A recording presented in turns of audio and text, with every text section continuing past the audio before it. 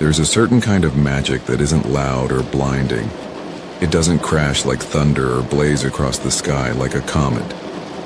No, this magic hums quietly beneath things, beneath staircases and teacups and the rustle of owls in the dark. It lives in dusty trunks and forgotten letters, in the hush of an empty corridor lit by candlelight, and in the soft heartbeat of a child who feels just a little different. Tonight, we begin a story wrapped in just that kind of quiet magic. A story of a boy with a lightning-shaped scar, a hidden world behind brick walls, a train that only leaves from a secret platform, and a school where the staircases move, portraits speak, and bravery wears the colors of crimson and gold. This is Harry Potter and the Philosopher's Stone. Written by J.K. Rowling and first published in 1997, this gentle yet deeply magical tale became the first doorway into a world that millions would come to know and love. But here, in the soft hush of bedtime, we'll explore it a little differently. Not in a rush, not for the excitement, but slowly and calmly, like wandering through a quiet forest where each leaf has a story to tell. We'll follow young Harry Potter, not just through battles and broomsticks, but through feelings of loneliness, discovery, and belonging. Through the small gestures of friendship, through the questions of who we are and where we come from, and through the subtle power of love, which runs deeper than spells and far more quietly than thunder. So let us dim the lights in our minds, pull the blankets a little closer, and open the first pages of this dreamlike world. A story hidden. In plain sight at first glance, this story doesn't begin with wands or owls or ancient secrets. It begins in the most ordinary of places. A neat little street called Privet Drive, lined with houses that look just the same. A world of mourning. Newspapers, lawn trimmings, and stiff collars. A world where strange things are hidden away or quickly ignored. But beneath that polished surface, the extraordinary stirs. We'll discover that even in the most rigid routines and grayest places, there are cracks where magic can slip in. A whisper in the wind. A cat who seems just a little too observant. An old man in robes who smiles as though he knows something no one else does. And then, a baby, just a baby, with a small scar, left wrapped in a blanket on a doorstep. A beginning so quiet, it might be missed if one isn't listening carefully. That's how it starts. Not with a bang, but with a whisper. A gentle invitation to wonder Harry. Potter and the Philosopher's Stone is more than just the first adventure in a famous series. It is, at its heart, a tale of awakening. Awakening to magic, yes, but also to self-worth, to friendship, to choice. To the courage that begins as a whisper and grows slowly with every act of kindness and every moment of doubt faced bravely. As we move through this story together, we won't race. We won't rush to the end or leap from twist to twist. Instead, we'll stroll, we'll pause. We'll notice the things often left in the margins, the look in someone's eyes, the quiet joke shared between friends, the shiver of anticipation before the first day at school. We'll spend time in the little rooms of the Dursley house, hear the soft scrape of Aunt Petunia's frying pan, feel the ache of Harry's cupboard under the stairs. Then, later, we'll explore a shop filled with wands or walk down a stone corridor where ghosts pass by like echoes of stories long past. And always, we'll follow Harry, the boy who lived, the boy who wonders, the boy who, even when he doesn't believe in himself, is destined to shine. Themes to hold close.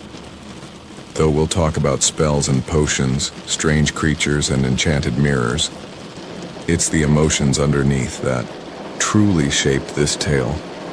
Let's take a moment to softly explore the themes that guide our journey. Belonging Harry begins in a world where he is made to feel unwanted. But with each step into the magical world, he discovers people who see him, value him and love him, not for what he can do, but for who he is. Belonging doesn't come from grand gestures. It comes from small, everyday moments. Sharing a chocolate frog, offering a seat on the train, standing by someone when they're afraid. These moments will glow quietly throughout the story like warm lamps in the fog. Friendship from Ron's easy smile to Hermione's fierce loyalty. The friendships in this book are tender threads that bind the heart of the story. They begin in uncertainty, are tested in fire, and grow stronger with each challenge.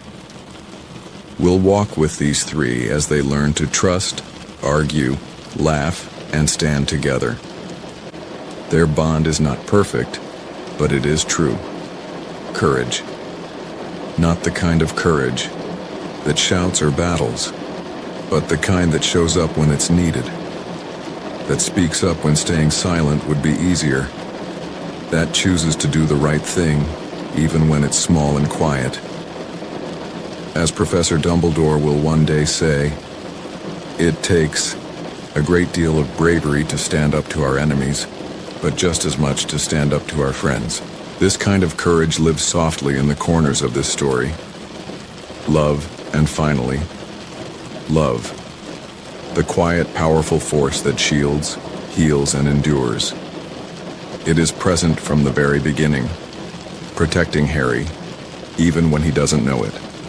It weaves through the story like an invisible charm, deeper than spells, stronger than fear. This book gently shows us that love isn't just a feeling. It's an action, a choice, a light that stays even in the darkest rooms. Setting a castle like no other. Let your imagination drift toward the great castle of Hogwarts, standing alone on a cliff above a dark lake, its windows glowing like lanterns in the night. Inside, staircases move as if they're dreaming. Portraits whisper.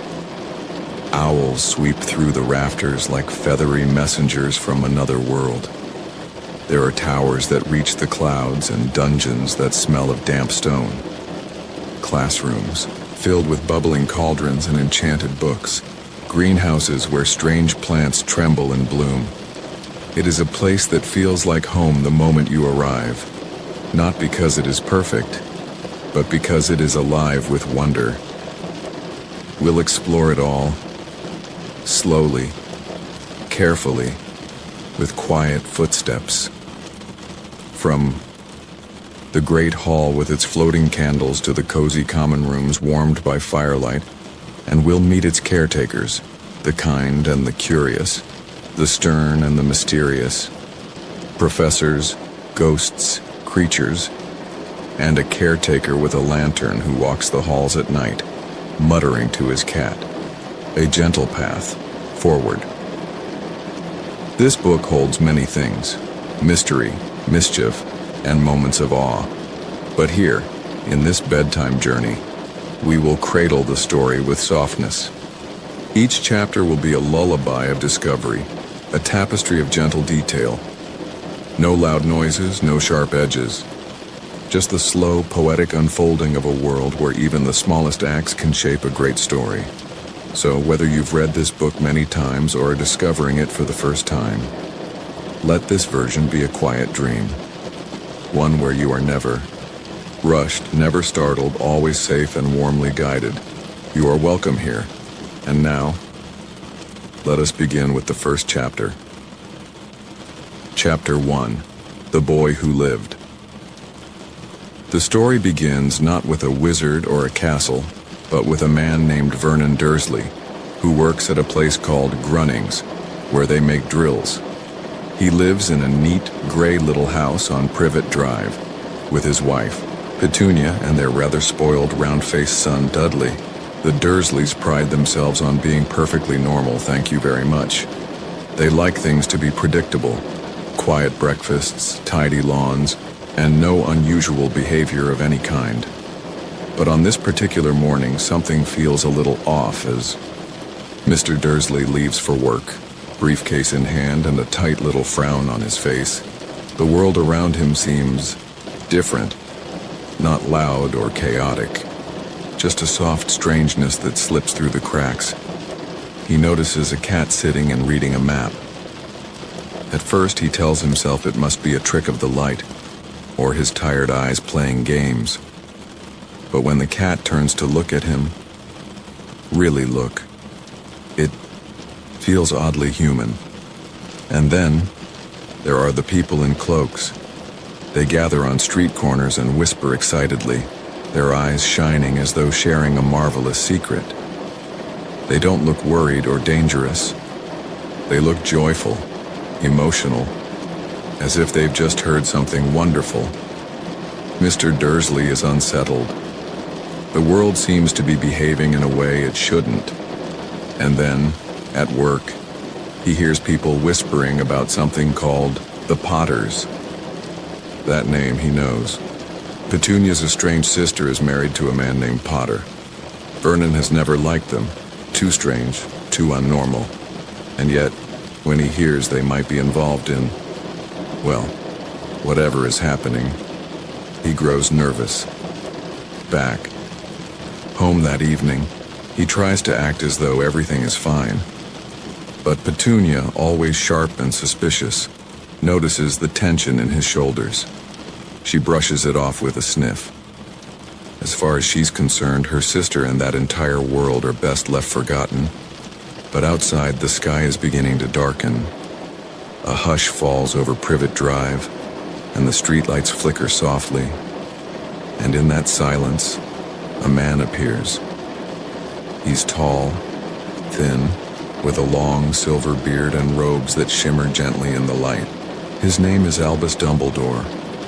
And as he moves through the night, he takes out a small device, a put-outer, and clicks it once, twice, until the lights along the street vanish, leaving only the glow of stars and his own quiet steps.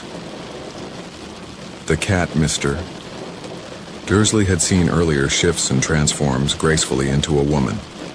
Professor McGonagall, stern, elegant, and deeply thoughtful. Together they speak in low voices, voices that carry the weight of something both terrible and beautiful. Voldemort, the dark wizard who had brought so much fear into the magical world, is gone, vanished, defeated. People are celebrating everywhere, but it isn't only his fall that stirs their hearts, it's the miracle that accompanied it. A child, a baby boy. Somehow the Dark Lord had tried to kill him and failed. The boy had survived. Harry Potter. Professor McGonagall is deeply concerned.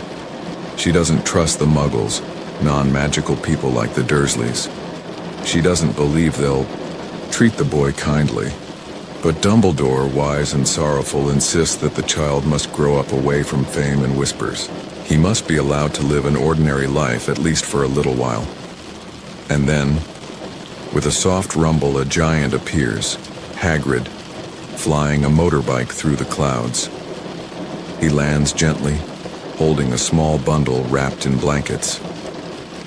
It's Harry. He's asleep tiny, his hair already dark and messy. On his forehead, a delicate lightning-shaped scar. Hagrid's eyes brim with tears. He has brought the boy safely, but he hates to let him go. He doesn't want to say goodbye. Dumbledore leans down and places the child gently on the doorstep of number 4, Privet Drive. Alongside him, a letter. A letter that will explain everything to the Dursleys, or at least enough. There's a stillness, now. The 3 adults, wizard, witch, and half-giant, stand in the silent night gazing down at the baby. No magic crackles in the air, no fireworks or fanfare, just a gentle breeze and the soft coo of an owl overhead. They step back. The sky begins to lighten ever so slightly. Somewhere far off, a bird begins to sing, and there he lies, a boy with no idea of the world waiting for him. No knowledge of what he survived or who he will become. Just a child, breathing softly, beneath the wide and watching stars. Harry Potter, the boy who lived, and the world. holds its breath. Chapter 2. The Vanishing Glass. Nearly 10 years have passed since that quiet night on Privet Drive, and the boy with the lightning-shaped scar has grown. He is small for his age, thin, with unruly black hair that never seems to lie flat, and round glasses that are often held together with tape. His name is Harry Potter, but at number 4 he is treated more like a burden than a boy. He sleeps in a cupboard under the stairs, a narrow, musty space with spiders in the corners and just enough room for a small bed and a few broken toys Dudley has outgrown. Every morning, Aunt Petunia's shrill voice calls him out early to make breakfast, and every day he is scolded for things he cannot control. He wears Dudley's oversized clothes, which hang off his slender frame. He is never given birthday presents, and he is never spoken to kindly. But despite all this, Harry remains quietly curious and deeply observant. There's something about him that seems different, and he feels it too, like a hum beneath the skin. Dudley, his cousin, is spoiled and loud, with a temper as quick as it is unreasonable. On his birthday, he receives 37 presents and yet throws a fit because it's fewer than last year. His world is filled with noise and sweets and tantrums, while Harry's is quieter, made of second-hand books and whispered thoughts. On this particular morning, Petunia is frantically preparing for Dudley's birthday outing, a trip to the zoo. Harry is not meant to come. Usually a neighbor is asked to watch him, or he's left alone in the house, but today plans fall through, and with reluctance, the Dursleys allow Harry to join, under strict warning that he must not speak, not cause trouble, and not do anything strange. Harry doesn't know what they mean by strange, but strange things have always happened around him. Like the time Aunt Petunia gave him a terrible haircut and it grew back overnight, or when Dudley's gang chased him, and somehow he found himself on the school roof though he hadn't climbed, or when he shrunk one of Dudley's old sweaters just by pulling it over his head. But he never tells anyone. He simply wonders quietly, beneath his breath. The trip to the zoo begins uneventfully. Dudley and his friend Piers are loud and impatient, dragging their feet through the reptile house with exaggerated yawns. But Harry is enchanted. The dim, humid room is filled with glass tanks and the slow movement of creatures most people ignore. There's something about the quietness, the stillness that draws him in. He pauses before a long tank where a snake rests on a warm rock, its coils motionless and eyes blinking with lazy awareness. Dudley presses his face rudely to the glass and complains when the snake doesn't move. He thumps the glass, laughs, and walks away. But Harry lingers. He places a hand gently on the tank, and in a soft voice, speaks to the snake. Not expecting an answer, of course, just offering his thoughts. And then the snake opens its eyes, wider, lifts its head slightly and gives him a look. A knowing look. Harry stumbles back in surprise. Did it nod? Was that a wink? And then it gets stranger. The snake doesn't speak with words, but Harry hears it inside his mind like the echo of a whisper. A friendly, slightly amused whisper. It's a boa constrictor, the snake explains, from Brazil, though it's never been. It was bred in captivity. It has spent its whole life behind glass, watched by noisy children and clumsy hands. Harry listens, fascinated. It doesn't feel frightening. It feels like being seen. He presses closer, their quiet conversation unfolding, like the most natural thing in the world. But then Dudley returns, sees Harry at the front and shoves him roughly aside to get a better look. That's when it happens. The glass vanishes. One moment it's there, solid and cool, and the next, it's gone. Piers shrieks. Dudley falls backward. The snake uncoils smoothly, slithering out of the tank and across the floor. But it doesn't bite or hiss. Instead, it slides calmly past Harry and pauses, and then softly, it says, "Thanks." A small word filled with warmth. Harry watches as it disappears into the shadows. Moments later, chaos erupts. Zookeepers rush in. Visitors scream. The glass reappears as mysteriously as it vanished, and Harry is left standing very still, blinking in wonder. On the way home, he is scolded, shouted at, and punished. Locked back in his cupboard, he is told again and again that this is his fault, that he is strange. But as he lies awake on the small, creaky mattress, staring at the underside of the stairs, something stirs inside him. A question, a possibility, a flicker of magic. He doesn't know what it means yet.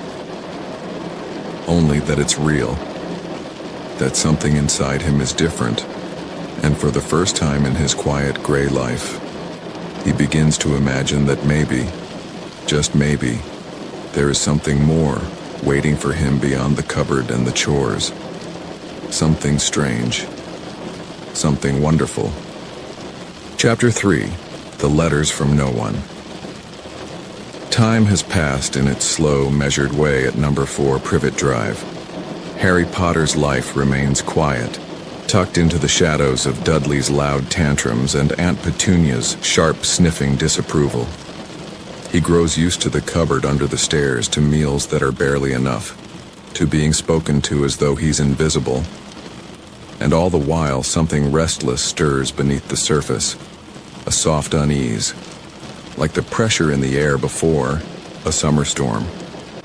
Then one morning, something unusual arrives.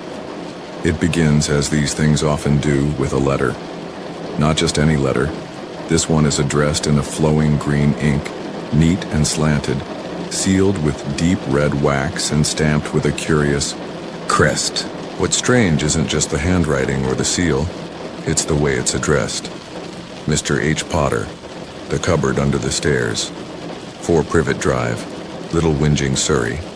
The letter knows. It knows where he sleeps. It knows who he is.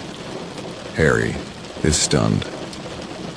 But before he can open it, Uncle Vernon snatches it from his hands. His face pales, then turns red, blotchy with disbelief. He tears the letter open, reads it quickly, and immediately burns it in the kitchen sink. Harry protests, gently at first, confused and curious, but Vernon growls. "No more of this nonsense," he mutters. Harry doesn't even know what nonsense they're referring to. But something about the letter makes his heart beat faster, as though it holds a key to something long locked away. The next day, another letter arrives. Then another. More and more, each one more determined than the last. Some squeeze under the door, others drop through the chimney. Owls begin to gather around Privet Drive, their eyes unblinking, waiting. The Dursleys descend into full-blown panic. Vernon boards up the letterbox. He nails shut the windows. He rants and mutters, eyes darting nervously from the curtains to the ceiling. He is unraveling piece by piece, as though the idea of someone reaching Harry, truly reaching him, is too much to bear. And Harry feels something strange. Not fear exactly, but anticipation. A low hum of longing. The letters, he senses, are meant for him, meant to explain something no one else ever has. Still, the Dursleys keep them from him. They double down on silence and control. Until at last, Vernon snaps. He piles the family into the car, Dudley grumbling, Petunia clutching her pearls, Harry quietly blinking in the back seat, and drives off into the countryside, through winding roads and gray skies. They sleep in a grimy hotel that night. The next morning, a letter awaits them at the front desk. Mr. H. Potter Room, 17 Railview Hotel, Cokeworth. It's following him. Not in a way that feels frightening, but in a way that feels fated, Vernon loses what little composure he has left. He doesn't speak much that day, only grips the wheel tightly and drives until the roads vanish, and the sea stretches out before them like a silver mirror. There he finds a shack perched on a rocky island. Cold and damp, it leans against the wind like an old man hunched in the rain. Inside, there is barely room to breathe. Just a hearth, a rusted stove, and a few tattered blankets. The wind howls outside. The tide crashes like distant drums, and inside on the floor, Harry lies awake. Midnight draws near. It is almost his 11th birthday. He traces the shape of the letter in his mind, the green ink, the wax seal, the way it knew him, knew where he belonged. He does not know what it says, but he believes with every soft breath that it was meant to find him, and just as the clock ticks over to midnight, boom. A knock echoes on the door, not a light tap, a deep, echoing thud like thunder wrapped in a fist. The Dursleys jolt awake. The door shudders again, and again. Then, slowly, the lock turns, and the door opens. Standing in the doorway is a giant of a man, cloaked in shadows and rain. His wild hair clings to his face. His eyes shine with warmth. He steps forward into the flickering firelight and he smiles. "Sorry about that," he says in a voice rough and kind. "I should have knocked softer."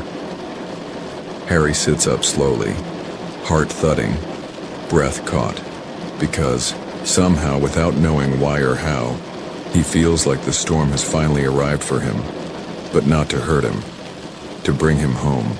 Chapter 4. The Keeper of the Keys. The wind still howls around the lonely shack as the door creaks open, and in the frame stands a figure, half shadow, half storm. He is enormous, towering, broad-shouldered, wild-haired, like a man built of mountain stone and tangled forest. His eyes, though, are warm and crinkled with kindness, like lanterns behind a shaggy beard. This is Rubeus Hagrid. His coat, long and moleskin, drips seawater onto the wooden floor, and in one massive hand he carries something wrapped in crinkled paper. "Couldn't make us a cup of tea, could you?" he asks cheerfully, brushing past the stunned Dursleys as if they were mere furniture. Then, turning to Harry, he smiles, more fully. "Last time I saw you, you was only a baby." Harry stares up at him, unsure whether to be frightened or comforted. But there is something about Hagrid, a soft steadiness behind the wildness that feels safe, like a fire gently crackling in a storm. From his pocket, Hagrid pulls out a slightly squashed package. "Made it myself," he mutters shyly. Inside is a homemade birthday cake, the icing a little smudged, the words spelled out in lopsided pink. "Happy birthday, Harry." Harry blinks. No one has ever remembered his birthday before. No one has ever made him a cake. And then, softly, kindly, Hagrid tells him why he's really come. "You're a wizard, Harry." Just like that. A truth unwrapped like a secret long buried in the folds of the world. The room holds its breath. The wind rattles against the windows, but inside, time seems to hush. Harry laughs, nervously, confused. "A what?" "A wizard," Hagrid says again, patiently. "And a thumpin' good one, I'd say, once you've been trained up a bit." The Dursleys protest. Vernon sputters.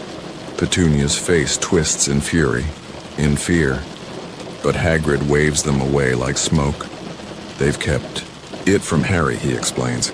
"They never told him the truth, not about his parents, not about who he is. His mother and father, Lily and James Potter, weren't killed in a car crash. No, they were powerful wizards, beloved, brave. And they died protecting Harry from a dark, Wizard named Voldemort, a name Hagrid whispers with a shiver as though even saying it dims the room, and Harry, little baby Harry, survived. The only one to ever survive Voldemort's killing curse. He tried to kill you and he couldn't. That's why you're famous, Harry. Harry sits very still. The wind pounds against the shack. The fire crackles, and somewhere inside him, 1,000 pieces of forgotten questions begin to fit. That scar, the whispering snake, the way the letter knew his cupboard, the strange things that always seemed to happen around him. It wasn't an accident. It wasn't nonsense, it was magic. Vernon, in a final trembling rage, tries to stop it, says Harry will not go to that freak school, not while he's in his house. And Hagrid, with a quiet fury, grows taller somehow. You didn't think it was right to tell him anything? Never told him what was in the letter Dumbledore left with him? Petunia's voice breaks the silence, cold and sharp. She speaks of her sister, Lily, of the jealousy, of the fear, of the choice to shut it all away. We swore we'd put a stop to all that rubbish, she hisses. We're normal. We don't want any of that kind of nonsense. But the truth is out now, and truth, once spoken, cannot be unspoken. Hagrid turns to Harry with a soft sigh. I'm here to take you to Hogwarts School of Witchcraft and Wizardry, he says. Your place is there, Harry. With us. And Harry, small, uncertain, still aching from years of silence in cupboards and cold birthdays, finds himself nodding, because for the first time something fits, a place, a purpose, a feeling of belonging. He is not a mistake, not broken, not strange. He is something rare, something bright. He is a wizard, and somewhere, far from the crashing waves and the boarded windows, a castle waits, high on a hill, wrapped in mist and magic, with hallways that move and portraits that speak, with owls and spells and secrets, and soon Harry Potter will go there to find who he is and who he's always been. Chapter 5. Diagon Alley. Morning arrives quietly, its gray light brushing against the windows of the shack on the sea. The storm has passed, leaving only the soft hush of waves and the creak of old wood. Harry wakes to the scent of sausages sizzling over a fire. Hagrid is still there, his large form hunched cheerfully over the stove. It hadn't been a dream. The giant, the letter, the truth, it had all happened, and today Harry is going shopping for school, but not to any ordinary shop. Hogwarts, it seems, requires very specific items: robes and spell books, potions and cauldrons, a wand and a pet, all waiting for him in a place Hagrid calls Diagon Alley. They leave the shack by boat, Hagrid rowing, the sea gentle now, then a train back to London. The world feels suddenly alive to Harry, as though layers of it have peeled back and begun to hum with secret life. Inside the bustling city, Hagrid leads him to a quiet corner, then taps his umbrella, pink and battered, against a brick wall behind a pub called the Leaky Cauldron. 3 taps, a pause, and the bricks begin to move. Stone folds like paper, revealing an archway, and beyond it, the world unfolds. Diagon Alley.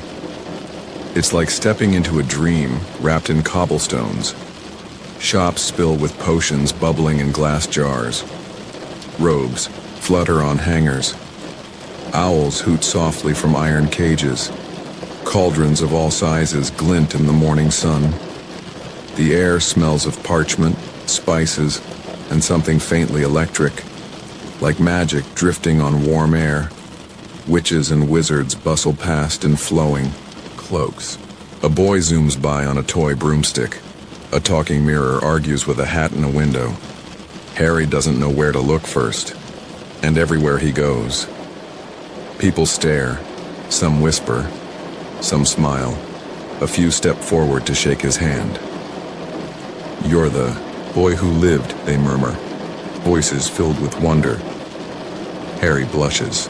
He doesn't feel like anything special, just a boy with borrowed clothes and too many questions.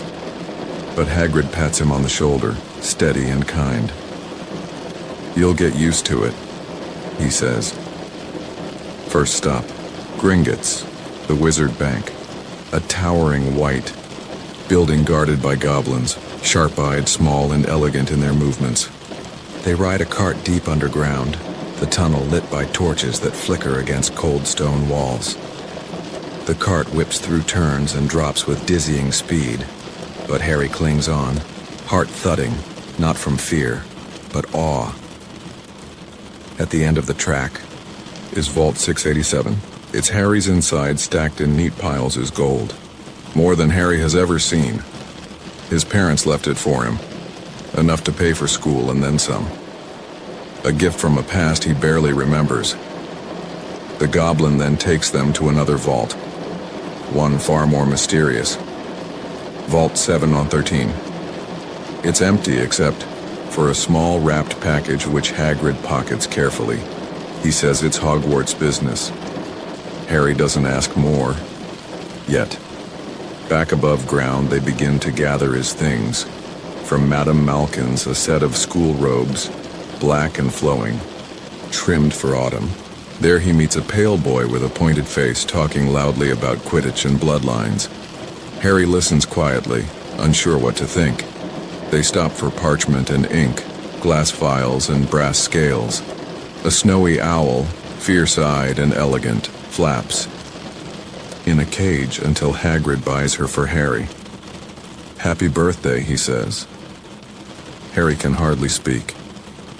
Then, last of all, Ollivander's. The wand shop is narrow, filled with boxes stacked like silent watchers from floor to ceiling. The air is still. Dust drifts like silver threads. Mr. Ollivander appears like a whisper, tall and pale, with silvery eyes that seem to see right through Harry. He speaks softly, moving between shelves with graceful fingers. Every wand has a core. Dragon heartstring, phoenix feather unicorn hair, and the wand chooses the wizard, Mr. Potter. Harry tries wand after wand. Some shoot sparks, some whistle, but none feel right. Until he holds a wand, 11 inches, holly and phoenix feather. A warmth spreads through his fingers. A golden wind seems to stir the dust. The air hums. Ollivander watches, eyes gleaming. "Curious," he murmurs. "Very curious." He tells Harry the phoenix feather in that wand comes from a phoenix that gave only one other feather, and that feather gave you your scar. The other wand, its twin, belonged to Voldemort. Harry is silent. The weight of the wand hums in his hand. Not heavy, but full. He doesn't understand all of it yet, but he senses it matters, that it always will. They leave the shop as afternoon sunlight slants across the alley. Bags in hand, wand in pocket, owl hooting softly from her cage. Harry feels something bloom in his chest. Not fear, not confusion, but belonging. This world, strange and dazzling, full of magic and memory, it's where he's meant to be. And soon, he'll be leaving the Dursleys behind. He'll be stepping into a castle of enchantments, a place filled with spells, and secrets and stories waiting to unfold.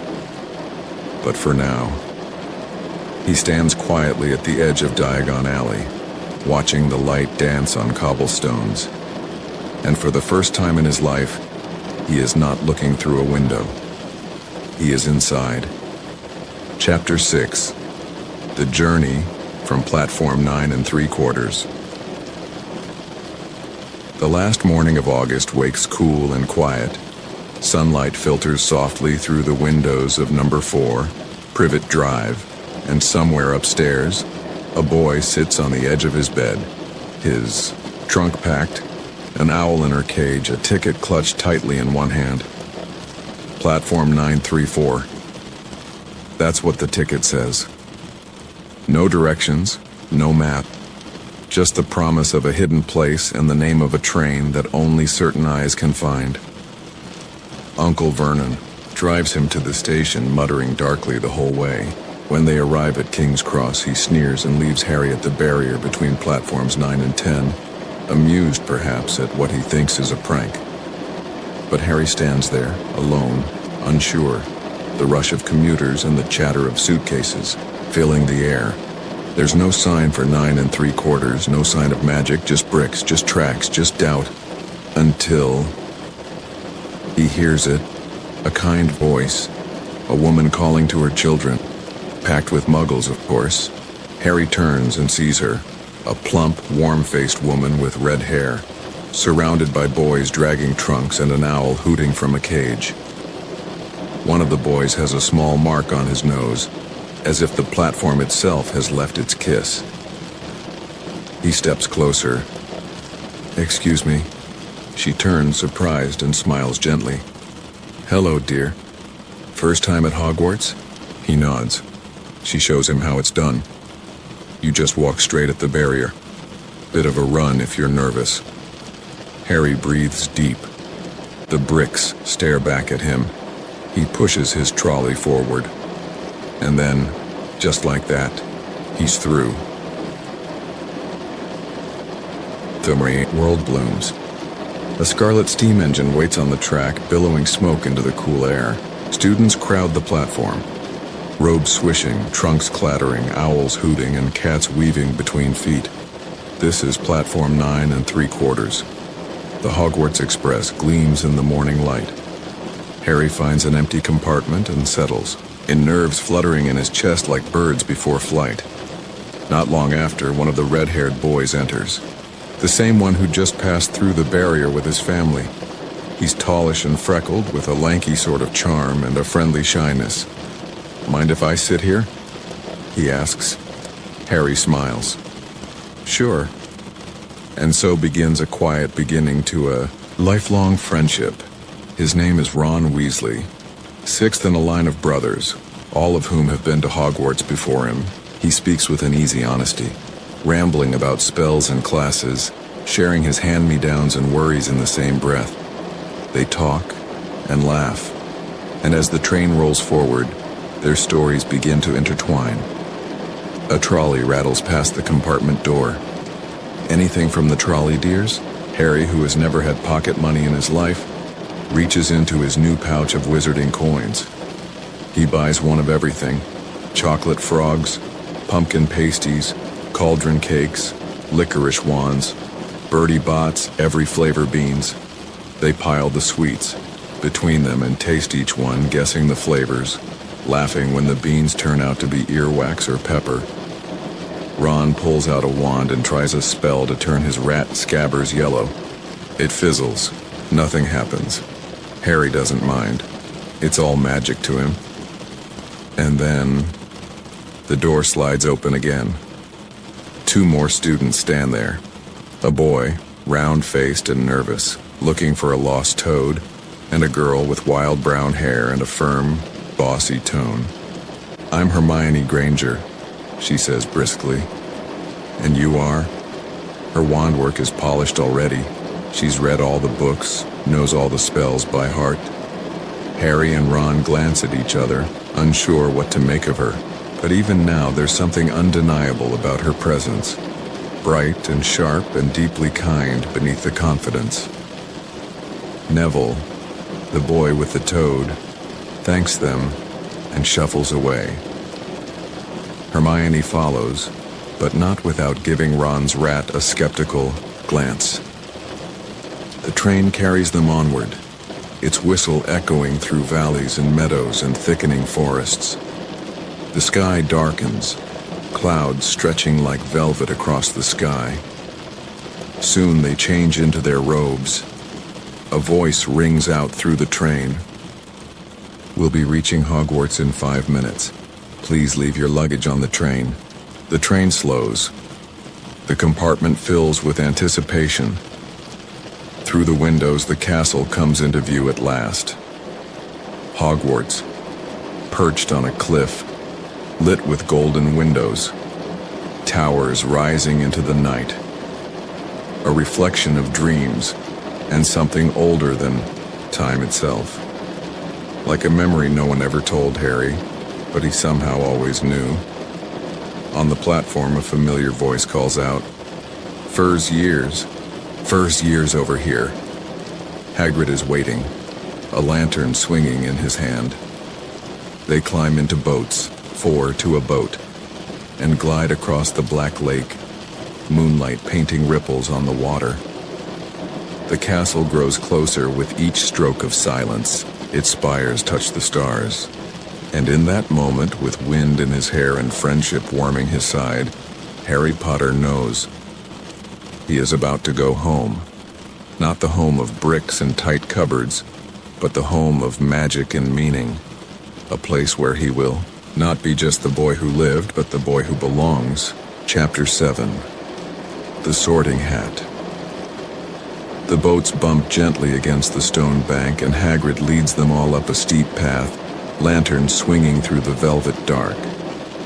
The night is cool, with mist curling at the edges, and the castle towers above them, ancient and silent, full of unseen corridors and secrets waiting in the walls. They reach a great oak front door. With a low creak, it swings open. They are ushered into a vast entrance hall, its ceiling stretching far above, stone walls echoing softly with their steps. Torches flicker in brackets, casting shadows that dance quietly along the flagstones. Harry feels it again, that quiet hum beneath his feet. Magic not in spells or words, but in the very stones of the place. A pulse older than memory. A stern voice greets them. Professor McGonagall. Tall, regal, and composed, she addresses the group of first years with calm precision. Her words are formal, but not unkind. She explains the next step, the ceremony that will place each of them into one of the 4 schoolhouses, Gryffindor, Hufflepuff, Ravenclaw, or Slytherin. Each house, she says, has its own noble history, its own common room, its own students, its own identity. Where they are sorted will shape much of their time at Hogwarts. And now, the time has come. As they wait, Harry's stomach twists. He whispers to Ron, asking what they'll have to do. Some sort of test, I think. Ron mutters. Fred said something about wrestling a troll, but they don't have time to worry further. The doors swing open. They enter the great hall, and it's like stepping into starlight. The ceiling high and endless mirrors the sky above, spangled with stars. Candles float in midair, their flames steady, suspended above long tables filled with students watching the newcomers. 4 house tables, each one humming with the rustle of robes, the clink of plates, the glint of curious eyes. And at the front, raised on a platform, a long table of teachers. At its center sits Albus Dumbledore, with half-moon glasses and a beard like silver rain. His eyes twinkle, though he says nothing yet. Before them all is a small wooden stool, and atop it, a tattered, patched and ancient hat. It sits still, until it doesn't. A seam near the brim opens wide, and the hat begins to sing. Its voice is soft, lilting and wise, like the echo of 1,000 thoughts woven together. It tells the tale of the 4 founders of Hogwarts. Godric Gryffindor, brave of heart. Helga Hufflepuff, kind and true. Rowena Ravenclaw, sharp of mind. Salazar Slytherin, cunning and proud. Each house reflects its founder's soul, and the hat, it says, will read your mind and place you where you truly belong. Some students smile, others pale. The sorting begins. One by one, names are called. Abbott, Hannah, Bones, Susan, Finch, Fletchley, Justin. The hall echoes with applause as each student is sorted. The hat barely touches some heads before calling out a house. Others take longer. When Hermione Granger sits, the hat hesitates, whispering of bravery and cleverness before choosing Gryffindor. Neville Longbottom trembles under the hat's folds. It considers Hufflepuff, but in the end, whispers Gryffindor into his ear. And then, Potter, Harry. The hall falls into a hush. I turns to him. Harry steps forward slowly, nerves dancing like moths in his chest. The hat is placed on his head, and at once it begins to speak, not aloud but inside his mind. Well, well, it says, its voice soft and ancient. Difficult. Very difficult. You have courage, that's clear, and a thirst to prove yourself. Oh, you would do well in Slytherin. No, Harry thinks firmly. Not Slytherin. Not Slytherin, eh? The hat murmurs. Are you sure? You could be great, you know. But Harry's heart holds steady, and at last, the hat calls out, Gryffindor! The table beneath the red and gold banner erupts in cheers. Harry pulls off the hat, dazed, with relief, and walks to join his house, sitting beside Ron and Hermione. As the ceremony continues, others are sorted. Ron joins Gryffindor as well, face flushed with excitement. And at the Slytherin table, Draco Malfoy smirks as he takes his place among the green and silver-clad students. At last, all are seated. Dumbledore stands. He speaks only briefly, welcoming them all with gentle humor, naming a few nonsensical rules, including the prohibition of magic in corridors and a warning not to enter the third-floor corridor, unless you wish to die a very painful death. Then simply says, let the feast begin. And it does. Plates fill magically with food, roasts and pies, puddings and cakes. The hall fills with chatter, with laughter, with the gentle sounds of belonging blooming like light through fog. Harry eats until he's full, then listens as ghosts drift between tables chatting with students. Nearly headless Nick, the Gryffindor ghost, hovers nearby, proud and friendly, despite his lopsided head. Finally, the feast ends. They are led through the castle by the Gryffindor prefect, Percy Weasley. The hallways twist and climb, lined with portraits that move and whisper, staircases that shift, and tapestries that hide secret doors. They reach the Gryffindor common room, hidden behind a painting of a fat lady in a pink dress. Password? She asks. Caput Draconis. Percy replies. The portrait swings forward. Inside is a cozy room filled with red and gold, glowing with warmth and soft chairs. A fire crackles in the hearth. Their dormitory lies up a spiral staircase. Harry changes into his pajamas, brushes his teeth beside Ron, and crawls into a four-poster bed with heavy curtains. For a moment he lies there in the dark. Owls hoot softly, outside. The castle settles around him like a lullaby, and as his eyes begin to close, he smiles. He is here. He is home. The boy who once lived in a cupboard now sleeps in a tower beneath starlight, wrapped in magic and possibility. Chapter 8. The Potions Master. Sunlight spills across stone floors as Harry wakes beneath the velvet canopy of his four-poster bed. His first morning as a Hogwarts student. The unfamiliar comfort still feels dreamlike. Layers of warmth, soft, robes at the foot of his bed, and the golden hush of early morning in the tower. Ron stirs beside him. The dormitory slowly wakes with rustles and yawns, the murmur of boys blinking into a new life. Soon they are dressed in black robes with red and gold trim. A sense of quiet excitement hangs in the air. Schedules arrive, neat parchment cards handed out by Percy, who seems endlessly proud of his prefect badge and new authority. Their classes today begin with herbology in the greenhouses with the Hufflepuffs.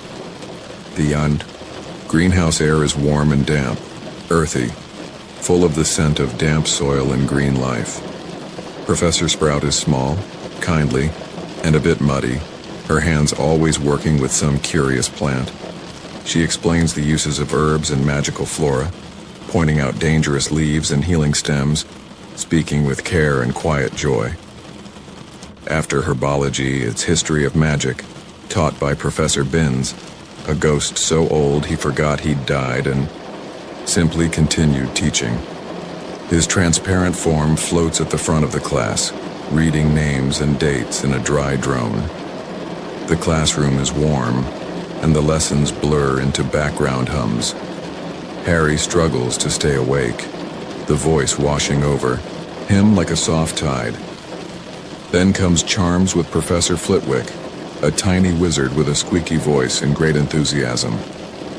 He teeters on a stack of books just to see over his desk, and squeals with delight when talking about levitation spells. The class begins with introductions and wand handling. No real magic just yet, just the sense of something beginning to stir. Through it all, whispers follow Harry. Students glance at him in corridors. Some boldly ask about the lightning scar.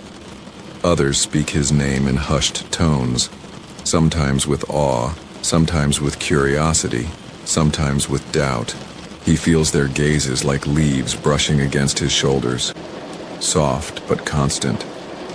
And then comes the moment he's quietly dreading. Potions class.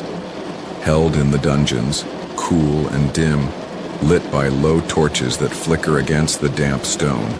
The air smells faintly of earth and something sharper. It's shared with Slytherin, which already sets Harry on edge.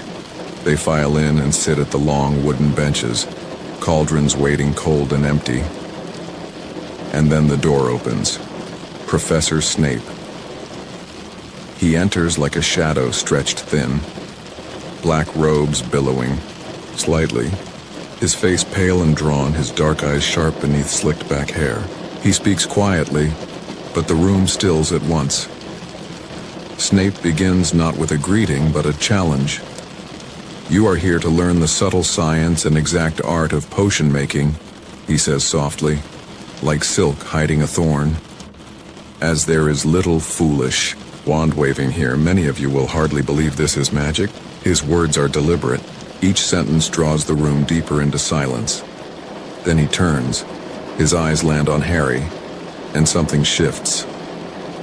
Snape asks him questions, sharp, unexpected.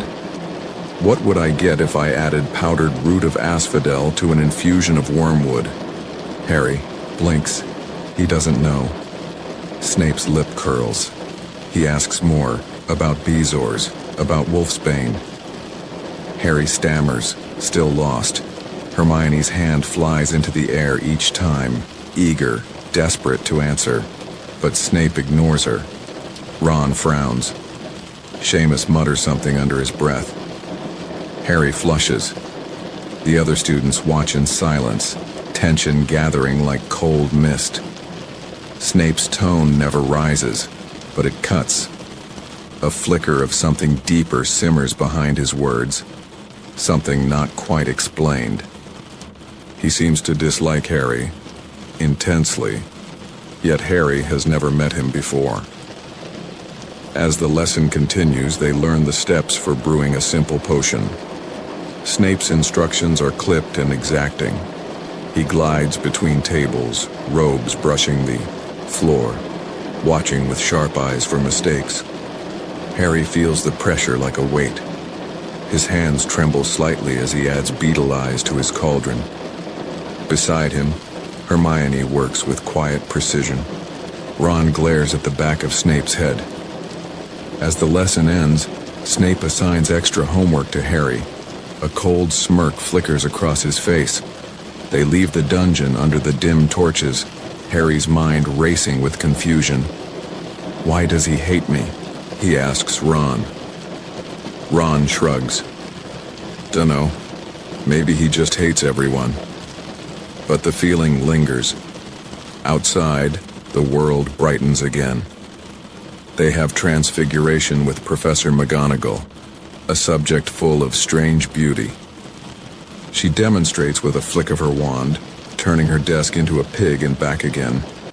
The students gasp. She is strict, yes, but fair and honest. Even the silence in her classroom feels like it belongs. In the Great Hall, lunch is a cheerful break.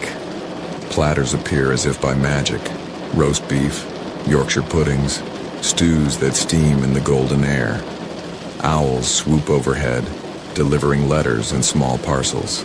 Laughter returns to Harry's face, but the memory of Snape's cold stare stays like a shadow behind his eyes. Days begin to form a rhythm. Lessons, meals, staircases that move when you least expect them, portraits that speak, ghosts that drift silently by. Hogwarts is full of magic, but also of questions, whispers in the corridors, secrets in the shadows. Harry learns that Peeves the poltergeist delights in mischief, hurling chalk, flipping rugs, and singing nonsense rhymes as he sails through the air. He also learns that not all Slytherins are like Draco Malfoy, but many do follow his lead. The rivalry between houses is old and quiet, but present like the tension before a storm. Still, small things begin to warm the days. A laugh shared with Ron, the sound of an owl's wings, the way the common room glows at night like a hearth in winter. Magic is not always dazzling. Sometimes it is simply knowing you belong somewhere at last. As the week ends, Harry lies again beneath the canopy of his bed, thinking not only of potions and shadows, but of the castle itself, the way it holds stories in every stone. And though Snape's gaze still unnerves him, Hogwarts already feels like home. Chapter 9. The Midnight Duel. It begins on a morning rich with promise. The September air is crisp and cool, and the sky overhead is a clean sheet of pale blue. Harry and the other first years have received a new line on their schedules. Flying, lessons to be held on the school's wide, grassy grounds. They gather outside the castle, robes tugging in the breeze, chattering nervously as they wait for Madame Hooch, the flying instructor. Rows of broomsticks lie on the ground before them, each one crooked and worn, twigs poking out like messy hair. Harry's heart flutters with anticipation. A broomstick. It feels like the beginning of something ancient and wild. Madame Hooch arrives with a whistle and short, brisk commands. She has sharp eyes and short gray hair, and a presence that quiets the group quickly. She orders them to stand beside a broom and command it to rise. Up, the children say, some confident, some hopeful. Harry's broom jumps into his hand with a snap. Ron's doesn't move at first. Neville's wobbles uncertainly, and then, after some guidance, they're airborne. For some, it's shaky and short. For others, it's terrifying. But for Harry, it's as if the wind itself welcomes him. He rises smoothly into the air. The ground below softens into a patchwork of green and stone. The sky lifts around him, like open arms. He banks gently to the left, broom responsive to every instinct. For a moment, he feels utterly at home. But then, there's a mishap. Poor Neville, in his usual nervousness, kicks off too soon, panics, and loses control. His broom rises sharply, tosses him, and he falls. A tumble that ends with a broken wrist. Madame Hooch, fuming, takes him to the hospital wing and warns the others not to touch the brooms. The moment she disappears, Draco Malfoy seizes the opportunity to stir trouble. He finds a small glass ball Neville had dropped, a Remember-all glowing faintly with red mist. Draco tosses it into the air with a smirk. He taunts Harry, holding it high. Harry's fists clench. The taunts roll like cold marbles across the grass. Then Draco mounts his broom. Let's see if you can catch it, Potter. And he's off, soaring into the air. Without thinking, Harry follows. The wind rushes past his ears. He dives and climbs, heart pounding not with fear but thrill. Draco throws the Remember-all high. Harry sees it arc like a falling star, and he leans forward, down, down, faster and faster, and catches, in one hand, inches from the ground. The broom steady beneath him. He lands to stunned silence. Whispers all around. Awe in the faces of the watching students. But then, Professor McGonagall arrives. She's furious. Or at least, she looks it. She marches Harry inside without a word. The walk feels endless. Harry's stomach twists. Had he just earned a place and lost it in a single morning? But McGonagall doesn't take him to her office. She takes him to Oliver Wood, the Gryffindor Quidditch captain. And there, in a small, sunlit chamber, she says something that changes everything. "Wood, I've found you a seeker." Harry stares. He is not being punished. He is being chosen. The youngest seeker in a century. Quidditch, the fast, thrilling sport played on broomsticks, has a position waiting just for him. Harry doesn't even know all the rules yet, but the word seeker feels right, as though it fits, into a space inside him that's been waiting for it. Later that day, Malfoy is not pleased. His smirk has hardened into something colder. He challenges Harry to a midnight duel, the old wizarding way of settling a grievance. Harry accepts, though he's never been in a duel, and doesn't know what to expect. Ron, ever loyal, insists on coming with him. That night, the castle sleeps. Harry and Ron tiptoe through the quiet corridors, the moonlight slanting through stained glass windows, the suits of armor silent and still. Each creak in the floor feels like a drumbeat, each shadow a whisper.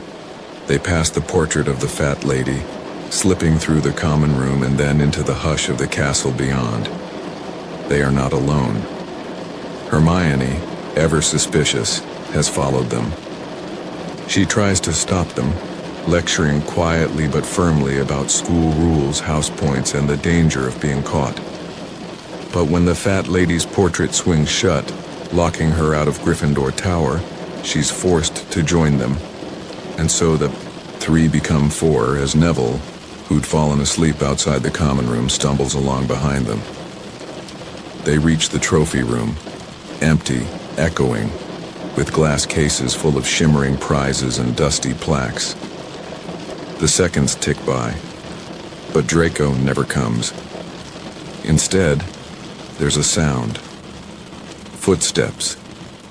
Not Malfoy. Filch, the caretaker, and his cat, Mrs. Norris. Panic. They scatter like leaves in the wind, running through the quiet halls, breath sharp and fast. The Idiot Castle, always shifting, becomes a maze. Up staircases, down corridors, through cold passages and past sleepy portraits who mutter and snore. They finally slip through a heavy door and shut it softly behind them. Silence. And then they realize they are not alone. The room is vast, musty, and dark. Something moves. And there, looming in the shadows, is a giant creature. A three-headed dog, each head growling low and slow, massive, with yellow eyes and teeth like small swords. The students freeze. The dog snarls. And then Harry sees something beneath its huge paws, a trapdoor in the floor. Not just a room, a secret. Hermione, quick-witted and calm, drags them backward and pulls the door shut softly. They retreat down the corridor, hearts pounding, the sounds of growling fading behind them. When they finally reach safety, back in the Gryffindor Common, room breathless and shaken, they try to make sense of what they've seen. A dog guarding a trapdoor deep in the school, hidden in the shadows. Something important must be hidden there, something that powerful magic protects. But for now, that secret remains just out of reach, and the castle, mysterious and vast, settles again into silence. Harry climbs back into bed. The sheets cool against his skin. He lies awake for a long time, staring at the canopy above. Quidditch, dueling, mysteries beneath the floor. Hogwarts is full of surprises, and Harry's first year has only just begun. Chapter 10. Halloween. The days drift by, soft as mist, and with each passing week, Hogwarts feels a little more like home to Harry. The stone corridors are still unfamiliar in places, but the smell of parchment, the glow of floating candles, and the warm chatter in the Great Hall are beginning to wrap around him like a blanket. October arrives with a breath of frost, and with it, the promise of Halloween. The castle seems to sigh with anticipation. Pumpkins, enormous and hollowed, are prepared by Hagrid down in his garden. The house elves begin crafting rich spiced cakes and floating sweets. Candles flicker more warmly in the evenings. And through it all, a quiet, pleasant excitement settles over the students. Yet not all is peaceful. Professor Snape still eyes Harry with his cold, unreadable stare. In potions class, his voice is low and sharp as ever. His favoritism toward the Slytherins, barely hidden, his dislike of Harry grows no less obvious, and though Harry does his best to keep his head down, the tension is like a chill draft beneath the dungeon door. And then there's Quidditch. Harry begins to train, guided by Oliver Wood, whose enthusiasm for the game borders on obsession. Wood explains the rules carefully, describing the role of the Seeker, Harry's role, with particular intensity. Catch the golden snitch, and you can turn the tide of an entire match. The snitch is small, golden, fast and elusive, almost alive in the way it dances through the air. To catch it is to become a kind of legend. Harry practices high in the sky, looping and diving through the wind, the broom and extension of his very thoughts. There's freedom in the air. There's purpose. But beneath all this, something darker begins to ripple. It begins on Halloween morning. The Great Hall is draped in fluttering orange streamers and grinning jack-o'-lanterns that float high in the air. Golden plates shimmer under heaps of treats, pumpkin pasties, candy bats, and toffee apples. The ceiling reflects the gray afternoon sky, streaked with the low promise of storm. Everyone is looking forward to the feast that evening. Everyone, that is, except Hermione Granger. The tension that has long simmered between Hermione and the others, particularly Ron, comes to a quiet boil that morning. During a charms lesson, they're practicing the levitation charm, Wingardium Leviosa. The classroom hums with whispered incantations and flicks of wands. Hermione, precise and clever, performs it perfectly, making a feather float gently in midair. But her know-it-all tone grates on Ron. She's a nightmare, honestly, he mutters, not realizing Hermione is just behind him. Her face changes, and for the rest of the day she disappears. She doesn't come to lunch, doesn't sit with the others, doesn't speak. The evening comes. The feast begins. The Great Hall is transformed, hundreds of bats fluttering from the ceiling, candles flickering in every corner, and the food, oh the food, appears in an instant. Golden roast, gleaming puddings, platters of every shape and flavor. But the mood is broken by panic. Professor Quirrell bursts into the hall, pale and shaking. Troll, in the dungeons, thought you ought to know. He collapses. Gasps ripple through the students. The teachers leap to their feet. Dumbledore raises his arms and his voice echoes over the hall. Prefects, lead your houses back to the dormitories. But Harry and Ron are not thinking about themselves.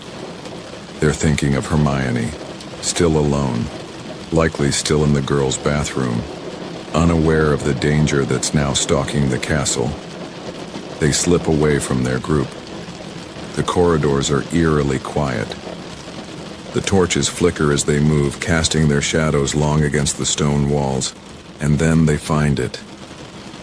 The troll, It is enormous, 12 feet tall, gray-skinned, dull-eyed. Its smell hits them first, like a damp cellar and rotting socks. It lumbers down the corridor, dragging a thick wooden club behind it. It turns, enters the girls' bathroom. Inside, Hermione screams. Without thinking, Harry and Ron rush in. What happens next feels like something half-remembered from a dream. The troll roars. Its footsteps shake the floor. Hermione, frozen in fear, backs into the far corner. Her wand lies uselessly nearby. Harry grabs its attention, throwing things, shouting. The troll swings its club wildly. Ron, eyes wide, stammers an incantation. Wingardium Leviosa. And suddenly, the troll's own club lifts, slowly at first, then faster, and drops, right onto its head. There's a thud like a falling tree, and the troll slumps, unconscious. Silence. Hermione is shaken, but safe. Professors McGonagall, Snape, and Quirrell arrive moments later. Their expressions flicker between disbelief, alarm, and the first notes of grudging respect. Hermione, in a quiet but firm voice, lies. She says it was her fault, that she had gone looking for the troll, and Harry and Ron had only come to help. It isn't true, but it matters. For the first time, the divide between them begins to close.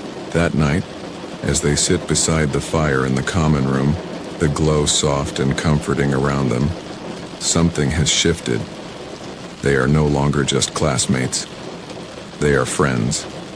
And sometimes, as the narrator gently notes, there are some things you can't share without ending up liking each other, and knocking out a 12-foot mountain troll is one of them. Outside the tower windows, the storm rolls away into the night.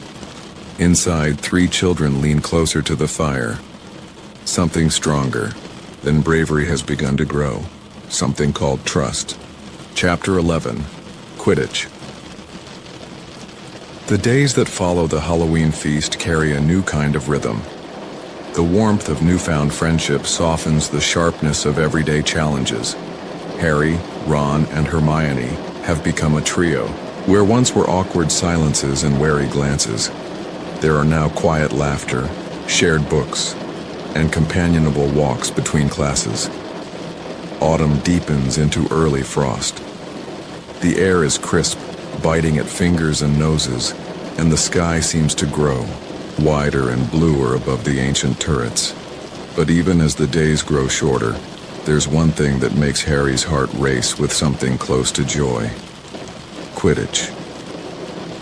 The word itself seems to shimmer with movement and possibility. It is more than a sport at Hogwarts. It's tradition, pride, legacy.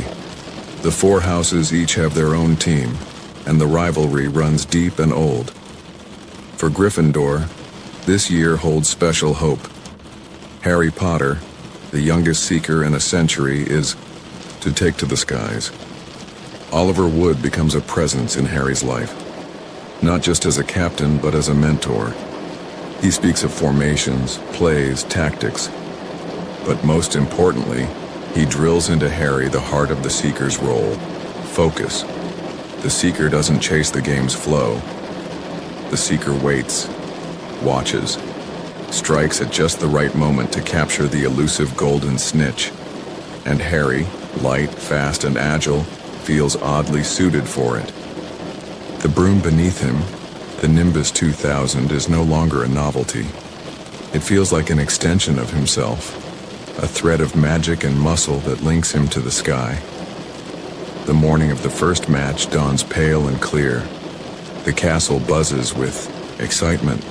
Students chatter over breakfast, waving miniature flags, painting their cheeks with house colors.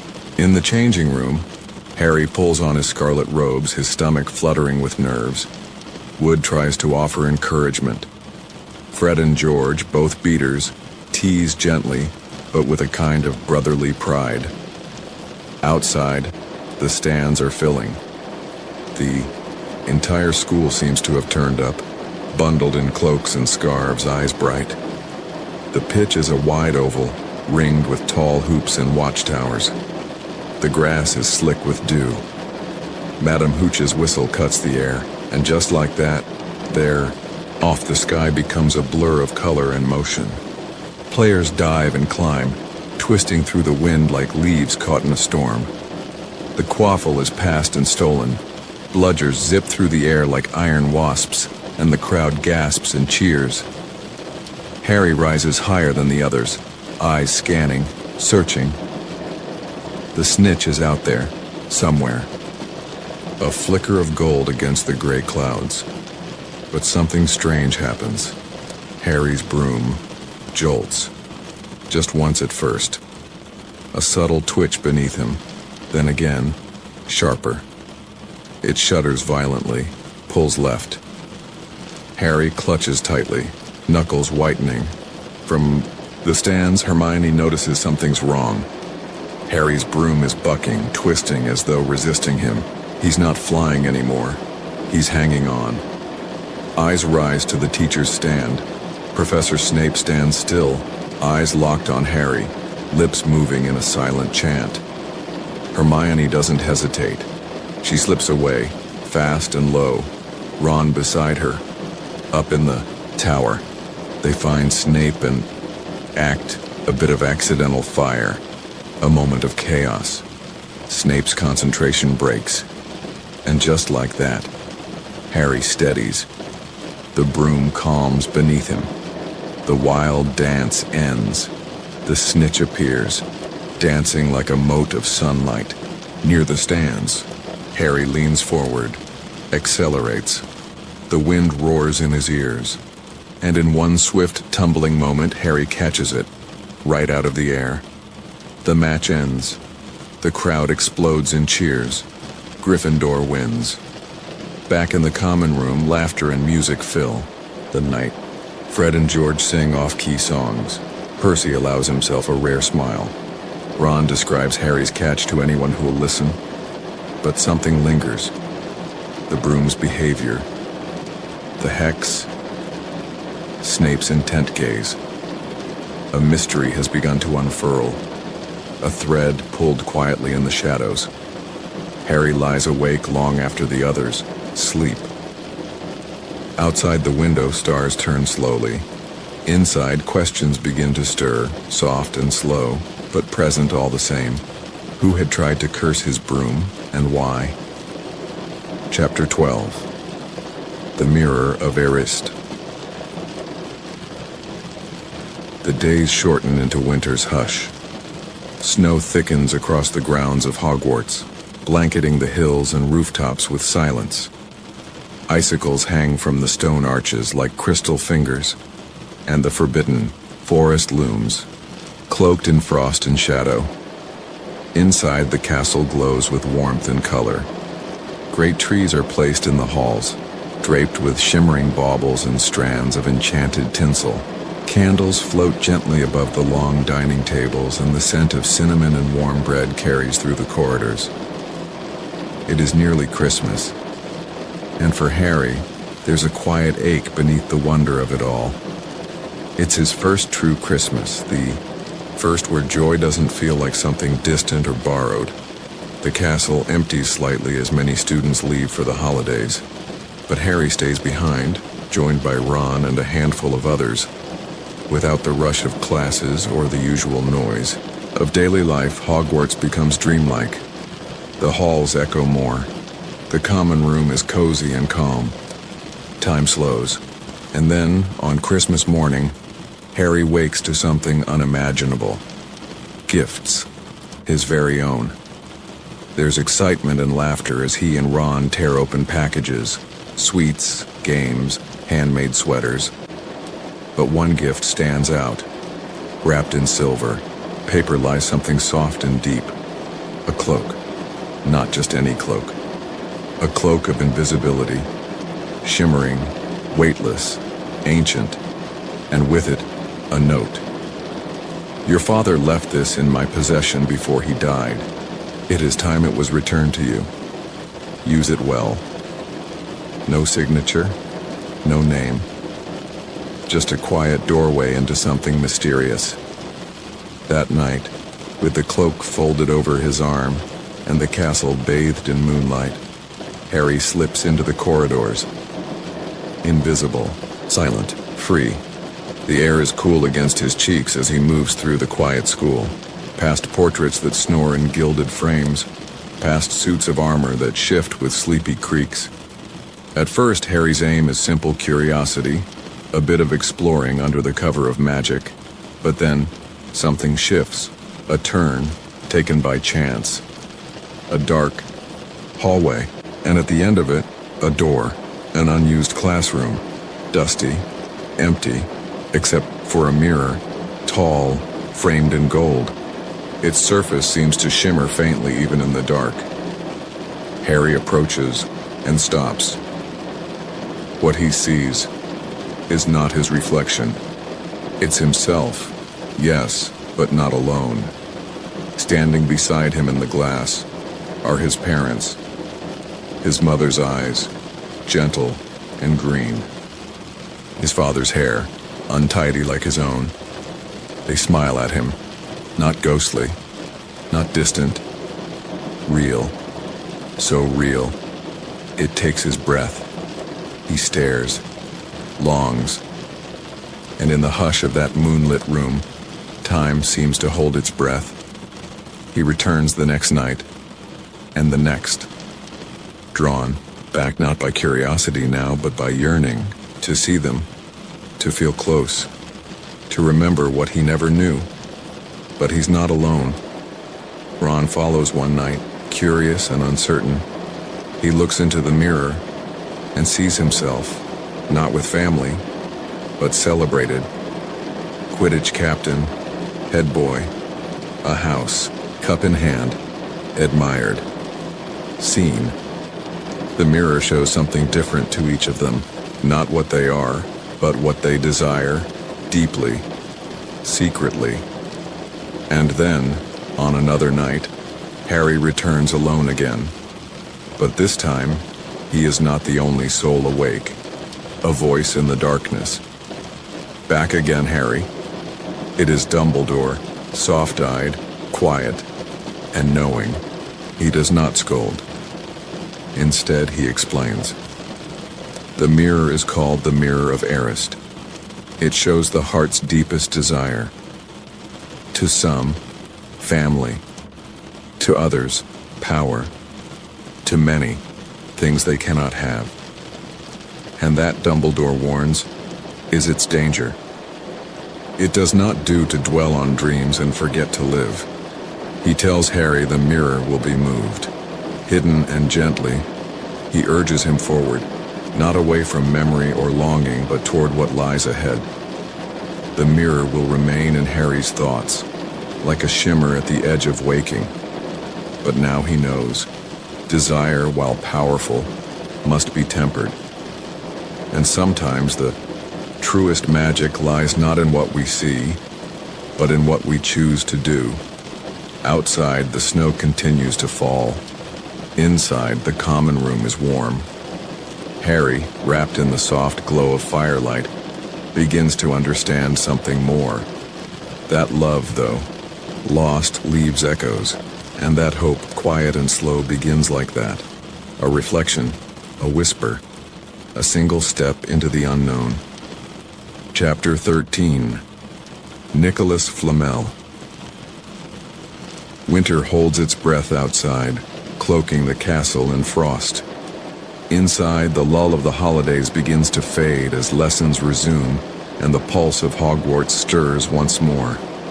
But something has shifted for Harry, Ron, and Hermione. There's more beneath the surface now, something they've seen and not yet understood. The three-headed dog, the restricted corridor, the mirror, yes, but also something else. A question. What was hidden there, and more curiously, why? The name Nicolas Flamel hangs in Harry's thoughts like a half-remembered dream.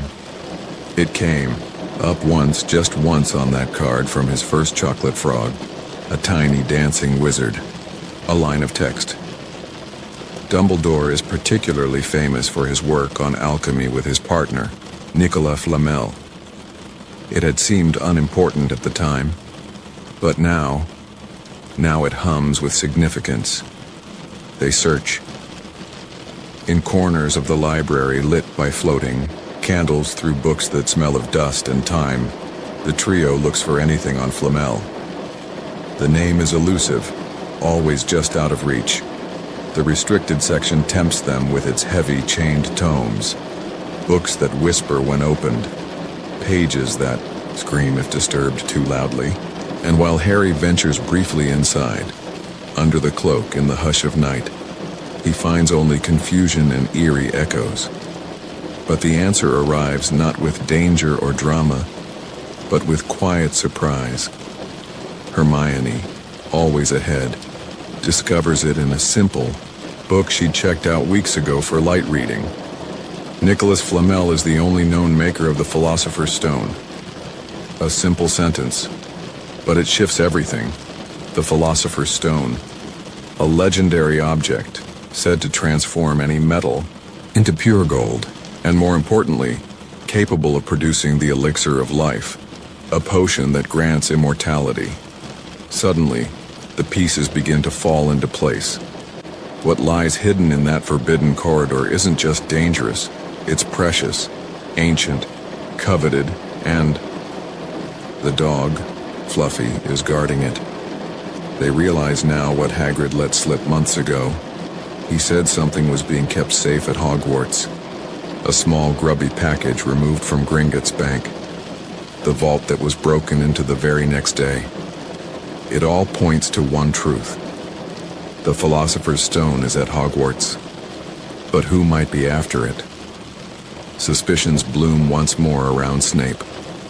That same cold presence that tried to curse Harry's broom.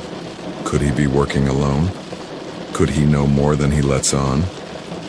And yet there are no firm answers, only guesses. The mystery thickens, like mist in the early morning. Still, life at school continues. Classes, Quidditch practice, the occasional mishap with rogue spells. But beneath it all, a thread winds tighter. The stone. Flamel. The forbidden corridor.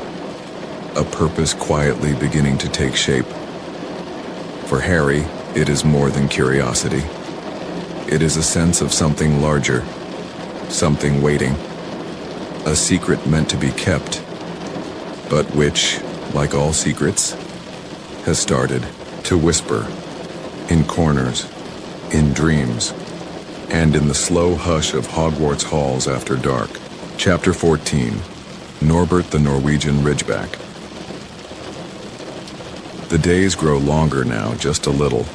The sun lingers in the windows, casting long golden rays through the glass, softening the cold stone corridors. But the air remains brisk, especially at night when the castle seems to hum with hidden things.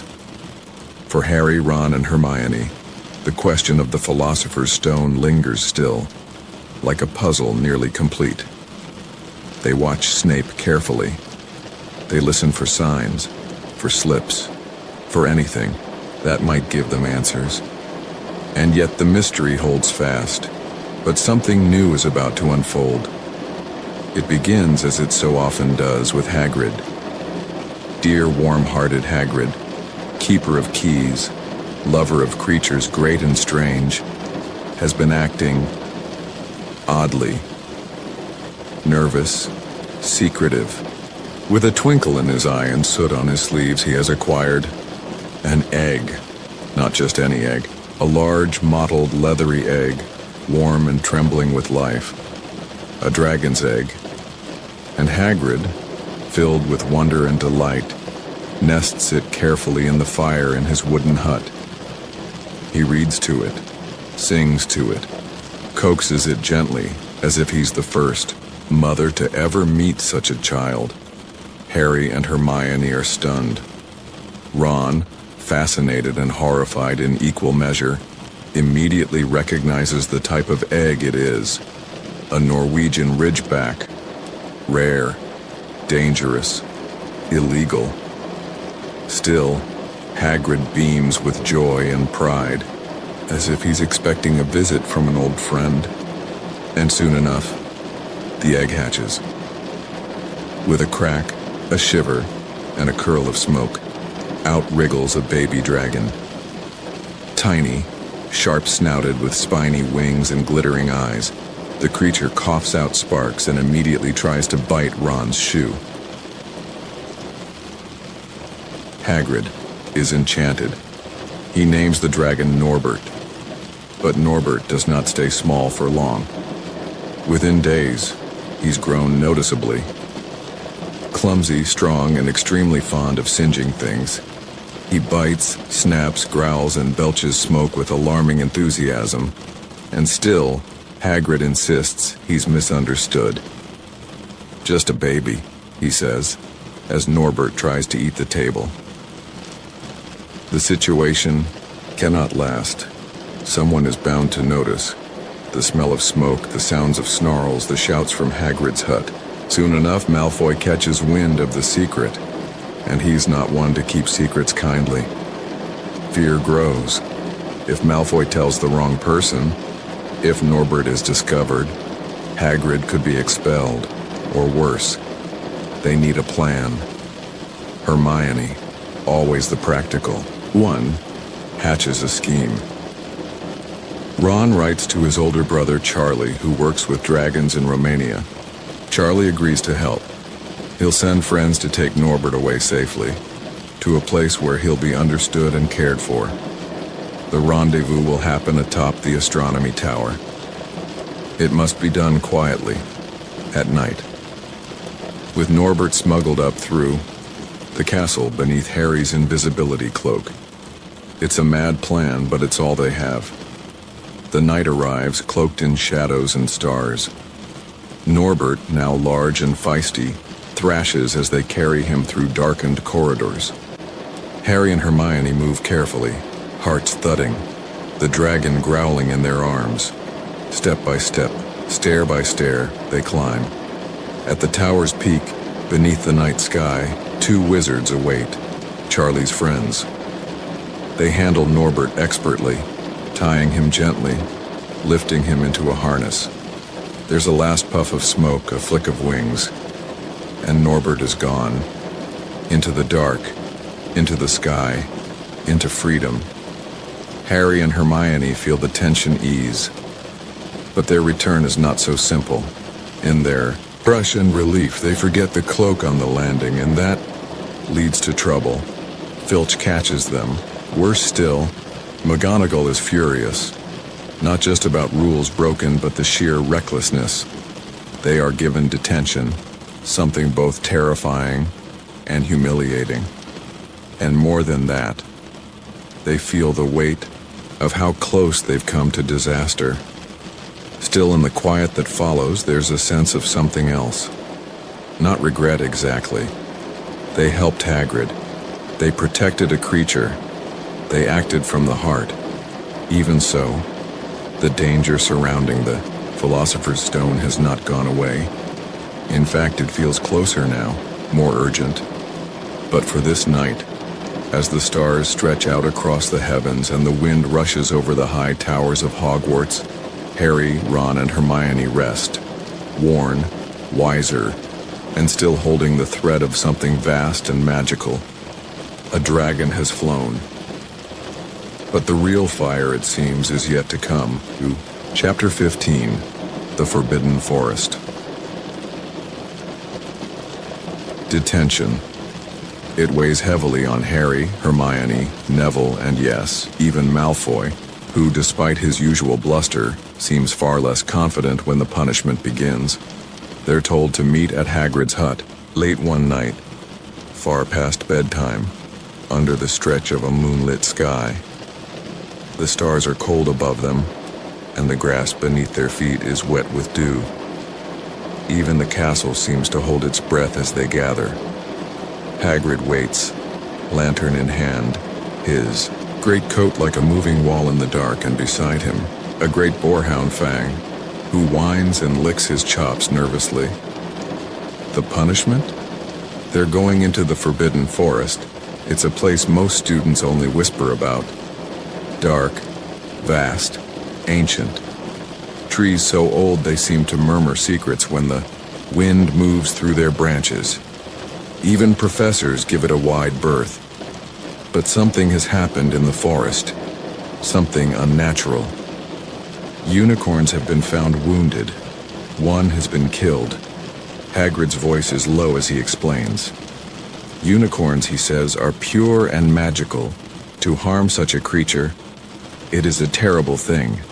Their task is simple, though dangerous, to search for signs, clues, anything that might explain what or who is hurting these sacred beings. They split into pairs, Hagrid and Harry with Fang, Malfoy and Neville. Later they switch. The forest envelops them quickly. The moonlight is swallowed by trees. The underbrush crunches underfoot. Owls cry in the distance. And somewhere, far away, the sound of something dragging across leaves. It is not just darkness here, there is magic too. They come upon silvery unicorn blood, shimmering on the ground like spilled starlight. So pure, so strange. There are hoof prints too, pressed into the earth, as if the creature had been fleeing something. And then, just as suddenly, they find the body. A unicorn, still and beautiful, its coat gleaming like liquid moonlight even in death. Harry stares, and in the clearing ahead, he sees something. A figure, hunched, cloaked, bending over the unicorn's form. It drinks, its mouth to the wound, drinking the unicorn's blood. The sight freezes Harry to the spot. The figure lifts its head. Its face is hidden, but Harry feels something burn across his scar. Sharp, sudden, blinding. Pain explodes in his forehead. He staggers back. The creature moves toward him, gliding rather than walking, silent as smoke and just as cold. But suddenly, galloping, hooves. A shape bursts into view, tall, fierce, gleaming in the dim light. A centaur. It charges, and the cloaked figure recoils, vanishing into the trees. The centaur speaks gently, his voice like the rustle of leaves. His name is Firenze. He lifts Harry onto his back and carries him from the glade.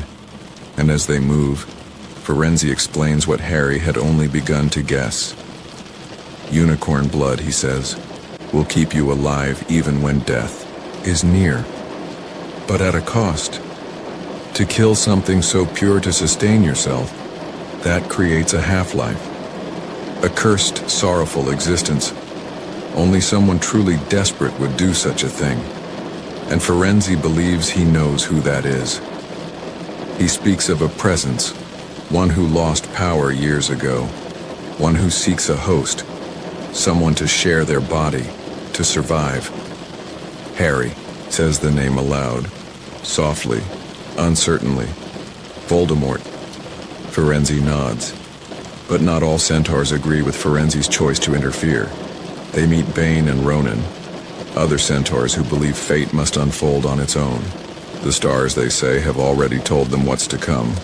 But Firenze, kind and fierce, believes in protecting the innocent. Back at the edge of the forest, Hagrid waits, worried and wide-eyed.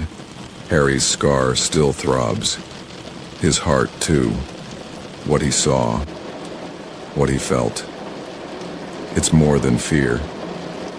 It's the sense that something ancient has stirred again just beneath the surface of the world. In the days that follow, Harry tries to carry on, through classes and meals and quiet hours in the common room. But he knows now. The stone is in danger, and so is he. Whatever Voldemort is, whoever he is hiding behind, he's close, watching, waiting, and still hungry. Chapter 16, Through the Trapdoor. The days are growing warmer at Hogwarts. and summer seems to bloom at the edges of windows and along the courtyards. But beneath the surface of that golden season, something darker moves. Harry is restless. Whispers swirl around the Philosopher's Stone, a strange, powerful object said to grant immortality and limitless wealth. He and Hermione, with Ron always at their side, know now that someone wants the stone, wants it enough to drink unicorn blood, wants it enough to kill. And Harry, his heart beating with quiet urgency, suspects Professor Snape. He always has. But there's something else now. A feeling. That time is running out, that someone will try to take the stone. Tonight. In the quiet of the common room, they make a decision. They must go through the trapdoor. They must reach the stone before the thief does. First, they need a way past Fluffy, the three-headed dog that guards the trapdoor on the third floor. The answer lies in music. During a visit to Hagrid's hut earlier that week, the half-giant had let something slip. Fluffy sleeps when music is played, so Hermione fetches a harp and Ron carries a flute, and together, the three of them step into the third-floor corridor. Heartbeats thudding, minds focused. Behind the locked door, Fluffy is waiting, massive, growling, three heads like living stone, drool pooling on the floor. But the moment music plays, the beast settles. Its eyes close, its growls slow to soft, snuffling snores. The trap door is beneath it. They lift it. Darkness gapes below, wide and deep and waiting. They jump. Harry lands on something soft, springy, almost like a net, but it begins to tighten, twist. It's Devil's Snare, a magical plant that reacts to tension and fear. Ron struggles, panics. Hermione, thinking quickly, remembers that Devil's Snare hates light and warmth. She conjures a beam of fire, soft and golden, and the plant recoils, retreating into the darkness. They fall free. Their journey has truly begun. The next chamber is wide and glowing with wings. Flying keys shimmer through the air, each with silver feathers darting like birds. At the far end is a door, with a single keyhole. To pass through, they must catch the correct key. Harry mounts a broom, his seeker's instinct humming. Wind rushes past as he swerves, spins, dodges, eyes locked on a particular key, slightly bent from use. He reaches, stretches, and catches it. The door unlocks. They step through. In the next room, a giant chessboard awaits, not just decorative, alive. The pieces are life-sized and vigilant. To cross, they must play, and play as the pieces. Ron, with his love of chess, takes charge. He studies the board, thinks, guides Harry and Hermione into position. The game begins. Pieces move with thunderous weight. Swords swing, stone crashes against stone. And then, Ron sees the winning move. But to make it, he must sacrifice himself. He climbs onto a knight square. The opposing queen charges. She strikes. Ron crumples, unconscious but alive. Harry and Hermione rush to his side. But there's no time. They press forward. The next chamber holds a puzzle of logic and potions. Flames, both black and purple, block the doors forward and back. On a table sits a row of bottles and a riddle. Hermione's mind shines here. She reads the puzzle, thinks it through, counts carefully. One bottle will let Harry move forward. One will take her safely back. She gives Harry the vial, tells him to go on, to find the stone. She'll return for Ron. Her voice trembles slightly, but her eyes are steady, and Harry steps into the fire. The flames vanish. A stone chamber waits beyond, and in it, Professor Quirrell, not Snape, not someone he suspected, but the quiet, stammering teacher in the turban. He turns, smiles, strange and cold, and Harry realizes he has walked into something far deeper than he imagined. But we will pause here in the hush of that chamber. Let the shadows soften, let the air still. There is more to come, but not just yet. We'll continue soon, gently, into the final revelations. Chapter 17, The Man with Two Faces.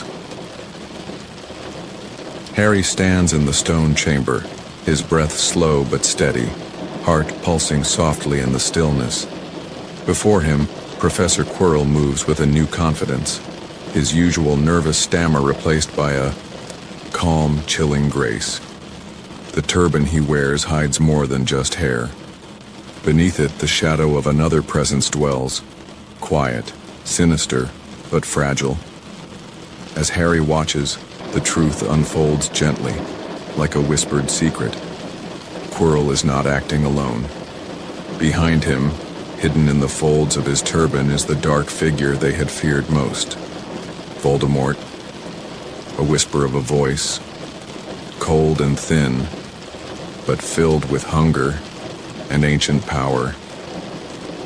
Voldemort's body is weak, barely holding itself together. He depends on Quirrell's strength, his body to move and act. Together they have come for the stone, the source of eternal life. Power beyond imagining.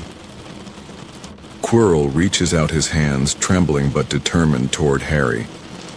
But Harry's scar burns, not with pain, but with warmth.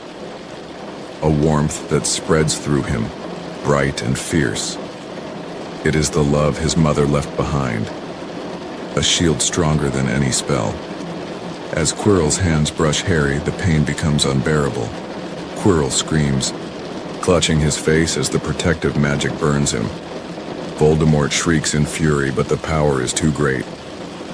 Harry, feeling a surge of courage, remembers the stone is hidden in his own pocket, tucked away safely by Dumbledore's magic. Quirrell lunges for it, but Harry stands firm. The chamber fills with a brilliant light. Suddenly, Quirrell collapses, defeated by the very love he cannot understand. Voldemort's shadow fades, slipping away like smoke on the breeze. And Harry, trembling but unbroken, realizes the depth of what he carries. Not just courage, but a love that protects him. When Dumbledore arrives, the castle is calm again. He speaks softly to Harry, explaining more about the stone, about the power of sacrifice and love that no dark magic can touch. The stone will be destroyed, safely out of reach. Harry is tired now, his body weak from the encounter, but his spirit feels something new, hope. For though the shadows will always be near, love can be a light that never fades. So, in the quiet aftermath, the boy who lived steps gently into a world where magic is not just spells and potions, but the strength to face darkness with a kind heart. And as the castle settles into sleep, so can we, wrapped in that same quiet courage. Final reflection, Harry Potter and the Philosopher's Stone. This story at its heart is a gentle invitation to wonder. It begins with a boy, Harry, who feels small, unseen, out of place. Yet beneath that quietness lies a courage both fragile and fierce. The magic here is not just in spells or potions, but in the soft power of love, of friendship, and of choice. Harry's journey reminds us how kindness and bravery can bloom even in shadowed places. How the past, its mysteries and losses shapes us, but does not define us. The characters, from the warm loyalty of Ron and Hermione to the wise, gentle strength of Dumbledore, are companions who teach us about trust, courage, and belonging. Even the dark edges, the lurking threat of Voldemort, the trials of the forest, and the silent danger beneath the castle are softened here by hope and protection. The Philosopher's Stone itself, a symbol of eternal life, becomes a mirror reflecting what truly lasts, the choices we make and the love we carry. J.K. Rowling's words paint a world both ordinary and extraordinary, a place where the magical and the human intertwine, where growing up is not about forgetting who you were, but discovering who you can become.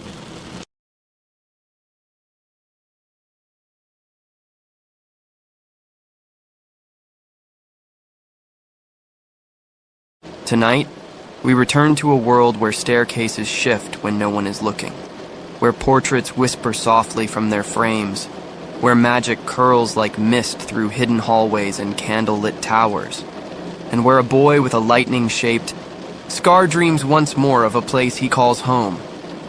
This is Harry Potter and the Chamber of Secrets, the second book in J.K. Rowling's magical series, gently retold for bedtime.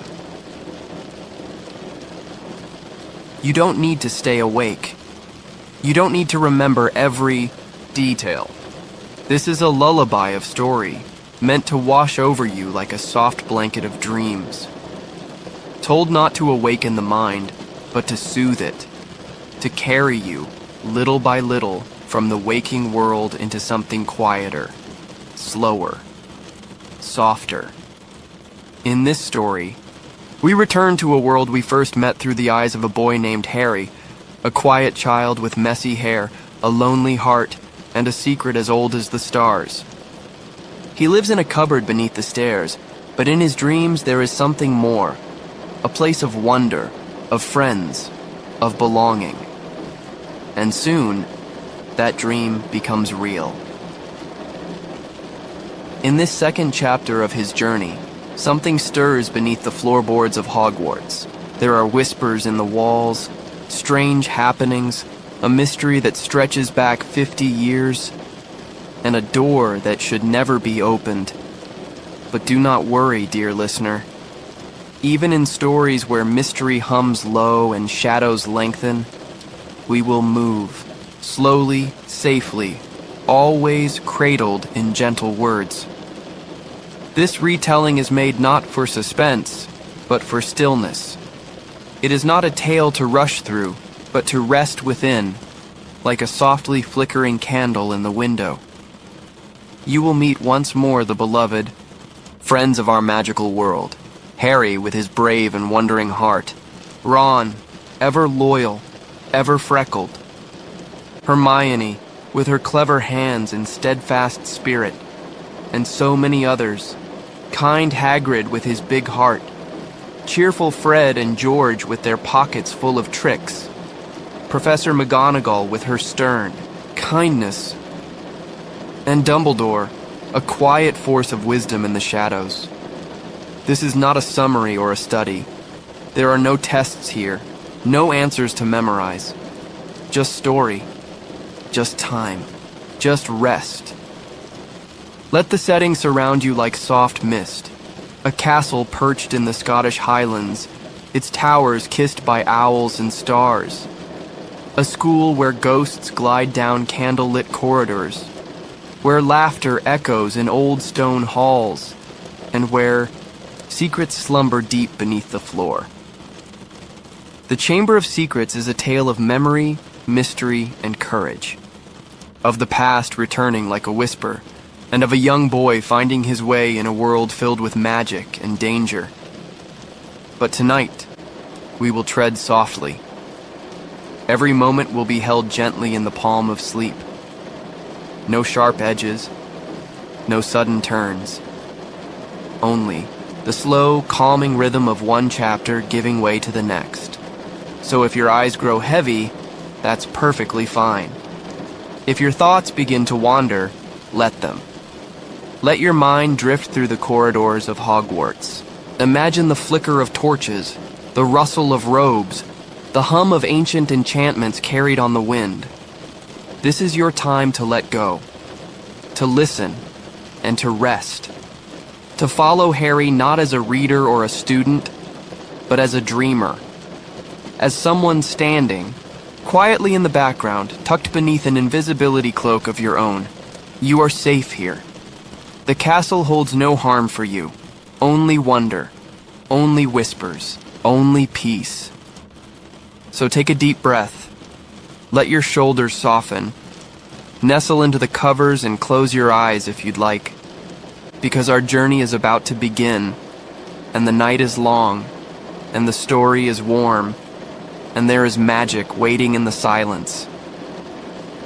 Chapter 1. The Worst Birthday. It was a hot summer evening on Privet Drive, the kind where the air hums with silence and the light fades slowly, like a candle melting into dusk. Number 4 stood, as always, still and square and proper, each brick, in its place each curtain neatly drawn. Inside, the house was clean and stiff, and not at all the sort of place where stories like this one are meant to begin. And yet, it does. In the smallest bedroom of that house, behind a door with a cat flap, lay a boy named Harry Potter. Thin, a little pale, with glasses that slipped down his nose and dark, untidy hair that never quite obeyed a comb. But the thing most unusual about Harry, though you'd never see it at first glance, was the faint lightning-shaped scar just above his forehead. And even more than that, Harry was a wizard. But tonight, he didn't feel like one. The day had passed, like any other in the Dursley household. His aunt and uncle, Petunia and Vernon, had bustled about the house in preparation for a dinner party with a client, fussing and polishing, barking instructions as they went. And Harry? Well, Harry had been told to stay in his room. Quiet. Unseen. Forgotten. It was his birthday, 12 years old. No card, no cake, not even a happy birthday muttered by mistake. Just silence. And a sigh that had lived deep in his chest all day. The sun had long since begun to sink, and Harry lay on his bed, drawing shapes on the ceiling with his eyes. Hedwig, his snowy owl, sat silently in her cage, locked there by the Dursleys as punishment, though for what exactly, Harry couldn't quite remember anymore. The air was still. A soft breeze whispered against the glass. He thought of Hogwarts then, the great castle with its enchanted ceilings and talking portraits, the laughter of his friends, the scent of pumpkin pasties on the train ride north. It felt far away, as if it had been part of another life entirely. And then, there was a sound, a soft thump, then another. Harry sat up, blinking into the dim light. Something, someone, was in the room. He wasn't afraid. Not truly, just curious and tired. As his eyes adjusted, he saw the figure perched on his bed. Small, strange, with large bat-like ears and wide tennis ball eyes that shimmered in the gloom. Harry Potter, the creature whispered, bowing, low, its voice high and trembly. Such an honor it is. Harry blinked again. Hello? The creature's name was Dobby, a house elf. He had come to warn Harry, to tell him in no uncertain terms that he must not return to Hogwarts this year. That danger was coming. Terrible danger. Harry, of course, didn't understand. And in the calm hush of this retelling, we need not rush through their conversation. Only know this. Dobby, though fidgety and strange, seemed deeply afraid. He hinted at a plot, a mystery. And though his words were tangled and his meaning unclear, he begged Harry to stay away from school. Harry couldn't agree. Hogwarts was his home, the place where he felt like himself. But before he could argue properly, Dobby dashed from the bed and, quite dramatically, caused a pudding to crash onto the kitchen floor below. It was a mess. A quiet one, In our version of the tick, more like a dream of disaster than a real one. A soft thud, a startled cry, and then the echo of Petunia's gasp carried up the stairs. The Dursleys were furious, not just for the pudding, but because of what followed. A letter from the Ministry of Magic arrived soon after, warning Harry that underage magic was not permitted, even if he hadn't caused the mess himself. Harry tried to explain, but the Dursleys, unmoved and unmoving, decided it was time for stronger measures. They installed bars on his window, locked his door at night, slipped cold soup through the flap as if he were no more than a stray dog. And so Harry Potter, on his 12th birthday, found himself imprisoned. A wizard in a cage, forgotten, alone. Or so it seemed. Because far away, in the skies above, soft enchanted rumble was beginning to stir. But that is a tale for another night. Chapter 2. Dobby's Warning. Outside, the summer night was warm and still.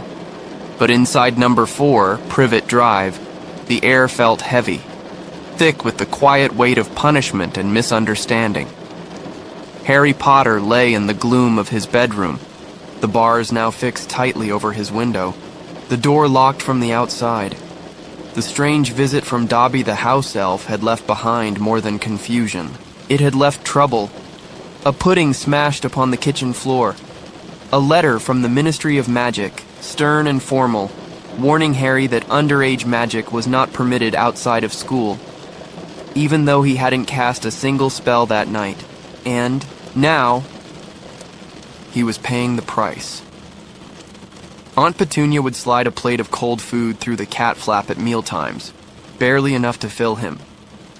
Uncle Vernon had taken to pretending Harry didn't exist, except when muttering threats about what would happen if Harry tried anything funny. And Dudley, smug and well-fed, liked to peer through the keyhole and giggle. Harry felt the days slipping by like slow, heavy clouds. He missed Hedwig terribly, still trapped in her cage, quiet and restless, her wings pressed close to her snowy sides. He missed Ron, and Hermione, and Hogwarts. Oh, how he missed Hogwarts. The warmth of the Great Hall, its floating candles and golden light, the long wooden tables, the clatter of goblets and laughter, the soft shuffle of books in the library, even the portraits that snored in their frames. But most of all, he missed feeling real. At the Dursleys, he was a burden, a mistake, something to be hidden away. At Hogwarts, he was Harry, a friend, a seeker, a boy who belonged. And then, one very late night, when the moon was high and the silence deep, Harry heard something. A faint tapping. He sat up slowly, heart stirring, like a leaf in the wind. The tapping came again, not from inside the house, but from outside his barred window. He stood and crossed the room, peering out into the darkness. There, floating just beyond the glass, suspended in the air as if by magic, was a car.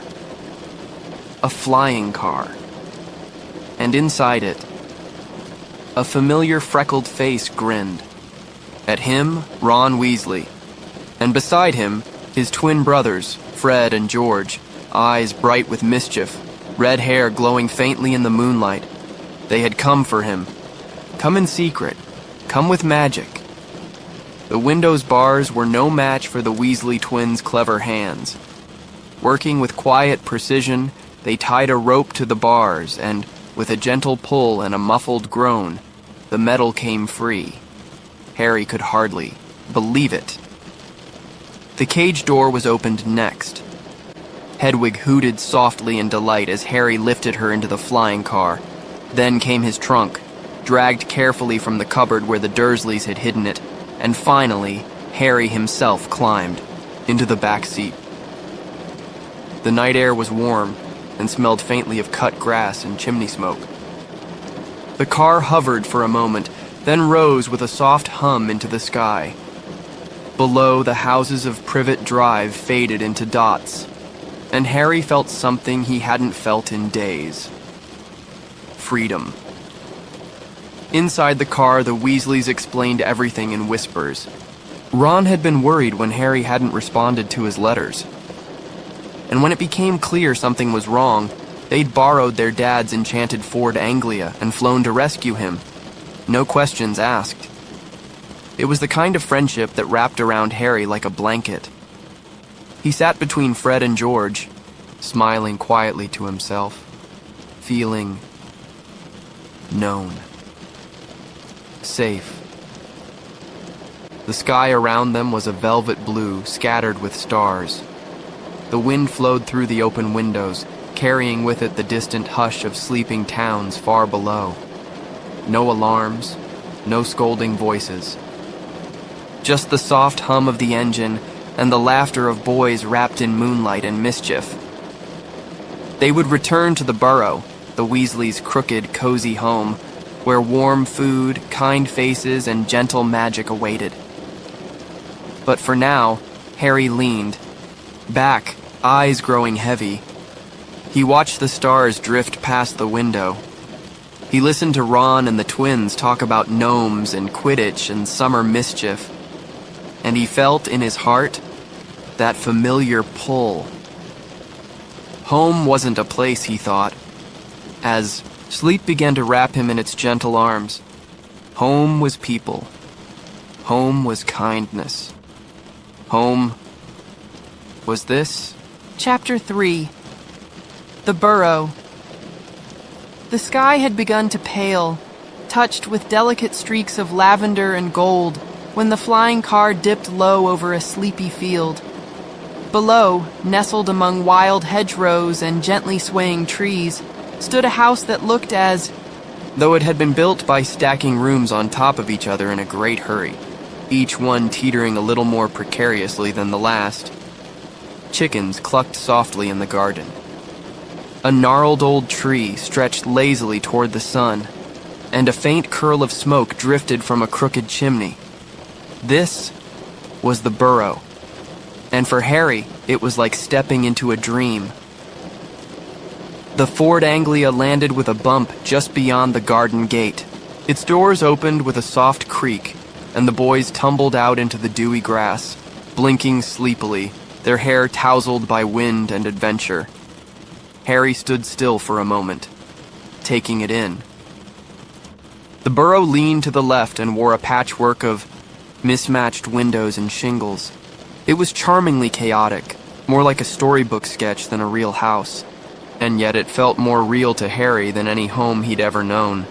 Inside, it was even better. The kitchen was small and cozy, filled with the rich, buttery scent of something baking. Copper pots hung from the ceiling. A clock ticked softly on. The wall, not with numbers, but with names like "Time to Feed the Chickens" and "You're Late." A basket of knitting needles clicked and clacked by themselves in the corner. And the warmth. Oh, the warmth. It lived in the very air. But that warmth was briefly interrupted by the sound of hurried footsteps. Mrs. Weasley had awoken. Her voice called out first, firm, but laced with deep care. She appeared in the doorway, wearing a faded apron and a look that could melt butter and freeze mischief at the same time. "Where have you been?" she said, arms crossed, her eyes landing squarely on her 3 sons. Ron, Fred, and George all began speaking at once, overlapping stories and apologies tumbling into the morning light. Harry stood a little back, unsure if he should speak, but then Mrs. Weasley looked at him, and her face softened. "Oh, Harry, dear," she said gently, stepping forward and pulling him into a warm, motherly hug. "You should have sent word. We were so worried." Harry felt something in his chest loosen. No one had ever worried over him like that before. Not in the way that mattered. Not with love. Breakfast at the Burrow was a soft, glorious chaos. The table was crowded with mugs and bowls and buttered toast. A frying pan floated gently over the stove, flipping eggs with a twitch of magic. Gnomes peered in through the windows, then scurried away. Ginny, Ron's younger sister, appeared briefly, blushing furiously when she saw Harry, then vanishing with a squeak. Bill and Charlie were away, but their photos smiled and waved from the mantel. Arthur Weasley arrived soon after. Mr. Weasley, with kind eyes and a deep fascination for all things Muggle. He looked at the flying car with a mixture of pride and alarm, whispering to Ron, "We'll have to have a word about that later." But no one scolded too harshly, not in a house where love grew wild. Later, the day drifted gently on. Harry explored the house like a happy shadow, marveling at its quirks, the mirror that scolded you for your hair, the ghoul in the attic, who moaned like a distant wind, the garden tangled and alive, where gnomes had to be tossed over the hedge every few days, and Ron's room. Oh, Ron's room. It was at the very top of the house, with sloping ceilings, and posters of the Chudley cannons fluttering slightly in the breeze. It smelled of old books and peppermint, and to Harry, it was perfect. They lay on the floor for a while, talking about Hogwarts and Quidditch, and how Fred had enchanted Ron's prefect badge to say Pinhead. The sun moved lazily across the wooden floorboards, and the world felt still. That night after supper, the Burrow glowed in the soft hush of twilight. Candles flickered in the windows. Crickets sang in the hedgerows. And the stars began to blink open above the roof, one by one, like sleepy eyes. Harry sat on the steps for a moment, Hedwig perched beside him. She fluffed her feathers and looked out over the fields, peaceful and content. And Harry let himself feel it. That slow, golden sense of belonging. Not the loud kind, not the kind that shouts or insists, but the quiet, steady kind. The kind that lives in teacups and shared laughter, in someone remembering how you take your eggs. For the first time in weeks, he wasn't counting days. He wasn't longing to be elsewhere. He was here. He was home. And above, the stars kept watch, as sleep began to gently gather around him once more. Chapter 4, At Flourish and Blotts. The day began early at the Burrow. The kitchen was humming with soft activity, teacups clinking gently, toast popping up from the old magical toaster, and a mild debate between Fred and George over whether gnomes could be trained to sing. Mrs. Weasley moved with calm purpose, her wand flicking through the air as she packed robes and lists and handkerchiefs into bags. For today, the Weasleys and Harry were going shopping. Not in any ordinary place, of course, but to Diagon Alley, the magical high street hidden in the heart of London. It was school shopping time. First came the fireplace, a curious magical travel system known as Floo powder. Harry watched as one by one the Weasleys stepped into the fireplace, threw down a pinch of shimmering powder, and called out clearly, "Diagon Alley!" With a flash of green flame, they vanished. When it was Harry's turn, he followed suit, though with a small cough from the ashes and a slight stumble in his voice. "Diagon Alley," he tried to say, but it came out a little muddled, and suddenly, the fire swept him away, whirling through a maze of chimneys and soot, rushing past darkened hearths and strange glimpses of hidden places. He landed hard on the stone floor of a dim, shadowy shop, filled with glass cabinets of dusty, unpleasant-looking objects, and the faintest shiver of something cold in the air.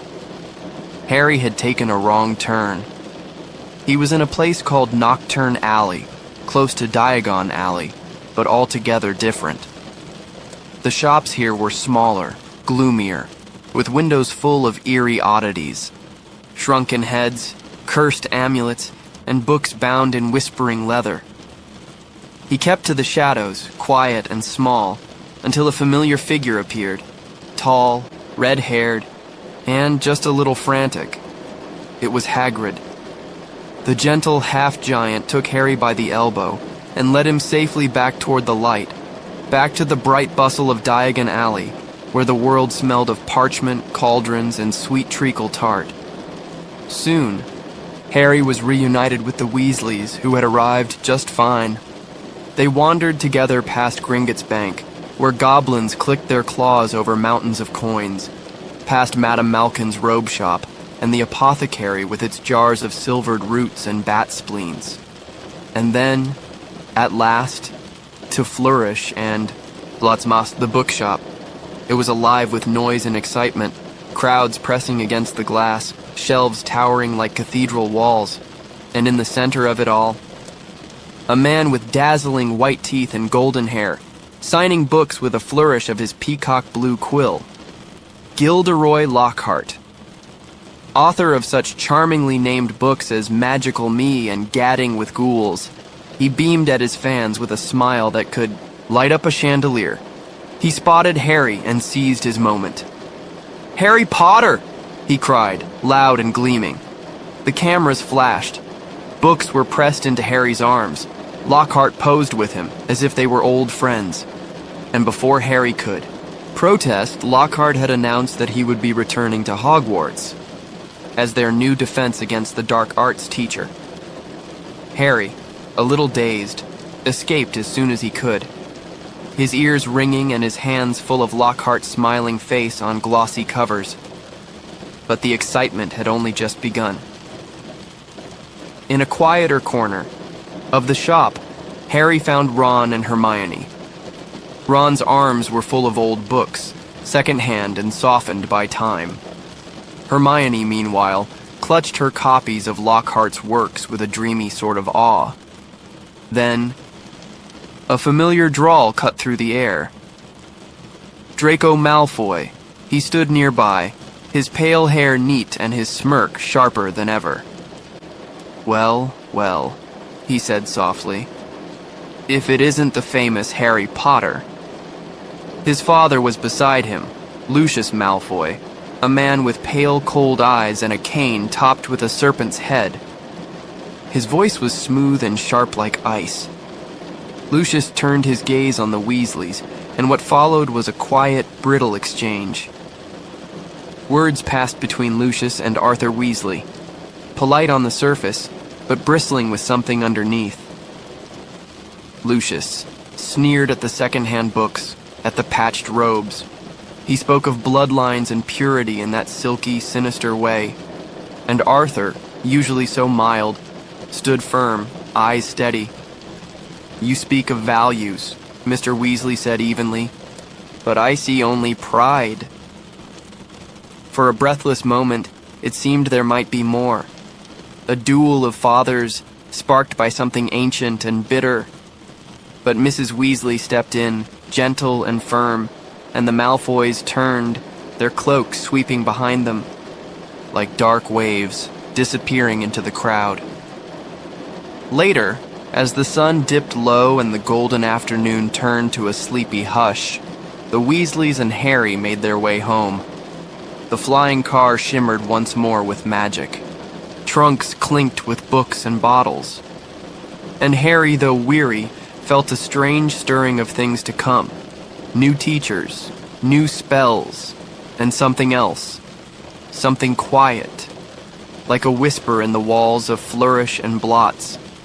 A shadow that lingered, behind silver hair and cold eyes. But for now, there was only the sound of the wind through the fields, the hum of magic, and the soft promise of another year at Hogwarts, waiting just around the corner. Chapter 5. The Whomping Willow. The summer days at the Burrow came to a dreamy close, sunlit mornings fading into quiet dusks filled with fireflies and the aroma of treacle tart. Harry had never known such comfort. Laughter at breakfast, chores done by magic, and a family who treated him not as a burden, but as one of their own. But the time had come once again to return to Hogwarts. There was something sweet in that, like returning to a favorite book.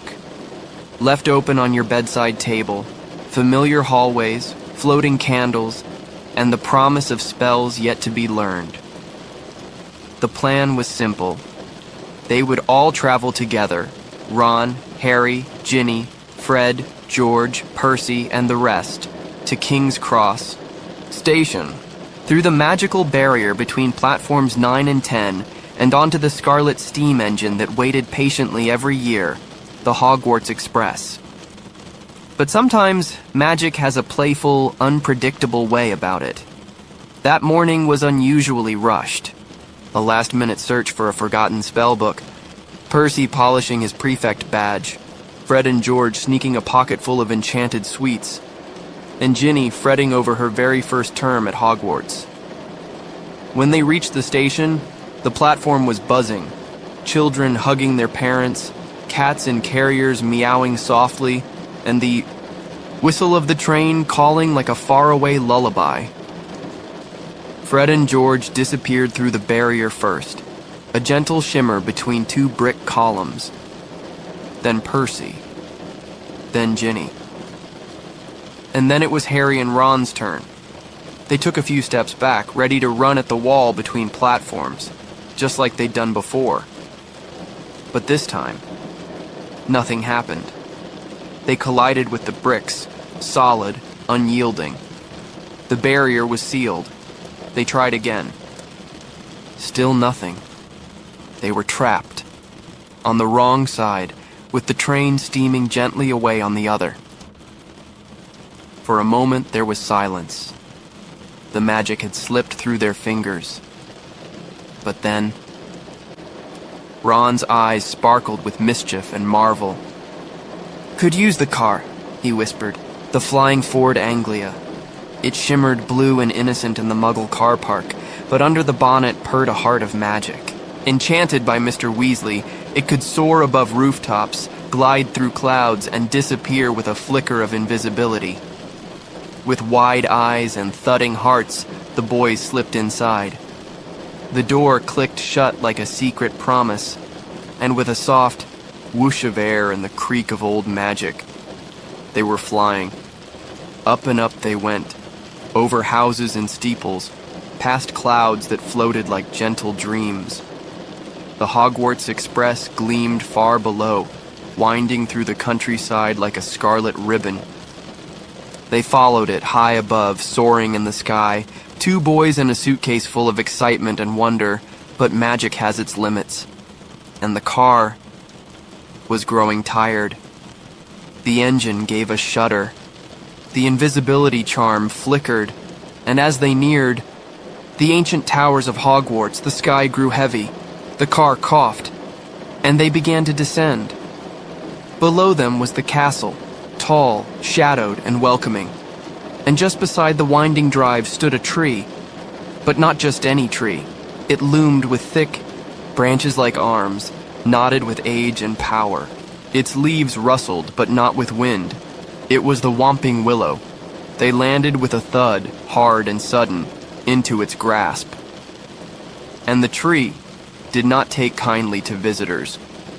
With great whooshing limbs and thunderous swings, it thrashed at the car. Branches slammed against the roof. Leaves flew like startled birds. Harry and Ron ducked, fumbling for the door handles as the tree tried to pummel them into pulp. But somehow the car, injured but defiant, lurched forward. It spat them out with a groan and vanished into the forest, creaking and smoking and deeply offended. The boys lay on the ground, bruised and breathless, beneath the swaying limbs of the now settled Willow. Their journey to Hogwarts had been unconventional. Soon they were spotted. Professor Snape found them first, his robe sweeping behind him like dark curtains. His eyes glittered with suspicion and scorn. He led them through the familiar stone corridors, past curious portraits and whispering suits of armor. They were scolded, of course. Snape's voice was cold and clipped, but Professor McGonagall was sterner still. And even Dumbledore, kind and twinkling as ever, looked at them with a quiet seriousness. Rules had been broken. The secrecy of magic had been risked. But they were allowed to stay. No expulsion, just warnings. And the lingering knowledge that their return had caused quite a stir. That night, as Harry and Ron finally reached the Gryffindor common room, warm and golden, full of chatter and crackling fire, the chaos of the day melted into quiet comfort. Hermione was waiting, of course, with a mixture of relief and disapproval. Honestly, she sighed, you could have been killed. But the couch was soft, the stars blinked beyond the windows, and the castle wrapped itself around them like a great, enchanted blanket. Another year at Hogwarts had begun. Not with a train ride, but with flight, fury, and the whispering leaves of an ancient tree. And somewhere, far in the shadows, the Chamber of Secrets waited to stir. But not tonight. Tonight, there is only warmth and wonder, and the soft hush of the common room as sleep calls the young wizards home. Chapter 6. Gilderoy Lockhart. Morning in the Gryffindor Tower came wrapped in golden light. Sunlight slipped through stained glass, casting sleepy colors across the beds. Somewhere below, the scent of toast and treacle drifted upward, and the idle, soft murmurs of returning students filled the halls once more. Harry rose slowly, the memory of the Whomping Willow still clinging like a half-forgotten dream. But here he was. He had made it. Back at Hogwarts. Back where magic lived and breathed. In every stone. It was the first day of classes. A day of fresh ink and clean parchment, of wands tapped thoughtfully on the edges of desks. A day of curious spells waiting to be spoken aloud. As students flowed like warm rivers through the corridors, the chatter centered around one name. A name as golden and gleaming as the morning itself, Gilderoy Lockhart. He had arrived with a flash of brilliance. Wavy hair perfectly set, teeth that sparkled like polished crystal, and robes in shades of robin's egg blue that swirled dramatically when he turned. His books had filled entire sections of Flourish and Blotts, autobiographies, each more fantastical than the last. Travels with trolls, holidays with hags, magical me. Every cover bore his face. Every story painted him as a hero. And now, he was to be their defense against the dark arts teacher. Breakfast in the Great Hall brought his first grand appearance. He swept in with a dazzling smile and a wink for every table. Even the enchanted ceiling seemed to pause in admiration. Ah. Harry! Lockhart called cheerfully, catching sight of him. He strode over, clapping a hand on Harry's shoulder as if they were old friends. The attention made Harry's ears burn. The other students stared, some with curiosity, some with envy. Some with amusement. It was the start of something strange for Harry. A quiet tension that hummed beneath the surface. He was famous, yes, but fame was not always kind. And now it seemed to have taken on a new shape, sharpened by Lockhart's theatrical charm. The day unfolded with familiar rhythms. History of magic. Professor Binns, still ghostly and monotonous. Transfiguration with Professor McGonagall, firm, precise, and quietly fair. Charms with Professor Flitwick, his tiny voice chirping like a bell.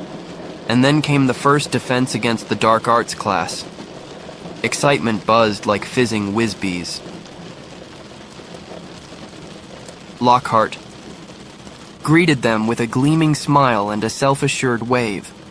The classroom looked different, walls lined with framed photos of himself that occasionally winked, shelves stuffed with his own books. He began with a flourish, distributing a quiz titled, "How well do you know Gilderoy Lockhart?" The questions were unusual.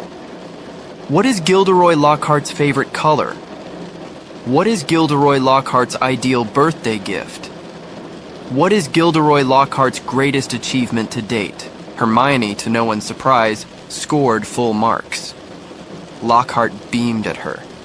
A fan! Marvelous! Harry, meanwhile, barely knew any of the answers. Then came the demonstration. Lockhart, ever dramatic, announced he had brought real live creatures. To class, Cornish pixies. He opened the cage, and in a flurry of blue wings and squeaky shrieks, chaos erupted. The pixies zoomed around the classroom, tearing through papers, pulling hair, swinging from chandeliers and yanking robes. Lockhart stood at the front, wand raised dramatically. Pesky pixie pesternomi, he cried. Nothing happened. The pixies simply shrieked louder. Within moments, Lockhart declared that the class could handle the rest, and slipped out, robes fluttering behind him. Harry, Ron, and Hermione were left to round up the pixies, using chairs, nets, and clever charms. By the time they were done, the classroom was a mess. But the students were laughing, breathless from the mayhem. And Harry was beginning to wonder. Lockhart was a mystery of a different kind. Charming, yes. Popular, undeniably. But underneath the glamour and self-praise, there was a sense of something hollow. Still, others didn't seem to mind. The girls admired him. Even some teachers humored his confidence. But Harry had faced real danger. He had met Voldemort in the flesh, seen shadows that went deeper than fame. And so Lockhart's theatrics felt like a glittering veil. As the days went on, Lockhart found ways to involve Harry in his tales. At every turn, he mentioned him in passing, as if they were co-authors in the book of magical celebrity, and Harry, quietly, grew tired of it. Of the staring, of the whispers, of being pulled into the spotlight he had never asked for. But he kept his thoughts close. He had other things to focus on. The castle still held its quiet magic. Hidden staircases, floating lanterns, the smell of old books in the library, and the year was only beginning. At night, the common room glowed with golden embers. The fire crackled softly as students read or played wizard chess, and Harry often found himself staring into the flames, the flicker of light painting shapes that danced like dreams. Lockhart might be loud and glittering, but deeper things were stirring. At Hogwarts, whispers in the walls, a strange chill in the air, and something watching. Chapter 7, Mudbloods and Murmurs. The days at Hogwarts flowed like warm tea poured into a favorite cup, comforting, familiar, yet always steeped in a little enchantment. September wore on, and the castle settled into its rhythm.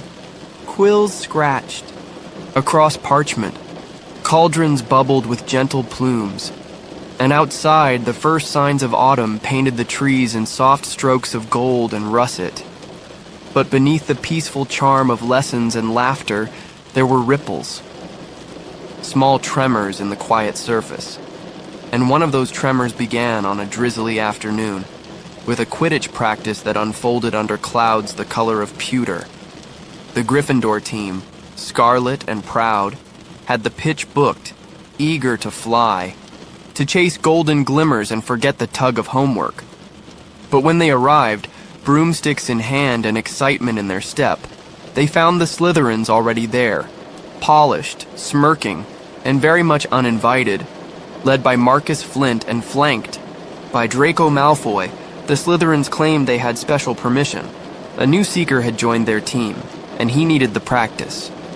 Draco, of course, was the new addition, and his broom, a Nimbus 2001, gleamed like a shard of silver under the gray sky. The rest of the team had matching models, courtesy of Lucius Malfoy. It wasn't subtle. It wasn't kind. And Ron Weasley, ever quick to boil, muttered something sharp under his breath. Draco's reply came with a practiced sneer. "You'll find no one asking you to join their team, Weasley," he said, his voice like cold stone. "You're far too poor, and your family's too common." Hermione, who had stepped forward in defense, received the worst of it. Draco turned his gaze to her and, with a curl of his lip, said the word, "Mudblood." A hush followed.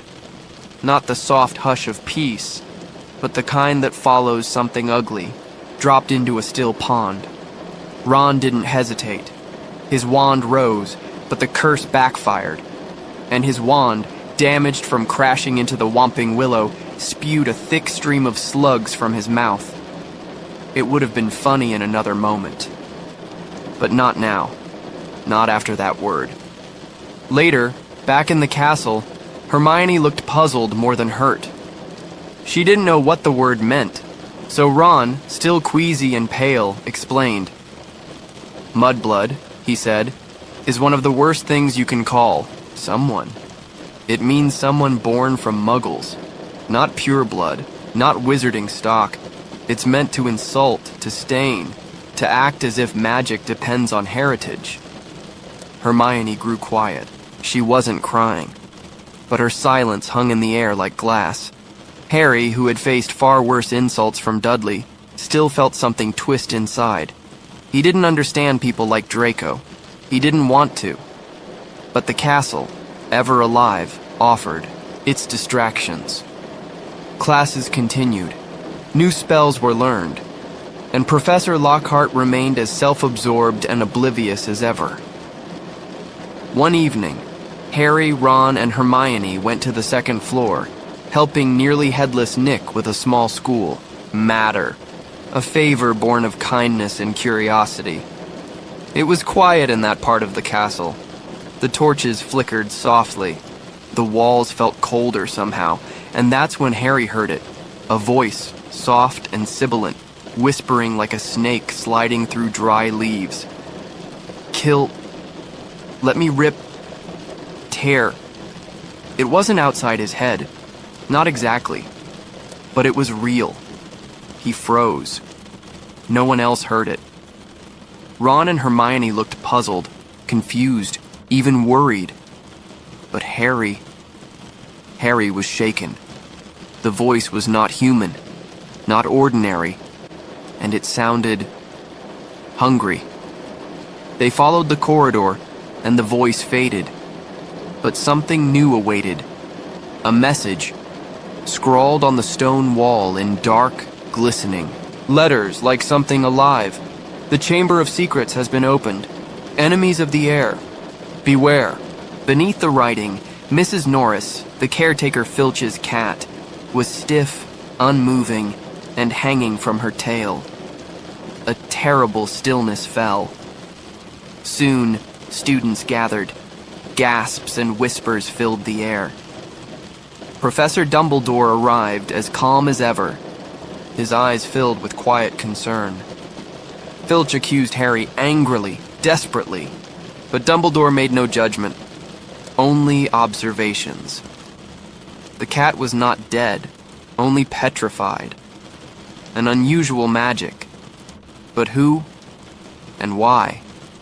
No one had answers, only questions that coiled like vines through the mind. And Harry, still hearing echoes of that chilling voice, felt those questions settle deep in his bones. That night in the common room, the fire burned low. Ron sat staring into the flames, Hermione flipping softly through old library books, searching for anything about the Chamber of Secrets. Harry sat quietly. The whispering voice had stopped, but he could still feel its breath. There was a darkness beneath the school, a forgotten place breathing in silence. But the castle around him still glowed with warmth. The gentle creak of floorboards, the comforting scent of old wood and magic, and as Harry climbed the stairs to his dormitory, the shadows followed only at a respectful distance. Never rushing, never loud, only waiting. Chapter 8. The Deathday Party. In the days after the message on the wall, Hogwarts moved with a kind of tentative quiet, as though the castle itself were holding its breath. Students whispered in corners, prefects walked in pairs, and Harry, though innocent, found eyes lingering on him a little longer than usual. But even amid the unease, life at Hogwarts found its soft and strange rhythms. And on one overcast morning, as October leaned into itself, nearly headless Nick, ghost of Gryffindor Tower, floated toward Harry with his usual shaky smile. He had a favor to ask. Nick, you see, was approaching the 500th anniversary of his death. Not a birthday. Exactly, but a death day, and to mark the occasion, he was throwing a grand party in one of the castle's chillier, less used corridors. He wanted Harry and his friends to come.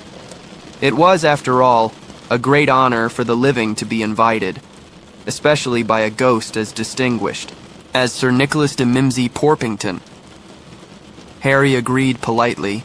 Ron looked mildly alarmed, and Hermione, of course, was intrigued. And so, when Halloween night arrived and the great hall shimmered with floating pumpkins and warm golden light, the trio turned away from its cozy cheer and wandered instead toward the far, forgotten hall where the ghostly gathering awaited. The moment they stepped through the heavy doors, a sudden chill kissed their skin. The Deathday party was cold. Very cold. And crowded. Hundreds of ghosts floated to and fro, draped in tattered silks and long-forgotten fashions. A translucent orchestra played a mournful, wheezy tune on invisible instruments, and the candles, hundreds of them, were black, their flames an eerie, blue that cast no warmth. Nearly headless Nick greeted them with pride, gliding through the air with his head wobbling ever so slightly from his neck, still only nearly detached. "Welcome," he said, beaming through the mist, "to my 500th Death Day." The guests were as strange as they were silent. A group of ghostly monks glided past, bowing their pale heads. A lady in a ruff and pearls whispered to a headless jester, and in the far corner, hovering proudly above a long table of spoiled food, was the most impressive sight of all, the Headless Hunt, led by Sir Patrick Delaney Podmore. The hunt was made up of ghosts who had completely lost their heads, and made sure everyone knew it. They played games like head hockey and head juggling, and took great delight in teasing nearly headless Nick, whose attachment to his own head was a sore subject. Harry, Ron, and Hermione tried to be polite, but they were shivering from the cold, and the food, though beautifully arranged, was utterly inedible. Rotting fish, burned cake, and moldy cheese sat untouched, meant to give off strong smells for those ghosts who still clung to memory. Ron nearly gagged. Hermione kept her composure. Harry smiled kindly at Nick and tried not to stare too much as a ghost in armor passed through a solid pillar with a disapproving huff. After a time, the trio slipped away from the party into the cool corridors of the second floor, and that's when it happened again. Harry heard it, soft and slithering, a voice like wet silk on stone. "Rip, tear, so hungry." He froze. The voice was closer this time. Too close. "Did you hear that?" he whispered. Ron and Hermione shook their heads. It slithered again. "So long.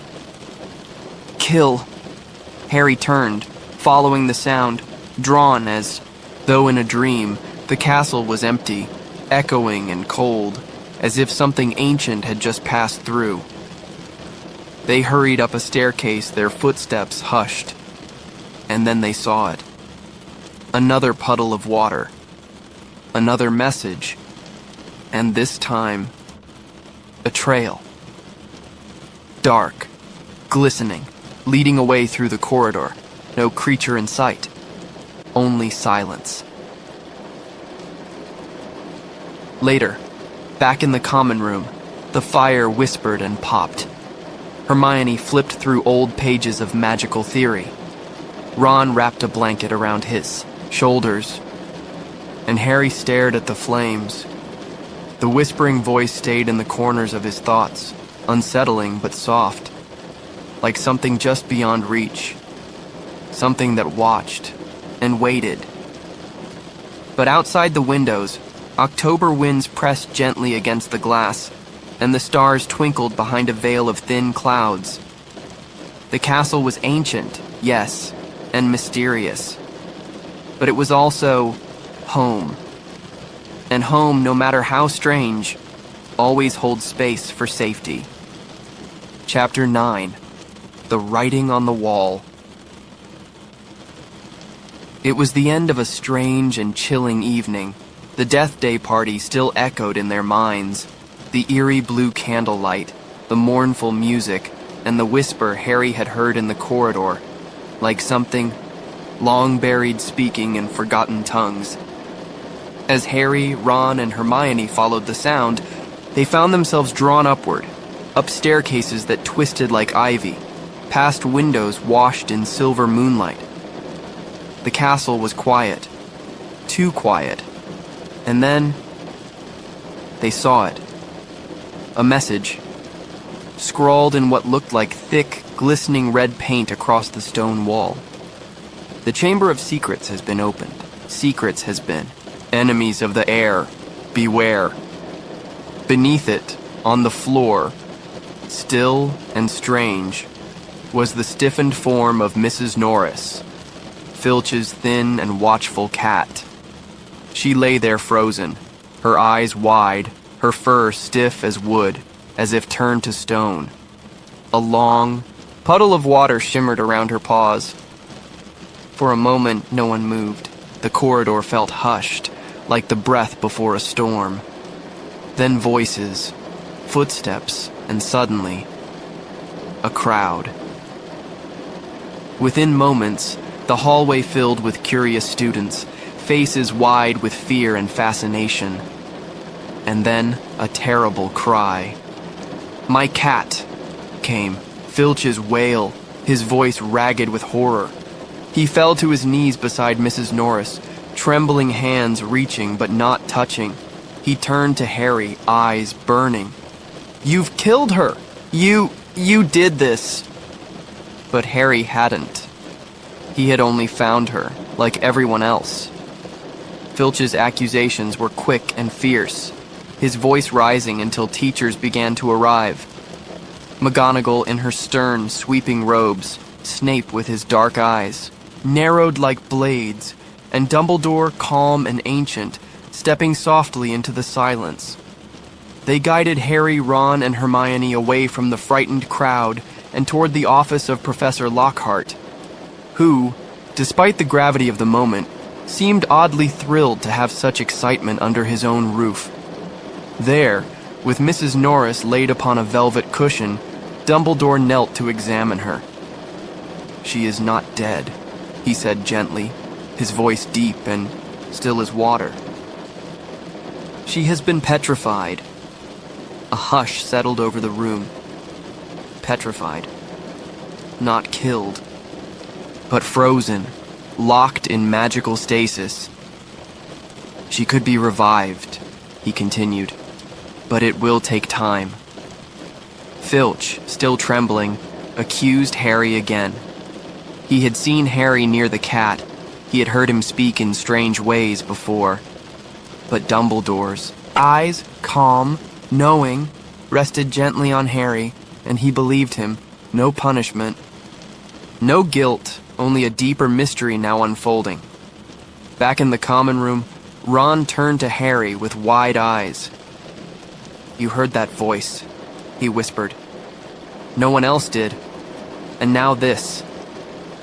Hermione was quiet, thoughtful. She pulled a thick book into her lap, its title faded with time. "There's something strange about this," she said softly. The Chamber of Secrets.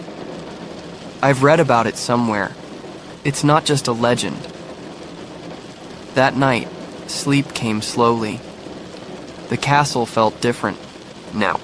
Not dangerous exactly, but listening, as though it held its breath in the darkness, waiting for something ancient to awaken. The message on the wall glowed in memory, its red letters etched in mystery, and Harry, lying in his warm bed beneath the soft hangings of Gryffindor Tower, felt a quiet ripple of unease beneath the comfort of the blankets. Something was beginning, something hidden for a very long time. Chapter 10. The Rogue Bludger. The days at Hogwarts rolled onward, touched by the crisp fingers of late autumn. Leaves rustled in gold and bronze, and the castle stood warm against the cooling air. Fireplaces flickering, scarves wrapped snugly, and excitement bubbling in the halls for the next Quidditch match. Harry, seeker for Gryffindor, was ready.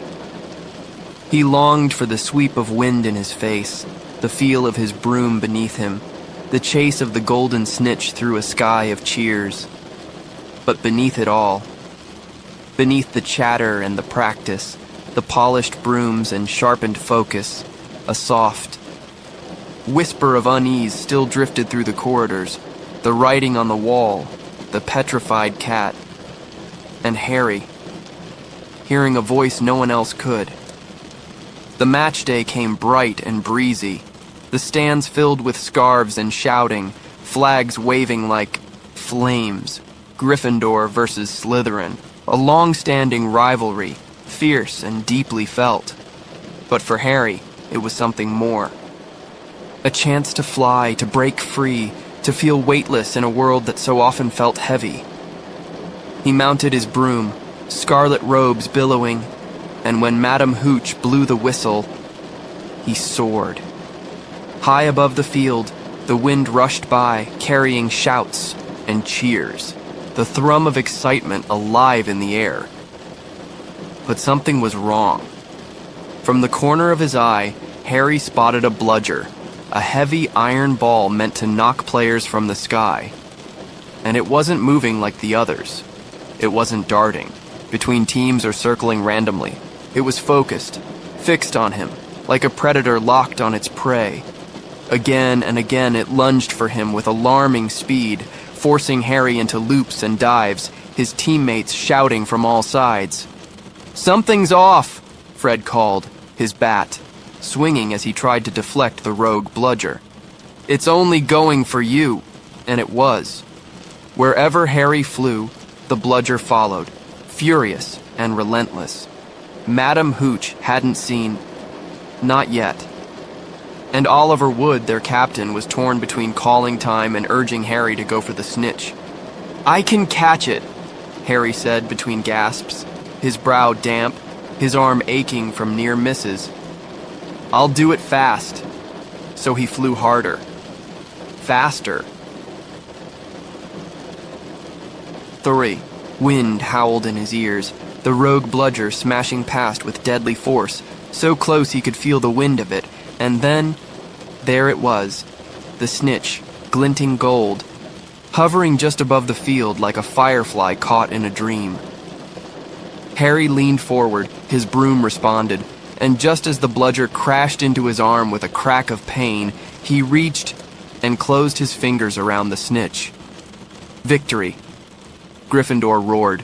The match was theirs. But Harry was falling. He awoke much later in the hospital wing, his arm bound in bandages, a dull, distant ache pulsing through it.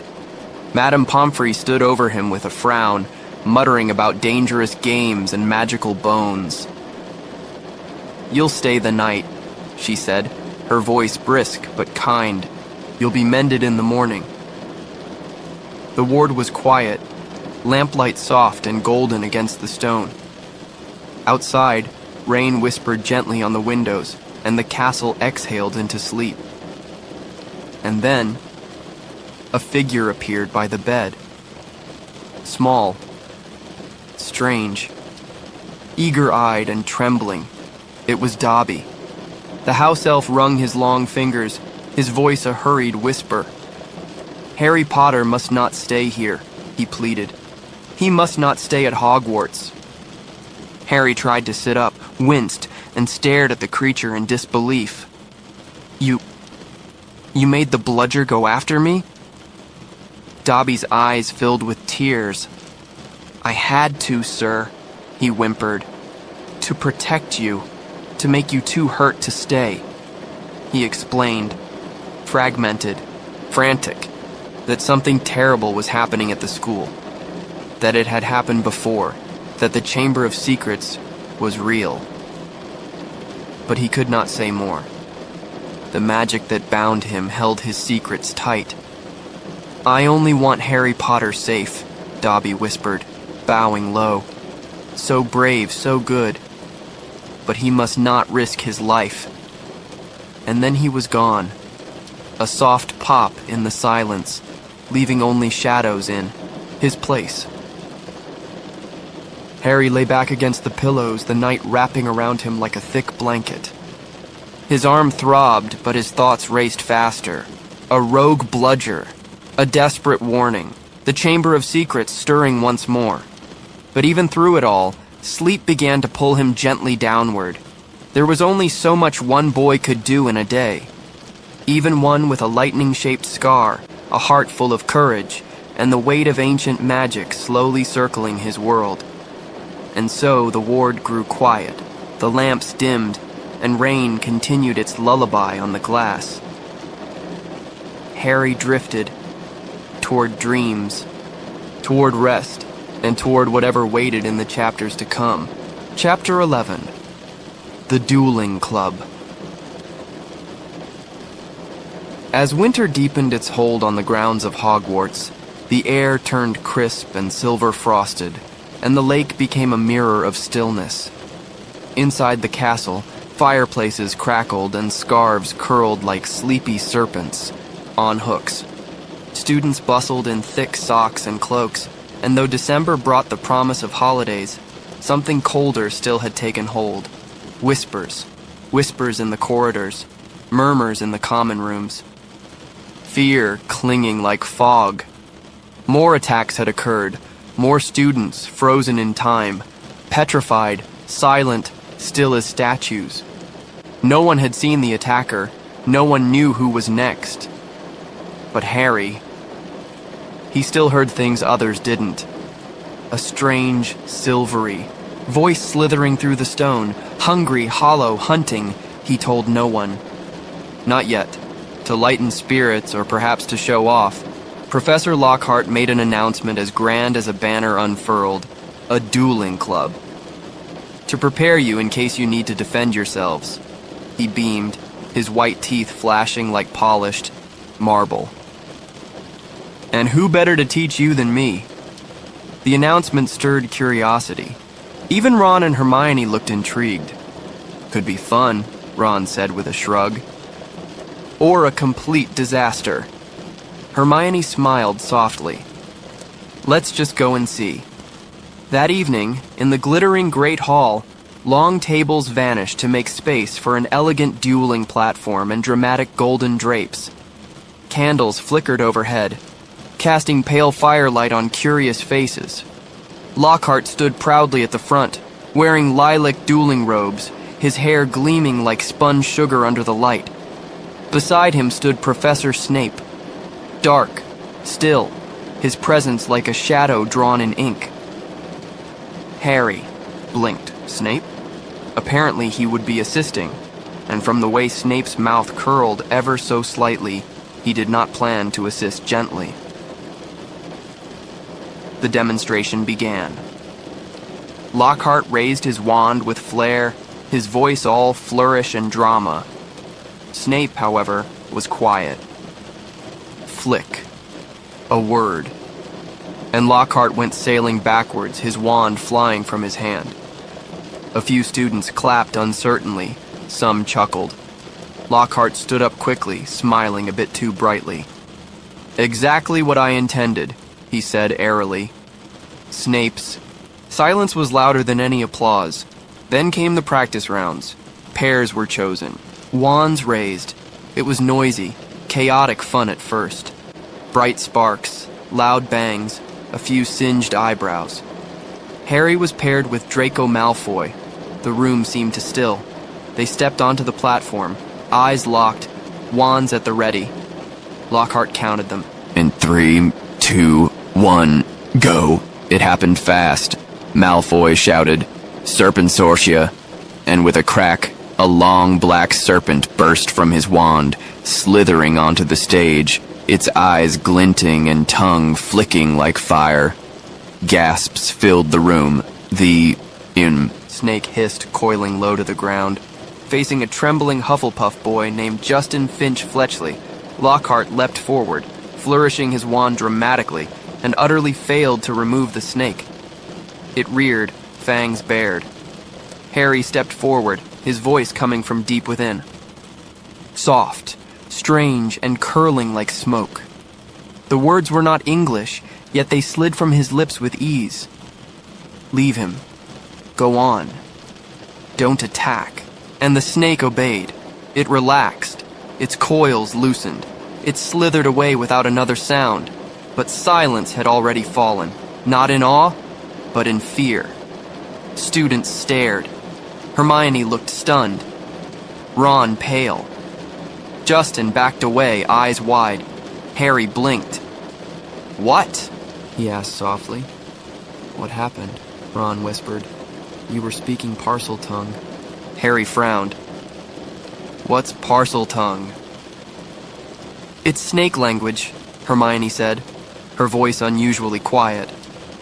Very rare, and, well, usually associated with dark wizards. It felt like a weight pressing into the room. Harry didn't feel dark. He'd never tried to speak to snakes. Not really. It had just happened. But to the others, he wasn't so sure. After the club ended, the whispers began again. Not about the chamber, not about the attacker, but about Harry. Harry, Potter, the boy who lived, could speak to snakes, and that in the minds of many made him something different. Something they didn't quite trust. He returned to the common room quietly that night, Ron and Hermione close by, each lost in their own thoughtful hush. Outside the tower windows, snow had begun to fall. Silent, soft, endless. A blanket. Over the fear, if only for a while. And Harry, curled under his quilt, stared at the ceiling above his bed, wondering what this gift, or curse, might mean. He was no closer to the truth. No closer to the chamber's secret, but something was stirring. He could feel it, in the castle's bones, in the echoing pipes, in the way the very walls seemed to breathe. Sleep came slowly, carefully, wrapping around him like a gentle spell. Chapter 12. The Polyjuice Potion. It had begun as a whisper of an idea, a flicker of possibility in the candlelit corners of the library. Hermione Granger, ever clever, ever precise, had found it buried in the pages of an old forbidden book, the Polyjuice Potion, a complex and dangerous brew, capable of turning one person into another, not just in looks but in voice, in presence, in essence. And though it was difficult, perhaps too difficult, Hermione's mind was already made.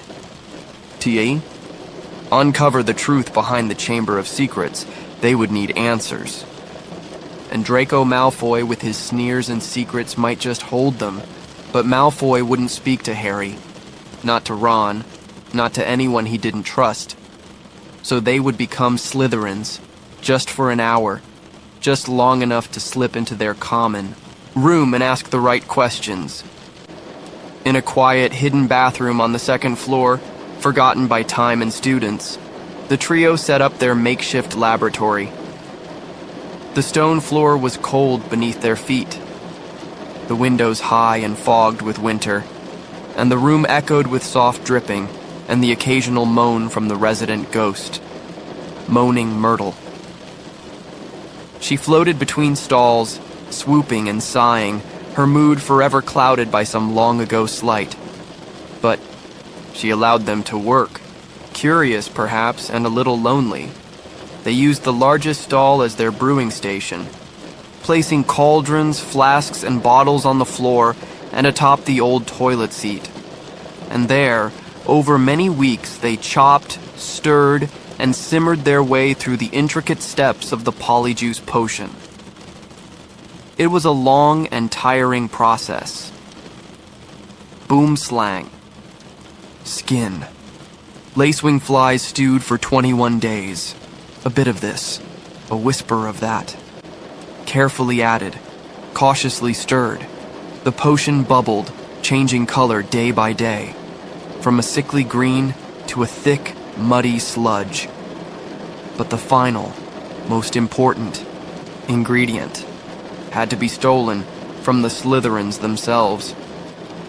With quick thinking and quiet footsteps, Hermione managed to sneak into the common room corridors and snatch hairs from the robes of Millicent Bulstrode, while Ron and Harry procured what they needed from Crabbe and Goyle. It wasn't pleasant, but it was done. The potion was ready, the moment had come, the plan was simple, at least on paper. In the privacy of their secret bathroom, each would drink the potion mixed with the hair of their target, and for a single hour they would become Crabbe, Goyle, and Millicent. But before they began, Hermione paused. Her cup, filled with the murky, steaming liquid, seemed to tremble in her hands. It might taste awful, she warned, her eyes flicking toward the mirror. They drank, and at once the world seemed to twist. Harry felt his body stretch and morph. His hands grew heavier, thicker. His glasses slipped from his new face. His voice, when he tried to speak, was no longer his own. Ron beside him looked just as different, taller, broader, confused by his new size. But Hermione... something had gone wrong. She darted into a stall, slammed the door shut, and refused to come out. Only later would they learn.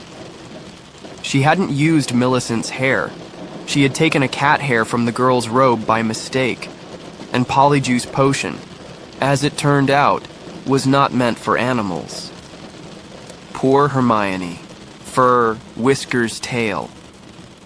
She would spend the rest of the chapter in the hospital wing, being slowly returned to herself by Madame Pomfrey's gentle, grumbling care.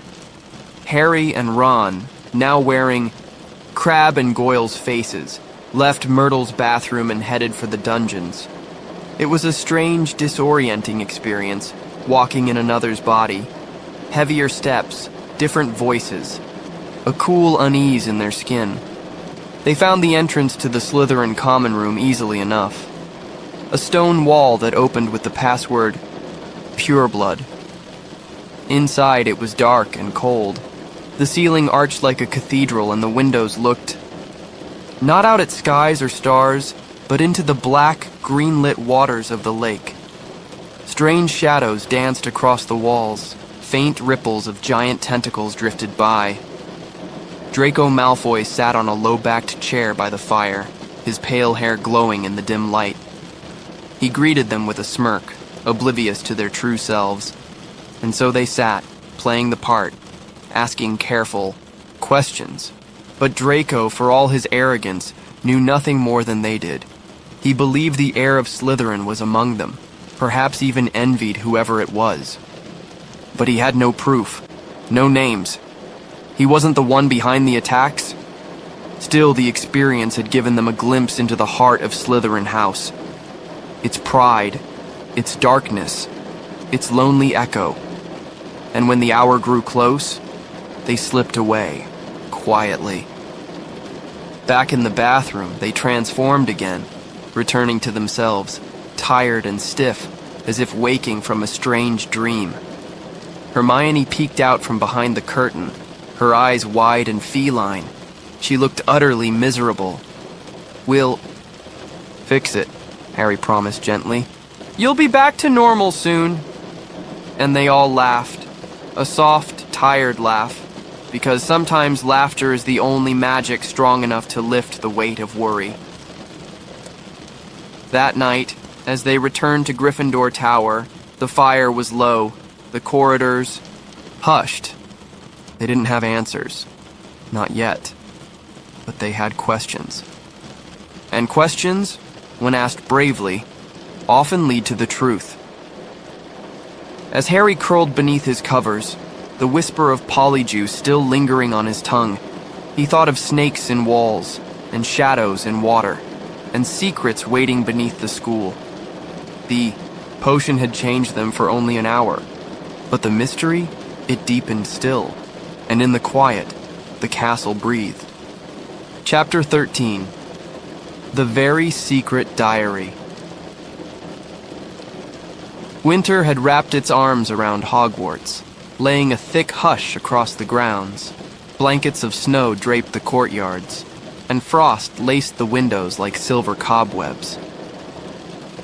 Inside, the castle was warm and whispery, with fires crackling in common rooms and students muffled in scarves and mittens.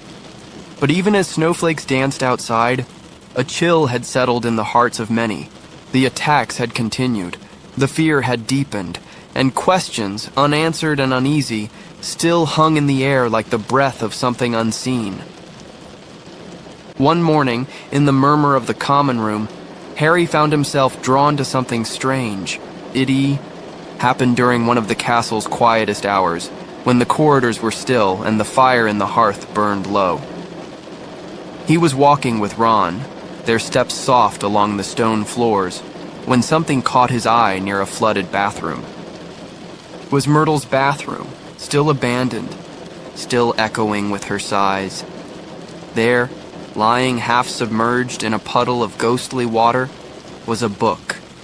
A small, battered diary, its black cover soaked but otherwise untouched. No name, no markings, just waiting. Harry bent to pick it up, feeling its quiet weight in his hands. A diary. But who had dropped it? He brought it back to Gryffindor Tower, and the three friends gathered around it like it might speak. Hermione curious, Ron suspicious, and Harry quietly drawn in. The pages were blank. No writing, not a trace of ink, but it didn't feel ordinary. There was something in its silence, something in the way it seemed to wait. Hermione suggested it might be enchanted, perhaps designed to reveal secrets when the time was right. Ron, more cautious, muttered about magical traps, old stories of books that fought back. Still, Harry kept it with him. Tucked away in his satchel, the diary whispered nothing. And yet, it watched. One evening, as rain tapped gently against the windows, Harry sat alone with it. He opened to the first page, still blank, and on a soft instinct, he took a quill and wrote his name, Harry Potter. At once, the ink vanished. So quickly, so completely, it was as though the diary had swallowed it whole. Harry leaned closer, heart slow and curious. And then, new words began to appear, curling softly across the page as if written by an invisible hand. Hello, Harry Potter. My name is Tom Riddle, a voice from the past. Soft and polite, curious and calm, Harry wrote back. Careful questions, cautious wonder, and the diary answered.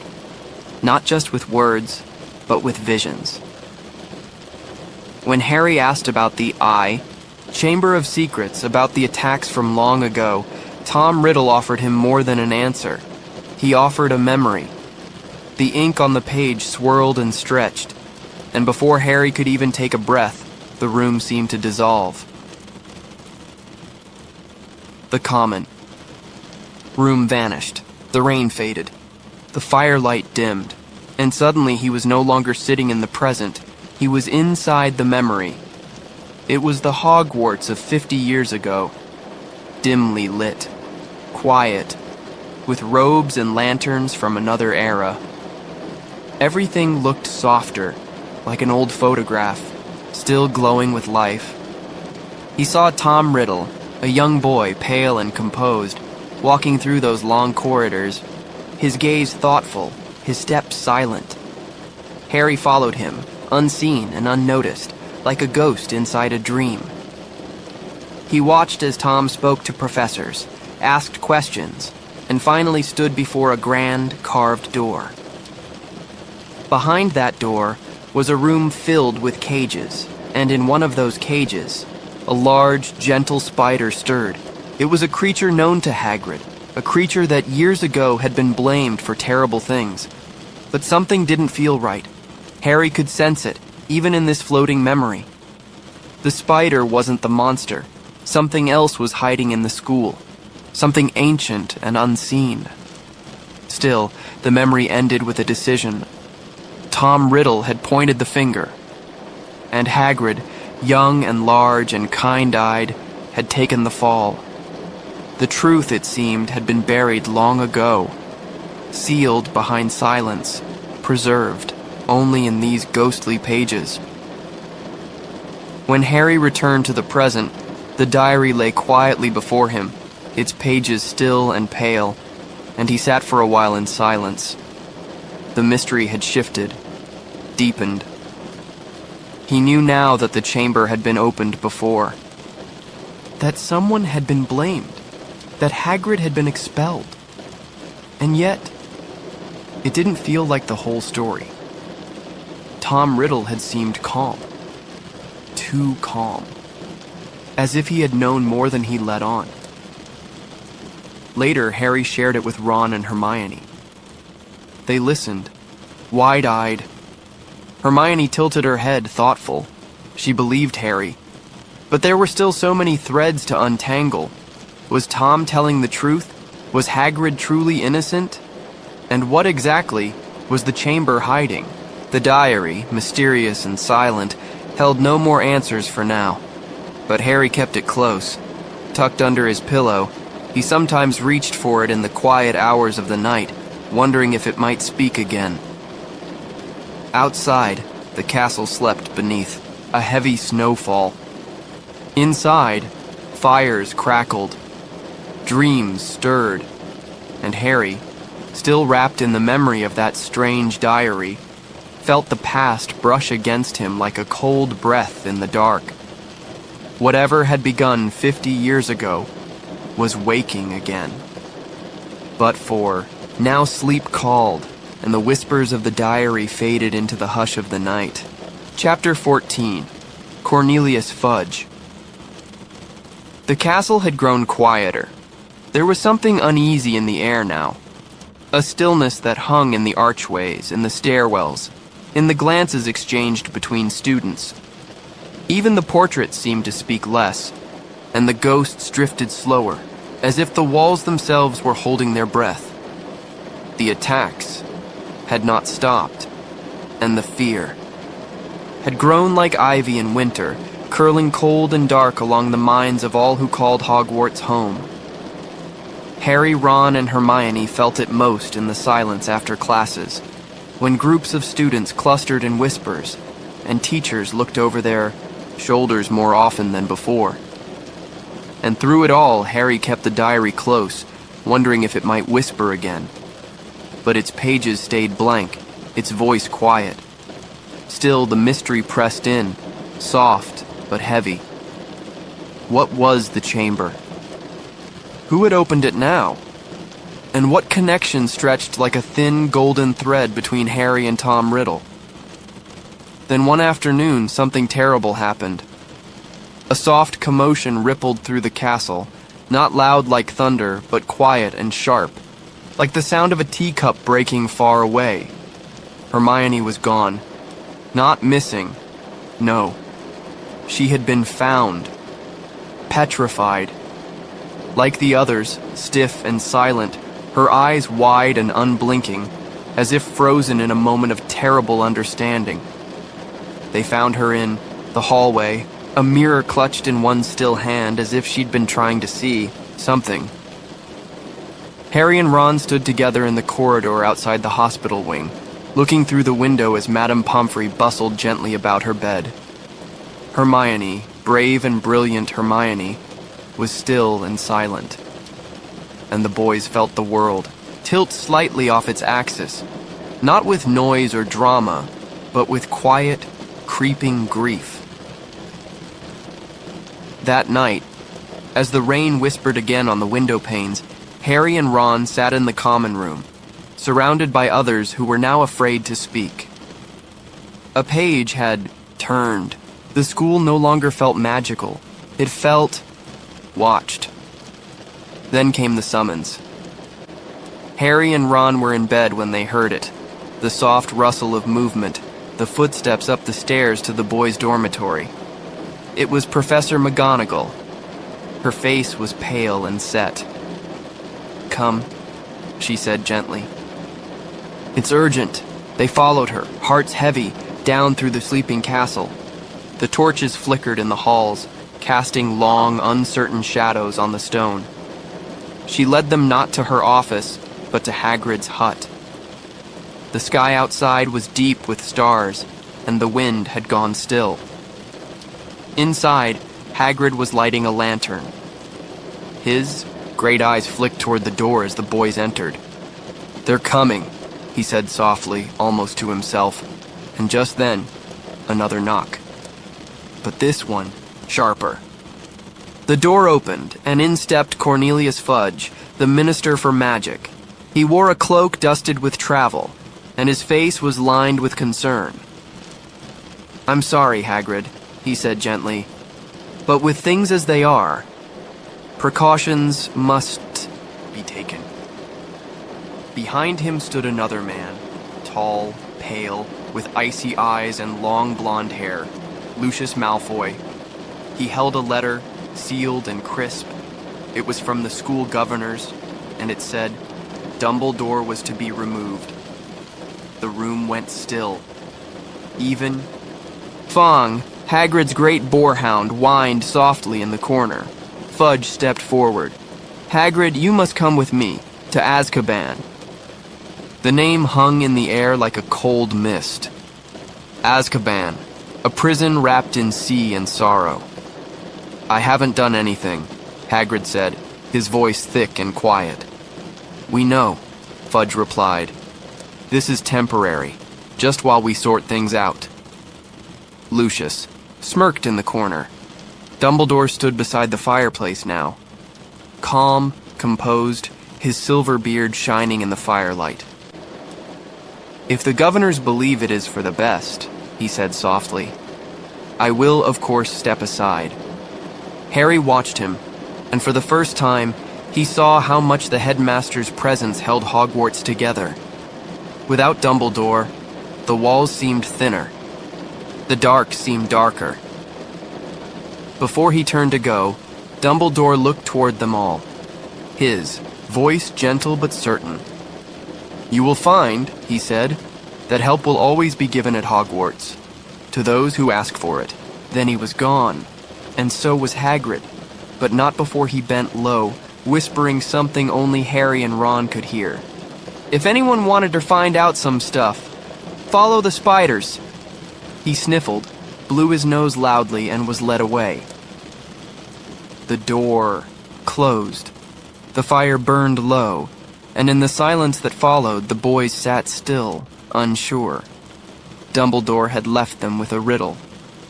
Hagrid had left them with a clue, but more than anything, they had been left with a feeling that the castle was no longer safe, that fear had crept deeper into the stone. Still, in that same silence, Harry felt something else rise up in his chest. Not fear, not doubt, but quiet determination. They weren't alone. Not truly. The mystery was still unwinding, like a thread pulled gently from a tapestry. And somehow they would follow it, even if it led into the dark, even if it meant following spiders. Outside, the stars still blinked softly in the sky. Inside, the castle dreamed uncertain dreams. And in the dormitory, as Ron slowly drifted to sleep beside him, Harry lay awake a little longer.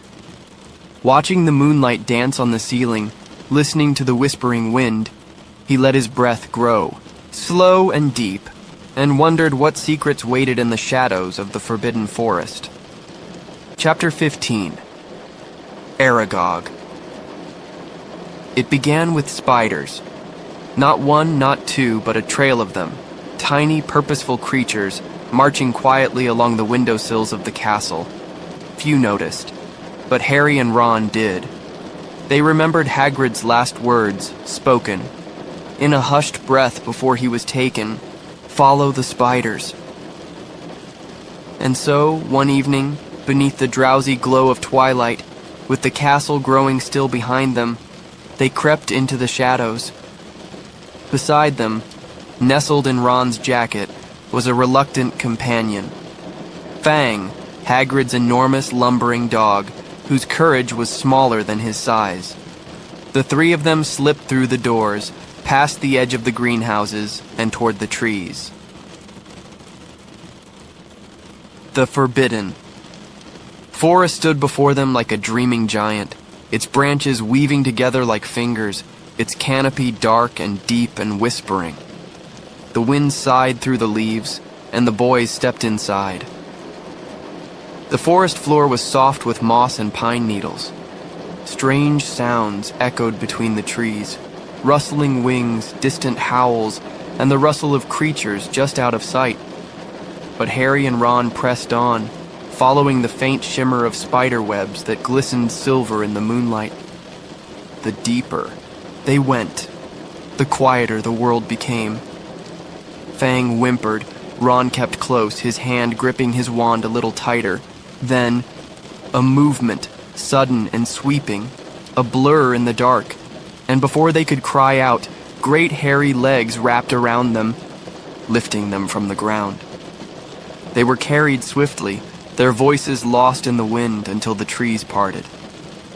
And they were set down in a vast hollow, where the ground glittered with web and the air pulsed with quiet clicking sounds. From the darkness ahead, a deep, rasping voice emerged. "Who comes to disturb the peace of my children?" The creature who stepped forward was immense, a spider, huge and ancient, with many black eyes glinting in the darkness like droplets of ink. But his voice was calm, measured, wise in a way that defied his fearsome form. This was Aragog, the king of the spiders, and, once, a friend of Hagrid's. Harry, steadying his breath, explained why they had come. He told Aragog of the attacks, of the girl who had died years ago, and of the whispers returning once more to Hogwarts. He asked quietly if Aragog knew what lived in the Chamber of Secrets. Aragog shifted, his long legs rustling over the web-strewn floor, and then he spoke. "No," he said. He was not the monster. He was not the horror from the chamber. He had been framed long ago, blamed for a girl's death, when in truth he had hidden, protected. It was Hagrid who saved him. Hagrid who cared for him as a boy, and so Aragog had kept the truth hidden all these years. But he did know one thing. The creature that lived in the chamber was ancient, older than any spider, feared even by Aragog's own kind. And above all, that creature was not a spider. The forest was quiet now. The only sound was the wind moving gently through the trees above and the soft clicking of Aragog's many legs. But then his tone shifted. He was not unkind, but he was bound by the laws of his world. "My children do not harm Hagrid," he said gently, "but I cannot deny them fresh meat." The words echoed, slow and chilling. Around them, hundreds of spider eyes began to gleam in the darkness. Fang whimpered. Ron turned pale. And Harry, with a flicker of panic in his chest, gripped his wand. But just as the clicking legs began to draw near, there came a sound, louder than before, growling and roaring through the trees like a storm of metal. Headlights flared in the dark, and with a sudden rumble, the old enchanted Ford Anglia burst through the undergrowth. It was battered, mud-smeared, and slightly wild in manner, but unmistakably alive. The car charged forward, its doors flung open. Harry and Ron didn't hesitate. They dove inside, Fang tumbling after them in a tangle of fur and paws, and the car sped off into the forest. Trees whipping past, spiders scuttling away in the glare. They didn't stop until the forest was far behind them, and the soft edges of the castle came back into view. The car creaked to a halt, huffing like a tired animal, and then disappeared once more into the trees, leaving the boys gasping, muddy, and stunned. But also closer to the truth. For now they knew. Hagrid was innocent. Aragog was not the monster, and whatever lived in the chamber was still hiding, still waiting, still dangerous. They returned to the castle with hearts still pounding, but quieter now, more focused. Each step felt heavier with meaning. Each shadow held a question. But the answers were growing nearer, and in the dormitory that night, as Ron fell into an exhausted sleep, Harry lay awake once more, listening to the rain patter softly on the windows. He thought of Hagrid sitting alone in Azkaban, of Hermione, still frozen in the hospital wing, of the spiders, fleeing from something even they feared. Whatever was coming, it was close. But so was the end of the mystery. And with quiet resolve, Harry let his eyes close, his breath slow, and sleep take him gently. Chapter 16. The Chamber of Secrets. It began with silence. A heavy hush that settled over the castle like a fog. Hermione still lay unmoving, her hands folded neatly. The whispers in the halls had dwindled. The fear was thick, like mist hanging. In the stairwells. And then came the news, quiet and breathless. Ginny Weasley was missing. Taken. Harry and Ron sat in the hospital wing, the sky outside dim with clouds, when Professor McGonagall's voice rang faintly through the corridors.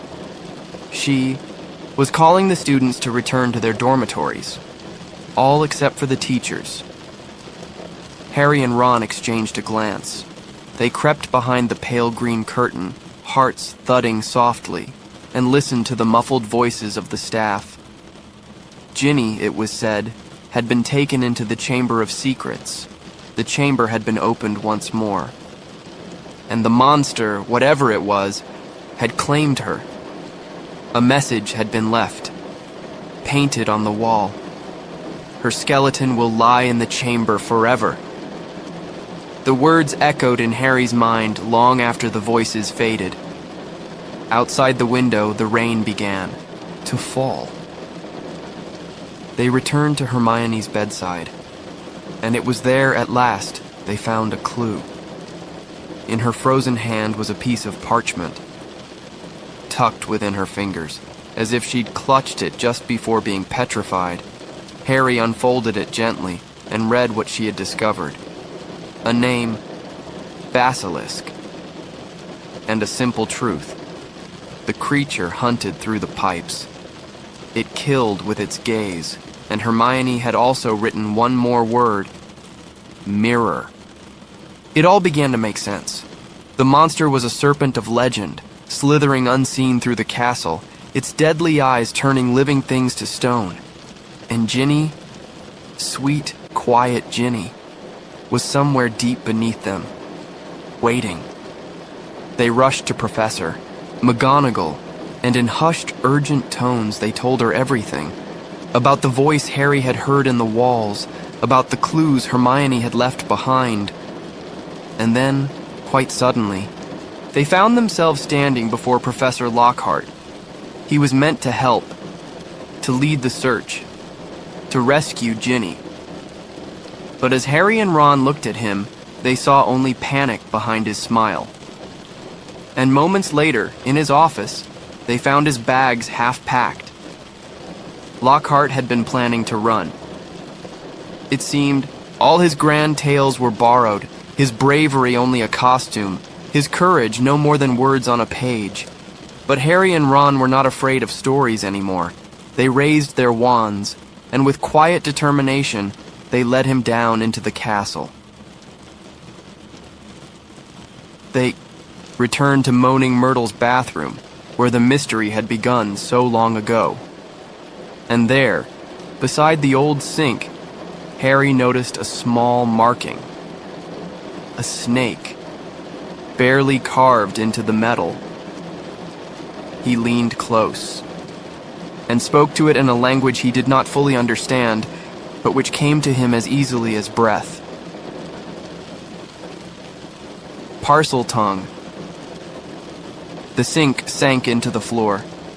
Stone parted, and a dark tunnel opened before them, like the throat of the earth itself, waiting to swallow them whole. They stepped inside. It was cool and damp. Their footsteps echoed on the wet stone. The tunnel wound deep beneath the school, twisting and coiling like a serpent's spine. Bones lay scattered along the path. The air smelled of time and old secrets, and then a sudden collapse.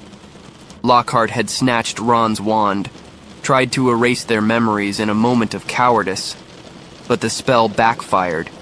There was a crack of stone, and a wall of rock crumbled down between them. Harry was alone now. Ron trapped behind him with the unconscious professor. There was no turning back. Harry pressed on, heart steady, his wand glowing like a single star in the dark. And then, he found it. The chamber. The great stone door loomed before him, etched, with serpents, ancient and silent. He whispered again in parcel tongue, and the door slid open with a low, slow groan.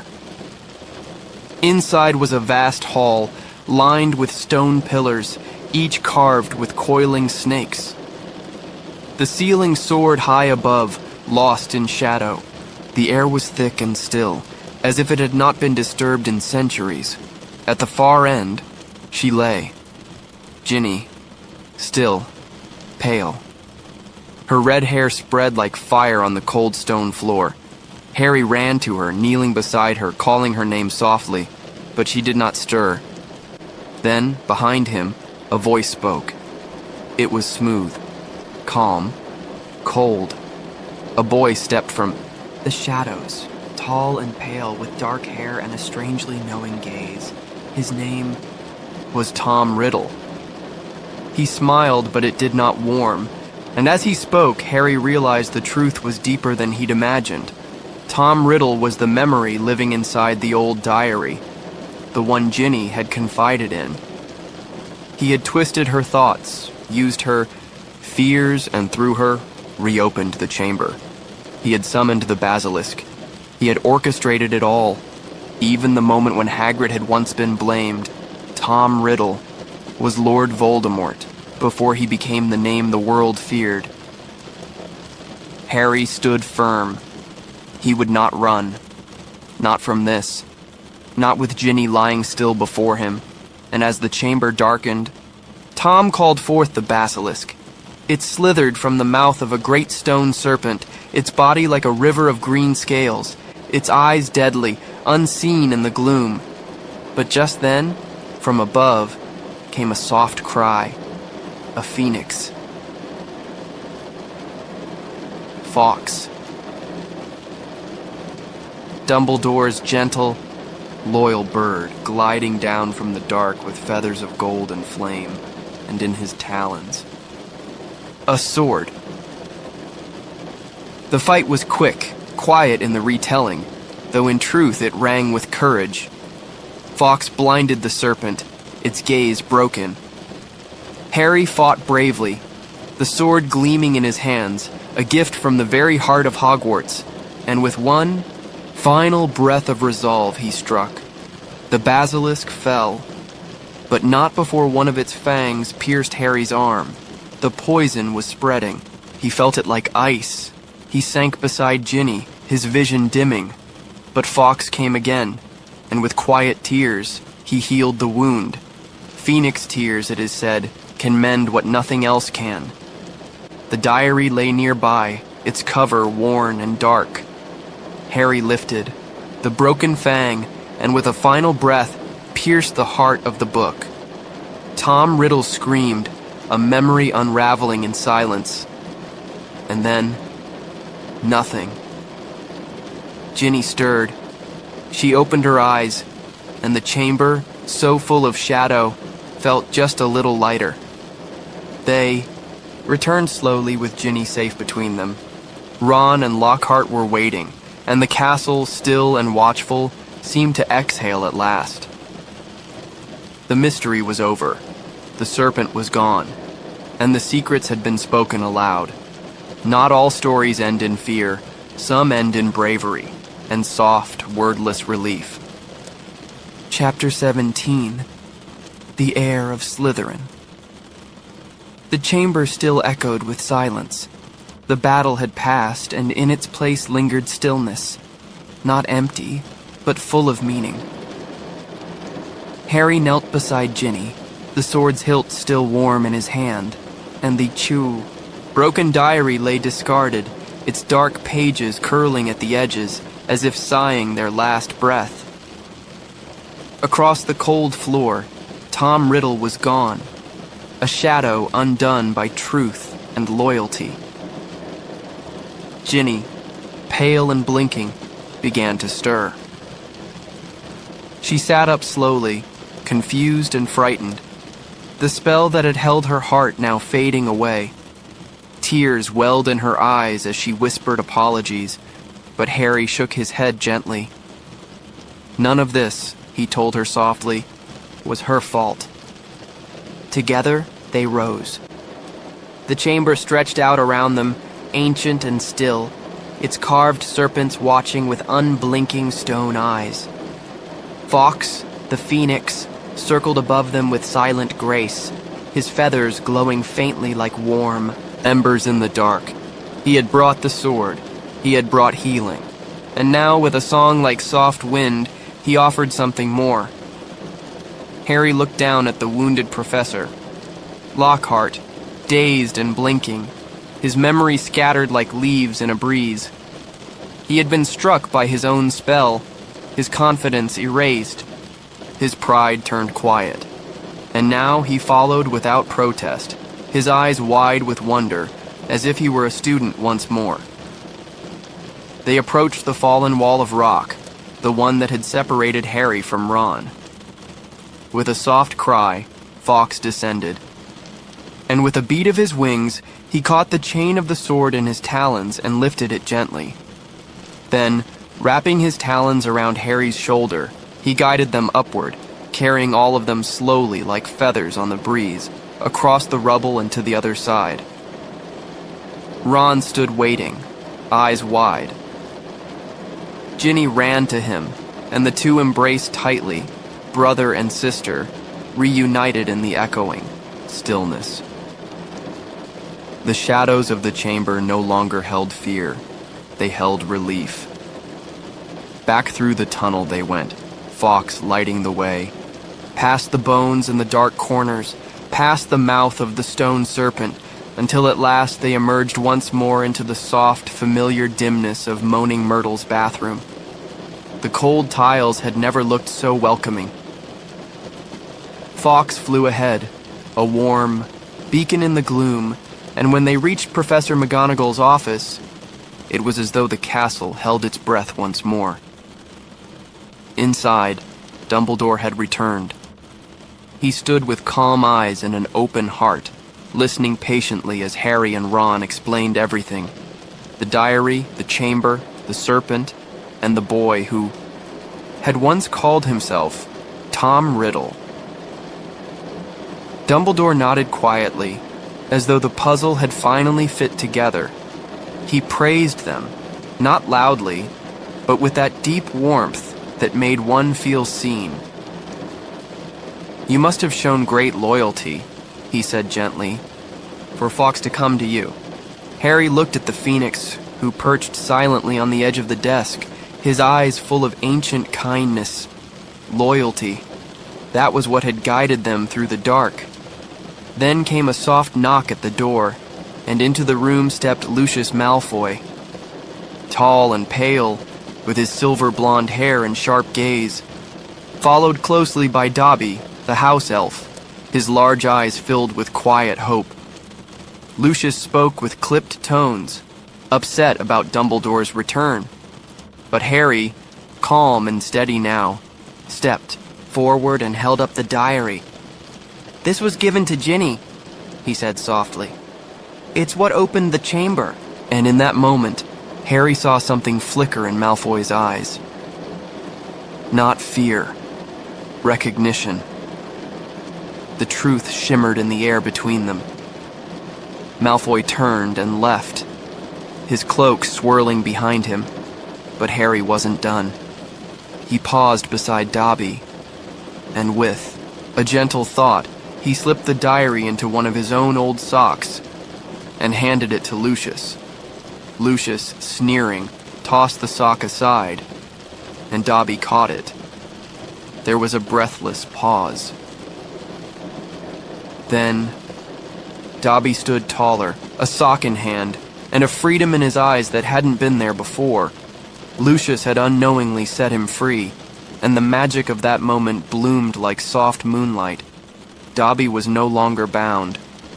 He bowed to Harry, his voice trembling with joy. "Dobby is free."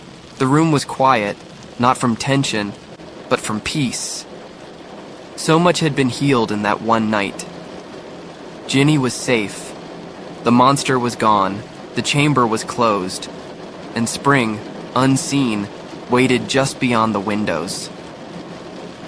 Later, Harry sat quietly in the Gryffindor common room, the fire glowing low as students slowly drifted back from hiding. There was laughter again, lightness in the air. Hagrid had returned too, his arms wide, his voice thick with emotion. "I just want to say," he began, and trailed off, his words swallowed by the cheer and warmth. No more secrets, no more fear, only the soft breath of hope returning to the old halls of Hogwarts. And Harry, looking out the window, felt something simple and sure. He belonged, not just in the castle, but in the hearts of those who had walked beside him in the dark. Chapter 18. Dobby's Reward. The air felt lighter now. The tension that had wrapped the school in silent shadows had finally loosened its grip. Harry sat quietly in the common room, the soft flicker of the fire casting golden shapes on the walls, and beyond the glass, the sky was beginning to blush with the gentle colors of approaching evening.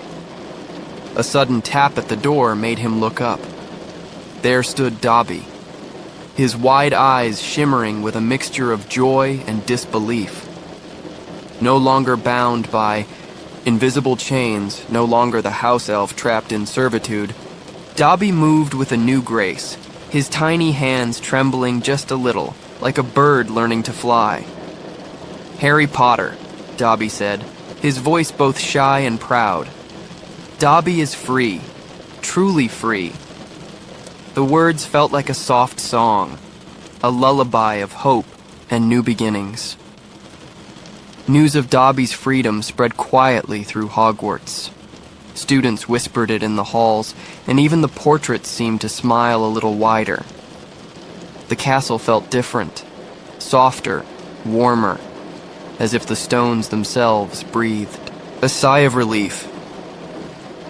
Meanwhile, outside the castle walls, The world was waking into summer's gentle embrace. The days grew longer, and the air carried the sweet scent of blooming flowers and fresh grass. In the gardens, the sun dripped golden light over the leaves, and the gentle breeze sang through the trees. Harry found himself wandering there often, the calm of the outdoors soothing the echoes of recent nights. He thought about the friends who had stood beside him: Ron, Hermione, Ginny, and even quiet Hagrid. He felt their strength woven through him, a comforting thread of belonging and courage.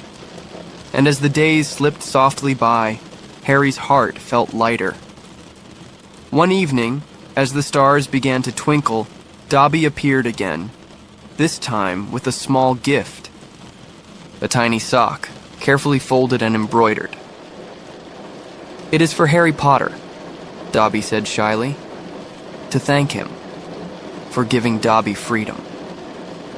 Harry smiled, feeling a warmth bloom deep inside. A simple gift, but full of meaning. It was a reminder that kindness, no matter how small, can change the course of a life. And so the school year drew gently to a close. The thread of the chamber was behind them, and the future stretched out wide and soft, like the open sky at dusk. The castle hummed quietly with life, and Harry felt ready to rest, to dream, and to step into whatever the next season would bring. The story lulls us now, as the night deepens and the rain's soft rhythm becomes a steady heartbeat. May you too feel the gentle freedom of rest, the comfort of kindness, and the promise of new beginnings. Final reflection. What the chamber whispered to us. In the hush of moonlight and memory, we return to the corridors of Hogwarts. The quiet ones, the hidden ones, where secrets once stirred behind stone walls and courage grew in the most unexpected corners. This was not just a tale of a chamber hidden deep beneath the earth, nor only of monsters lurking in the shadows. No, this was a story of voices that longed to be heard, of fears quietly faced, and of strength discovered in the quietest hearts. Harry's journey through the Chamber of Secrets was not one of loud battles or grand victories, but of soft resilience. He faced fear not with fury, but with friendship. He walked into darkness not alone, but held by the bonds of love and loyalty woven gently through every page.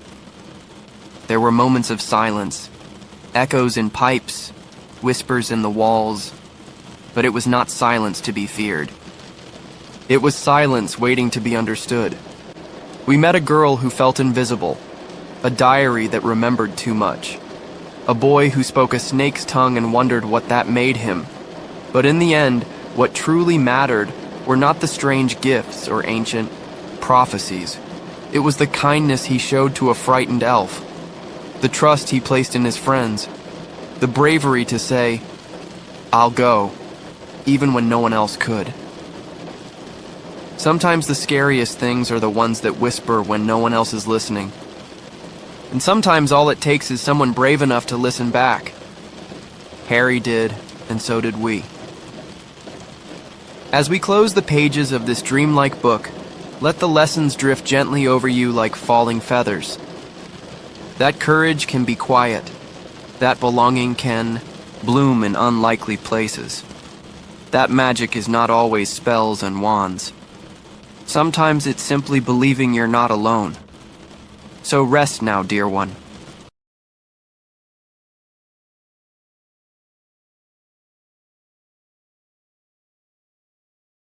We begin our quiet journey into a story that shimmers with shadows and starlight.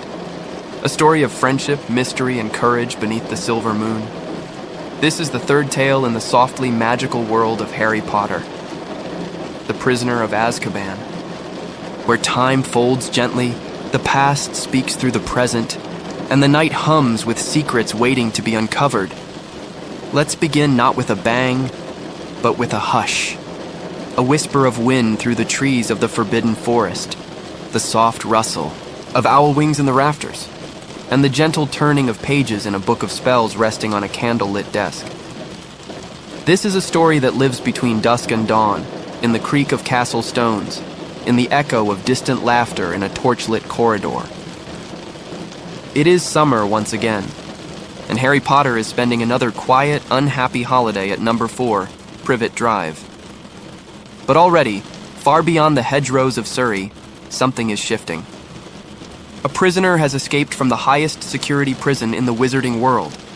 A name has been whispered with dread: Sirius Black. No one yet knows how it will all come together. That a boy with a lightning-shaped scar will face not only danger, but a past that's been carefully hidden from him. That strange, floating creatures who feed on fear will patrol school grounds. That old friends and old enemies will be seen in a new, pale light. But for now, let us drift gently into this darker, deeper chapter of Harry's life, where the shadows are longer, but the light glows ever warmer among friends. This book is not simply about a prisoner. It is about memory, about fear and forgiveness, about time, and the way it can heal or wound. It is about learning who we really are when we step beyond the stories we've been told. As you listen, you may feel the shifting seasons of Hogwarts, cool autumn settling into crisp winter, then the soft bloom of spring. You may hear the hoot of owls as they deliver mail at breakfast, or the creaking of the fat lady's portrait as it swings open to reveal a cozy common room. The fire crackles, the windows mist with quiet snowfall. Somewhere nearby, a ghost sighs through the corridor, and a cat's eyes gleam in the dark. This is a world of enchantments and ancient secrets. A world where a map can whisper hidden truths, and a chocolate frog card can tell you more than a history book. But most of all, this is a story about facing what scares us, not with anger but with understanding, not with noise but with the calm power of knowing who you are. The Prisoner of Azkaban is a turning point in the series. It is more thoughtful, more mysterious, and full of a slower kind of magic. Gone are the wide-eyed discoveries of first, spells and floating feathers. In their place are quieter revelations about family, loyalty, and the thin threads that connect past and present. And yet, even with its heavier themes, the story remains warm and welcoming. There are moments of laughter with Ron and Hermione, of comfort in Hagrid's pumpkin patch, and of wonder under the stars of the astronomy tower.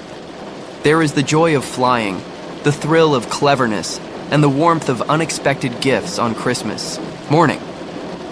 So tonight you need not stay alert or guess where it's all going. This is not a puzzle to be solved, but a path to be walked slowly, step by step, hand in hand with the story. Let the words flow gently around you.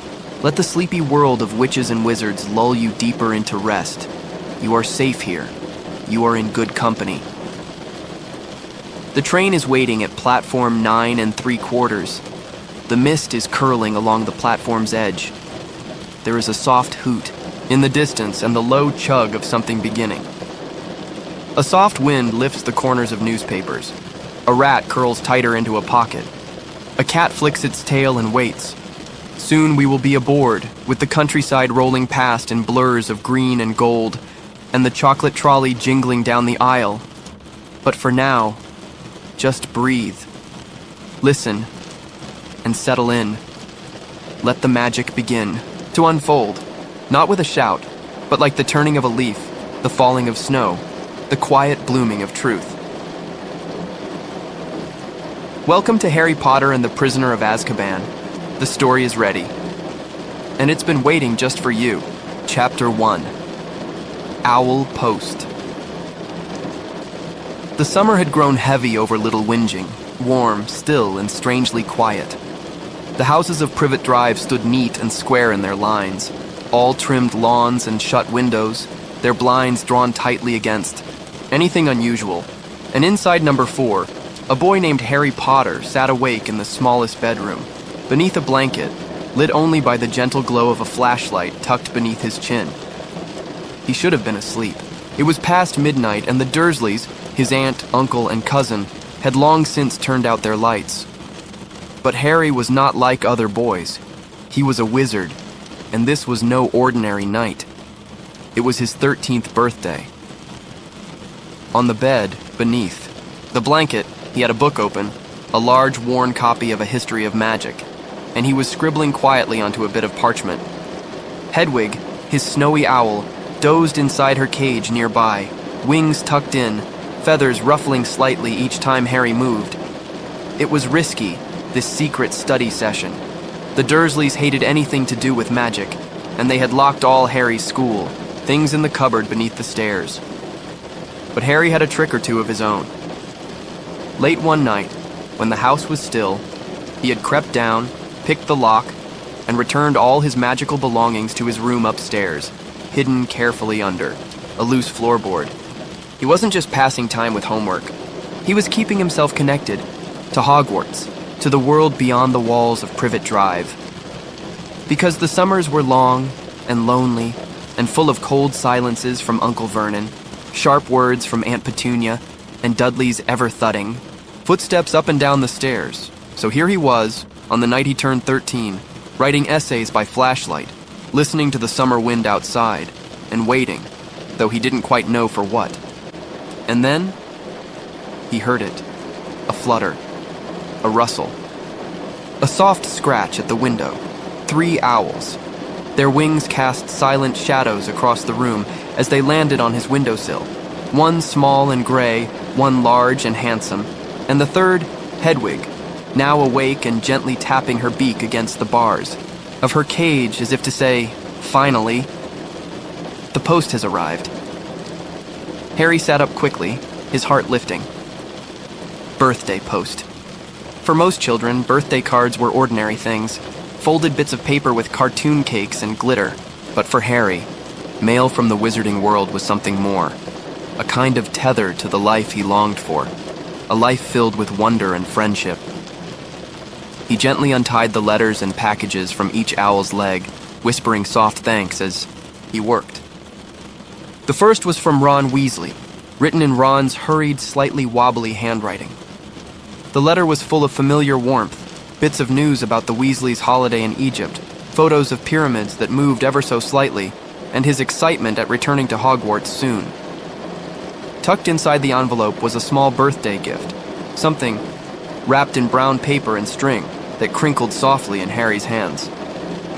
Next came Hermione's letter, neat and tidy, full of thoughtful words and careful punctuation. She mentioned buying school supplies early, reading ahead, and, of course, sending him a birthday present she hoped he'd find useful. Her handwriting was like her, precise and full of care. And last, there was the official envelope. Thick, cream-colored parchment, sealed with a glossy Hogwarts crest. Inside was Harry's school supply list for 3rd year. But this year there was something new. A permission slip. For trips to Hogsmeade, the only all-wizarding village in Britain.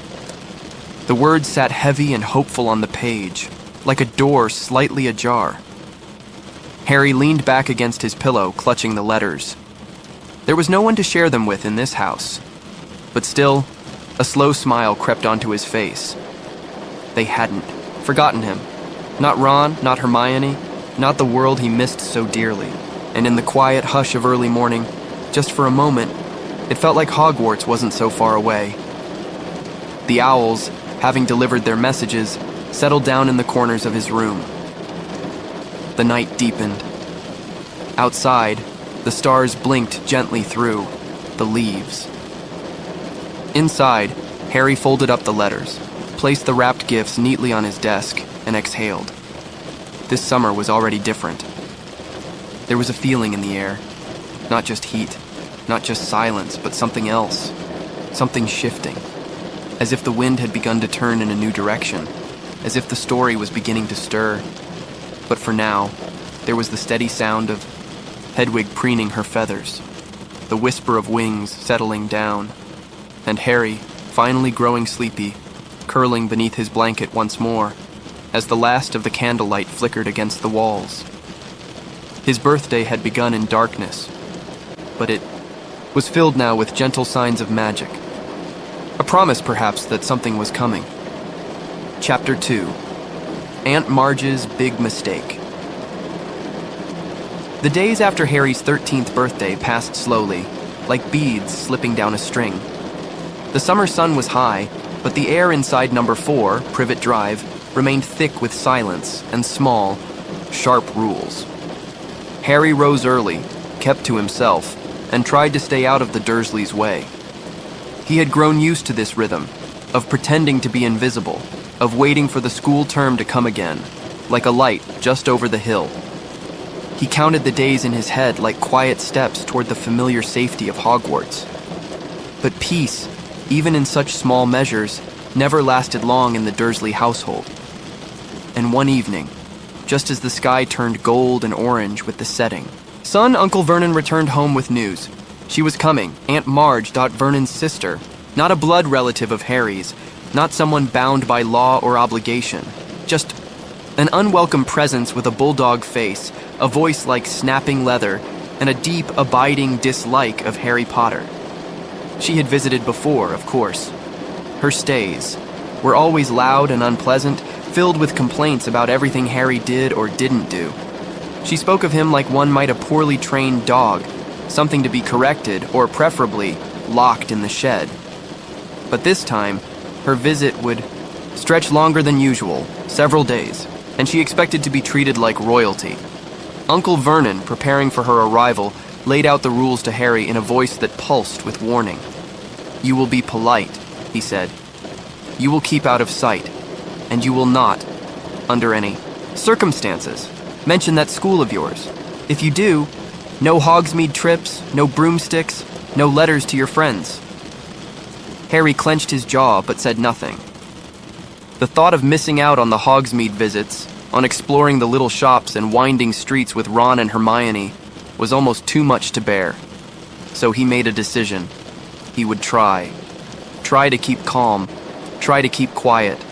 Try to pretend, for a few days, that the weight in his chest didn't press harder every time Marge entered the room. She arrived in a gust of perfume and dog hair, bulldogs circling her feet like round, slobbering shadows. Her voice boomed through the house. Her laughter, thick and cruel, rattled the kitchen cupboards, and from the very first moment, Harry felt it. The old, familiar burn rising behind his ribs, that itchy kind of frustration that came from holding everything in. He focused on the ticking of the clock, the scrape of cutlery, the swing of Dudley's legs under the table. Anything to stay calm. But Marge had a gift for needling. Her comments came sharp and steady, like a cold wind blowing through a cracked window. "You must be getting food from somewhere," she said one night at dinner, eyeing Harry's face. "You're looking a little less scrawny." Another evening, sipping wine with a pinky raised, she turned to Vernon and cooed, "It's all in the blood, of course. If there's something wrong with the bitch, there'll be something wrong with the pup." Harry's hand clenched around his fork. He could feel it, magic curling beneath his skin like a rising tide, but he breathed through it, in and out, in and out. "And still," she went on. The final evening, as they sat around the table and the dogs snored gently at Marge's feet, she turned to Harry, her cheeks flushed with drink. "I had a friend who bred dogs," she began, "and she told me, if there's something wrong with the mother, well, it's only natural the pup should be strange. Your lot, that's what you are. Bad breeding, rotten through." It was like a string had been pulled too tight and snapped. Harry didn't mean to do it. He didn't say a word, but something shifted. The wine glass trembled. The room held its breath, and Aunt Marge began to inflate, slowly at first. A button popped, her face reddened, her voice faltered. And then she rose from her seat, her hands flapping in panic as her body swelled like a balloon caught in a breeze. The Dursleys shouted. The dogs barked. Marge's feet left the floor. She floated, up and up, her skirts billowing, her voice high, and wheezing as she bumped gently against the ceiling, and Harry, trembling slightly, turned on his heel and walked upstairs. He had had enough. He packed quickly, his wand, his cloak, his school books. His hands moved with purpose, not panic. Downstairs, Vernon was bellowing, calling Harry's name in that booming voice that usually made the windows rattle. But Harry didn't stop. He stepped into the hallway, trunk thudding behind him, Hedwig's cage clinking softly. Uncle Vernon stood at the end of the hall, his face purple with fury. "Come back!" he roared. "Come back here and put her right!" But Harry didn't. He didn't even pause. He threw open the front door and stepped out into the night. The air was cool and quiet. Stars blinked above, and somewhere far off, a fox rustled through the hedgerows. Harry's feet crunched softly on the pavement. With each step, the knot inside him loosened. He didn't know exactly where he was going, only that he was free. For now. For a few moments at least, he had broken the cycle, and the wind against his face felt like something close to joy. But as he walked into the still night, dragging his trunk behind him, there was also a flutter of something else. Unease. He had used magic outside school. He had broken wizarding, law. The consequences might follow. Still, he kept going. Out into the wide, dark night, past fences and lampposts, past the only life he'd known here, and just ahead, the world began to shift once more. As if something, someone, was waiting for him just around the corner. But that, dear listener, is a tale for the next chapter. Chapter 3. The Night Bus. The sky over Privet Drive had darkened into a rich velvety blue. The stars, so often unseen behind curtains and closed blinds, now blinked freely in the summer sky, like scattered embers from a far-off fire. And Harry, 13 and alone, stood at the edge of the curb with his trunk beside him, his owl Hedwig rustling gently in her cage.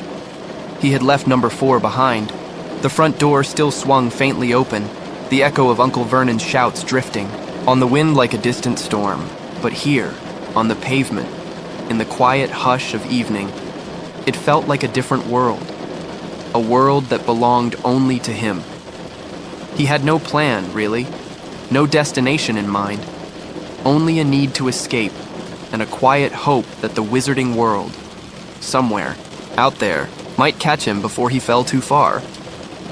Harry sat down on his trunk, breath shallow, wand tucked carefully in his pocket. A street lamp flickered overhead. The night was still, save for the occasional rustle of leaves or the distant bark of a dog. And then, he heard it. A sudden crack, like someone had split the air itself, and Harry tumbled backward in surprise, his wand flying from his pocket. He scrambled up, heart thudding, and reached for it, peering into the shadows. But instead of a threat, he found something else entirely. Out of the night roared a great lurching shape, tall and purple and glowing, faintly in the dark. It skidded to a stop before him, its brass lamps blinking like sleepy eyes. It was a bus, but not just any bus. A triple-decker, polished wood, deep violet paint, golden lettering across the front. The night bus. A hiss of air escaped as the doors creaked open, and down stepped a boy with a pimply face, large ears, and a cheery expression that seemed completely unfazed by the odd hour. "Welcome to the night bus," he said, in a practiced sort of way. "Emergency transport for the stranded witch or wizard. Just stick out your wand hand, step aboard, and we'll get you where you need to go." Harry blinked, stunned. He hadn't called for it. Not exactly. But somehow, his fall, his wand, his wish, it had all added up to this. He stood slowly, dusting off his jeans. I need to go to London."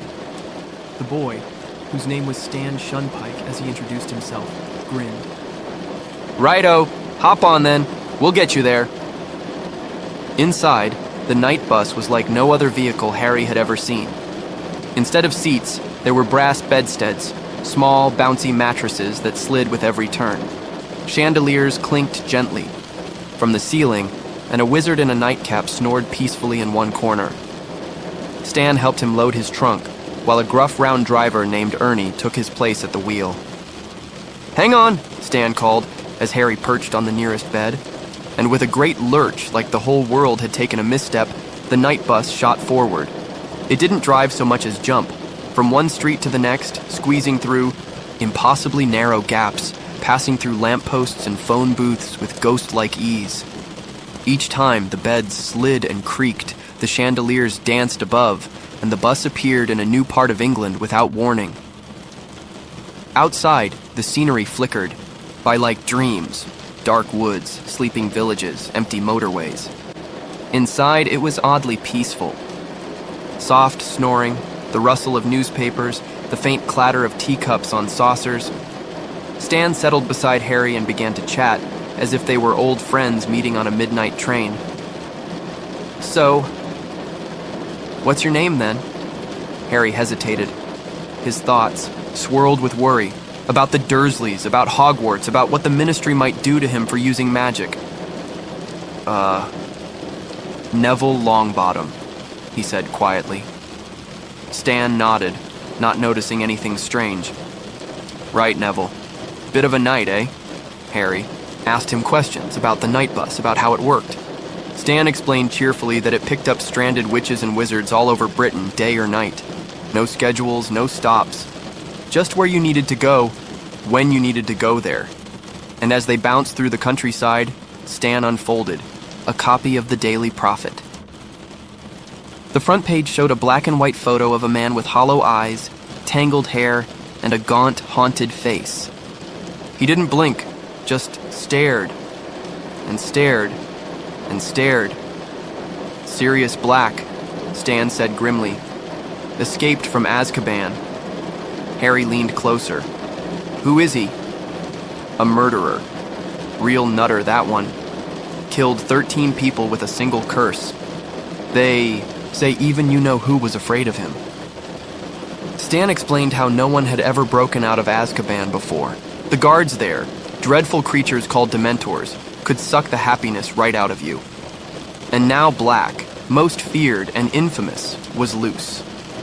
Harry listened, silent. There was something in the air now. A new kind of fear, soft but unsettling, like a cold wind just under the skin. Still, he said nothing. Just stared at the photograph, at the eyes that didn't blink. Eventually, the night bus began to slow. They had reached Diagon Alley, quiet and half asleep in the early hours. Ernie parked with a groan of brakes outside the Leaky Cauldron, the little wizard inn tucked between Muggle shops. Stan helped Harry off, carrying his trunk with a soft thud onto the pavement.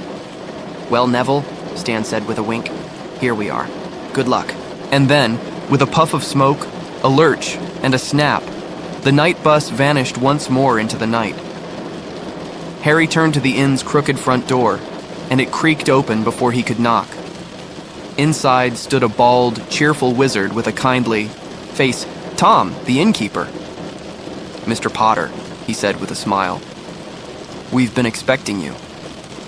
Harry stepped inside, the warmth of the inn washing over him like a blanket, and just for a moment, he let himself believe he was safe. Chapter 4. The Leaky Cauldron. The Leaky Cauldron had the hush of early morning about it, low light spilling from sconces on the walls, soft creaks of old wooden floors, and the scent of something warm rising from the kitchen. Harry awoke in a room far cozier than any he'd known at the Dursleys. It was small but snug, with brass bedposts, a round window looking onto the alley below, and a clock ticking gently on the bedside table. For the first time in a long while, he felt safe. He stretched slowly, still half dreaming, and lay for a while in the soft sheets, listening to the gentle hum of life below, distant footsteps, the clink of dishes, and the occasional owl hooting as it passed by the window. No chores to be done, no glares from Uncle Vernon, no sharp words from Aunt Marge, just this, a pocket of peace in the wizarding world. He rose and dressed, running a hand through his hair and smiling to himself. There were still so many things to worry about. Sirius Black, the Ministry, the looming start of a new school year. But here, in Diagon Alley, time felt slower, softer. Downstairs, Tom the innkeeper greeted him with a kindly nod and a hearty breakfast. Eggs, toast, and pumpkin juice, served with a quiet understanding that Harry needed space and stillness. The days that followed drifted by like leaves on a calm stream. Each morning, Harry wandered the winding streets of Diagon Alley. The cobblestones echoed beneath his feet as he passed familiar shops, Flourish and Blotts, where books leaned at impossible angles, quality Quidditch supplies with its gleaming display of brooms, and the magical menagerie where creatures chirped, croaked, and purred from behind enchanted glass. There was no need to rush, no schedule, just the joy of being free. He stopped. For ice cream at Florian Fortescue's, where the kind shopkeeper not only offered generous scoops of butterbeer-flavored treats, but also helped Harry with his homework, chatting lightly about magical history beneath a striped umbrella. Hedwig was happier too, resting in her cage by the window, occasionally taking flight to stretch her wings and return with soft hoots of approval. Sometimes Harry would sit quietly, in the shadows of the alley, watching witches and wizards go about their day. A little girl tugged at her mother's robes, pointing excitedly at self-writing quills. An elderly man argued gently with a talking mirror. A group of Hogwarts students dashed by, arms full of spellbooks and sweets. There was something healing about the rhythm of this life. The rustle of parchment, the glow of wand light behind shop windows, the smell of cauldrons bubbling quietly in the distance. But not all was calm beneath the surface. The newspapers still carried that same haunted face, serious black, eyes hollow and wild. Whispers fluttered through the alley like moths, that he had been seen, that he was getting closer, that the Ministry was on high alert. Harry heard it all. But in this little cocoon of calm, it felt far away. Then, one morning toward the end of August, familiar voices echoed through the inn. It was Ron and Hermione. They burst into the leaky cauldron with the glow of summer still clinging to them. Ron's hair tousled, Hermione's arms full of books. Harry grinned as they rushed toward him, and for a moment, the world felt whole again. Ron launched into stories about Egypt, where the Weasleys had visited ancient tombs and wrestled with enchanted mummies.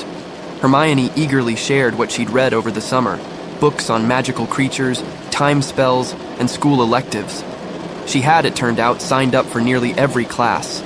They laughed, catching up over warm scones and bubbling butterbeer, their conversation swirling like the golden foam in their mugs.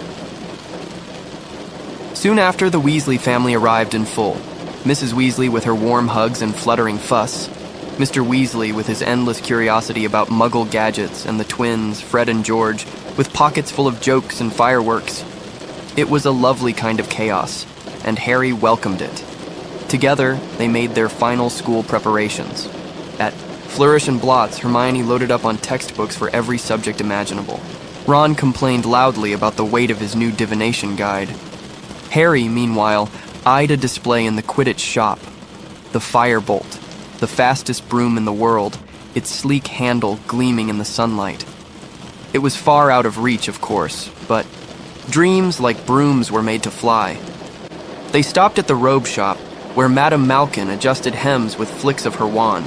They passed by Gringotts, where goblins nodded solemnly behind marble counters. They bought potion ingredients, parchment, and, of course, a small stockpile of sweets from sugar plums. It was all wonderfully familiar, wrapped in the warmth of friendships and shared memories. And then, one evening, Harry was summoned to speak with Cornelius Fudge, the Minister for Magic. He was waiting in the leaky cauldron's parlor, a rotund man with a bowler hat and an expression of cautious kindness. Harry's heart thudded. He was certain this was it, that he'd be expelled, that he'd broken the law and now must face the consequences. But Fudge only smiled, patted his shoulder, and told him not to worry. The Ministry, it seemed, had decided to overlook the accidental magic. No punishment, no expulsion, just a warning. Harry was stunned. There was more to it, of course. Hints that the Ministry was keeping an eye on him. That it was safer for him to stay in Diagon Alley. That the situation with Sirius Black was delicate. But for now, Harry was free to return to Hogwarts. When he rejoined Ron and Hermione later that night, he didn't share the details. He just smiled and let the noise of their laughter carry him forward. The last night in Diagon Alley was a quiet one. The alley was bathed in golden lantern light, and the shops had begun to close, shutters drawn with soft clinks and creaks. Harry sat at his window for a long time, watching the silhouettes of wizards move like shadows against the cobblestones. Tomorrow, he would board the Hogwarts Express. Tomorrow, the story would continue. But tonight, he let his eyes drift shut. The sounds of the magical world wrapping around him like a soft blanket, cradling him gently into sleep. Chapter 5. The Dementor. The morning of the journey back to Hogwarts dawned with a quiet drizzle tapping against the windows of the leaky cauldron. Mist curled around the rooftops, and the sky wore a sleepy gray, as if the world itself were in no rush to wake. Inside, the Weasley family bustled gently through breakfast, clinking spoons and half-packed trunks filling the inn with a cozy sort of noise. Harry sat with Ron and Hermione, warm toast in hand, watching as Mrs. Weasley fretted over packed lunches and polished wands. "Make sure you don't lose your rat again, Ron," she murmured, adjusting his cloak. "Scabbers is fine," Ron muttered, holding up the sleepy little creature, who gave a weak squeak before curling deeper into his pocket. At last, with trunks levitated and owl cages swinging, the group made their way to King's Cross Station, disappearing one by one through the brick barrier to platform 9 3/4. There, the scarlet train waited, steam curling softly around its wheels like a dream half-spoken. Harry felt it again, that warm flutter of coming home, as he stepped aboard and found a compartment with Ron and Hermione. They stowed their trunks, settled into the soft seats, and watched through the window as the platform began to melt away. The train pulled out with a low, steady chug. Rain traced patterns on the glass as the landscape slowly unfurled, fields and forests blurred by mist. Inside the compartment, the gentle clatter of the train wheels created a soothing rhythm, a lullaby of motion and distance. Ron dozed against the window, arms crossed over his chest. Hermione opened a thick book on arithmancy, her eyes scanning, lines of fine print. Crookshanks, her enormous ginger cat, purred lazily at her feet, casting suspicious glances toward Ron's pocket, where Scabbers quivered with unease. Harry leaned back and watched the sky darken as they passed into the hills. Erised was peaceful at first.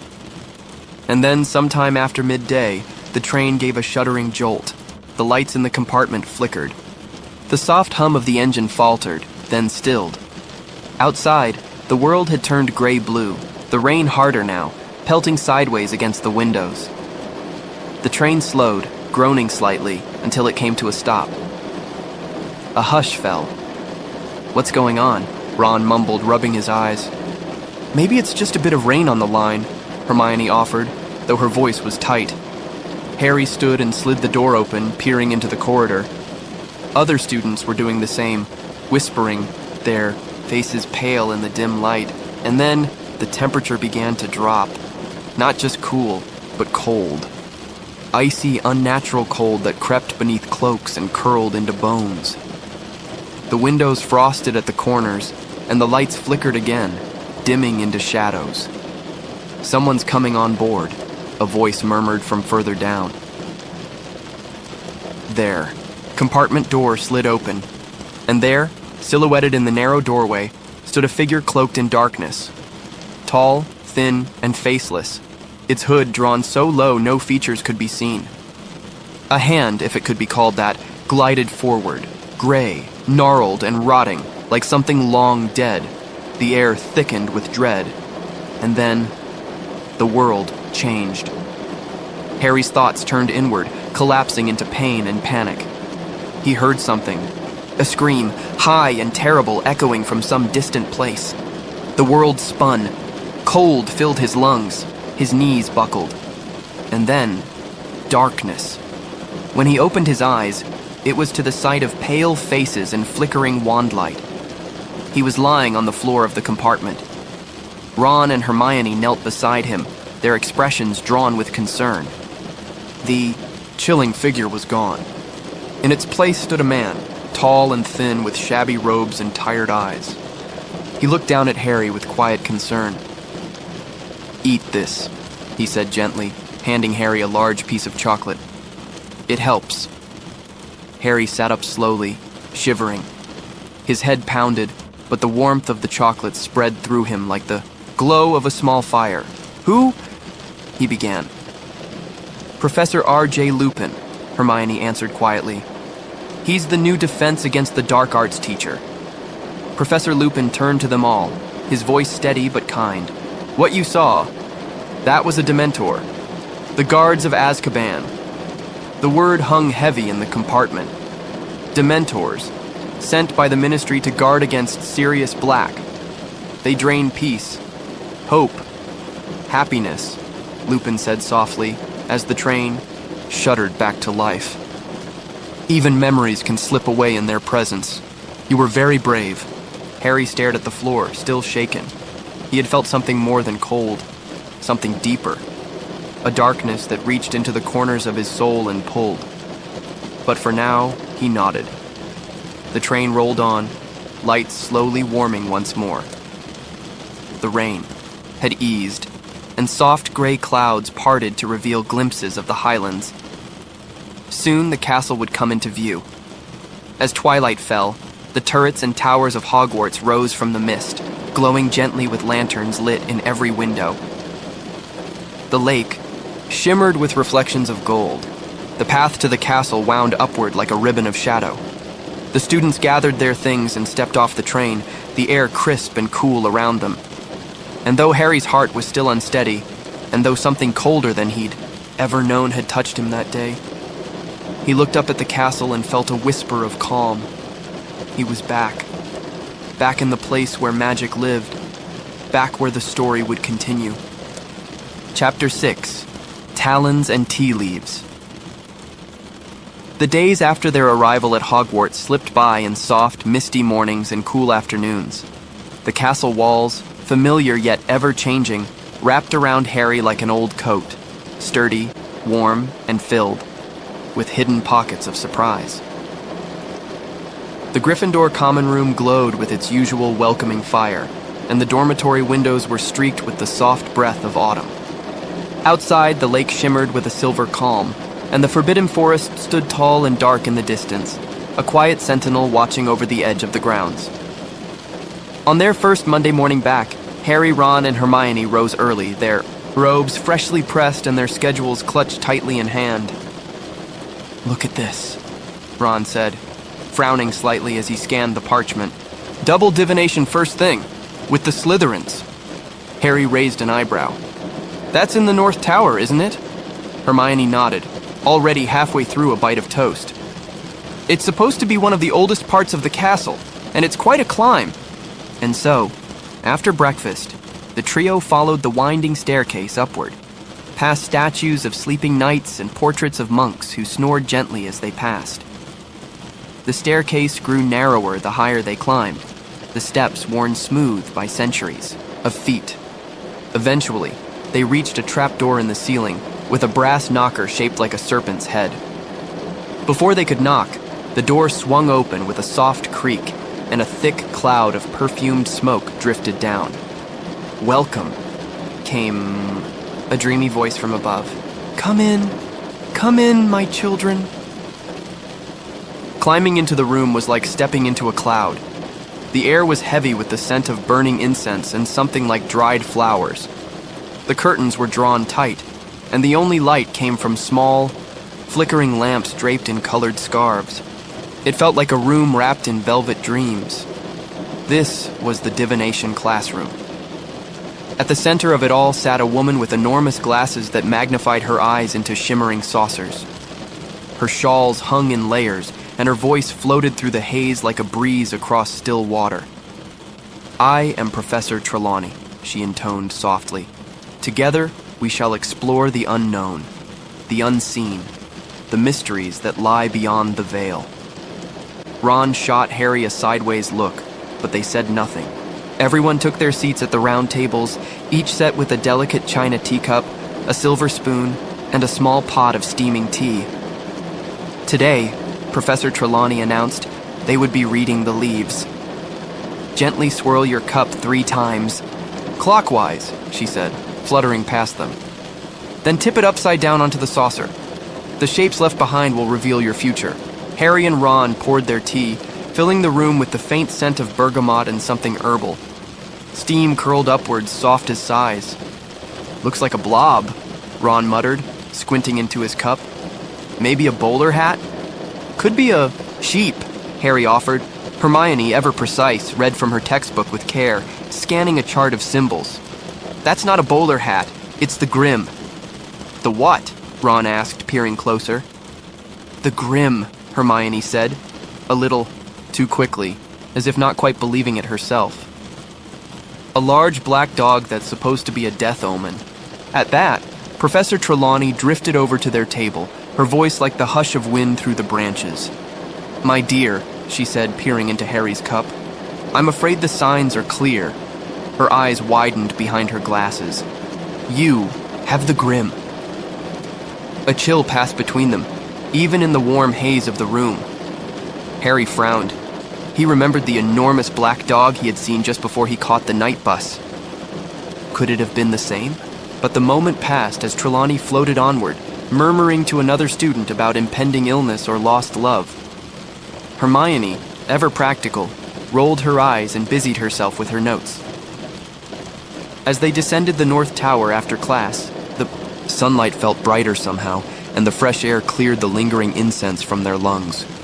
Their next lesson took place far closer to the ground, outside, on the edge of the forest, where the grass was still damp from the morning dew. It was time for care of magical creatures. Hagrid waited for them, beaming proudly, a thick, leather-bound book tucked under one arm. The first lesson of the term would, he declared, be a real treat. And indeed it was unlike any lesson they'd had before. Hagrid led them toward the paddock at the edge of the trees, where something stirred behind the fence. Something sleek and feathered, with long silver wings and sharp eyes that gleamed in the sunlight. Behold, Hagrid said, his chest puffed out. A hippogriff. The students gasped softly. The creature was magnificent, part eagle, part horse, with feathers that shimmered like stormlight. His name's Buckbeak, Hagrid explained. Now listen carefully. They're proud creatures, hippogriffs. You must always bow and wait. If they bow back, you may approach. The class watched wide-eyed as Harry stepped forward. His heart thudded softly as he bowed low, eyes on the ground. There was a hush, a breathless pause, and then Buckbeak lowered his great beaked head in return.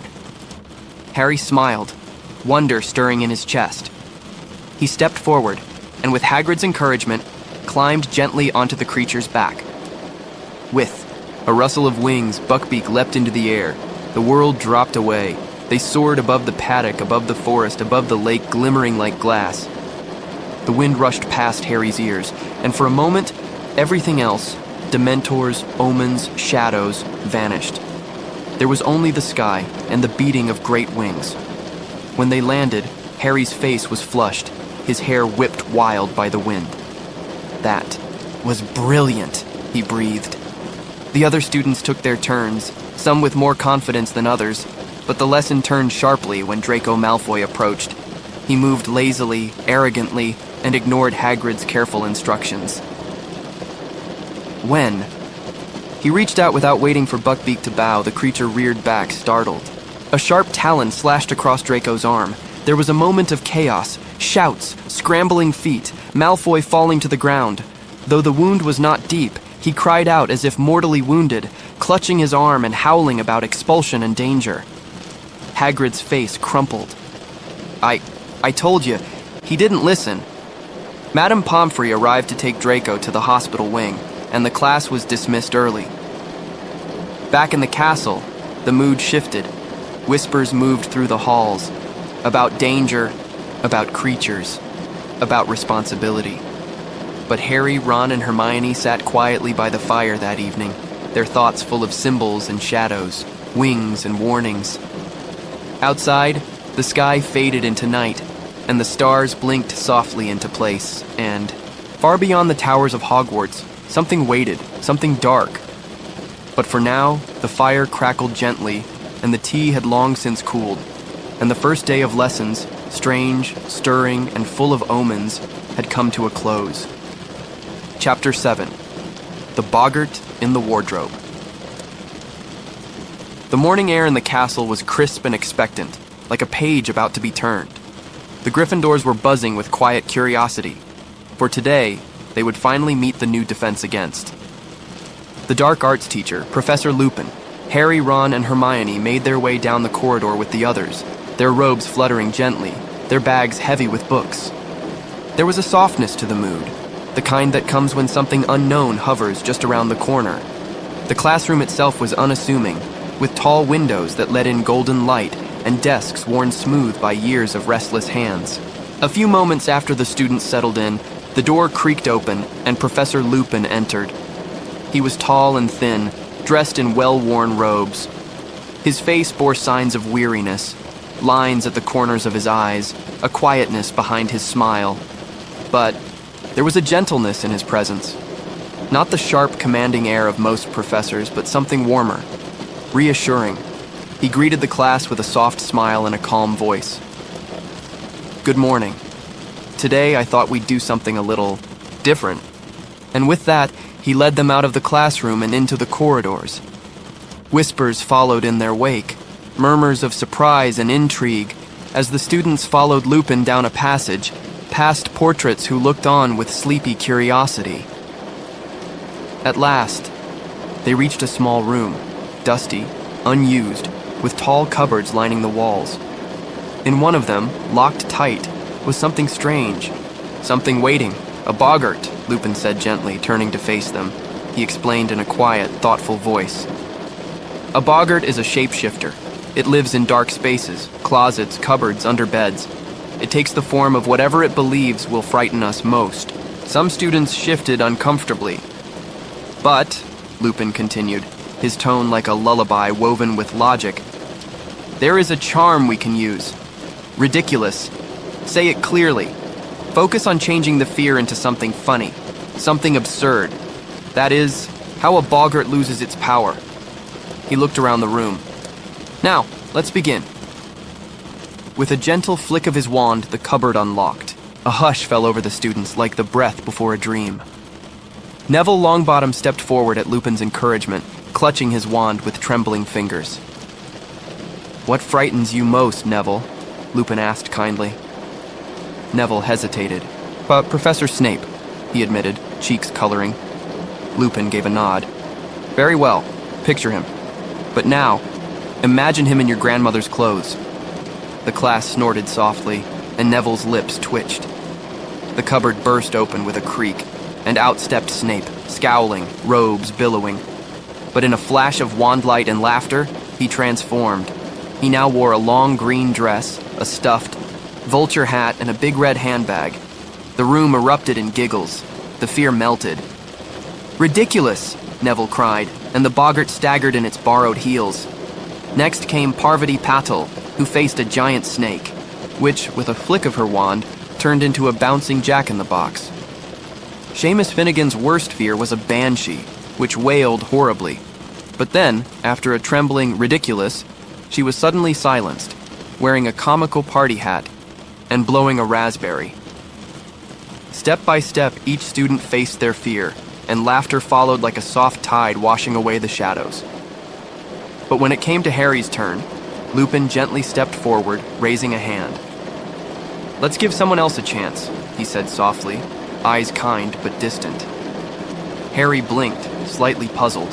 Instead, Ron stepped forward, and his fear, a giant spider, appeared, all hairy legs and gleaming eyes. But with a flash of laughter and a flick of magic, the spider lost its legs and rolled away like a balloon. It was Hermione's turn next, but before she could face the boggart, something unexpected happened. The shape twisted suddenly, faster than before. It became a glowing, or a silvery sphere, floating in the air, cold and humming, a Dementor. But just before the chill could reach them, Lupin stepped in. He raised his wand, not with force, but with a sort of weary grace. "Ridiculous," he whispered. And in that moment, the Dementor transformed, its dark, hollow cloak replaced by a silvery balloon, which let out a high-pitched squeak and deflated slowly, spiraling to the ground. The class laughed again, but it was gentler now, with a ripple of relief. The boggart, overwhelmed, vanished with a soft pop. Professor Lupin turned to the class. "That's enough for today. Well done, all of you." They returned to the classroom, still smiling and whispering, their fears somehow softened by the memory of laughter. Harry lingered behind. "Professor," he asked quietly, "why didn't you let me have a go?" Lupin studied him with thoughtful eyes. "I had a feeling the boggart might turn into a Dementor, and I didn't think that was something you needed to face. Not today." Harry nodded slowly, not entirely satisfied, but understanding all the same. There was something different about Lupin, something quietly protective. Later, in the Gryffindor common room, Ron and Hermione brought up the lesson again. "That was brilliant," Ron said. "I mean, Neville got to dress Snape up in his Grands clothes. I'll never forget that." Hermione was more thoughtful. "Did you notice how Lupin stepped in for Harry?" Ron nodded. "Yeah, weird, isn't it? He seems, I don't know, to understand more than he lets on." Outside the windows, the sky darkened. Inside, the fire cast golden flickers on the stone walls, and laughter softened into quiet hums. For the first time in a long while, defense against the dark arts had felt safe. And though Harry still didn't quite know why Lupin had intervened, he couldn't help but feel a sense of calm when he thought of him. A presence in the shadows, gentle and watchful, like a candle that doesn't shout its light, but simply glows. As the fire cracked and sleep crept into their limbs, the students of Gryffindor drifted off one by one. Their fears a little smaller now, their dreams a little lighter. And Hogwarts, that old and dreaming castle, wrapped its arms around them once more. Chapter 8. Flight of the Fat Lady. The weeks that followed Professor Lupin's class brought with them a rhythm of learning and laughter. The air in the castle was still rich with the scent of old parchment and warm meals, and the fires in the common rooms burned steadily, casting soft light on students hunched over essays and spell books. But as the leaves began to crisp and fall outside, something else began to change inside the walls. Sirius Black. The name was spoken in hushed tones now, floating through corridors like a warning. Students leaned closer in the great hall, trading what they'd heard or thought they'd heard.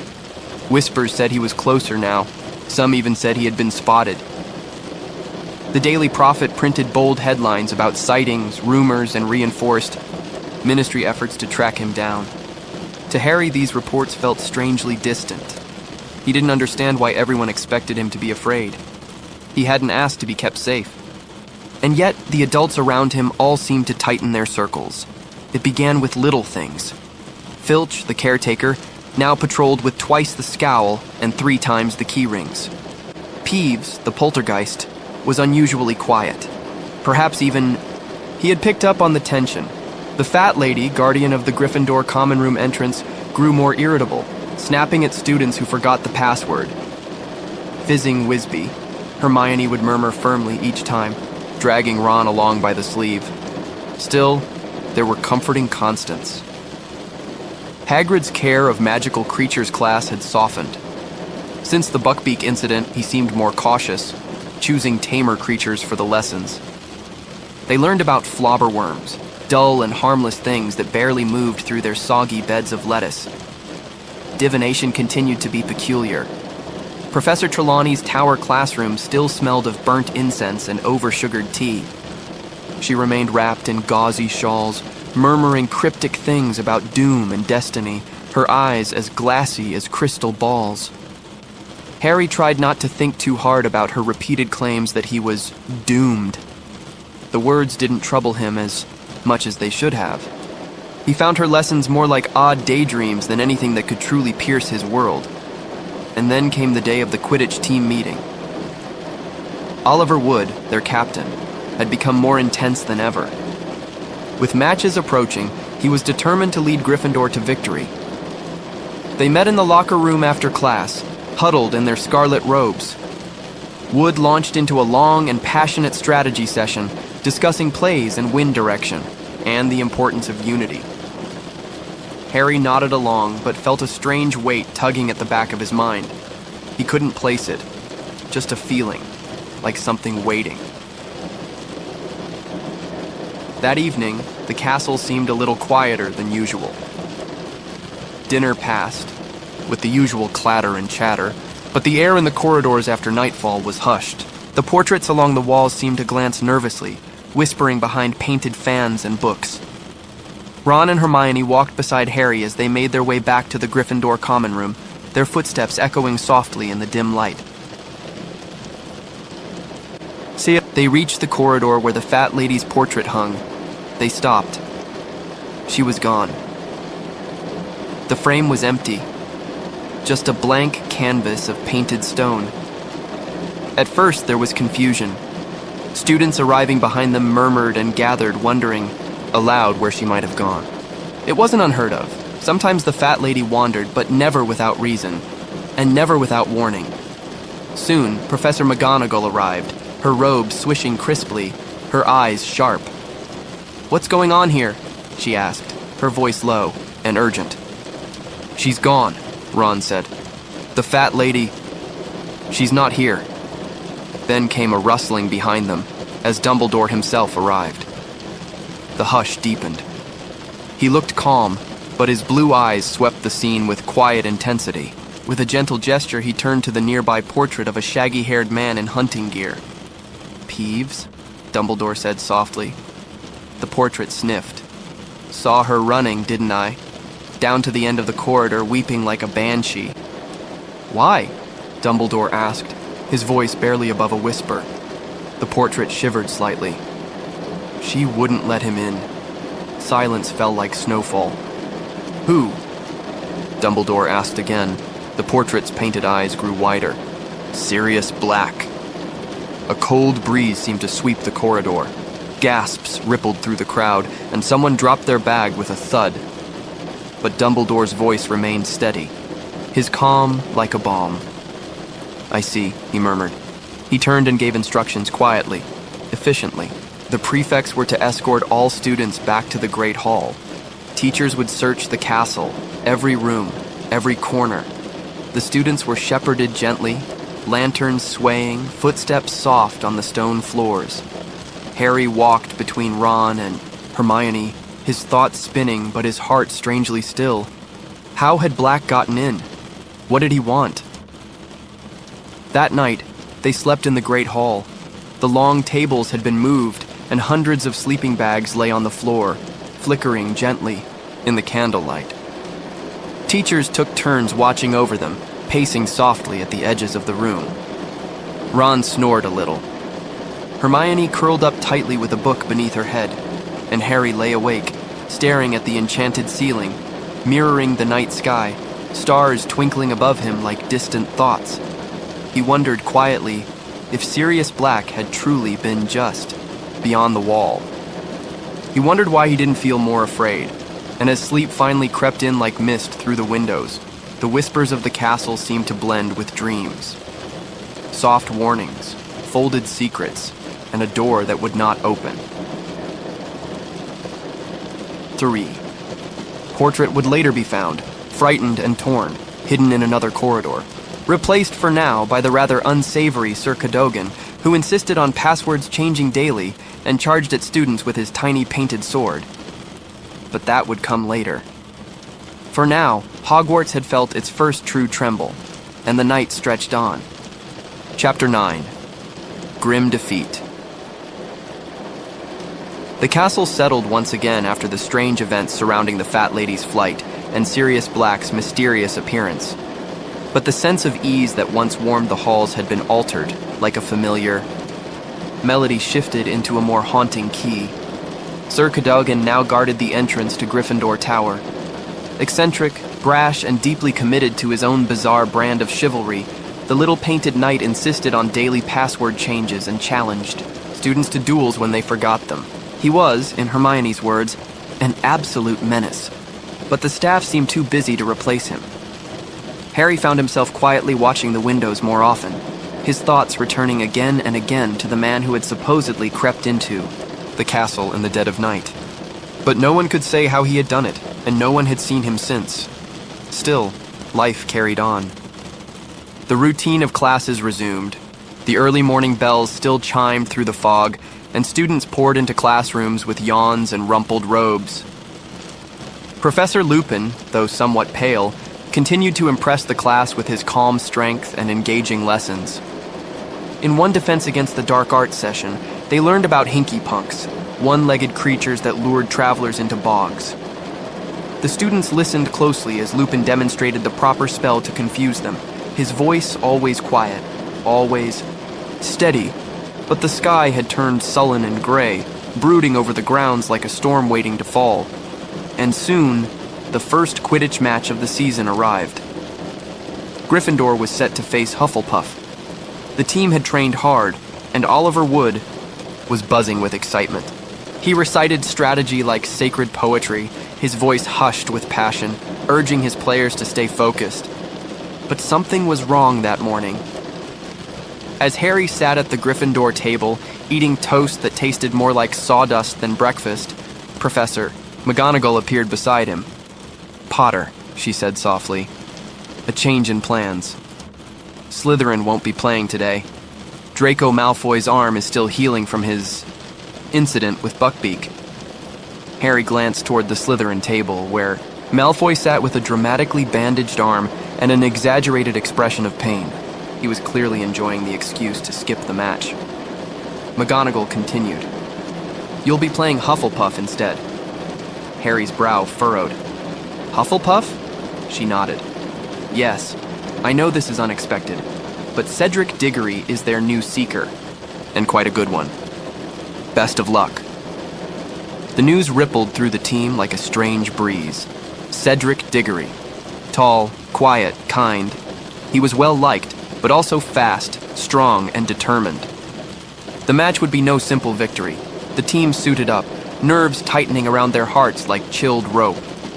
The changing rooms echoed with the rustling of robes and the clinking of gear. Harry tightened his gloves. The wind outside was picking up, howling slightly against the windows. Rain threatened. He glanced out at the sky. Heavy clouds had gathered. When they took to the pitch, it was like flying through smoke. Thick, wet mist had descended, swirling through the stadium in low, sweeping gusts. Spectators wrapped themselves in scarves, watching with wide eyes. The whistle blew, and the game began. The players launched upward, streaks of red and yellow vanishing into the gloom. Harry flew higher, scanning the sky for the snitch.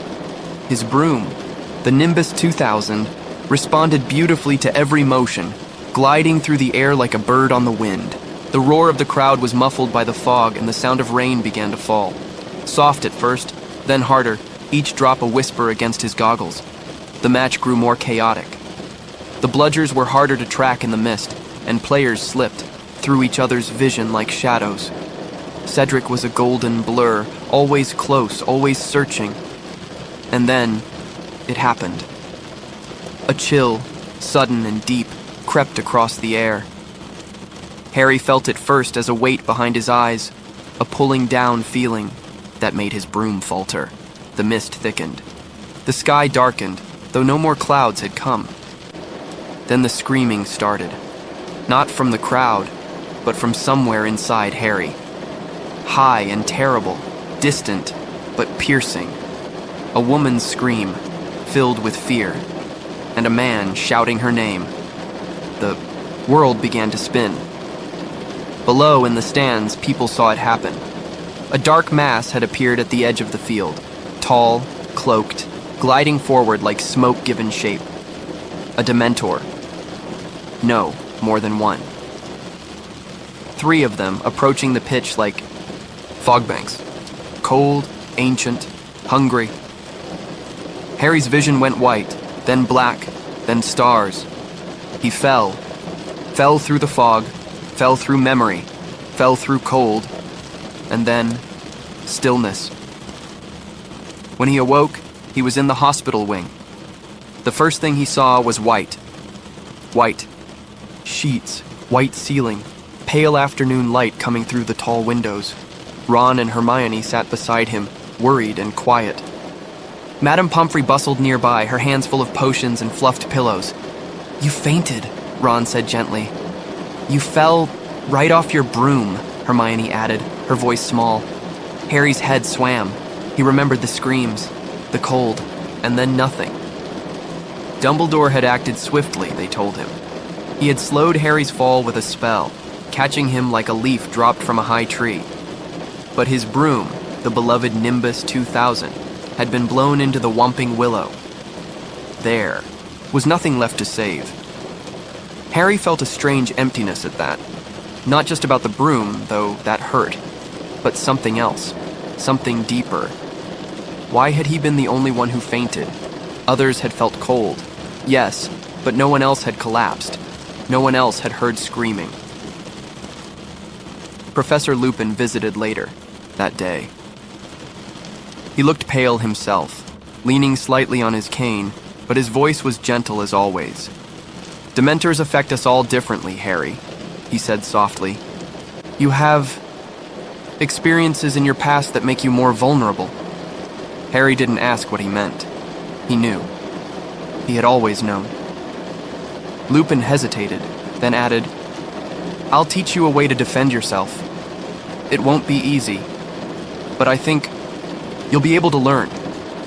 And with that promise, a small light glimmered at the edge of Harry's shadowed thoughts. Outside, the rain continued to fall. The match had been lost. Cedric had caught the snitch after Harry's fall, but had tried to call the match off, not realizing what had happened until later. It wasn't Cedric's fault, of course. No one blamed him, and yet the cold remained. A trace of it, like fog, in the corners of the castle's warmth, but Harry had felt it, that darkness, and now he would have to learn to fight it. Chapter 10. The Marauder's Map. The days after the Quidditch match passed in quiet ripples. Harry's Nimbus 2000, lost to the Whomping Willow, could not be replaced easily. Though Oliver Wood mourned the loss bitterly, Harry himself felt a strange sort of numbness about it. He missed the broom deeply, how it responded like an extension of his will, how it flew smooth and sure.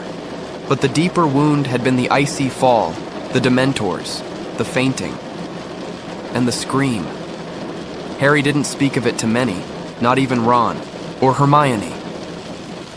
But the sound haunted him, curling through the corners of his dreams. Still, the rhythm of Hogwarts moved on. Winter settled firmly around the castle. Frost crept across the window panes in delicate lace patterns. The lake froze over, and students crunched through snowdrifts on their way to class. Inside, fires burned brighter, and the great hall glowed like a snow globe filled with golden light. Christmas was approaching. As the festive season drew near, decorations began to appear, glittering garlands, enchanted snowflakes, and singing. Suits of armor. Students bundled into scarves and mittens, murmuring about presents, sweets, and the upcoming Hogsmeade weekend. It was the final trip to the village before the holidays, and Harry, once again, could not go. Permission forms, were still required, and Harry had no one to sign his. Uncle Vernon certainly wouldn't. Dumbledore, though kind, had made it clear that the rules must stand. So on that chilly December morning, as students bustled toward the front doors in wool-lined cloaks, Harry remained behind. He tried not to let it show, tried to smile as Ron and Hermione waved goodbye, but a quiet ache settled in his chest, an ache that whispered of all the things he couldn't do, of all the freedoms others had that he watched from the sidelines. Determined not to sit and brood, he wandered instead through the near-empty castle. The silence was peaceful, almost sacred, like being wrapped in velvet. He drifted toward the staff lounge, hoping to ask Professor McGonagall something, but paused just outside the door. Inside, voices murmured. Professors McGonagall and Flitwick were speaking quietly. About Sirius Black, They hadn't seen Harry. He stood still as a statue, listening, and what he heard froze him more than the frost outside. Sirius Black was James Potter's best friend, McGonagall said softly. They were like brothers. He was even named Harry's godfather. Harry's heart stopped. Godfather? The man who had betrayed his parents, who had let them die, was not just an old schoolmate. He was family. Chosen family. And then Flitwick added something else. Something heavier still. He was the Potters. Secret keeper. It was Sirius who had been trusted to keep James and Lily's hiding place safe. It was Sirius who had told Voldemort where they were. And it was Sirius who had murdered Peter Pettigrew and a dozen others in the street. Harry felt the words fall through him like stones. It wasn't just betrayal. It was something deeper. Something crueler. Sirius Black had not only delivered his parents to death, he had once loved them, had once held Harry in his arms most likely, and smiled down at him, and then given them away. The thought followed Harry like a shadow. He didn't mention what he had overheard when Ron and Hermione returned from Hogsmeade, their arms full of sweets and their cheeks pink from the cold.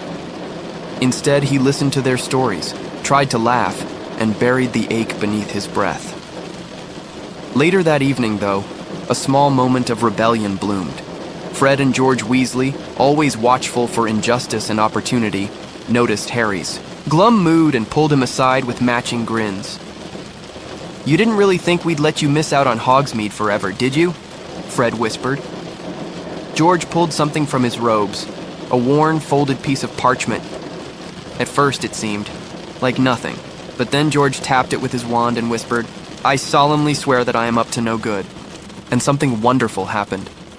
Ink bloomed across the page like frost patterns on glass, forming lines and loops and names, rooms and passages and people walking, talking, breathing. It was a map. But not just any map. It was the Marauders. Map, a magical document of such intricacy and mischief that it showed the entire layout of Hogwarts in real time. Every room, every hallway, every secret passage.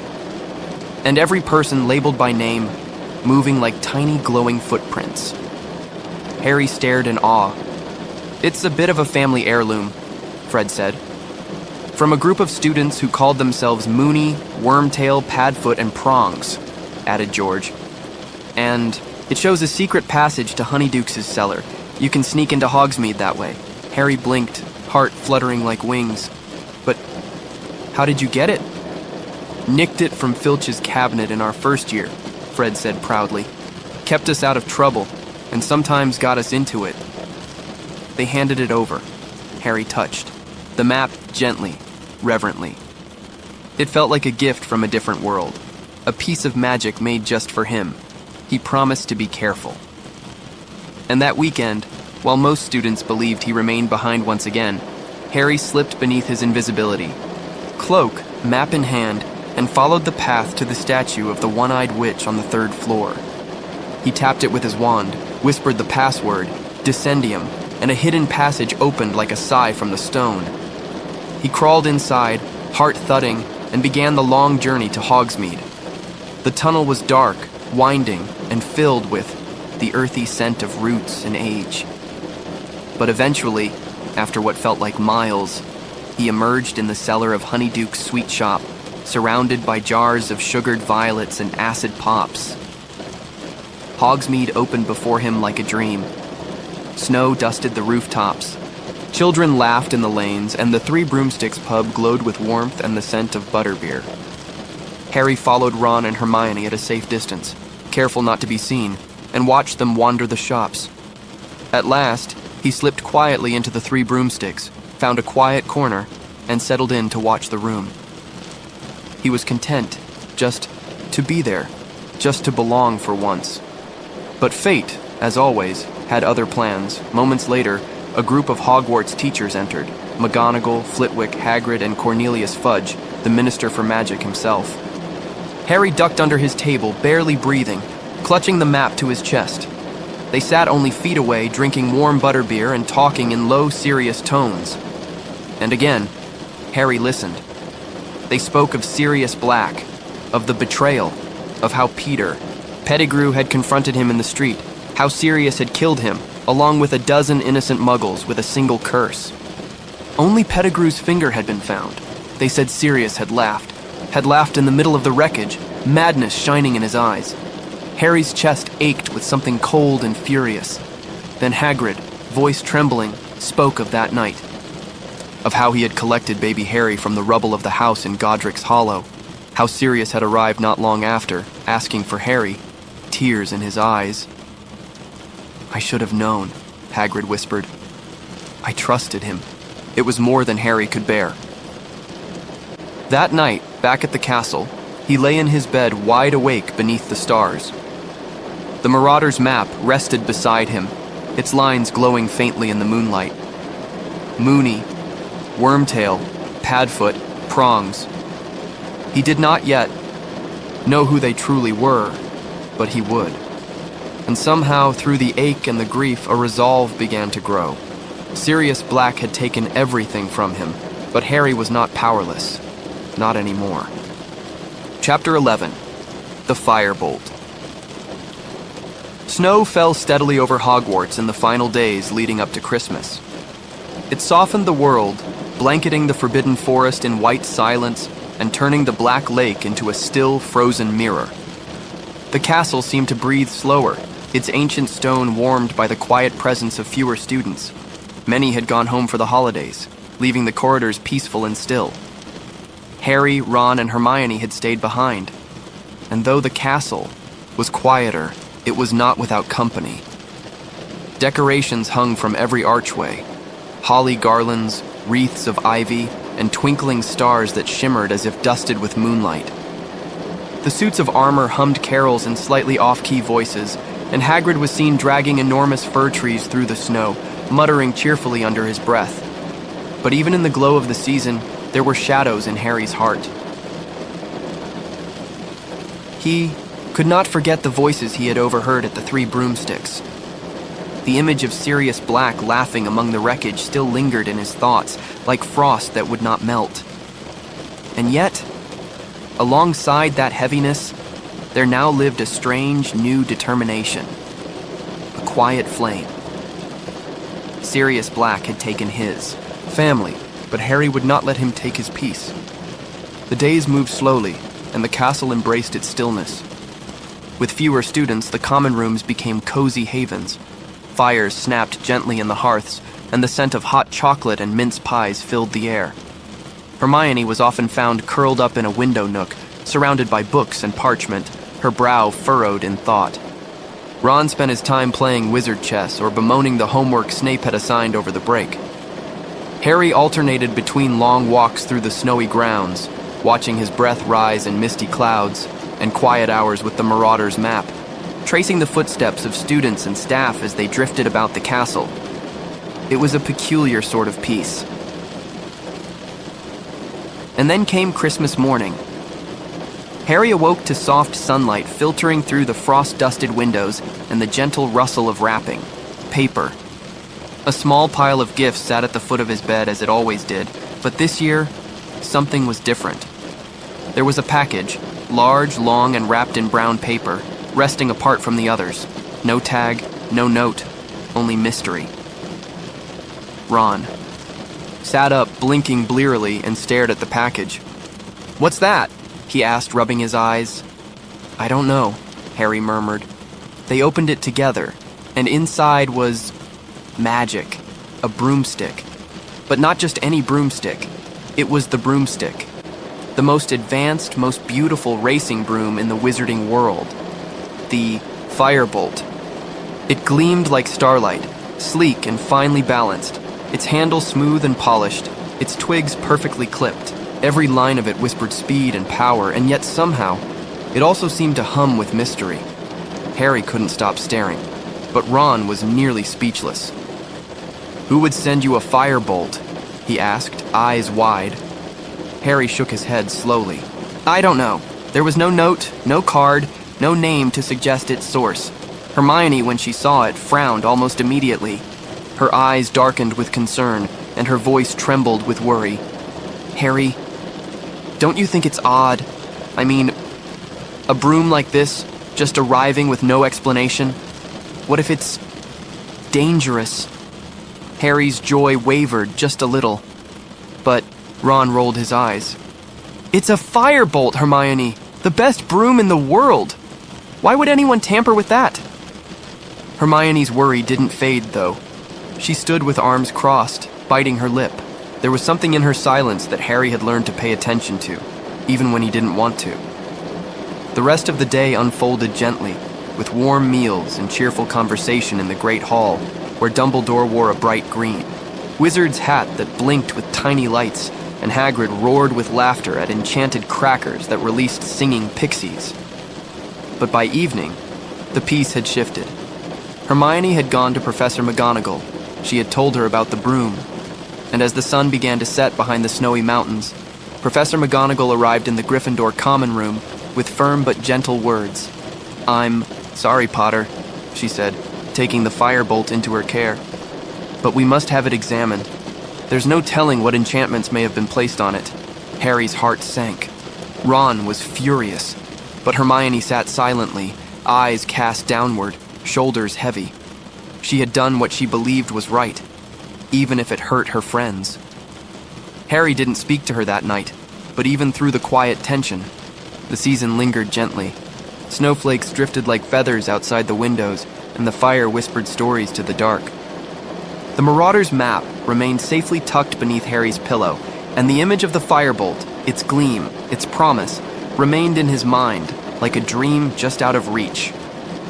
A strange gift, a mysterious gift, and though it had been taken from him for now, Harry could feel that it was only the beginning of something more, something faster, something braver, something that would soon carry him forward through winds he could not yet see. Chapter 12. The Patronus.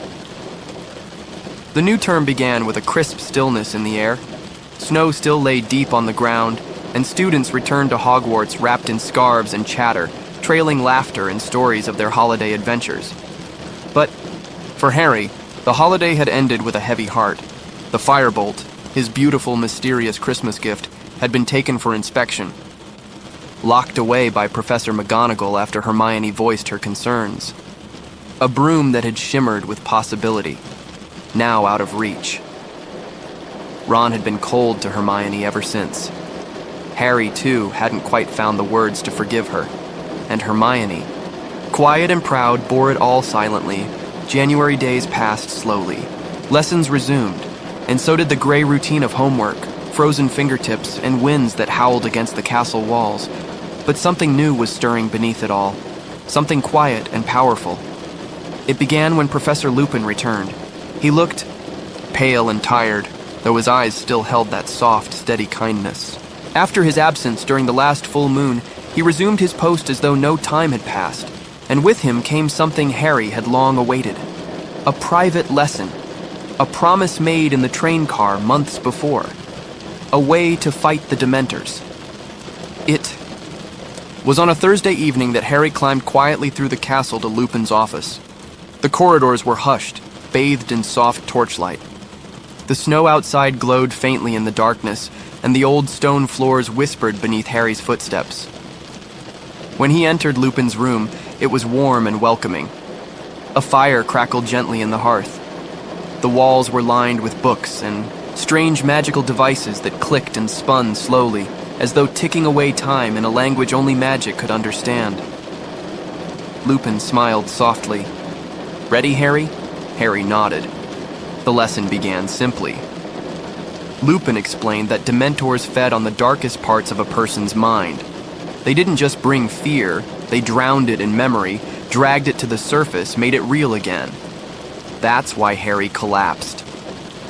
He heard his mother's voice, her screams, things others couldn't hear. But there was a spell, ancient and difficult, Expecto Patronum, a charm of pure protection. It summoned a Patronus, something bright and powerful, made of one's happiest. Memory, a guardian born of hope and warmth, a shield against despair. Harry listened carefully. He closed his eyes. He searched for a memory strong enough to hold back the dark.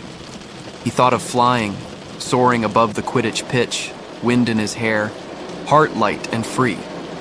He held onto it tightly as Lupin readied a strange, rattling creature, something kept locked in a wardrobe, wrapped in cold and shadow, a boggart. But this one had been trained to mimic the form of a Dementor. As Lupin opened the wardrobe, a wave of cold rushed into the room. The lights dimmed. A cloaked figure glided out, rattling softly, its presence soaking the warmth from the air. Harry raised his wand. Expecto Patronum! A wisp of silver mist emerged, but it faltered, fading into nothing. The fear crept in again. So familiar, so sudden. He felt it, icy and sharp. Lupin stepped in quickly and shut the wardrobe. Harry panted, his breath fogging the air. He felt dizzy, weak, ashamed. But Lupin placed a hand on his shoulder. You did well. You produced a bit of the Patronus. That's more than most wizards your age can manage. They tried again, and again. Each time Harry reached deeper, he summoned a stronger memory. His first time on a broomstick, the day he learned he was a wizard. Hagrid's enormous arms wrapping him in his first real hug. Each attempt brought a little more silver, a little more shape, but never quite a full form. Still, Lupin was patient, encouraging. Magic like this, he said, comes from within, not from wand work, not from theory, but from something rooted in who you are. By the end of the evening, Harry was exhausted, but something in him felt steadier. A quiet strength had begun to bloom. Outside their lessons, life at Hogwarts moved on. Ron still refused to speak to Hermione, who busied herself in the library, often accompanied by the ever-watchful Crookshanks. Tension lingered between the three of them, like a cloud that wouldn't quite drift away. Meanwhile, Harry's broom remained locked in Professor McGonagall's office. And though the sky stayed pale and snow-heavy, there was a slow turning in the air, as if the season itself sensed a change coming. In their second session, Lupin brought chocolate again, warm and rich, and told Harry that the key to the Patronus wasn't just the memory, it was the feeling behind it. Not just a thought, but a force, a flicker of joy that could pierce the shadows. This time, Harry chose the memory of his parents, not their end, not the screams, but a feeling he imagined, being held, loved, protected. A memory that had never truly happened, and yet still lived in him. He raised his wand. Expecto Patronum. The mist came again, brighter now. Not just smoke, but a shape. Not quite solid, not quite defined, but enough to send the boggart Dementor fleeing back into the wardrobe. Lupin smiled. You're getting closer. In between lessons, Harry practiced when he could. Alone in empty classrooms, whispering the incantation, searching for the right memory, the right light. It wasn't easy, but each attempt brought something more than magic. It brought clarity. Harry began to understand that fear couldn't be pushed aside with anger or noise. It had to be faced with light, with something kinder and deeper. A part of himself he hadn't known he possessed.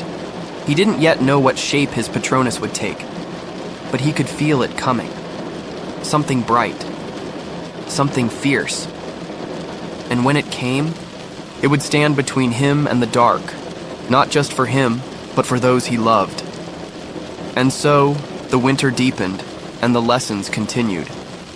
Harry's breath grew steadier, his wand movements more sure, and the silvery mist became brighter with every try. Outside, the castle shimmered in moonlight, snowflakes tumbling lazily across the grounds. Within its walls, a boy stood in the flickering light of a firelit room, drawing strength not from spells or fame, but from something quieter. Memory, a feeling, and a hope that even in the darkest places, there is still a way to summon light. Chapter 13, Gryffindor versus Ravenclaw. The chill of winter was softening at last, though frost still clung to the edges of windows, and the breeze still carried the occasional bite. The castle no longer felt quite so silent. Footsteps echoed more eagerly in the halls, and the torches burned with a livelier warmth. February had arrived, and with it, a sense of anticipation, especially for Harry. It had been weeks since his last lesson with Professor Lupin. He had learned much: how to cast the beginnings of a Patronus, how to reach deep into himself and draw forth something bright. The spell was still difficult, still half-formed, but it was becoming a part of him now, like a memory or a dream that lingers long after waking. And something else had returned to Harry as well: his firebolt. Professor McGonagall, after many tests and checks, had handed it back with quiet approval. No jinxes, no enchantments, just sleek wood and silver fittings and the promise of speed. Harry cradled the broom like an old friend, his heart filled with a boyish joy he had not felt in weeks. It was more than a gift. It was a freedom. Even Ron had gasped when he saw it again. Hermione, though still hurt by their silence, said nothing. She had done what she believed was right. And though the three of them still walked together in classes and halls, something tender and unspoken hung between them. A thin veil of hurt that hadn't quite lifted. The Gryffindor common room buzzed with excitement. The next Quidditch match was approaching: Gryffindor versus Ravenclaw. A match long anticipated, especially after their early season had been postponed by rain and Dementors and worry. Now the team was eager, hungry, ready, and Harry was ready too. This would be his first time flying on the firebolt in a real match. Even the older players eyed the broom with awe. It glimmered under the torchlight, perfectly balanced, a thing of beauty. Oliver Wood, the captain, beamed with pride. With this broom, and with Harry, he believed they had a real shot at the cup. The days before the match passed quickly. Practices intensified. The pitch, though still cold, was clearer now, free of snow, though edged with patches of frost. Under the winter sun, Harry soared. The firebolt was like no other broom, responsive, smooth, a whisper of wind and magic. It moved with thought rather than touch, gliding with such ease it felt more like flying in a dream. And during these flights, something shifted. Harry felt lighter, not just because of the broom, but because of what he had begun to understand.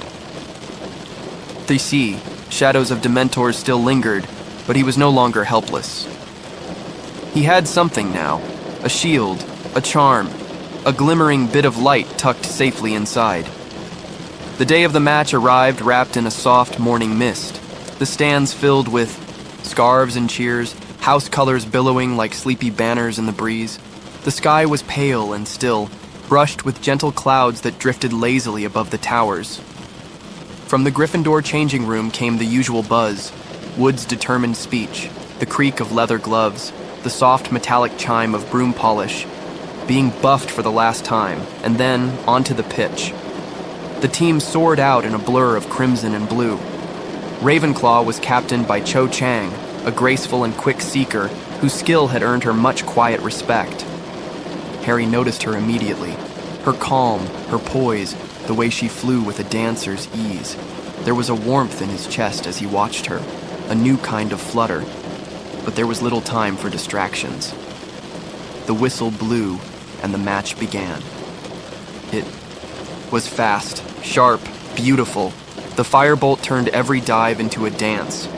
Harry moved like water in wind, weaving and dipping with perfect control. The Ravenclaw chasers played hard, scoring early, but Gryffindor matched them point for point, red and blue streaks blurring across the field. The crowd roared. Even Professor Trelawney, peering dreamily from the stands, seemed momentarily awake with awe. Harry flew higher.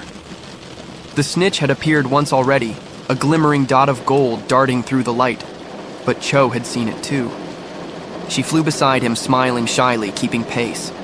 And in that moment, high above the pitch, two seekers flew not as rivals, but as equals. Two figures dancing through clouds suspended in sunlight.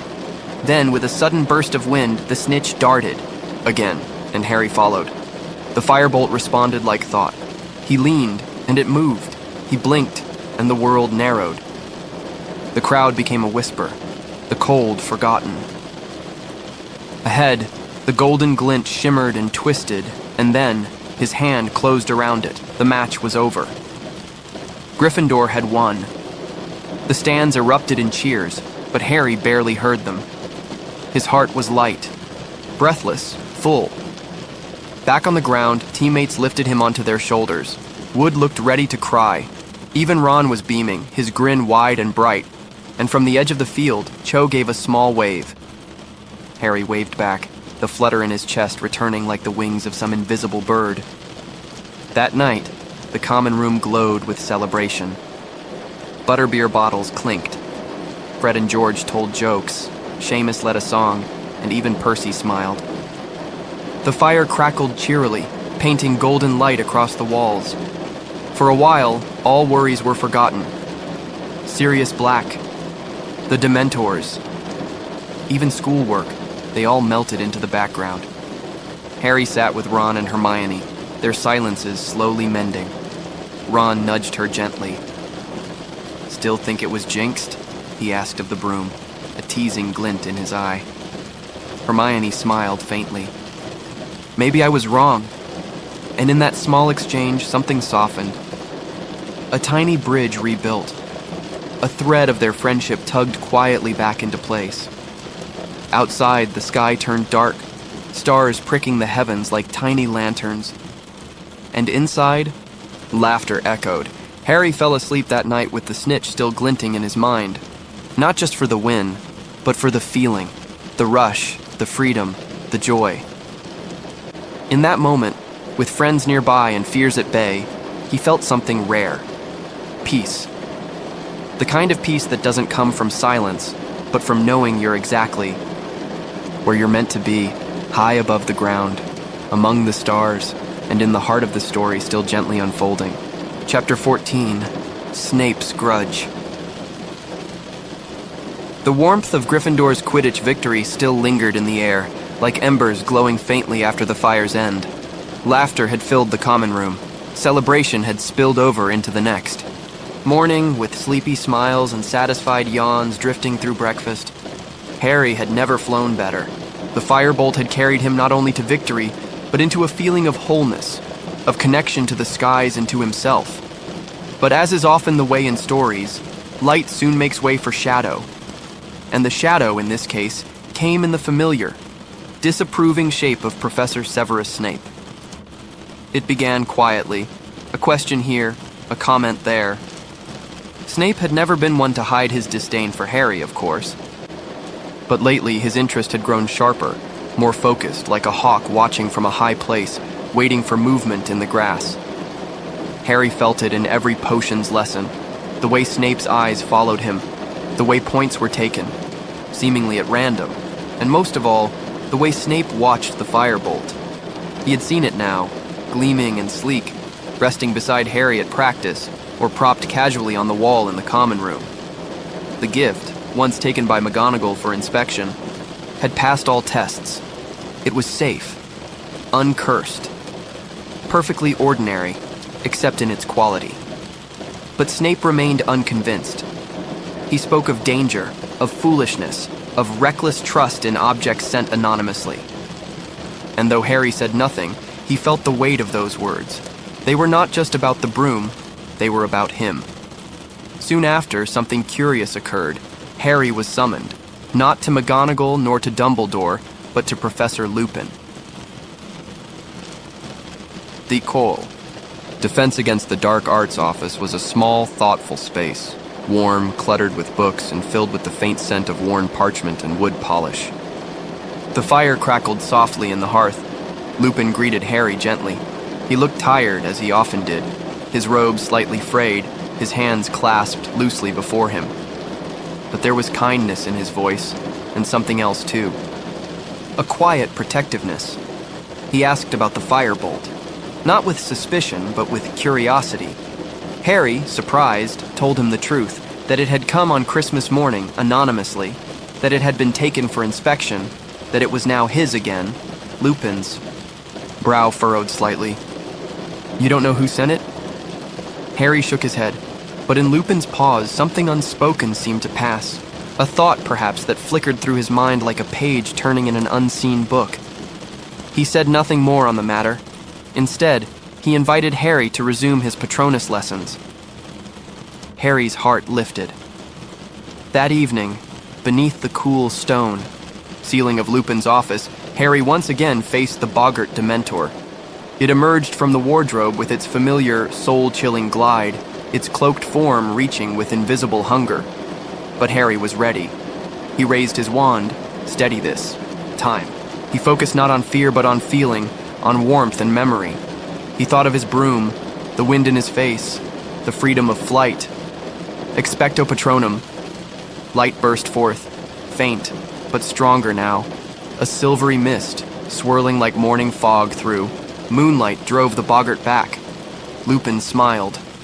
Progress. They repeated the exercise. Again, and each time the light grew. Still not a full Patronus. Not yet. But something was awakening within Harry. A spark, a strength. The lessons weren't just spells. They were acts of healing. Days passed. Snape's gaze did not waver. Then came the moment that shifted everything. In potions class, on a quiet Thursday afternoon, Snape dismissed the usual lesson and instead ordered students to work in pairs. He moved slowly through the rows, robes sweeping the stone floor, pausing here and there to question or comment, mostly to criticize. When he reached Neville and Ron, his face curled in disdain. Neville, poor soul, fumbled his ingredients, cheeks flushed with worry. The cauldron bubbled too fiercely. Ron did his best to help, but it was no use. Snape loomed. He spoke in that silky, cutting tone that slid through the room like cold air. If the potion explodes, Longbottom, you may finally be doing something useful. Harry's jaw clenched. Hermione looked up sharply from her own work. Then suddenly, Snape's voice shifted. 10 points from Gryffindor, Ron protested, red in the face. But we didn't do anything. Snape's smile was thin. Exactly. He turned, his black eyes sweeping over Harry. And you, Potter, enjoying your broom? Harry didn't respond. Snape stepped closer, lowering his voice. Strange, isn't it? How quickly one forgets caution when fame is involved. There was no mistaking the venom in his voice now. It wasn't just about a student and a teacher. It was older than that. Deeper. Woven from tangled threads of the past. Later that week, Harry's map, the Marauder's map, offered a bit of unexpected wonder. Fred and George had gifted it to him, a parchment of magical ink that revealed not only the layout of Hogwarts, but the footsteps of all who wandered it. It became a quiet companion to Harry, a guide, a comfort. And on one soft evening, while tracing the moving dots of fellow students, Harry paused. He saw a name that made his breath catch. Peter Pettigrew, walking through the corridor on the 3rd floor. But that wasn't possible. Peter Pettigrew was dead. Had been for 12 years, killed by Sirius Black. Harry stared at the map, heart slowly rising into his throat. He whispered the spell to clear it, the ink vanishing into blankness. He said nothing, not even to Ron, but the name lingered in his thoughts like an echo, a ghost, a question. The days folded into each other. Snape's glances grew colder. Harry's thoughts grew more tangled. And though Quidditch and homework carried on as usual, something beneath the surface had changed. A quiet unease, a feeling of being watched, as if the castle itself were holding its breath. That night, Harry sat by the fire in the common room, watching the flames dance. The map lay folded beside him. The firebolt rested against the wall. Hermione sat nearby, scribbling notes. Ron dozed lightly in a chair, his head tilted back, mouth slightly open. The room was still, golden with firelight. And for a little while, peace returned. But just outside the window, the wind stirred the branches of the trees. And far beyond the castle walls, something waited. Dark eyes watched, old grudges deepened, and the shadows began to shift once more.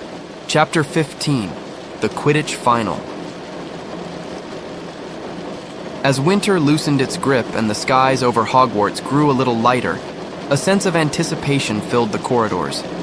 It moved through common rooms and classrooms like sunlight filtering through tall, windows warming even the most tired students. The Quidditch final was approaching. For Gryffindor, it wasn't just any match. It was the match. The one that could end a long, weary drought of missed championships. The one that could carry them from second-place disappointment to long-awaited glory. And for Harry, it was more than that. It was a promise, a chance, a dream, hovering just within reach. But dreams must be carefully tended, especially at Hogwarts. As the match approached, tension stirred beneath the surface of excitement. Professor Snape, still watching Harry with narrowed eyes, seemed more irritable than usual. Hermione, burdened with time-turners, extra lessons, and a growing worry about Buckbeak's fate, had become quiet, stretched thin like parchment pulled too tight. And Ron was on edge, not because of the match, but because of the map. Harry had told him about the name, Peter Pettigrew, about seeing it on the Marauders map.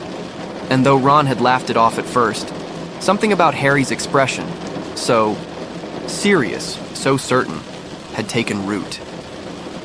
The three friends, so often bound together by shared discovery, now found themselves gently fraying at the edges. Still, the match loomed. The morning of the final arrived beneath a wide, pale sky. The stands were packed, scarves fluttering, voices murmuring, anticipation thick as fog. Gryffindor against Slytherin, a clash of old rivalries sharpened by years of fierce competition. Harry stood with his team, firebolt in hand, heart steady. Oliver Wood, the captain, moved among them with a feverish energy. His eyes burned with the fire of dreams long delayed. This was his last chance, his final year, and Harry was ready. No Dementors would stop him this time. No fear would cloud his vision. Just sky, broom, and the game. Madam Hooch's whistle pierced the air, shrill and clear, and with a rush of wind and color the match began. The firebolt soared. It was like flying on thought itself. Effortless, sharp, and free. Harry moved like part of the sky, dodging, weaving, scanning the field for a flash of gold. Below him, the match was fierce. Bludgers whirled like angry wasps. Players twisted and dove. The Slytherins played with their usual aggression, their tactics. Clever but heavy-handed, their chasers ruthless in pursuit of the quaffle. But the Gryffindors had found rhythm. Angelina, Katie, and Alicia moved as one, passing, faking, scoring. Fred and George Weasley guarded like twin shadows, deflecting bludgers and disrupting Slytherin's plans with well-timed swings of their bats. And Oliver, dear Oliver Wood, defended the goalposts with the desperation of someone who could see the edge of a lifelong hope just beyond his reach. And above it all, Harry flew, high and alert. He scanned for the snitch, always feeling, always waiting for that faint glimmer of gold against the pale blue of the spring sky. And then, there it was, a flicker, darting near the Slytherin end of the pitch. Draco Malfoy had seen it too. The Slytherin seeker angled toward it, his broom cutting fast and low, but Harry, lighter, faster, free, was already in motion. The firebolt surged forward, wind screamed past his ears. The world narrowed to that tiny gleaming point of light dancing ahead of him. Closer, closer still.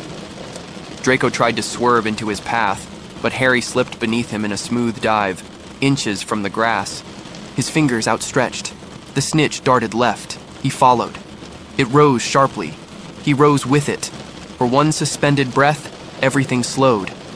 And then, contact. His fingers closed around the warm, fluttering metal. The whistle blew. The crowd erupted. Gryffindor had won. Not just the match, the cup. The first in years. The stands thundered with cheers, scarlet and gold waving like fire in the breeze. Students leapt from benches, hugging, shouting. The noise was everywhere, a sea of joy and disbelief. Oliver Wood fell to his knees, face buried in his hands, laughter shaking his shoulders. Fred and George did a lap of victory around the pitch. Hands thrown wide, even McGonagall, so often composed, beamed with unguarded pride. And Harry, he hovered for a moment, still in the air, above it all. The snitch fluttered gently in his palm. The wind brushed his cheeks, and for just a second, he felt perfectly still, perfectly right, as if he had been meant for this sky, this moment, all along. Later, in the common room, the party would stretch late into the night. There would be butterbeer and laughter, songs sung off-key, and Fred charming the cushions to sing the Gryffindor anthem whenever someone sat down. But in the quieter corners, something sweeter lingered, a sense of pride, of belonging. Harry looked around at his teammates, at Ron's wide grin, at Hermione's rare, unburdened smile. In this moment, they were just children. Victorious, exhausted, happy, and safe. For now. The shadows would return as they always did, but tonight, only joy remained. And the stars outside the window shone a little brighter. Chapter 16. Professor Trelawney's Prediction. The days after the Quidditch final drifted by like clouds on a warm wind. Classes continued, homework piled up, and for a short while, life felt almost ordinary. Harry walked a little lighter. Through the corridors, the firebolt, his treasured broom, had flown like a dream, and the cup, glinting gold and proud, now rested in the Gryffindor common room like a glowing beacon of triumph. For Oliver Wood, it had been the perfect farewell. For the others, a cherished memory already etched deep in the fabric of their school days. And yet, even as the world bloomed into late spring, a hush had begun to creep in. Not in loud alarms or sudden dangers, but in subtler things. The way shadows lengthened earlier than they should. The stillness of the forbidden forest, too, quiet for comfort. The way Professor Lupin's eyes lingered on Harry during lessons, soft with worry, thoughtful, and Hermione.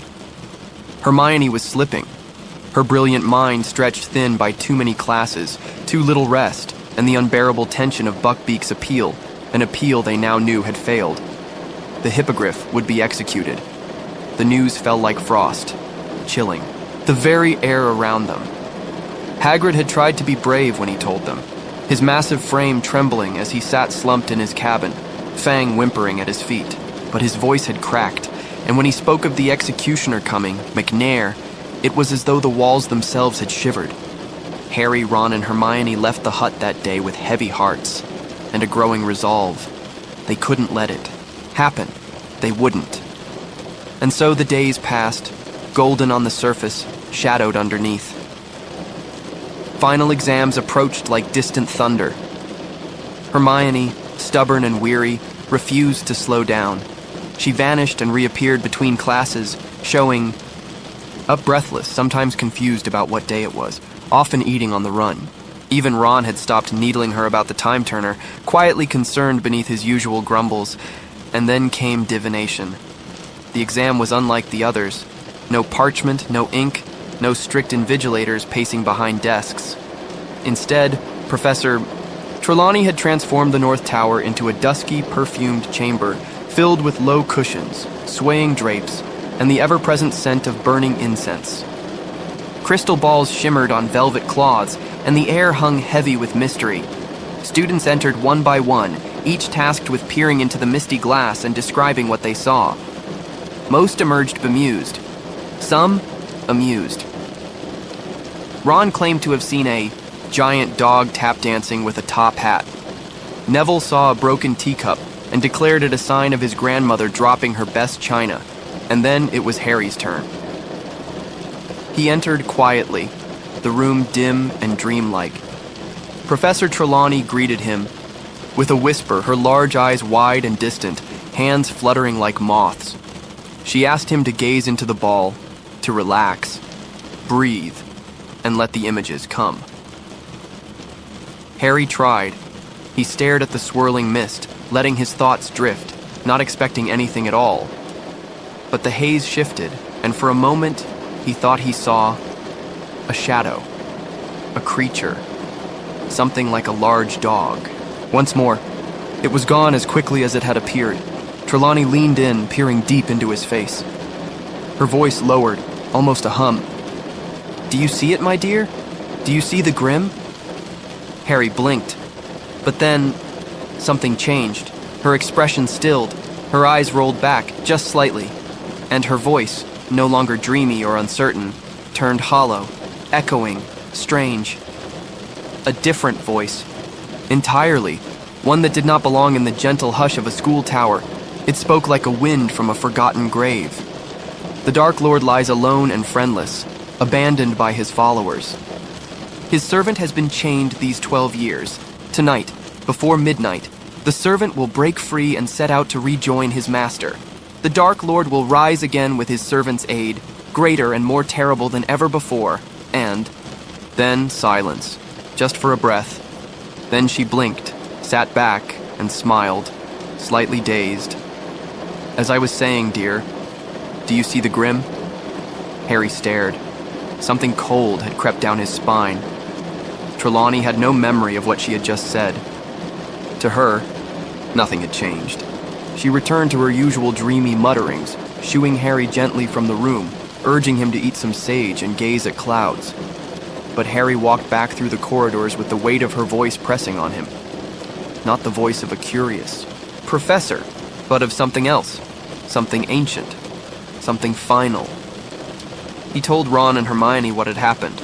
Hermione was skeptical, of course. She had long dismissed Trelawney as a fraud. Ron, however, looked uneasy. "The servant?" he asked. Could she have meant black? Harry wasn't sure, but the words echoed, chained. 12 years, breaking free. The thought gnawed at the edge of his mind like a riddle he couldn't shake. That evening, as the sun lowered behind the mountains and cast long shadows across the castle grounds, the trio made their way toward Hagrid's cabin, hearts heavy. The time had come. Buckbeak's execution. The hippogriff, proud and misunderstood, would be killed for a moment's instinct. And though Hagrid had accepted it with stoic resignation, Harry, Ron, and Hermione couldn't. They stood in the hut as the sky deepened to indigo, listening to the sound of boots in the distance. The executioner was near. Dumbledore had come too, calm and sad. There was nothing more to be done. As they left the cabin, Hagrid's tears silent and wet upon his cheeks, Harry glanced back and saw the axe gleam in the fading light. And then, a flash. From the distance, a sudden flutter. Something darted into the trees, a black shape, dog-like, watching, waiting, a shadow among shadows. And Harry knew. The peace was ending. Something had changed. Something had begun. Chapter 17. Cat, Rat, and Dog. Evening had gathered its shadows, laying them carefully across the hills and forest beyond the castle. In the distance, the sun had long slipped beneath the horizon, and a dusky quiet had fallen. But inside, 3 young hearts, there was no peace. Harry, Ron, and Hermione had left Hagrid's hut under the weight of loss. Buckbeak was gone. The swing of the axe still rang in Harry's ears, though he hadn't seen the blow land. He'd heard it, clean and final. And yet, something strange. A flicker in the dark, a black dog darting into the forest's edge, and then something more immediate, Scabbers. Ron's rat, long missing, had suddenly returned, trembling and thin, eyes wild with fear.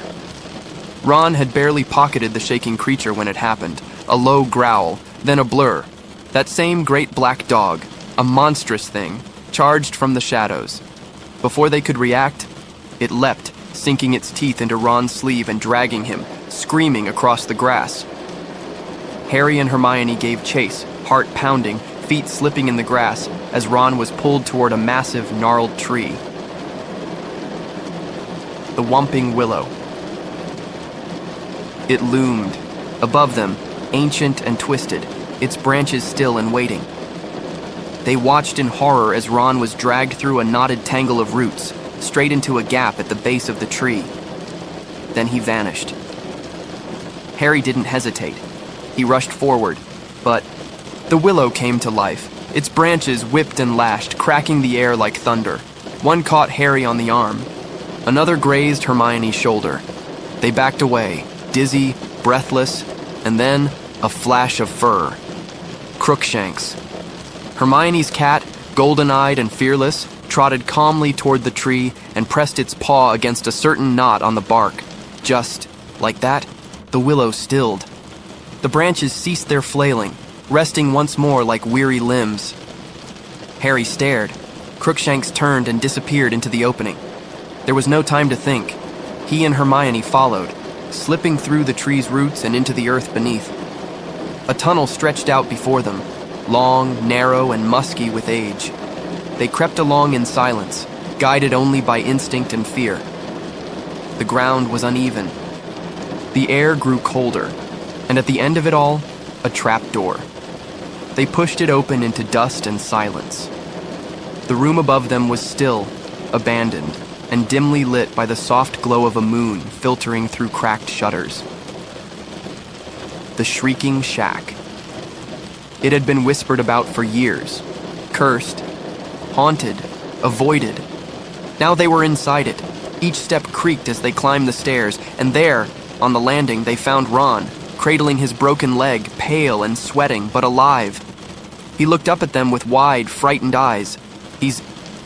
the dog," he whispered hoarsely. "He's an animagus. It's not just a dog, it's him, Sirius Black." And there, in the doorway behind them, shadowed, gaunt, wild-eyed, stood the man who had haunted Harry's nightmares, Sirius Black. He looked nothing like the wanted posters. His face was thin and sharp, starved by time, his eyes sunken with something deeper than hunger, something like pain, and yet, in those eyes, something else. Recognition, longing, a kind of heartbreak. Harry moved before he even thought. His wand was out, trembling with rage and confusion. "Give me a reason," he said coldly. "Go on, give me a reason to do it." Sirius didn't flinch. He looked at Harry as if seeing someone he had been searching for in dreams. But before the moment could sharpen into violence, another figure arrived. Lupin, Professor Remus Lupin. He burst into the room, breathless, wand raised, but not at Sirius. Instead, his eyes scanned Harry, Ron, Hermione, and then rested on Sirius Black. A stillness passed between the two men, and then something unexpected happened. Lupin embraced him. Sirius clutched him back, like a brother long lost. Harry, Ron, and Hermione froze. Confusion tangled in the air like smoke. Lupin turned toward them, calm, weary, aged in spirit. "I believe you've been filling in some of the blanks," he said gently. But there were many more. And what followed was not a duel, or a curse, or a capture. It was a story. One that unfolded slowly, like the turning of forgotten pages. Sirius had not betrayed James and Lily. He had not sold them to Voldemort. It had been someone else. Someone unnoticed. Someone they trusted. Someone who was still in the room. Scabbers. The rat in Ron's pocket began to thrash, to fight, to try to escape.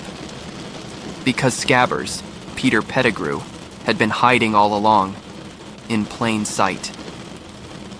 A man disguised as a rat for 12 long years. The spell to reveal him required both of them, Lupin and Sirius.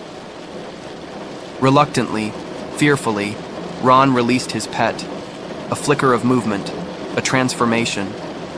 And there, where the rat had been, now stood a trembling man with thinning hair and darting eyes.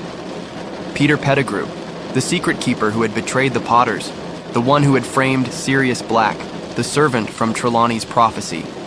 Harry could scarcely breathe. The truth was staggering. Sirius had been innocent, imprisoned in Azkaban for 12 years, for a crime he had not committed.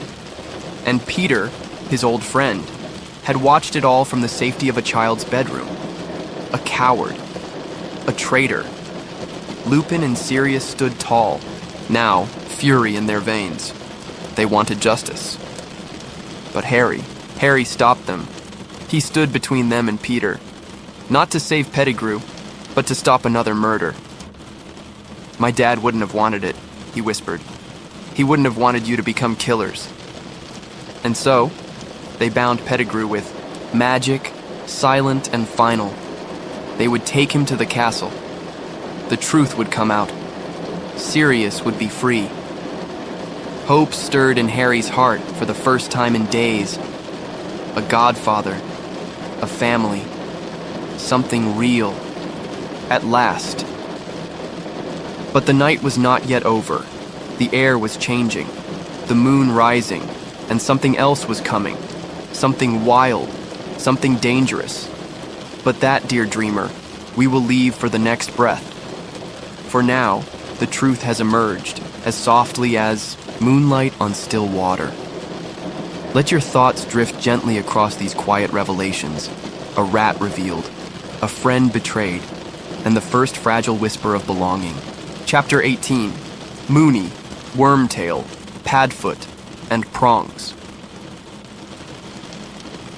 The shrieking shack, still and shadowed, held its breath around them as Sirius, Lupin, Harry, Ron, and Hermione gathered close.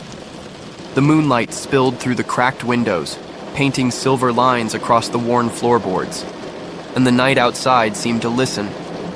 It was time to speak. Professor Lupin began, his voice gentle, like a soft breeze stirring leaves. He spoke of days long past, of a friendship forged in youth, laughter, and secrets. 4 boys at Hogwarts, bound by magic and mischief. They called themselves by curious names. Moony, the boy who bore the curse of the werewolf, Remus Lupin. Wormtail, the quiet one, Peter Pettigrew. Padfoot, the dog, Sirius Black, and Prongs, the stag, James Potter. Lupin told them how these 4 had learned to transform, to become animals by night, and in that form, they roamed freely together, unseen, their laughter echoing through the woods. These marauders, their map, their mark on Hogwarts. A tale of innocence and loyalty, now shadowed by betrayal. Harry listened, the pieces fitting together softly, like a puzzle revealed under the moon's gentle light. Sirius spoke next. His voice rough but filled with longing. He told of the pain of wrongful imprisonment, of being hunted by a world that no longer knew him, but also of his hope. The hope that his friends had not truly abandoned him, that the truth might still come to light. Hermione's cat, Crookshanks, watched from a corner, eyes gleaming with quiet wisdom. The warmth in the room grew as memories were shared, not with anger, but with a deep, aching sadness. They spoke of trust, broken by fear, of a friend who had hidden in shadows, not out of courage, but cowardice. Peter Pettigrew, once close, now revealed as the dark thread that had unraveled their lives. Harry's heart ached with the weight of it, but in the midst of sorrow, there was also strength. The knowledge that even in darkness, light could find a way, that friends could be found, even after years lost. That family might be waiting just beyond the shadows. And so, in the quiet room, beneath the watchful moon, the past and present met. A story told gently, softly, an old friendship rekindled in the hush of night. And for Harry, a new chapter beginning, not with fear but with a fragile hope. Chapter 19, The Servant of Lord Voldemort. The shrieking shack still held its hush as the story deepened. The truth had settled between them like a fragile thread, shimmering but tense. Peter Pettigrew, once a trusted friend, now stood revealed. In his true form, a man marked by fear and betrayal. His eyes darted nervously, flickering with guilt and desperation. He spoke in a low, trembling voice, weaving a tale of survival and fear, of choices made in shadows. He told how he had served Lord Voldemort, not out of strength but out of cowardice, hiding, waiting, always running from the consequences of his actions. Harry listened, his heart heavy but steady. The room felt thick with the weight of history, old wounds, broken promises, and the fragile hope for justice.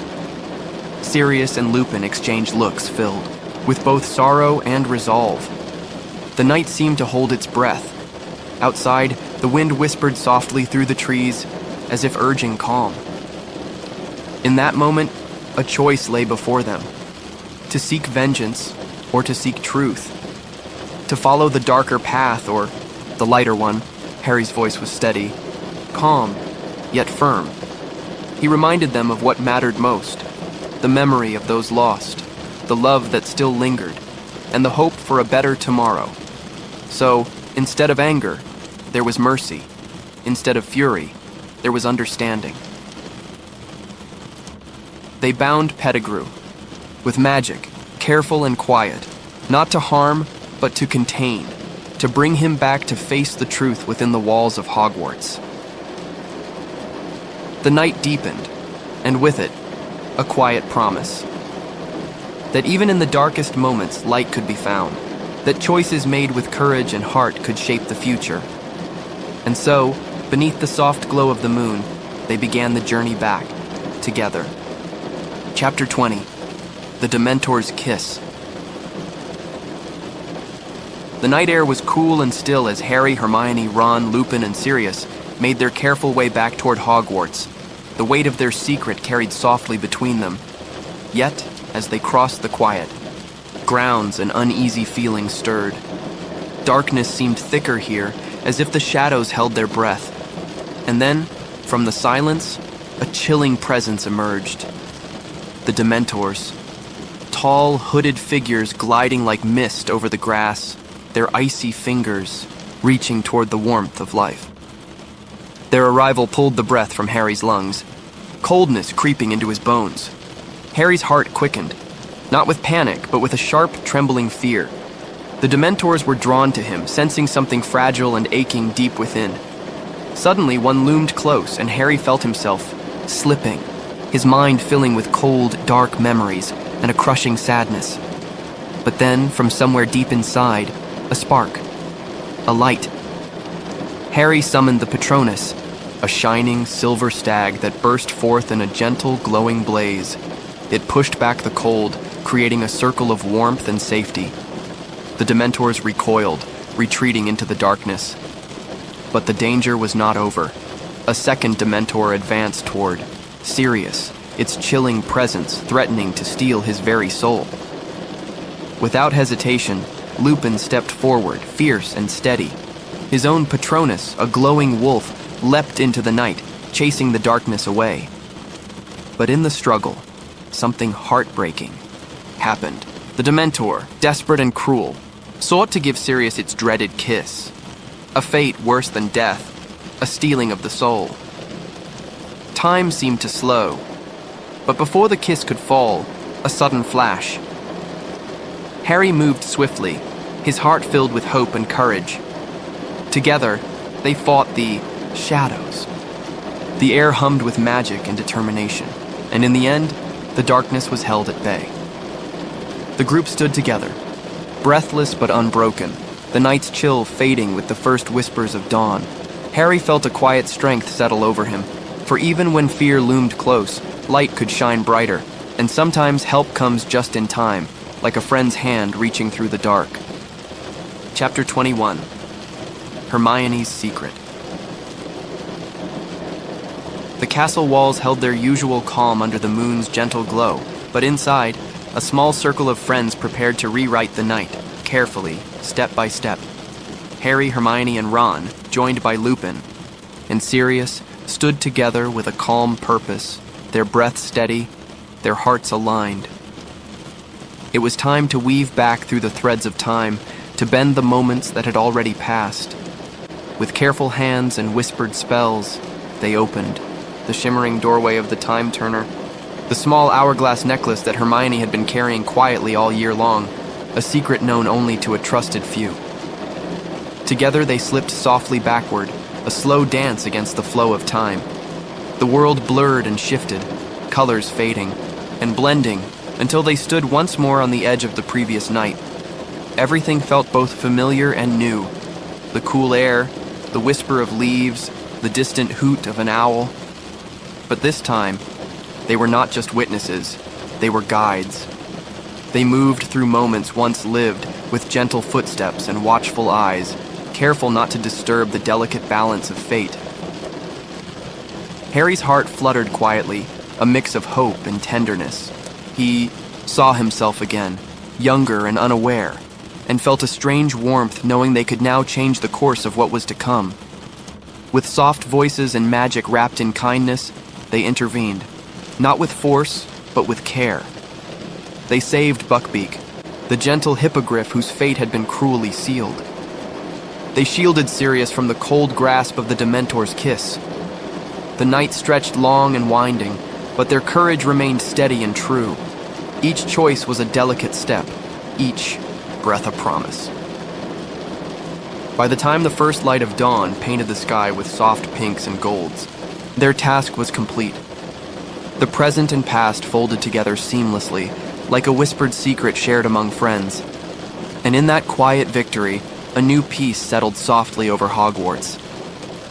A reminder that even time itself can be gentle, and that sometimes courage is found in the smallest, quietest moments. Chapter 22. Owl Post Again. The days grew longer, and the castle hummed with a gentle calm, as if the world itself was breathing easier. The heavy shadows that had once lingered seemed to melt away, replaced by the soft light of summers. Embrace. Harry sat quietly in the warmth of the common room, the gentle crackle of the fire blending with the distant laughter of friends. His thoughts drifted like the slow flutter of owl wings outside the window, and then a soft tapping. A letter arrived, carried on the wings of an owl, familiar and true. It was a message from Sirius. Words wrapped in kindness and hope, reminding Harry that even in the darkest times, there was always a place to belong. A reminder that family could be found not only in blood, but in loyalty and love. Harry smiled softly, feeling the weight in his chest ease, replaced by a quiet joy. The wind whispered through the trees, carrying with it the sweet scent of blooming flowers and new beginnings. And in that moment, surrounded by friends in the soft glow of a summer's day, Harry felt something precious. Hope. A hope that no matter where life's path may lead, the heart remembers. And that peace, like the gentlest breeze, can return again and again. So, as the sun dipped low and the stars began their slow ascent, the story of this year at Hogwarts came to rest. A tale of friendship, courage, and the quiet. Magic that lives in moments both big and small. And now, dear listener, as your own night unfolds, may this piece follow you softly, like a lullaby whispered by the wind, as the quiet tale of Harry Potter and the prisoner of Azkaban settles into the night. It leaves behind a gentle glow, a warmth born not just of spells and adventures, but of friendship, courage, and the tender threads that connect us all. This story reminds us how light can always find a way through even the darkest shadows. How sometimes the most powerful magic is the courage to face our fears, the kindness to forgive, and the hope that lives in second chances. Harry's journey, wrapped in moonlight and the soft rustle of leaves, invites us to remember that we are never truly alone. There are friends who walk beside us, family we find in unexpected places, and strength hidden quietly within. The themes of trust, loyalty, and the delicate balance between past and present flow through the story like a calm river, inviting us to float gently along, reflecting on our own journeys. And just like the shimmering Patronus light that chases away the cold, we too can find brightness in moments of fear and peace in moments of stillness. So as you close your eyes tonight, let these whispers of magic and hope cradle you. Let your breath slow, your thoughts soften, and your heart feel light.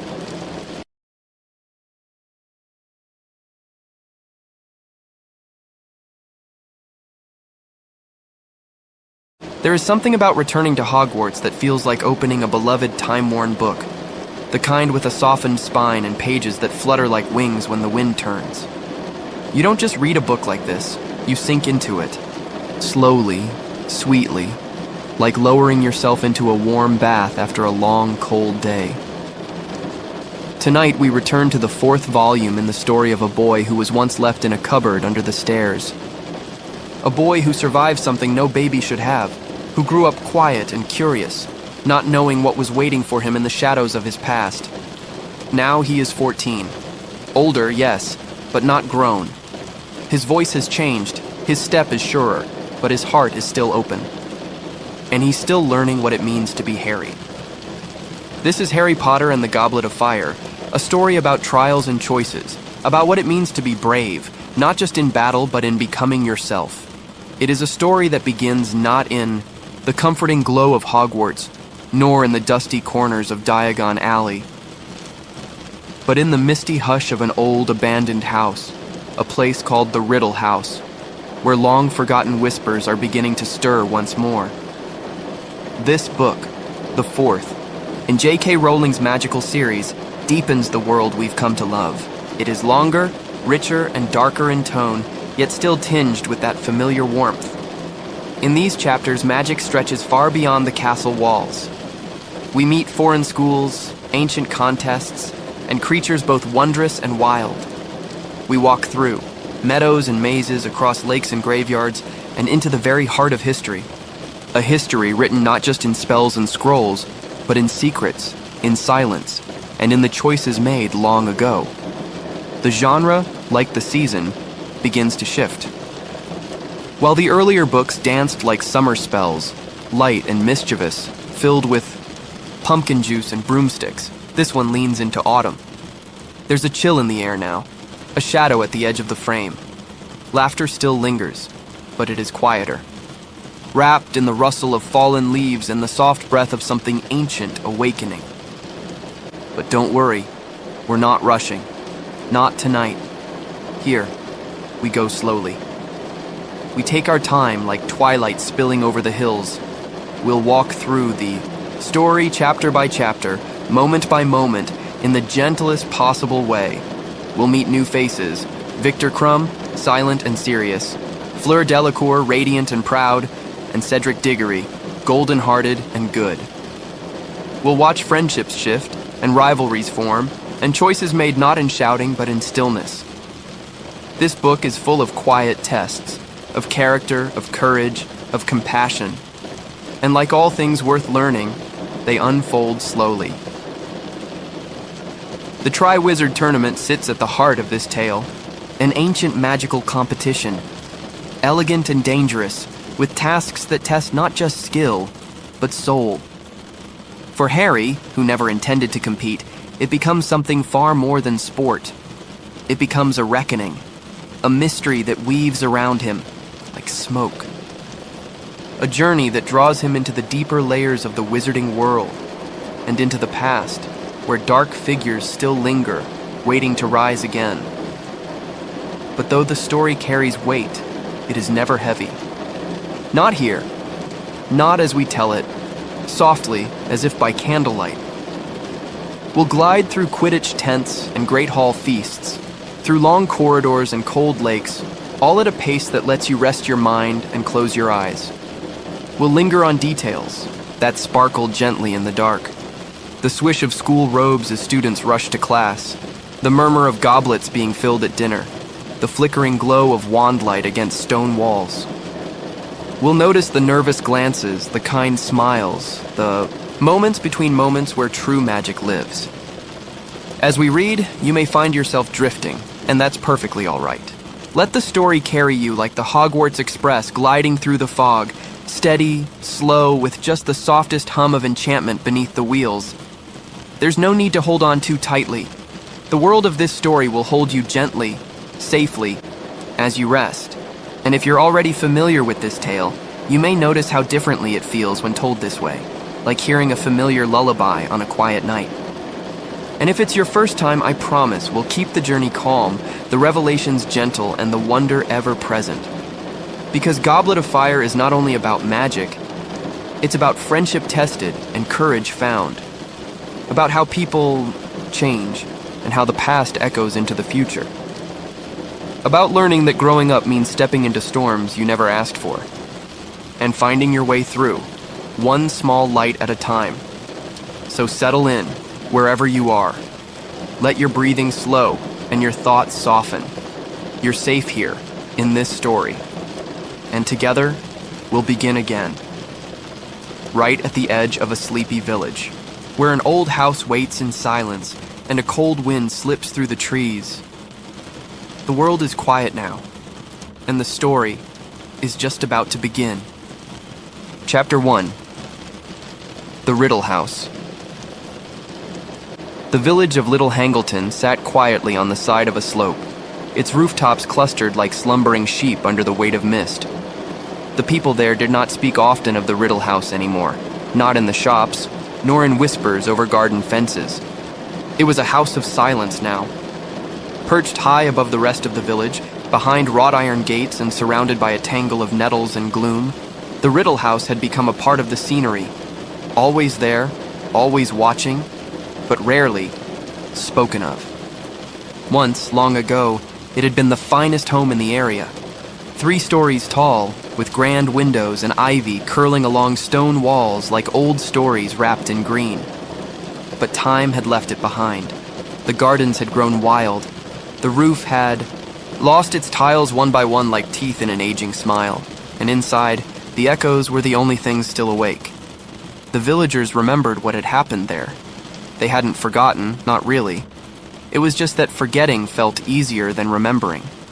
Because remembering meant thinking about. That day, the morning the riddles were found, it had been over 50 years ago. A maid had come running, shrieking in the street, her apron twisted in her hands. She had gone to clean the house and found all 3 riddles, father, mother, and grown son, dead in their chairs, sitting as if they had only just dozed off. Eyes wide open, not a mark on them, no wound, no sign of struggle, just gone. Doctors came, so did the police. The village buzzed with questions. Poison, perhaps? A curse? An accident too strange to name? But it was none of these. The cause of death was unexplainable. The riddles were healthy, and yet they were no longer living. It was as though some invisible force had snatched the breath from their bodies. Suspicion fell on the gardener. Frank Bryce, a solitary man with a stiff leg and a quiet way of moving through the world. He had worked for the riddles for years, and that morning he had been the only one on the grounds. The police questioned him. People whispered behind their hands.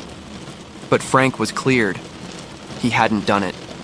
There was no evidence, no motive, no reason to believe he'd harmed anyone. Still, the stain of that day clung to him.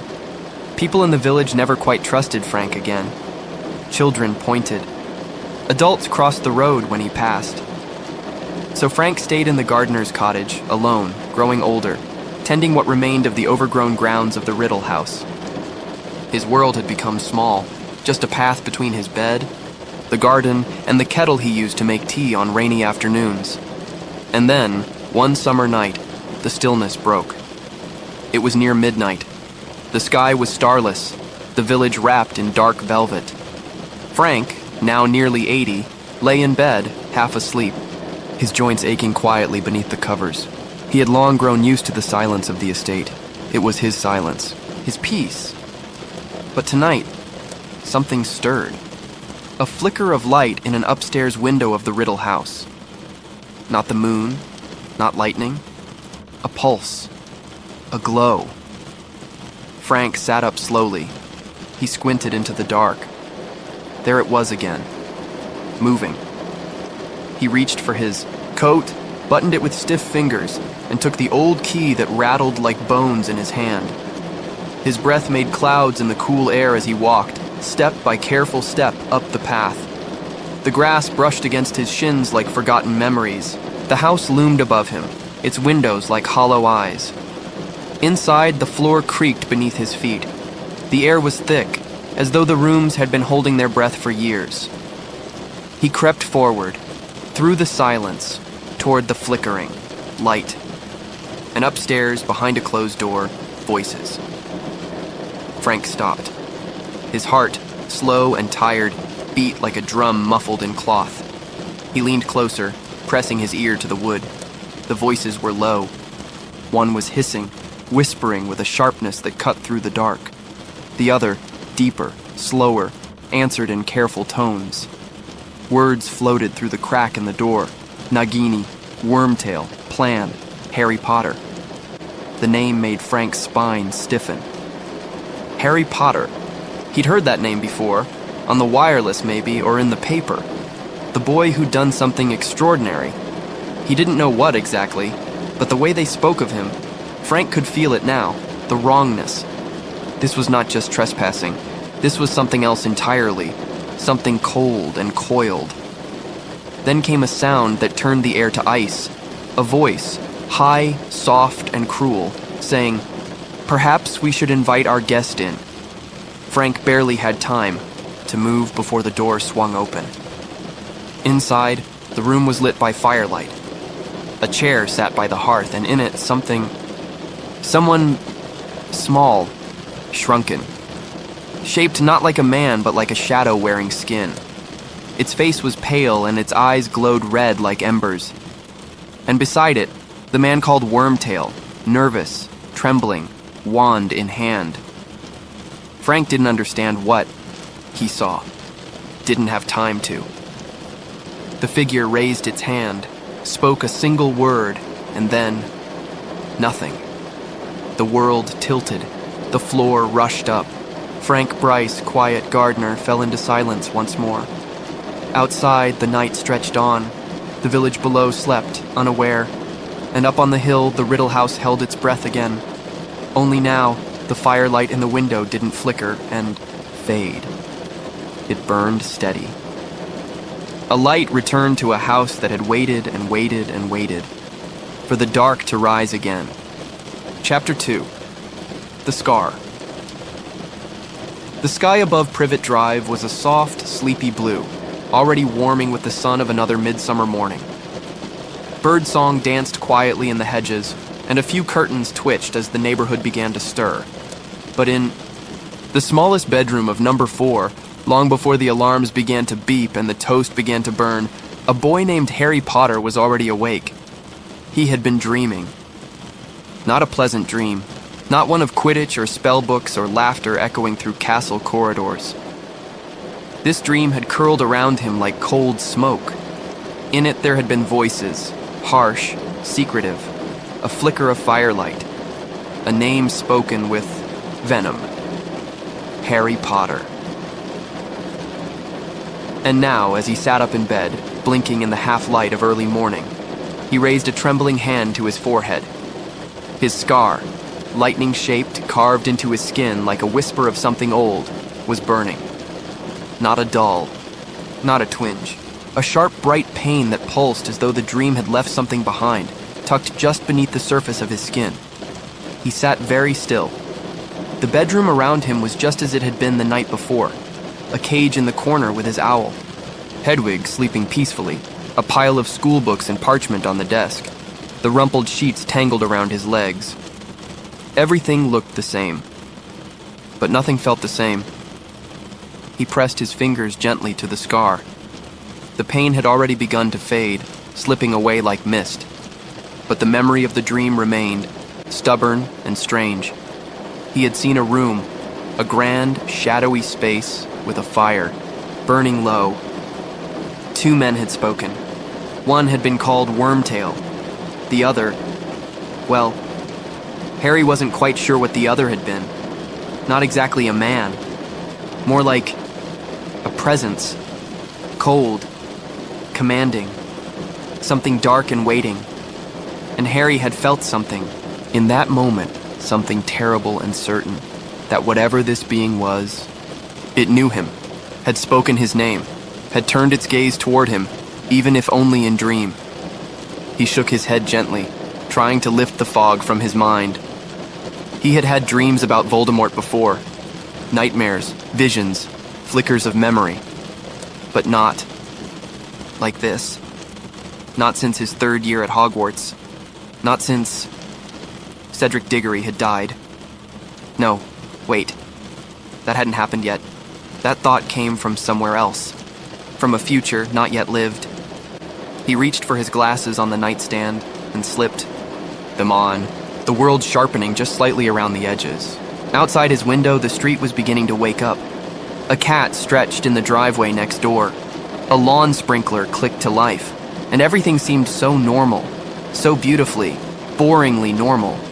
But the scar still throbbed faintly, and Harry could not forget the feeling that he had seen something real. He stood up, crossing the room quietly, careful not to wake Hedwig. He thought about writing a letter, maybe to Ron or Hermione. But what would he say? Dear Ron, I had a dream, and now my scar hurts again. Something dark is coming. Hope you're enjoying the Quidditch. It felt foolish, childish.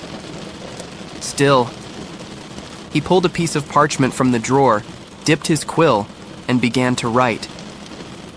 Dear Sirius, I had a dream last night. I think something's wrong. My scar hurt, worse than it has in a long time. Do you think it means anything? Harry. He paused, staring at the ink as it dried. Sirius would know what to do. He always did.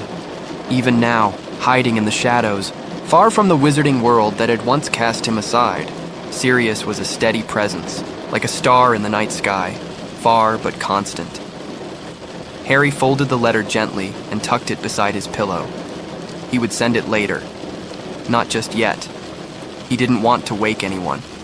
Not the Dursleys, not the neighbors, not even the world beyond the garden gate. Instead, he returned to bed, lying down once more beneath the thin summer sheet. He watched the ceiling, where a crack traced a quiet path above his head like a wand stroke frozen in plaster. He thought of Hogwarts, of Hagrid's booming laugh, of Dumbledore's twinkling eyes, of Ron's jokes and Hermione's sighs. He missed it all with a deep, aching quietness that only summer could bring. Privet Drive was clean, quiet, and terribly lonely. The Dursleys barely acknowledged him, and when they did, it was only to bark instructions or frown at, the way he held his fork. But it wasn't the chores or the silence that bothered him most. It was the sense that something waited just beyond the horizon, something he couldn't name, something that had already begun to stir. His scar tingled again, softer now, like a whisper brushing against his thoughts. And in that moment, Harry knew that this year would not be like the others. He couldn't say why, couldn't prove it, but something deep inside told him. The dream was only the beginning, and the story had already started turning its next page. Chapter 3. The Invitation. The sun rose lazily over Privet Drive, spilling soft gold across the neat lawns and closed curtains. Inside number 4, the clink of dishes and the distant drone of the morning news filled the air with the rhythm of an ordinary day. In his small, cluttered bedroom upstairs, Harry Potter sat at his desk, gazing out the window. The dream from days ago still lingered faintly, like the echo of thunder after a storm. But today, something else tugged at him, a quiet hum of anticipation. The Dursleys had been oddly polite that morning, suspiciously so. Uncle Vernon had cleared, his throat 3 times before speaking, a rare gesture of restraint. Dudley had offered Harry a look that could only be described as wary. And Aunt Petunia. Well, she was unusually quiet, flitting about the kitchen like a nervous moth.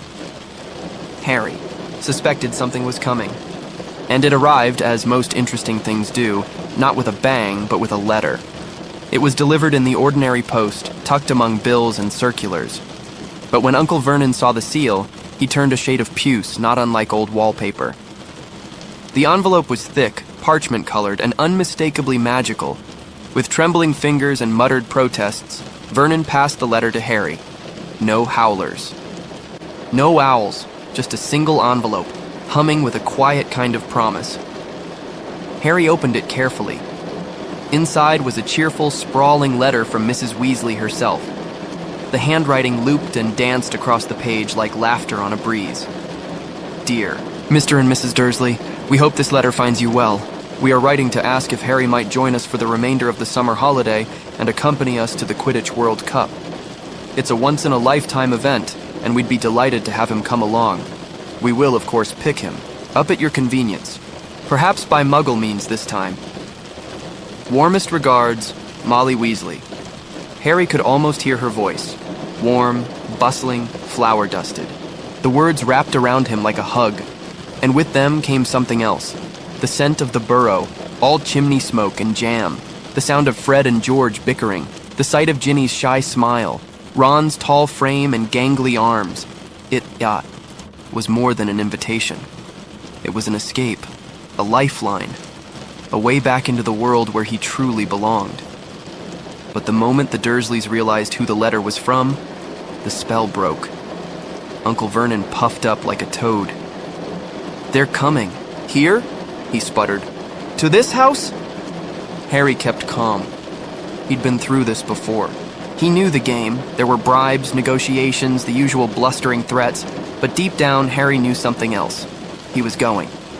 The Dursleys wouldn't stop him, not now. And sure enough, after much growling and sulking, Vernon relented. Not because he cared, but because there was an unspoken agreement between them now. A fragile truce that Harry had earned through years of survival. They all went about the rest of the day in stiff, careful silence. Harry returned to his room with the letter clutched tightly in his hands, heart fluttering like a caged bird. He packed his trunk slowly, savoring the feeling. Each book, each robe, each magical trinket was a step away from Privet Drive and toward something real. As twilight fell, the air grew still. The house seemed to hold its breath. And Harry waited by the window, eyes scanning the sky, heart beating to the rhythm of possibility. He wasn't sure how the Weasleys would arrive this time. Not by flu powder, he hoped. He still remembered the soot and confusion of that last adventure. But however they came, he knew they would come with open arms. And as the stars began to prick the sky and Hedwig shifted sleepily in her cage, Harry smiled. The pain of the scar was distant now, the dream for the moment forgotten. In its place bloomed something far more powerful. Hope. For the first time in weeks, he felt it bloom quietly in his chest. A summer not of silence and chores, but of friendship, adventure, and magic. Soon, he would be surrounded by warmth and chaos and laughter. Soon he would sit beneath the sky with Ron and Hermione and watch firelight dance on tents and broomsticks. Soon he would once again belong. Chapter 4. Back to the Burrow. It began with a roar, not of anger or thunder, but of fire. A strange, swirling, sucking sound that filled the living room of number 4 Privet Drive and startled every square inch of the neatly trimmed Dursley world. Harry had been waiting, sitting quietly on the sofa, trunk by the door, Hedwig's cage resting beside him. His heart had been pounding with quiet excitement for hours, and now, with the sudden whoosh of the fireplace igniting into bright green flame, the moment had come. The Weasleys had arrived, though perhaps not as smoothly as Mrs. Weasley had hoped. From the hearth, 4 shapes emerged one by one, spinning and stepping out through emerald light and chimney soot. First came Fred and George, identical grins plastered on soot-smudged faces. Then Ron, tall and sheepish, brushing ash from his shoulders. And last, Mr. Weasley, kind eyes behind round glasses, a deep fondness radiating from him like warmth from a stove. The Dursleys were frozen. Uncle Vernon's face turned a brilliant purple. Aunt Petunia looked as though she might faint. Dudley clutched his backside, whimpering, convinced that any magic might explode him on the spot. Mr. Weasley, for his part, was delightfully oblivious to the tension. He was far too interested in the electric kettle, and the toaster, and, oh, the plugs. Fascinating contraptions, he murmured, kneeling to inspect a socket. "You say electricity flows through wires in the wall, do you?" Harry grinned. It was chaos, but it was Weasley chaos. Warm, affectionate, and deeply familiar. But Things, as they often do around magic, quickly went sideways. The Weasleys had intended to use flue powder to collect Harry, a simple matter of stepping into the fireplace and spinning away. But what they hadn't accounted for was the Dursleys' carefully sealed hearth, a metal grate, a fake log display, a glass panel. In short, no room for magic. The result was a burst of fire, a shattered electric fireplace, and a living room filled with smoke, coughing, and Mr. Weasley's sincere apologies. "We'll pay for all damages, of course," he offered, clearly mortified. "Though, I'm not entirely sure how much an electric fireplace costs. Do they come with spells?" Vernon Dursley's only response was a strangled sound, somewhere between a grunt and a growl. Harry, meanwhile, wasted no time. He seized his trunk, hoisted Hedwig's cage, and made a quick, quiet exit across the scorched rug. He gave the Dursleys a final glance. Dudley still pressed against the wall, Petunia fanning herself weakly, Vernon glaring holes into Mr. Weasley, and then he stepped into the fireplace. "See you," he said with a smile. And then the world spun. Green flame wrapped around him like silk in a storm. He was tumbling, rushing through hearths and homes, soot and sparks swirling past, until, at last, he landed with a soft thud in a very different place. The Burrow. Oh, how different it was. The ceiling was low and beamed with dark wood. The air smelled of cinnamon, fresh bread, and something faintly magical. The walls tilted slightly, and the stairs creaked with charm. "Harry!" came a warm cry. Mrs. Weasley rushed in, wiping, her hands on her apron. She embraced him like a mother who'd been waiting all summer to do just that. He was home. Behind her, the kitchen bustled with movement. Pots stirred themselves. A clock ticked, not with hours, but with labels like time, to feed the chickens, and "you're late." Gnome giggles echoed from outside. Ginny peeked around the corner shyly, then vanished again, cheeks pink. Fred and George barreled through with a box labeled "Don't Open Indoors." Ron rolled his eyes behind them, then clapped Harry on the shoulder. "You made it," he said. Harry nodded. "Barely," they laughed, not loud, not boisterous. Just that quiet, easy laugh of friends who'd been apart too long. Over supper, the Burrow filled with stories. Fred and George told tall tales of prank prototypes. Mr. Weasley recounted his field study of plug sockets. Mrs. Weasley shooed everyone into seats, placed steaming plates before them, and hummed a tune under her breath. Harry sat among them, soaking it all in. The clatter of forks, the squeak of chairs, the flicker of candlelight. It was crooked, cluttered, completely, wonderfully alive. He didn't say much. He didn't need to. Just being there, breathing the air, tasting the food, feeling the warmth, was enough. Later, as night deepened and the stars came out over the orchard, Harry and Ron climbed the rickety stairs to Ron's room. It was just as Harry remembered. Posters of the Chudley cannons peeling at the corners, an odd smell of socks and sweets, and the comforting creak of floorboards that had known many secrets. They talked a little about Quidditch, the World Cup, and what the new school year might bring. But soon their words slowed, their eyes drooped.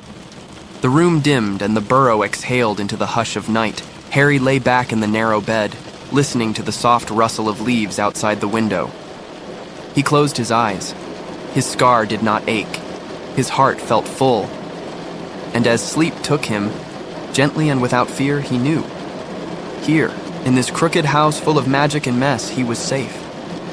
Chapter 5. Weasley's Wizard Wheezes. Morning came slowly to the Burrow. A rosy light slid across crooked windows, spilling into rooms like a whispered invitation. Downstairs, the house creaked and stirred, as if stretching its wooden limbs. And in Ron's room, Harry blinked awake, feeling the softness of early sunlight on his face. It was peaceful. No chores from the Dursleys, no looming shadows, no letters from ministry owls. Just the sound of birds and the faint clang of pots below. He dressed quietly, careful not to wake Ron, and padded down the stairwell that bent and sighed beneath his weight. The burrow was alive in that gentle way only early mornings can be.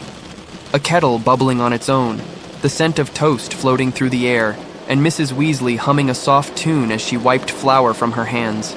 She greeted Harry with a warm smile and a cup of something steaming, and in that simple exchange he felt something solid, a calm rootedness, as if the world for a moment was in no rush.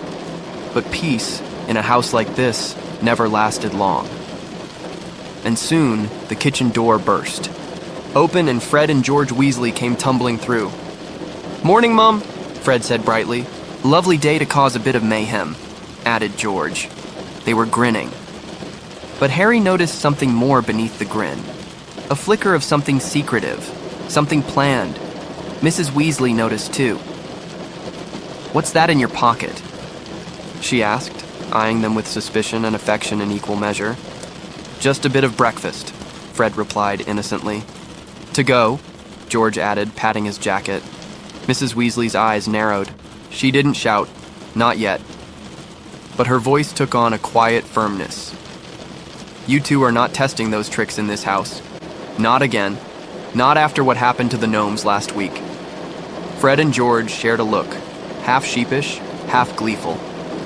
And Harry, watching them, couldn't help but smile. Because Fred and George weren't like other boys. They weren't like Ron dreaming of glory on a Quidditch pitch, or like Percy chasing titles and rules. They were dreamers in disguise. Entrepreneurs wrapped in jokes. Their mischief wasn't random. It had direction, purpose.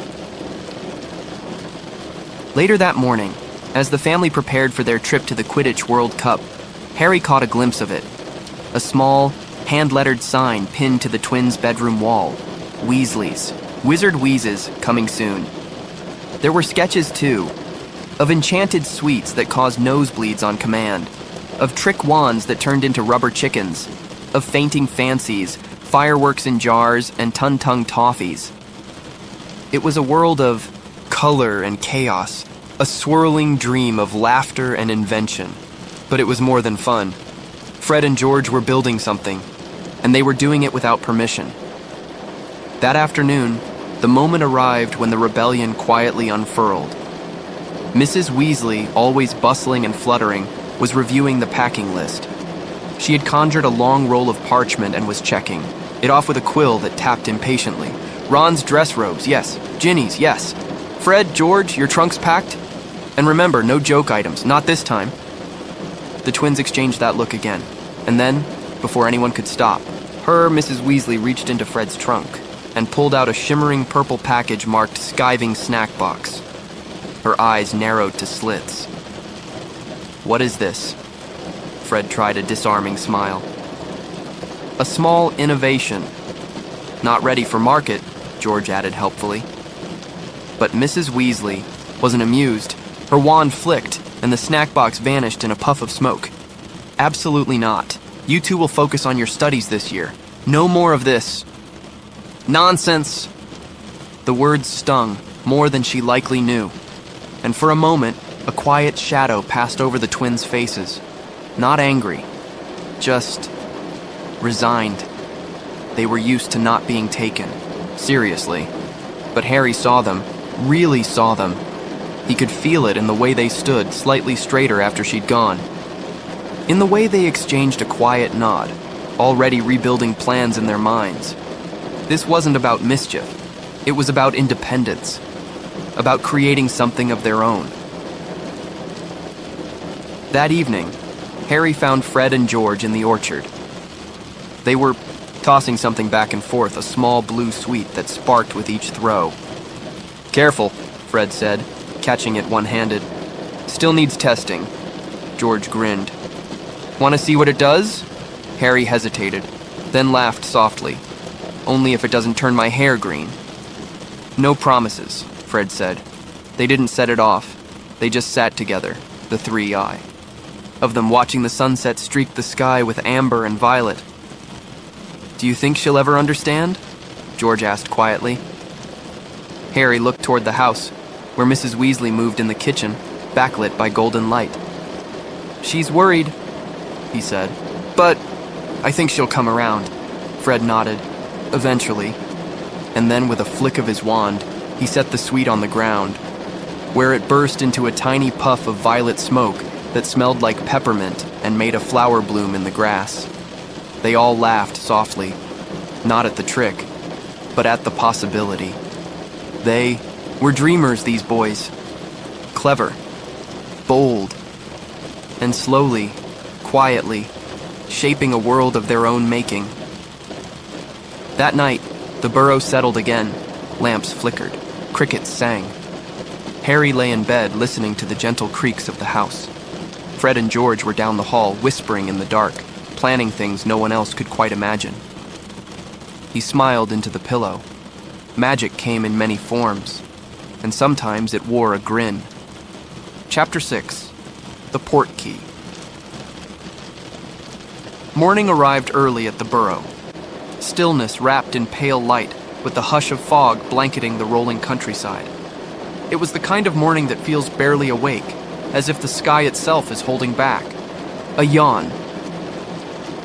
Inside the crooked, cozy home, the Weasleys were already up, the soft clink of cups and the low rustle of cloaks filling the quiet.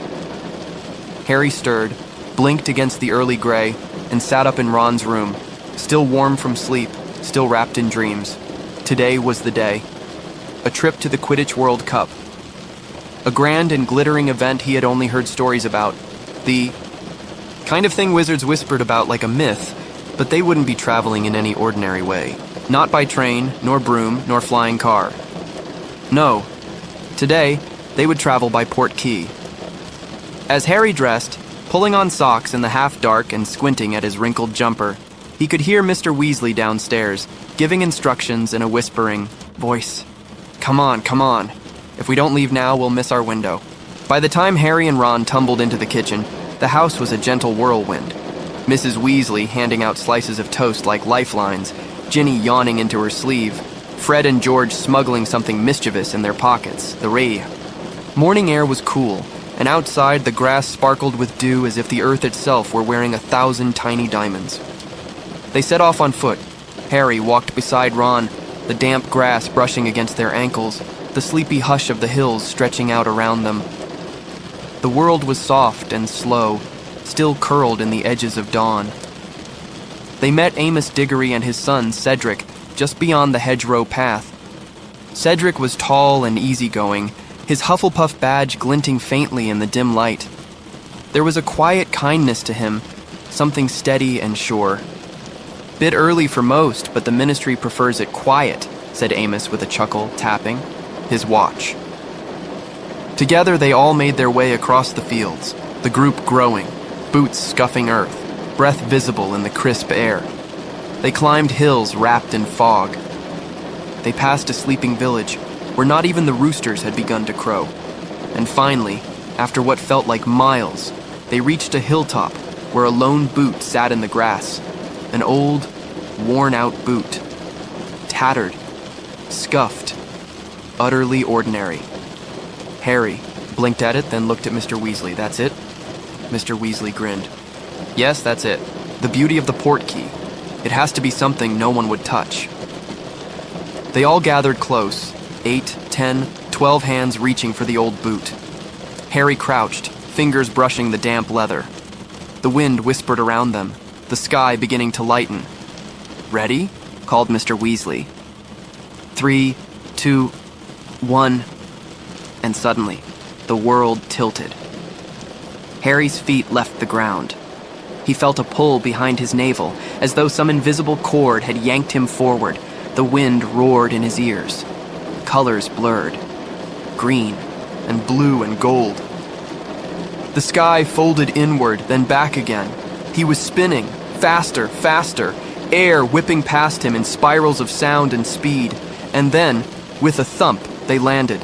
Harry stumbled, falling to his knees on soft, dewy grass.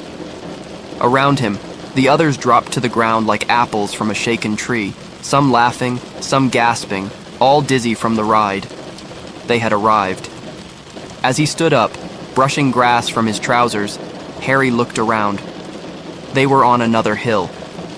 But the landscape had changed. Rolling meadows stretched as far as the eye could see. dotted with clusters of tents and flickering fires. A faint hum drifted on the breeze. Distant voices, magic in the air, the low murmur of thousands gathering. It was like the world had exhaled. "Welcome to the Quidditch World Cup," said Mr. Weasley, voice full of quiet pride. Tents of every color, shape, and size lined the distant fields. Some looked like simple canvas, others shimmered with enchantment.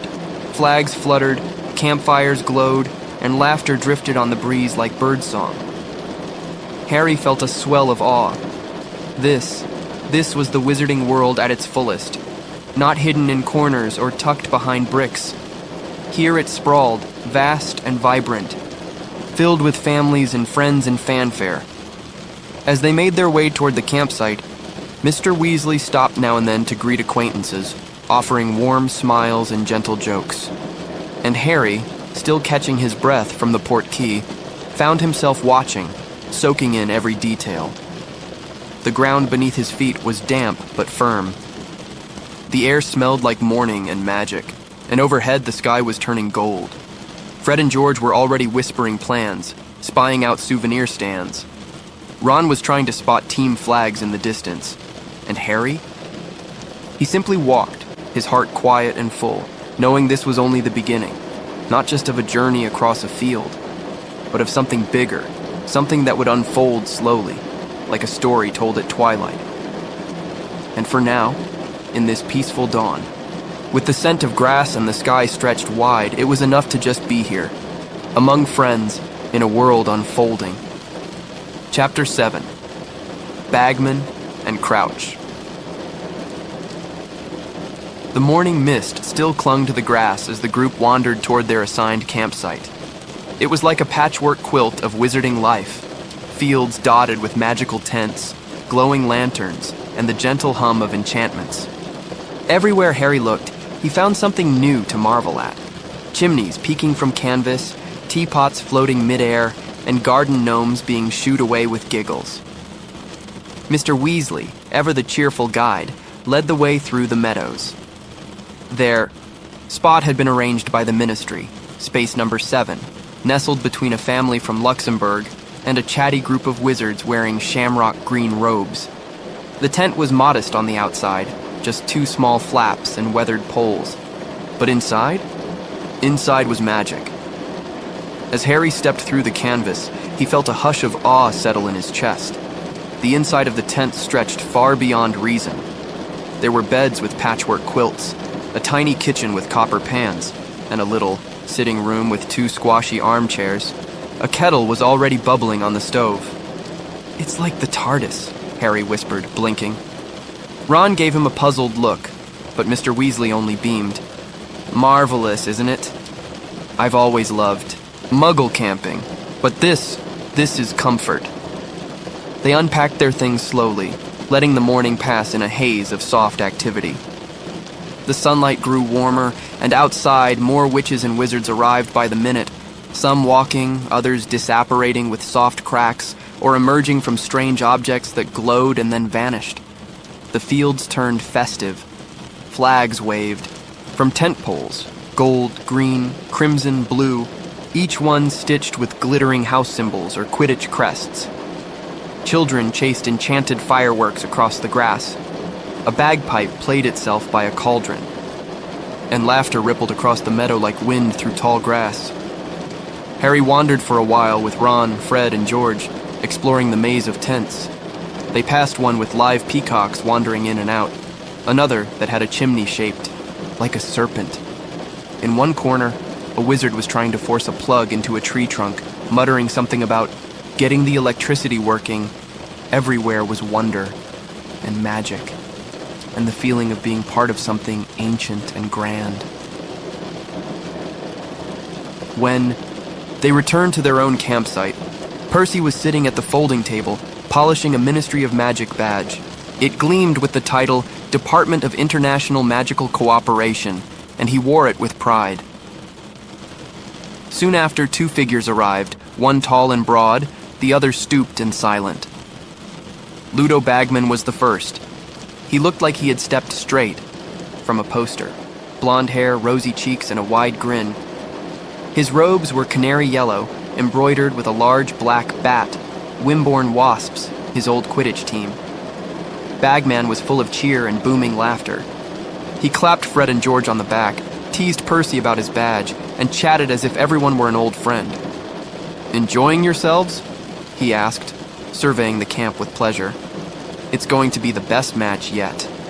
Harry could see why people liked him. He had that effortless charm, that warmth that drew others close. But behind the laughter, there was a restlessness to him, a flicker of something hurried. Then came Barty Crouch. Crouch was the opposite of Bagman-in-law.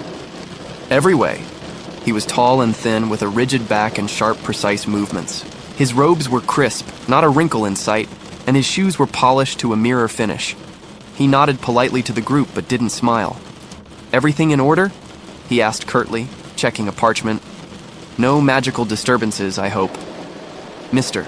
Weasley assured him all was well, but Crouch barely lingered. He turned swiftly and moved on, disappearing between tents like a shadow. As the two men vanished into the crowd, Fred whispered, "He's the one who sent his own son to Azkaban." George elbowed him gently, and the conversation shifted as sunlight filtered down through the fabric of the tent like liquid gold. Later, as afternoon melted into evening, the fields grew busier. Vendors arrived, wheeling carts filled with blinking merchandise, team scarves that sang, mini broomsticks that buzzed in the air, programs that flipped their own pages. Harry bought a pair of omnioculars, a magical set of binoculars that could replay, slow down, and zoom in on every movement. Fred and George eyed the crowd, murmuring about opportunities, always dreaming of their joke shop. A hush seemed to settle just before sunset. The air thickened with anticipation. People began filing toward the stadium, voices low with excitement, feet padding softly across the grass. Harry stood at the crest of a hill and gasped. The Quidditch World Cup stadium was like something from a dream. It rose high into the air, golden towers and glowing arches, enchanted lights sparkling along its edges. It was massive, able to seat hundreds of thousands, and yet it shimmered, half hidden by spells that softened its size. Flags from every country waved along the stands. A soft wind rustled the rows of seats like the turning of a page, but that, Harry knew, would be tomorrow. For now, the world was still spinning gently, full of light, laughter, and long shadows stretching across the meadow. Inside their tent that night, the Weasleys played a quiet game of exploding snap. Ginny fell asleep in an armchair. Mr. Weasley hummed as he tidied up the teacups. Harry sat by the tent flap, watching the stars come out one by one. He felt full of wonder, of warmth, of the sense that he was standing on the edge of something vast and unknown. Tomorrow, the match. Tomorrow, the roar of the crowd. But tonight was for quiet. A soft breath before the cheer, a whispered name in the grass, and the hush of magic just beyond reach. Chapter 8. The Quidditch World Cup. Morning arrived like a whisper through the trees. A hush of light touched the hills, and far off a soft hum stirred the air, like the world breathing in before something marvelous. Harry blinked awake. In the tent, surrounded by the sleepy rustle of blankets and the muffled sounds of the campsite coming to life. Mr. Weasley was already bustling about, gentle in his movements, trying not to wake anyone too soon. The kettle whistled quietly, and outside voices began to rise, low and bright, thick with excitement. The Quidditch World Cup would begin in just a few hours. Ron stirred beside Harry, stretching and yawning, and soon everyone was dressing, laughing, preparing. Even Percy looked slightly less stiff as he polished his badge with focused enthusiasm. Breakfast was light but full of warmth. Toast cooked over a magical flame, mugs of tea passed hand to hand, and a nervous energy dancing. In the air. It felt like Christmas morning, but older, deeper, tied to something ancient and shared. Soon, Mr. Weasley called them together. It was time to make their way to the stadium. The path wound through the meadows and into the trees, surrounded by hundreds of other witches and wizards. They walked like pilgrims, everyone dressed in team colors, some with glowing cloaks, others with enchanted face paint, a few floating slightly above the ground with excitement. "Don't forget your omnioculars," Mr. Weasley called softly. Harry clutched his close. As they approached, the trees opened, and there it was. The stadium. It rose before them like a mountain of light. Soaring stands curved around a vast field, each section enchanted to glitter in different shades. Green, gold, crimson, silver. Flags flew high, fluttering in a wind that tasted like stardust. Fireworks sparked occasionally from the towers, though the match hadn't yet begun. The air thrummed with magic. They climbed higher and higher, spiraling staircases that wound through the towers until they reached their seats at the very top. The view was breathtaking. The whole field stretched out below them, perfectly round and golden under the morning sun. Tiny figures darted about far below, adjusting final enchantments, polishing broomsticks, aligning banners that rippled on command. Beside Harry sat Ron, eyes wide with wonder, and Mr. Weasley, who looked as delighted as a boy again. All around them, the stands filled. Thousands of witches and wizards of every kind, robes of every cut, hats of every shape, children waving glowing wands. There was a sense of unity, of something bigger than any one person, a celebration of magic, of skill, of joy, and then it began. A loud musical voice echoed across the stadium. "Ladies and gentlemen, welcome to the 422nd Quidditch World Cup." The crowd erupted into cheers. Harry's heart leapt. The announcer introduced the referee, Hassan, Mustafa, a stern-looking wizard with twinkling eyes, and the teams began to take the field. First came Bulgaria. Clad in deep red, they flew in with precision and power. The crowd roared, and from the Bulgarian section, cheers rang out, proud and thunderous. Then came Ireland. Emerald robes shimmered as they spiraled into the sky with joyful abandon, their movements full of flair and fire. Golden fireworks burst overhead as the Irish team circled the pitch, their brooms leaving glowing trails behind them. And now, a special performance by the Vila, the announcer called. From the Bulgarian side they appeared. The Vila, creatures of stunning beauty, otherworldly in their presence. They danced across the field, and the air itself seemed to soften, to shimmer with enchantment. Men in the crowd leaned forward, hypnotized, while the sky glittered with silver motes. Fred tried to climb over the railing in a daze. Mr. Weasley yanked him back, red in the face. Then the leprechauns emerged, Ireland's mascots, bursting from the opposite side of the pitch in a flurry of golden light and sparkling laughter. They tossed gold coins into the air, which danced and vanished before they touched the ground. The sky seemed alive with magic, and finally, with a final swell of music and flame, the match began. Harry leaned forward, eyes wide, omnioculars pressed, to his face. It was faster than anything he'd seen. The quaffle moved like lightning, passed between Irish chasers with dizzying speed. Their coordination was flawless, Moran, Connolly, and Ryan flying as one, spinning and weaving through the air like dancers. The Bulgarian team countered with sheer strength, particularly their seeker, Victor Crumb. He was young, only a few years, older than Harry, but already a legend.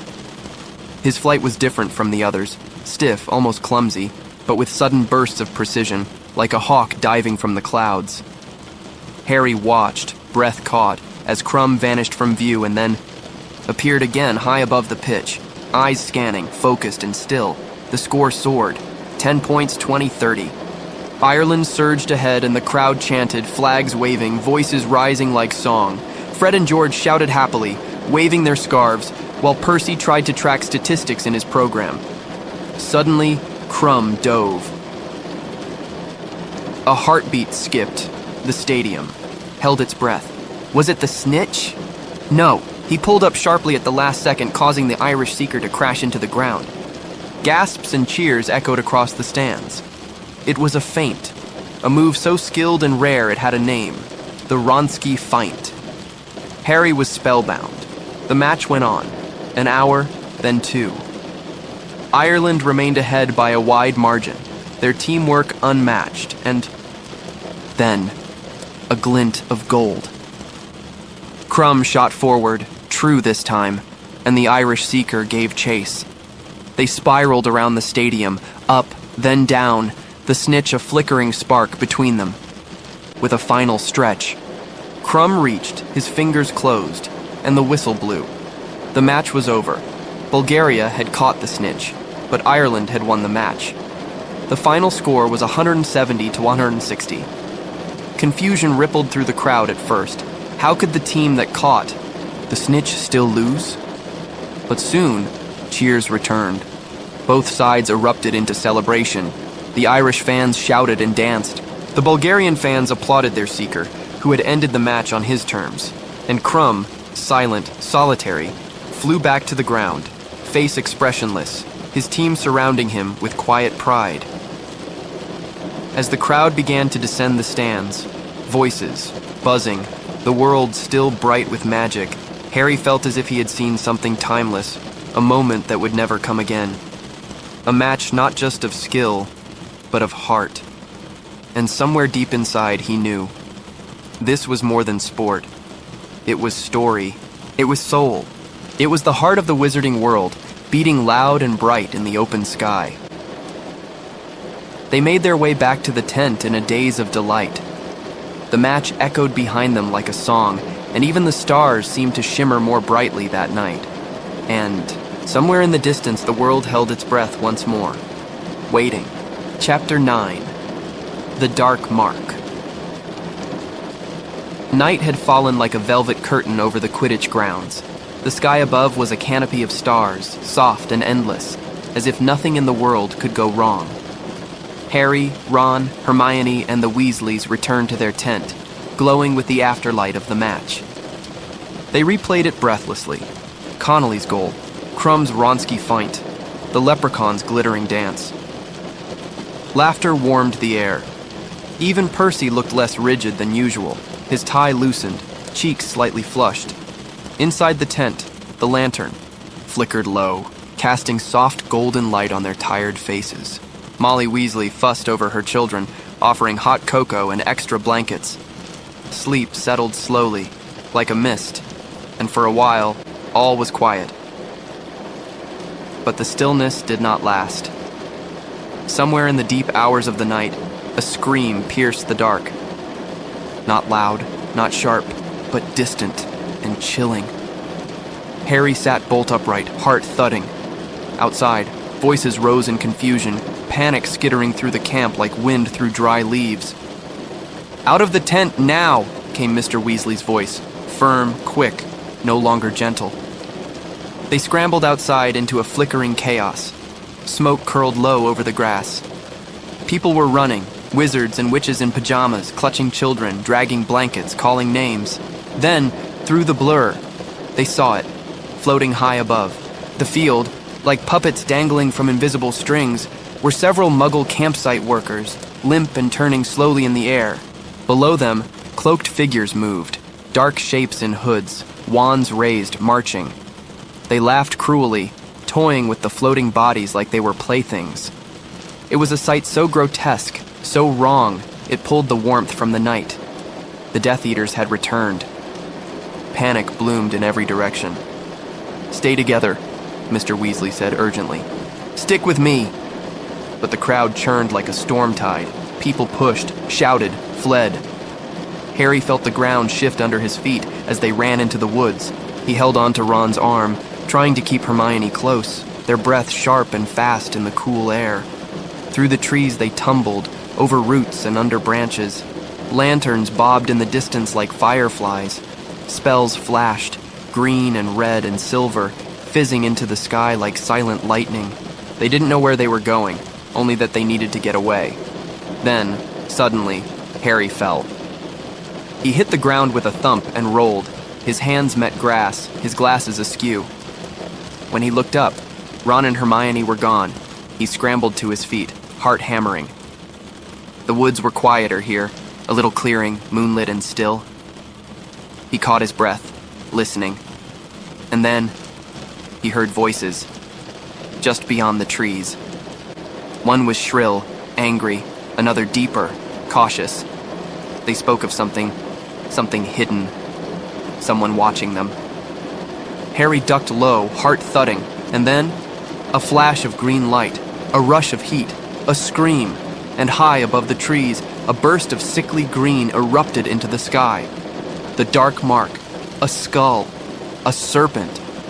It hovered, pulsing, above the clearing, casting an eerie glow that touched the trees like frost. It was Voldemort's symbol, a relic of the past, a reminder of fear long buried.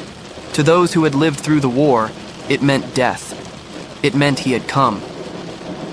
Harry's breath caught in his throat, but before he could move, figures rushed into the clearing.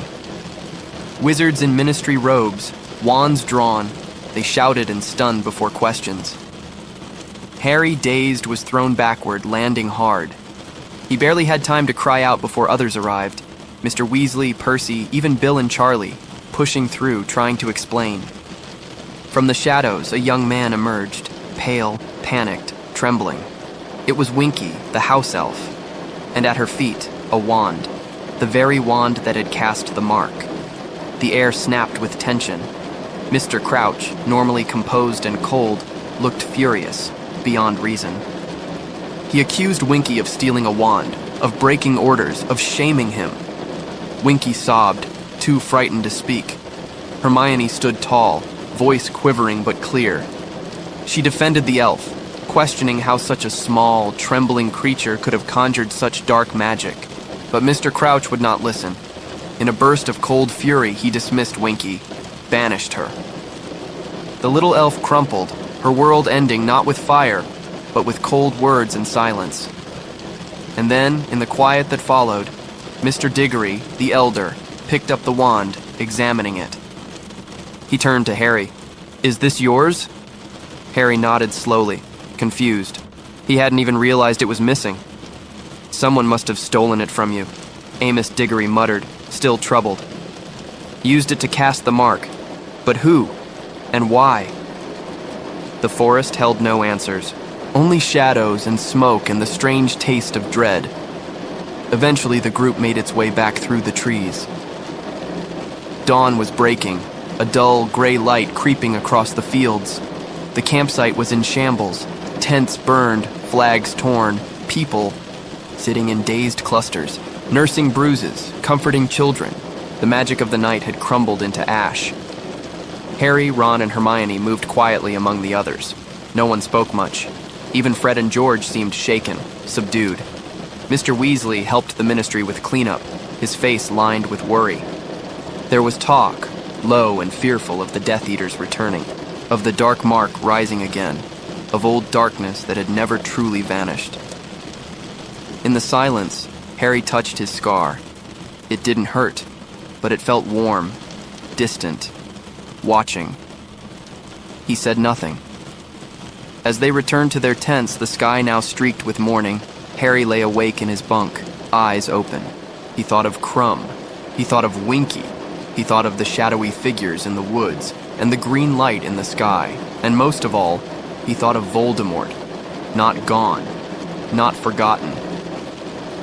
Somewhere, he was stirring, waiting. And Harry, though safe for now, could feel the shift. A change in the wind. Chapter 10, Mayhem at the Ministry. Morning came reluctantly to the fields of the Quidditch World Cup, not with birdsong or golden light, but with a heavy hush and ash upon the wind. Tents sagged, flags hung limp, the aftermath of the night's. Terror was written on every face. Inside the Weasley tent, the air was thick with exhaustion. Harry lay still, his eyes open to the pale canvas above. The green of the dark mark had faded, but the feeling hadn't. Something had shifted in the world. Mr. Weasley was already dressed. His face was drawn tight with worry, and his wand was tucked in his belt like a constant thought. He moved about the tent quietly, gathering things with brisk, practiced hands. "There'll be trouble at the office," he murmured to Molly, who stood nearby with her lips pressed tight. "You're needed?" she asked, voice gentle. He nodded, and with a soft sigh, kissed her cheek. Arthur turned then to his children, his real ones, and the ones who had become his in other ways. Harry, Hermione. "Back to the Burrow," he said. "Pack quickly." The mood was one of quiet urgency. No one laughed, no one complained. They understood, without being told, that something serious had happened. As they made their way across the trampled fields, Harry saw the remains of last night's chaos. Charred wood, burned canvas, a toy broomstick half melted, lying forgotten, near a blackened patch of earth. The Ministry wizards were everywhere, darting between tents, casting spells to erase evidence, soothing frightened muggles who had been obliviated but still looked shaken. Their robes were creased, their eyes sleepless. They passed Mr. Crouch, standing stiff-backed, issuing orders like cold rain. There was no sign of Winky. The return trip was silent. The port key was a battered boot this time, dull and muddy, and they gathered around it, pressing fingers to its worn leather as they waited for the tug behind the navel that would take them home. In a swirl of wind and light, the morning blurred. And then they were back. The Burrow greeted them like a breath of warmth, its crooked walls, its gently leaning chimney. The scent of eggs and toast wafted through the air as if the night had never happened, but it had, and the memory sat quietly at the edge of every thought. Molly clucked over them all, trying to chase away the gloom with food and care. She pressed extra bacon onto plates, poured tea, and watched each face carefully. But no one could pretend for long. They spoke in low voices about what had happened, about the floating muggles, the cloaked figures, the dark mark. "Why now?" Ron asked, frowning. "Why would they come back?" Hermione, ever thoughtful, traced the rim of her teacup. "It's not just them," she said softly. "It's the fear that it's starting again." Harry was silent. He hadn't told them everything. About the dream, about the voice, about the way his scar had burned like fire. That was his secret, for now. In the afternoon, Mr. Weasley returned. He looked more tired than ever, his eyes shadowed with the kind of fatigue that lives behind the eyes. "Well," he said, sitting heavily, "it's all chaos." He told them the Ministry was working overtime, covering up the incident, convincing the Muggle authorities it was all just a storm, trying to erase the image of the skull in the sky from people's memories. "Fudge is furious," he said, rubbing his temples. "Wants it all hushed up." "Typical," murmured Bill. "And Crouch?" Percy asked, sounding anxious. "What's he said?" Arthur sighed. "Claimed the elf acted on her own, denied everything. No knowledge, no connection. Fired her immediately." Hermione's mouth dropped open. "She didn't do it," she whispered. "You could see that." "I know," Arthur said gently. "But politics, Hermione. Appearances." He didn't sound proud of it. Diggory found. "The wand," Percy offered. "Cast a prior incantado?" Arthur nodded. "Yes, and it showed the dark mark spell." "Which means," Hermione began, but Arthur held up a hand. "They think someone used Harry's wand. Maybe stole it. Maybe planted it. No one's sure." Harry felt the weight of it. The strange, invisible hand that had reached into his pocket, stolen a piece of him, and left behind only fear. He didn't know who or how, but he felt watched. Percy, still trying to sound official, added that the Department of Magical Law Enforcement was interviewing everyone, taking statements, compiling reports. But, so far, no leads. "Too many people," Arthur murmured. "Too much confusion." He glanced out the window where the sun had begun to set behind the hills. "We've had peace for 13 years, he said, "but something's changing." The words hung in the air like smoke. The rest of the evening passed quietly. Fred and George tinkered with a few joke items, but without their usual spark. Ginny curled up with a book. Ron and Harry played a lazy game of wizard chess. Hermione wrote carefully in her notebook, brows furrowed. Later that night, Harry lay in bed beneath the sloping ceiling, the soft ticking of the clock the only sound. He thought of the stadium, the floating muggles, the silver flash of spells, the mark in the sky. He thought of Winky, lost, banished, scared. And then he touched his forehead. The scar did not burn, but it pulsed, softly, quietly, like a whisper beneath skin. Chapter 11. Aboard the Hogwarts Express. The days that followed were hushed and ordinary in the Burrow, a soft lull of safety before the next turn in the tale. Piles of spellbooks were gathered, robes refolded, and last-minute supplies were packed with sighs and laughter. But beneath it all, something quieter stirred, a tremor that hadn't quite settled since the World Cup. An edge of nervousness that even Mrs. Weasley's best cooking couldn't completely soften. And so, on a soft September morning, the air still tasting faintly of late summer, the Weasleys. Harry and Hermione readied themselves for King's Cross. Trunks were strapped. Hedwig hooted gently from her cage, and Ron's owl, Pigwidgeon, fluttered in dizzy circles, chirping with frantic excitement, a bright little blur in the morning light. Mr. Weasley, back from another long night at the Ministry, yawned into his sleeve and helped shrink the luggage for travel. With a pop and a pull, they apparated in twos, each arrival near platform 9 3/4, marked with laughter and rebalancing. And then there it was again, that magical stone wall between platforms 9 and 10, a secret gateway known only to those who had stepped through it before. One by one, they passed through. And on the other side, as always, was the train. The same. Hogwarts Express waited like an old friend, scarlet paint gleaming, steam curling upward like breath, the gentle chug and hiss a heartbeat that called to all who knew it. Harry took it in with a quiet exhale. He was going back. Back to the castle, to the enchanted ceilings, to the floating candles and creaking staircases, to the strange, wonderful, and sometimes dangerous life that only Hogwarts could offer.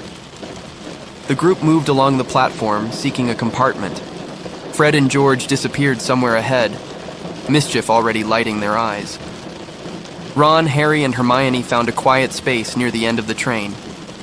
Once the trunks were stowed and the animals settled, they sank into the familiar red seats, letting the rhythm of the train lull them into the gentle beginning of the year. The whistle blew. The platform drifted away, and soon the city was behind them, replaced by countryside that rolled by like a painting in motion. Green fields, scattered cottages, low hills swaying gently beneath a pale sky. Inside the compartment, they began to talk. Ron still grumbled about Winky's dismissal. Hermione, impassioned, spoke again about house elf rights, her words earnest if a bit rushed. "We've got to do something," she said. "No one else is going to stand up for them." Ron rolled his eyes, but Harry could see she wasn't about to let this go. Outside, trees began to line the tracks, a forest slipping past like a secret never spoken aloud. And then, a soft knock on the glass. The door slid open, and a tall boy stepped in. He was thin, with white blonde hair and a smirk that rarely meant kindness. Draco Malfoy. Flanked, as always, by Crabbe and Goyle, he leaned casually against the doorway. Well, he drawled. "Off to save the world again, Potter." Harry stayed quiet. Malfoy glanced at Ron and sneered. "Still wearing second-hand robes, Weasley? Bit tragic. Still hiding behind your father's name, Malfoy?" Ron shot back, flushing. Malfoy's eyes glinted. "Careful, Weasley," he said, softly. "You never know who's watching these days." With that, he turned and left, the door sliding shut with a faint click. Harry let out a breath he hadn't realized he was holding. "Prat," Ron muttered. Hermione crossed her arms. "He knows something," she said, "or thinks he does." The mood shifted, a little more thoughtful, a little more wary. Outside, the sky had begun to dim. Soft shadows stretched across the fields, and golden light filtered through clouds like whispers. A trolley came by with sweets, and they filled the small table with chocolate frogs and cauldron cakes, each treat a comfort, a ritual that made the world feel normal again. As the train wound through the landscape, the trio spoke more quietly.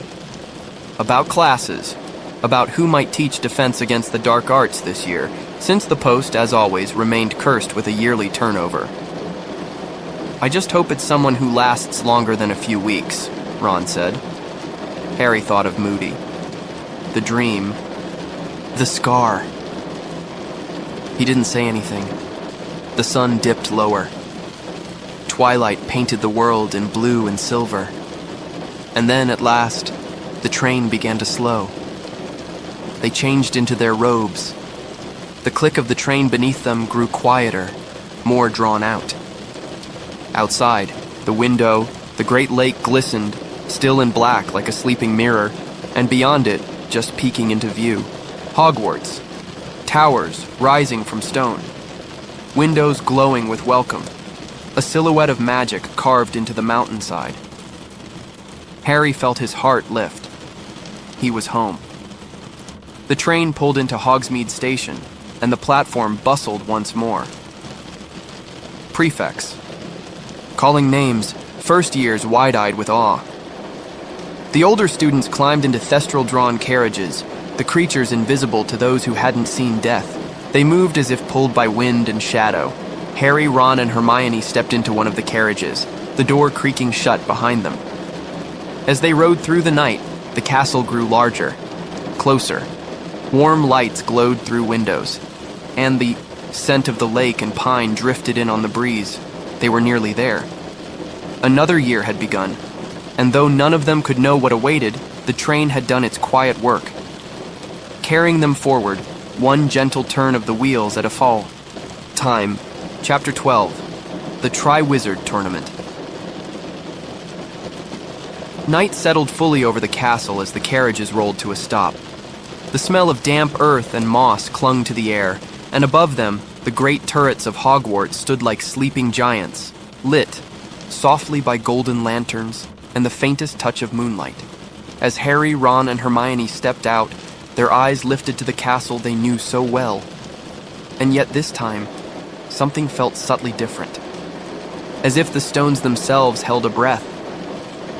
Inside, the great hall was ablaze with floating candles, and the shimmer of stars enchanted across the ceiling. 4 long tables waited, filled with students in house colors, their voices a hum of excitement and homecoming.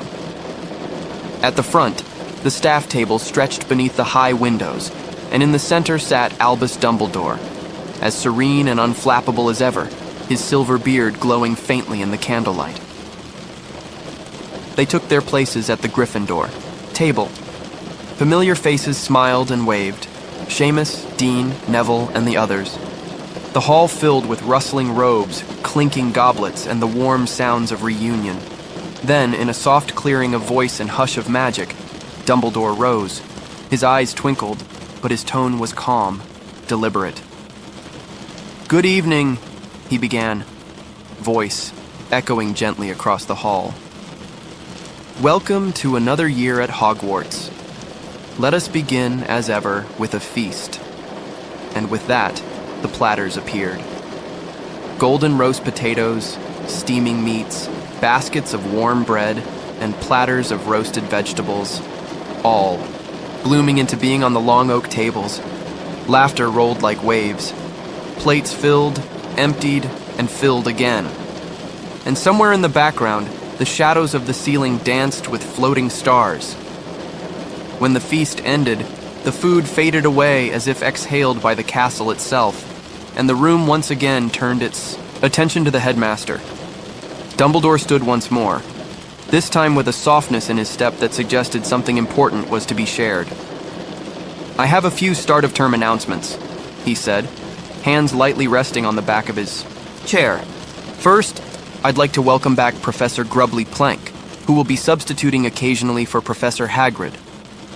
Polite applause met the name, but Harry glanced at Hagrid's empty chair with mild concern.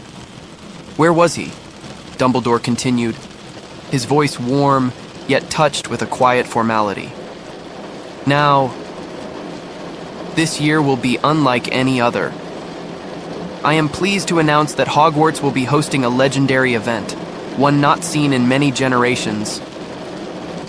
A stillness settled across the room. Diagon. Tri-Wizard Tournament. There was a pause. And then, like ripples across a still lake, the whispers began. Harry leaned toward Ron.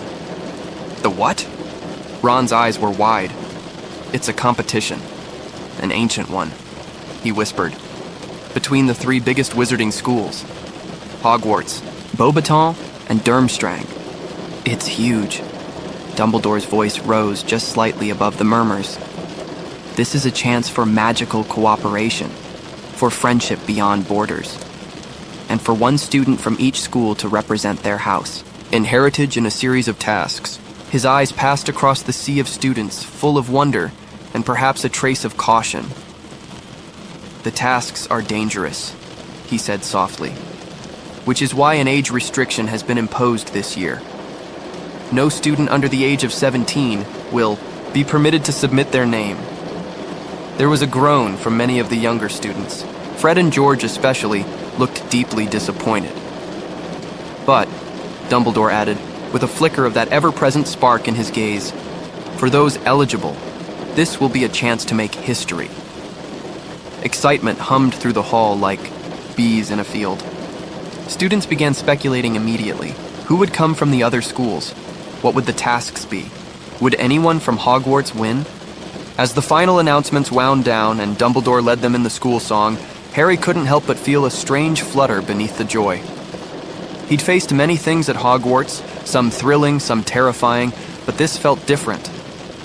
Bigger, older, a tradition built in magic older than he could imagine. A story from a time when magic meant more than just spells and charms. It meant legends. As they followed the prefects to the Gryffindor common room, the whispers of the Tri-Wizard Tournament followed them like falling leaves. I bet the tasks are insane, Seamus murmured as they climbed the stairs. Do you think Victor Crumb will come? Asked Dean, eyes lit with Quidditch reverence. Fred and George were already scheming. We're not letting some rule stop us, Fred muttered, and George grinned. There's always a way around age lines. But for Harry, there was only a quiet hum of curiosity. He wasn't old enough to enter, and yet he felt drawn to it, like the pull of a dream you don't quite remember, but can't stop feeling. That night, as he lay in his four-poster bed, listening to Ron's steady breathing in the dark, Harry looked up at the ceiling and let his thoughts drift. A tournament. Champions. Tasks filled with danger and honor. And visitors from far-off lands, their languages and spells and styles folding into Hogwarts like threads in a tapestry. The castle, always full of secrets, now held new ones. New rooms might open. New faces would arrive. And somewhere in all of that, something else stirred too. A whisper of unease, of fate perhaps, or of something waiting beneath the surface, watching with eyes unseen. But for now, sleep beckoned. Soft and still. The fire in the common room crackled low. The wind outside curled around the towers. And in the heart of Hogwarts, a new story had quietly begun to unfold. The Tri-Wizard Tournament was coming, and with it, the quiet, thrilling promise of the unknown. Chapter 13. Mad-Eye Moody. Morning came wrapped in gray clouds and the smell of wet stone.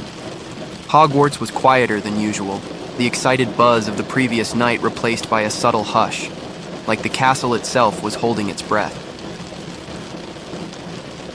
Breakfast was slow, the great hall filled with the clatter of cutlery and the rustle of parchment as schedules were handed out. Harry took his with a sleepy nod and unfolded it beside Ron and Hermione. Double herbology first, Ron groaned, inspecting the parchment like it had betrayed him personally. At least we've got defense against the dark arts after, Hermione said, far too bright for the early hour. I wonder what the new professor is like, they all wondered. No one had seen Professor Moody arrive. Rumors swirled like smoke. He was mad, paranoid, dangerous, half-blind, a duel-hardened Auror who had faced unspeakable darkness and lived to tell the tale. And some said he talked to himself, argued with the air, saw things no one else could. See? They gathered their books and cloaks and made their way through the damp grounds to the greenhouses. Professor Sprout greeted them with her usual earth-streaked cheer, and soon they were elbow-deep in bubotuber pus and enchanted compost, the air thick with the scent of garlic and rain. But all the while, Harry felt a strange flutter at the back of his neck. Something like expectation. Or unease. When the bell rang, they cleaned up, packed their bags, and made their way inside, up stone steps slick with drizzle, through arched corridors where suits of armor watched silently, and toward the Defense Against the Dark Arts classroom. It was darker than usual when they entered. The torches burned low, and a kind of hush settled as students took their seats. There was no sign of the professor, until slowly a heavy wooden door creaked open at the front of the room, and in stepped a man like no one Harry had ever seen. He was tall and rugged, wrapped in a cloak patched with old spells and darker stains. One leg clunked against the floor, wooden with iron bands, and his face was lined and weathered like old parchment. But it was his eye that stilled the room. His left eye was normal, though sharp, alert. But the other, the right one, it was a brilliant electric blue, and it moved. Not just side to side, but in every direction, independently of the other. It rolled and spun and seemed to pierce the walls themselves. It was unsettling, and somehow mesmerizing. "Morning," he rasped. His voice was gravel and thunder, but quiet.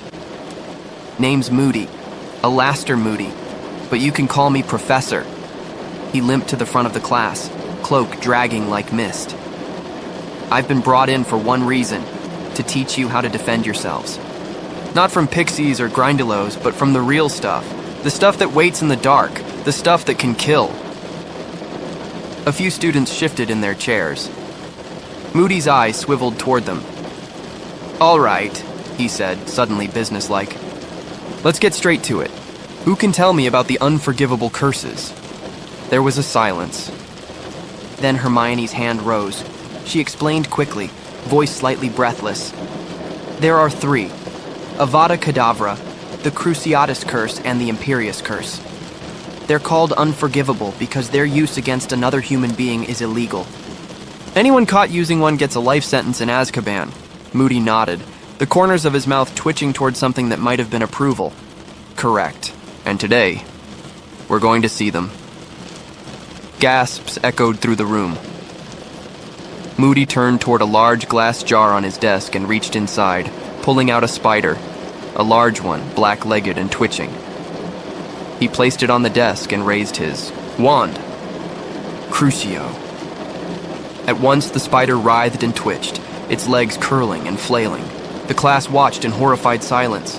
"That," Moody said evenly, "is the Cruciatus Curse. Causes excruciating pain, not a mark left, but it can drive you mad." He ended the spell, and the spider lay stunned. Ron looked pale. Neville had gone stiff, his hands clutching the edge of the desk. Next came the Imperious Curse. With another incantation, the spider began to perform odd, playful movements, twirling, leaping, obeying Moody's wand like a puppet on invisible strings. "Total control," Moody explained. "They won't know they're being controlled. You could make them do anything. Anything." The class was silent. Then, slowly, Moody turned his wand on the spider once more. Avada Kedavra. A flash of green light, soft, almost elegant in its suddenness, and the spider collapsed. Limp, lifeless. No scream, no mess. Just gone. "That's the killing curse," Moody said. "No counter curse, no block. Only one person has ever survived it." His eye moved, settled on Harry. Only for a second, and then moved on. The lesson ended in a hush. They filed out of the classroom slowly, some in thoughtful silence, others whispering. "That was intense," Ron said once they reached the corridor. "I mean, he actually showed us. He used them." Hermione's brow was furrowed. "He's allowed Dumbledore must have approved it, but still, they noticed Neville walking quietly ahead, pale and withdrawn. "Hey, Neville," Hermione said gently, catching up with him. "You all right?" He nodded, not looking up. "Fine. Just tired." But something lingered in his silence. Later, that evening in the Gryffindor common room, the fire flickered and cast long shadows on the walls. Harry sat in one of the armchairs thinking. Mad-Eye Moody was different. Not just in looks or manner, but in presence. He wasn't like any other teacher. He didn't soften truths or avoid discomfort. He showed them the real world, and the things that waited in it. But Harry also felt a strange sort of admiration. Moody wasn't cruel, just unflinching. And perhaps in a world where danger lingered just beyond the veil, that kind of caution wasn't madness at all. It was survival. Chapter 14, The Unforgivable Curses.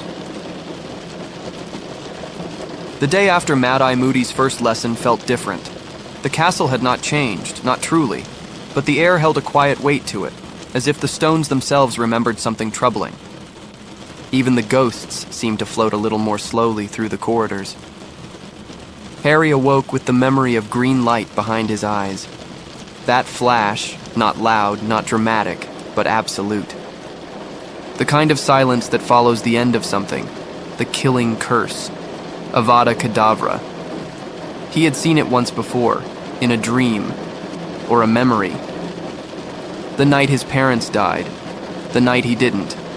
Now he had seen it again, softly, in a classroom, on a spider.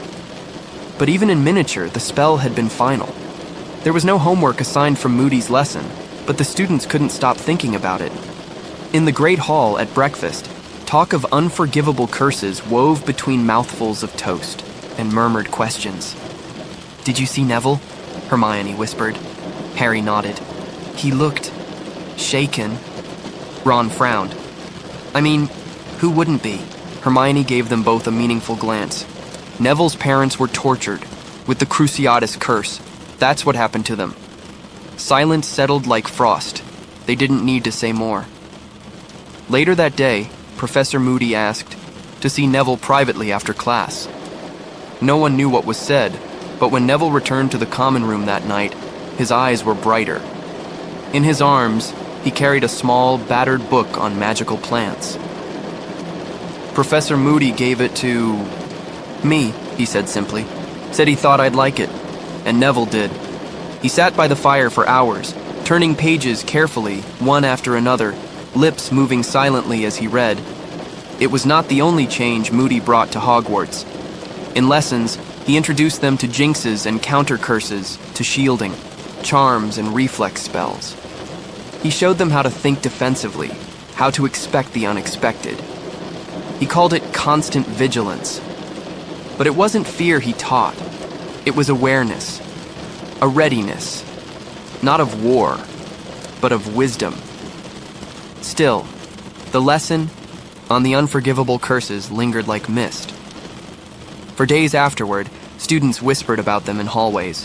Some were curious, others were frightened, most were both. One evening, as twilight slipped like ink through the windows of the Gryffindor common room, Hermione sat with a book open on her knees. "These curses," she said quietly, "they weren't always called unforgivable." Harry looked up. In ancient times, they were just powerful magic. It was only after the Ministry was formed that they were banned. "Because people used them?" Ron asked. Hermione nodded. "For terrible things. The Cruciatus curse. It doesn't just hurt the body. It breaks the mind. And the Imperious curse takes away someone's will, their freedom. And the killing curse, well, it ends everything." Harry sat in silence, staring into the fire. He thought of Neville, of Moody's lesson, of his own scar, and somewhere in the deep, still places of his heart, he thought of Voldemort. What would it be like, he wondered, to have no hesitation, to wield those spells without flinching? But Harry wasn't made that way. He knew it, as surely as he knew the sound of Hermione turning pages beside him. Later that week, during their next defense lesson, Moody invited volunteers to try resisting the Imperious Curse. He began with small objects, enchanted beetles, bewitched coins, little tricks to demonstrate how easily a mind could be bent. Then, carefully and under supervision, he cast the curse on students. Only briefly and with full warning. Under the spell, one boy danced on the desk, laughing. Another sang opera in a squeaky falsetto. Someone else stood on their head for a full minute. They all reported the same thing afterward. It felt nice. Like floating. Like not having to think. Then it was Harry's turn. Moody warned him, "Focus, Potter, fight it." The spell hit gently, a word spoken like silk. And suddenly Harry felt calm, light, as though he were water pouring through air. Jump onto the desk. The voice was smooth and warm inside his mind. He began to bend his knees. "No, wait." He gritted his teeth. There was something wrong about it.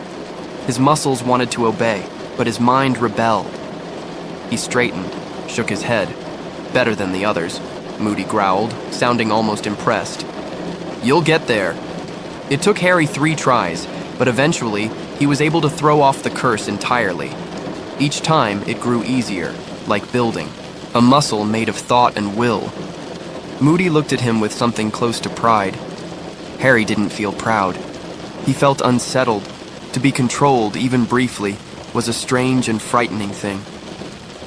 When the lesson ended and the class trickled out into the corridors, Harry stayed behind a moment. "Professor," he said quietly, "why show us this now? Why the unforgivable curses?" Moody looked at him with that strange spinning eye. "Because the world doesn't wait for you to be ready, Potter. Best to be ready anyway."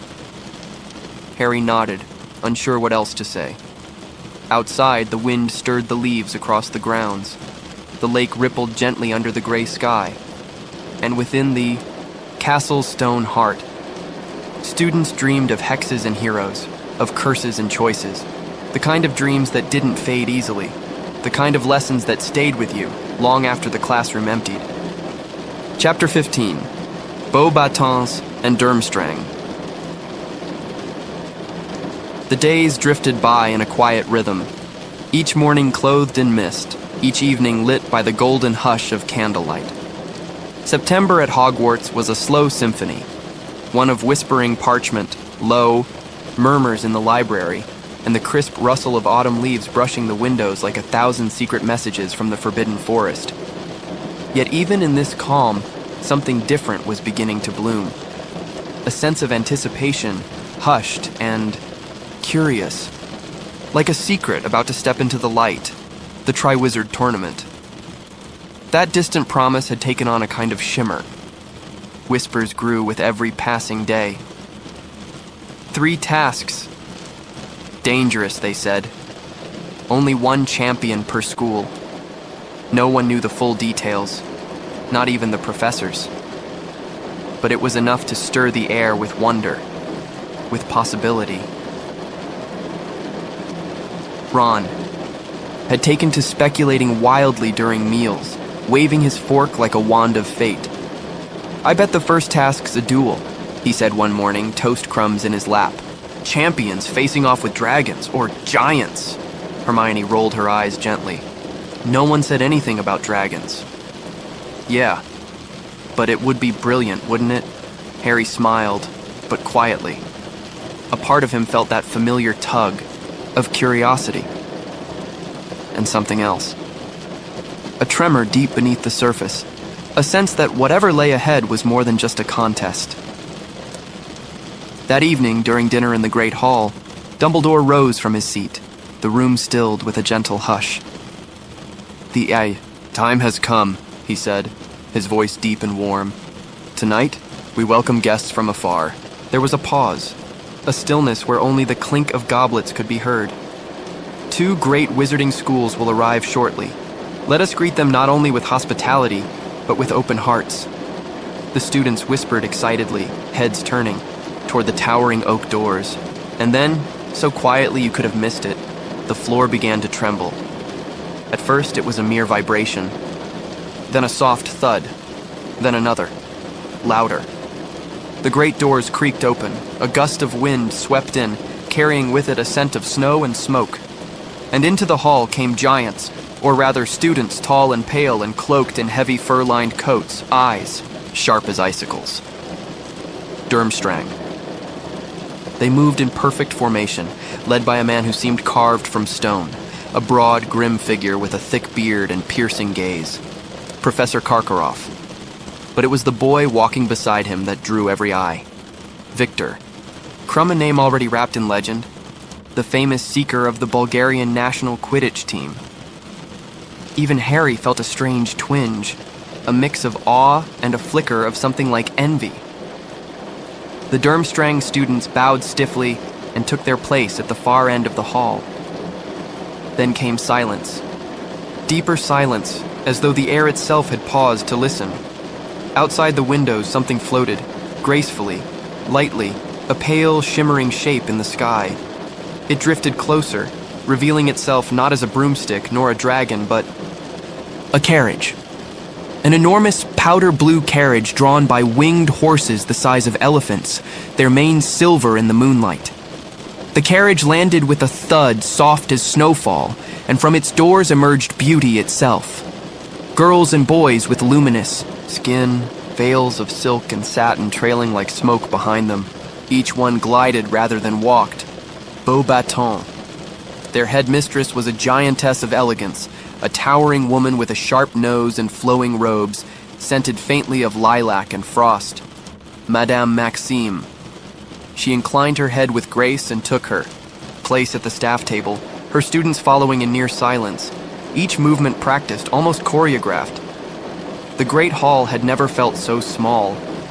3 schools, 3 languages, 3 stories, now entwining. Dinner that night was a symphony of new flavors and quiet curiosity. Durmstrang students dined on dense stews and thick breads, their voices low and clipped. Beauxbaton guests sampled delicate soups and wine-colored fruits, laughter, light and chiming. Hogwarts students, by contrast, seemed a touch louder, a bit more chaotic, but no less warm. As the feast wound down, Dumbledore rose once more. In a few days' time, he said gently, the Triwizard Tournament shall begin. The hall leaned in. Champions will be chosen by the Goblet of Fire, a magical object of deep and ancient judgment. He gestured toward the doors, and in came Filch, dragging a large, ornate chest.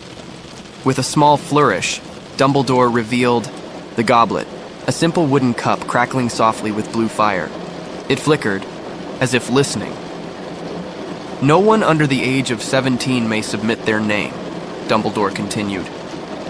This is a binding contract. Once chosen, a champion must compete.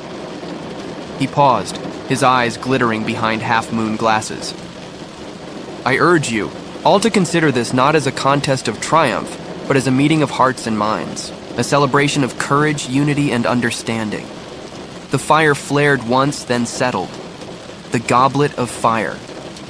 It stood on a small pedestal in an antechamber, soon to be guarded day and night, and already dreams began to form around it like cobwebs, catching moonlight. Back in the common room that evening, the air was thick with possibility. I'm going to enter, Fred Weasley declared.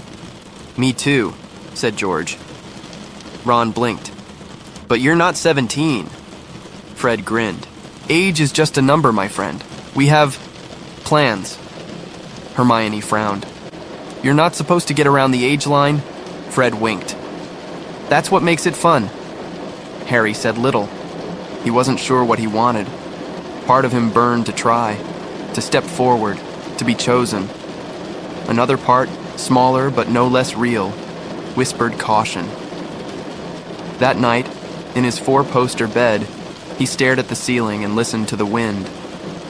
So many footsteps had entered Hogwarts that evening, and with them, something else, something unspoken, like the opening chords of a song not yet sung, a beginning, soft and slow, carrying both wonder and warning. Chapter 16, The Goblet of Fire. The days that followed the arrival of Beauxbatons and Durmstrang felt like a dream stitched from excitement and quiet suspense. Hogwarts had become something else, more grand, more alive. The castle's corridors, once familiar, now shimmered with new voices, new robes brushing against ancient stone, and the distant scent of unfamiliar perfumes drifting down from the staircases. Everywhere Harry turned, something small reminded him that the world had opened wider. The Beauxbatons students moved with a kind of practiced grace, often keeping to themselves, whispering in melodic French as they floated past, trailing laughter and elegance. The Durmstrang students were quieter, sterner. They carried an air of discipline that reminded Harry of a chessboard, ordered, deliberate, silent until provoked. Victor Crumb was rarely seen, though Ron seemed to spot him at every turn, always nudging Harry and whispering with a starstruck grin, "There he is again." But despite the bustle, one figure stayed still, the Goblet of Fire. It now rested in the entrance hall, inside a marble antechamber off the Great Hall, placed on top of an aged carved pedestal.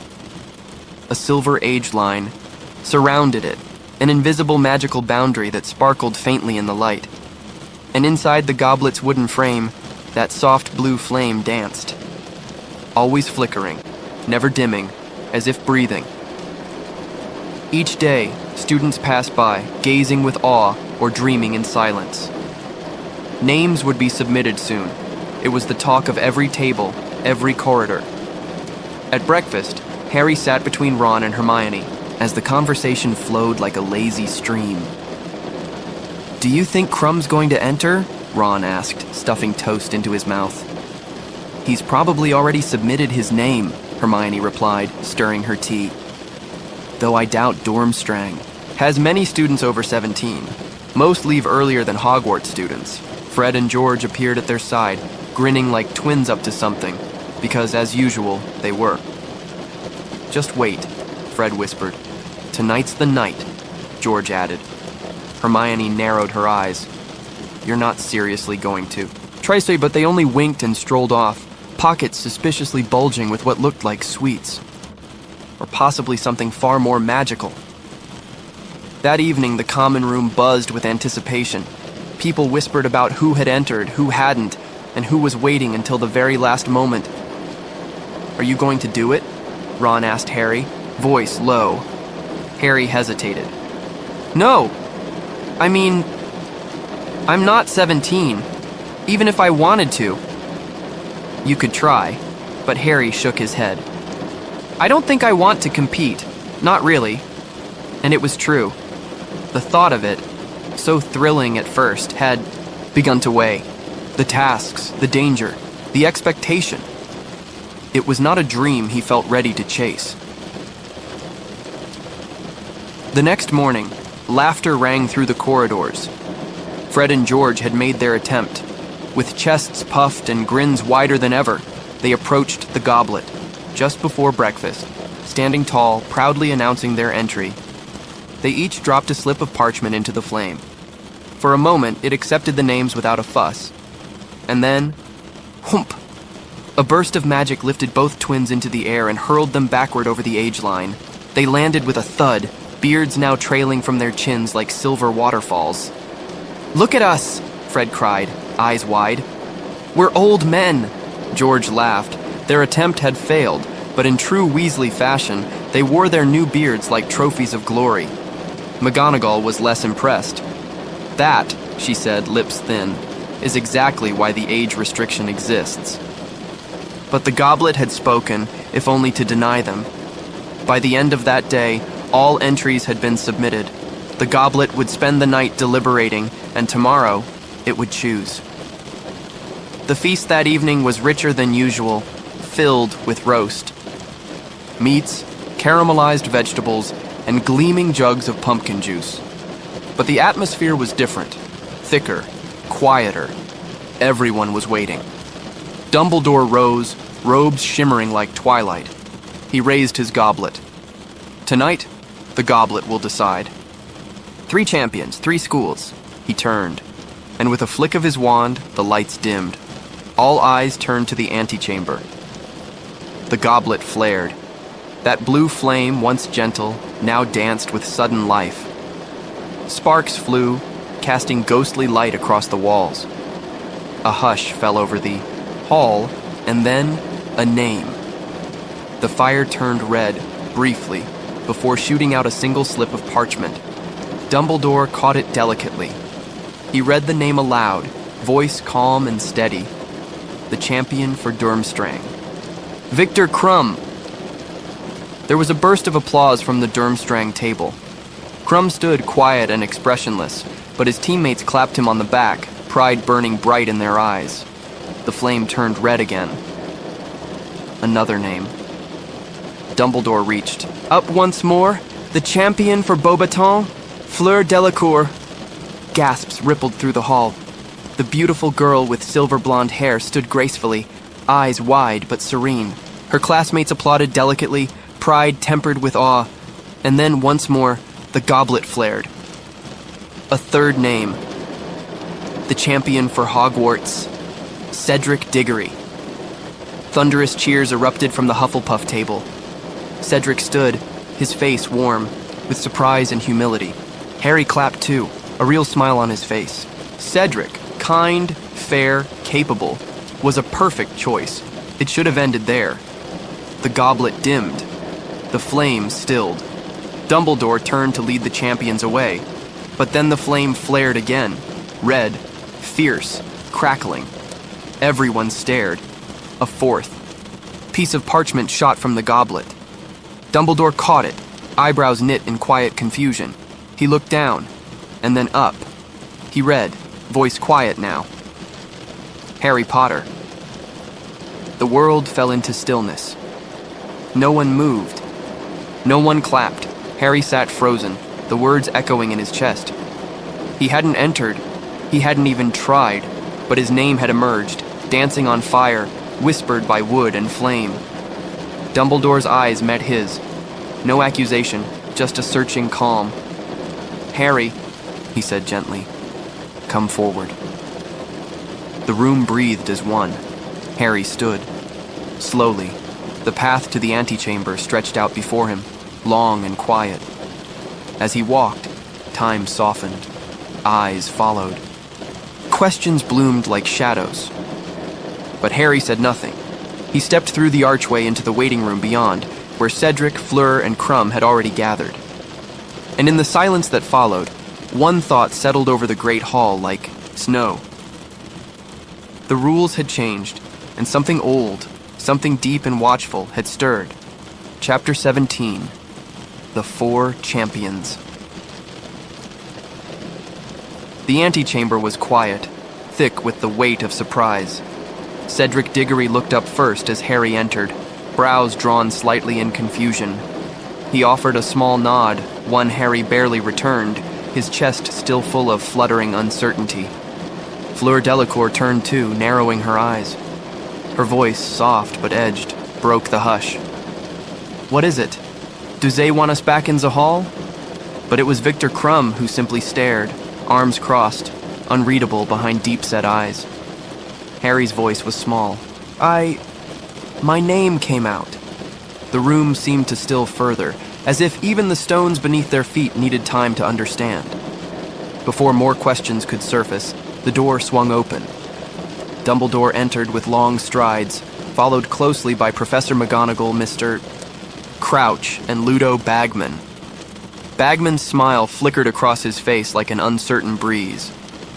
Ah, well, what's this then, eh? Harry, didn't expect to see you in here? Harry said nothing. Dumbledore's expression remained calm, though his eyes gleamed behind his half-moon spectacles. Harry, he said softly, did you put your name in the Goblet of Fire? Harry shook his head at once. No, sir. Dumbledore's voice remained measured. Did you ask an older student to do so on your behalf? No. Behind them, Snape had joined the group, silent as shadow, lips thin with suspicion. Moody limped in soon after, his magical eye whirring like a restless compass. There's no way a boy this young hoodwinked a powerful magical object like the goblet, Moody growled. Someone else did it. Planted his name under a different school, maybe. It's a Confundus charm if I've ever seen one. Crouch's eyes were sharp, glassy. The rules are clear. The goblet is a binding magical contract. Once a name emerges, the chosen must compete. There it was. Final. Quiet. Inescapable. Harry felt the words settle over him like an unexpected snowfall. Light, but cold and impossible to ignore. He wasn't allowed to refuse. He would have to compete. Ludo Bagman clapped his hands as if to banish the awkwardness. Well, strange. Twist, but what a year this'll be, eh? 4 champions. Never happened before. History in the making. The room was still. Fleur looked away, clearly displeased. Crumb said nothing. And Cedric? Cedric looked uncertain, not hostile, just quietly stunned. Soon after, they were dismissed. The news had already spread through the castle like wildfire. As Harry stepped back into the Great Hall, the shift was immediate. A quiet murmur of whispers flowed across the tables. Eyes followed him, curious, accusing, confused. Ron sat hunched at the Gryffindor table. His eyes met Harry's, and then didn't. He looked away. Hermione made space for him, gently, her eyes full of concern. But the warmth of the table was gone. The Great Hall, once so familiar, now felt like a stage. And Harry? He wasn't sure what part he was playing anymore. Back in the common room, the evening passed in a blur. Questions came at him in waves. Did you really do it, Harry? How'd you get past the age line? Is it true you're competing? Harry answered them all the same. No, I didn't put my name in. I don't know how it happened. But disbelief clung like mist. Even Ron, when they were finally alone, didn't ask. He just sat, shoulders tense, jaw set. You could have told me, he muttered. Harry stared. Told you what? That you were going to enter. Or that you found a way. I didn't, Harry said. You believe me, don't you? Ron looked away. Silence answered, and in that quiet, something fragile between them cracked. The next morning arrived cold and gray. Classes resumed, but the atmosphere had changed. Everywhere Harry went, he was followed by glances, some impressed, some envious, and some suspicious. Malfoy, as expected, had seized the moment. He sported a new badge that read, Support Cedric Diggory, but with a quick tap, it transformed to say, Potter Stinks. Pansy Parkinson laughed every time, but it was Ron's silence that Harry felt the most. Their friendship had always been effortless, full of jokes, loyalty, and shared adventures. But now it felt strained. Every word weighed.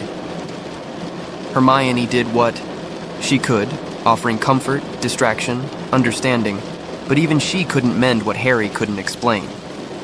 Hagrid, sensing Harry's unease, invited him down to his hut one evening. Bit of a mess, eh?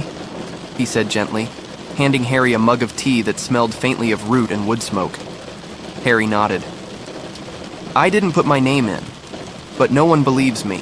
Hagrid looked at him, eyes kind behind their bristling brows. I believe you, he said simply. That's enough for now. They sat for a while in silence, the fire crackling beside them, Fang snoring softly at their feet. It helped. It didn't solve anything, but it helped. In the days that followed, preparations began for the first task, though its details remained cloaked in mystery. The champions were told only this. The first challenge would test their courage, and it would be dangerous. Classes continued, homework piled up, and the castle carried on as it always did, stone walls steady beneath shifting seasons. But for Harry, everything felt different. He was still just a boy, but now he had been chosen by something greater. Not by choice, not by desire, but by fire.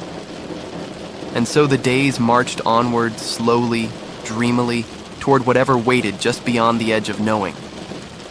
Chapter 18. The Weighing of the Wands. The castle corridors felt narrower than usual, quieter, though not for lack of voices. It was the way they changed when Harry passed. Words fell into whispers. Eyes flicked toward him like curious candles. Even those who'd never spoken to him before now watched him with a silent wonder or a faint curl of doubt. The Triwizard Tournament had begun, though no task had yet been performed. And Harry, whether he liked it or not, was one of its champions. But his days did not start with glory. They began in classrooms where quills scratched paper and potion cauldrons hissed.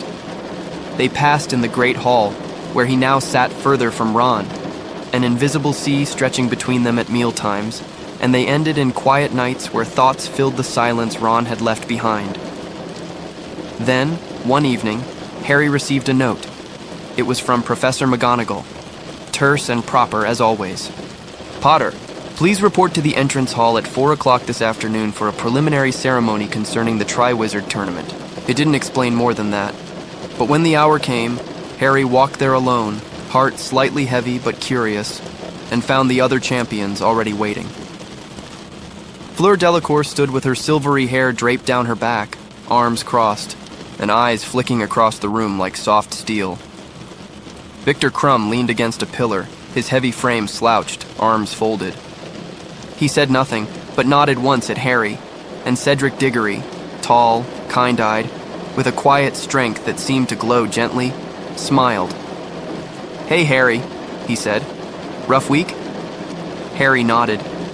Cedric's voice had no judgment, only warmth. Before Harry could respond, the door opened. Ludo Bagman entered with a broad grin, his robe slightly more flamboyant than necessary, all sky blue silk and enthusiasm. "Champions, wonderful! Everyone here, I see?" He beamed. "Excellent! Right this way, please. We're weighing your wands this afternoon. Got to be sure they're fit for magical competition." They followed him into a small chamber off the Great Hall. Inside, it smelled of polished wood and ink and something older, like parchment warmed by candlelight. A small bird-like man stood at the front, adjusting a large velvet-cushioned table. He wore half-moon glasses and robes of deep plum. At his feet sat an open case filled with curious instruments that gleamed under the light. "This is Mr. Ollivander," Bagman said proudly, "one of the finest wand-makers in the world." Ollivander gave a gentle nod. "Ah, yes," he murmured, peering at Harry with those strange, silvery eyes. "I remember you." Harry flushed slightly. He remembered, too, the day he first entered Diagon Alley, years ago, wide-eyed and 11, holding a wand that had chosen him back. Phoenix feather and holly. 11 inches, nice and supple, Ollivander said dreamily. "How has it been performing?" "Very well," Harry said quietly. Good, good. Let us have it then." Harry handed over his wand. Ollivander held it delicately, like a violinist, cradling a rare instrument. He examined the length, the grain of the wood, the balance in his hand. He ran it under a strange brass instrument which emitted a few musical chimes. Then he gave it a flick, and a shower of red and gold sparks filled, the air like fireflies dancing. "Excellent," he murmured. Still in perfect condition, he handed it back with care. Then it was Cedric's turn. "Ash and unicorn hair, 12¼ inches, Ollivander intoned, inspecting it with the same reverence. "Nice and springy." Sparks burst from Cedric's wand as well, followed by a floating silver disc that spun before dissolving gently into the air. "Lovely. Fleur?" Fleur stepped forward with grace.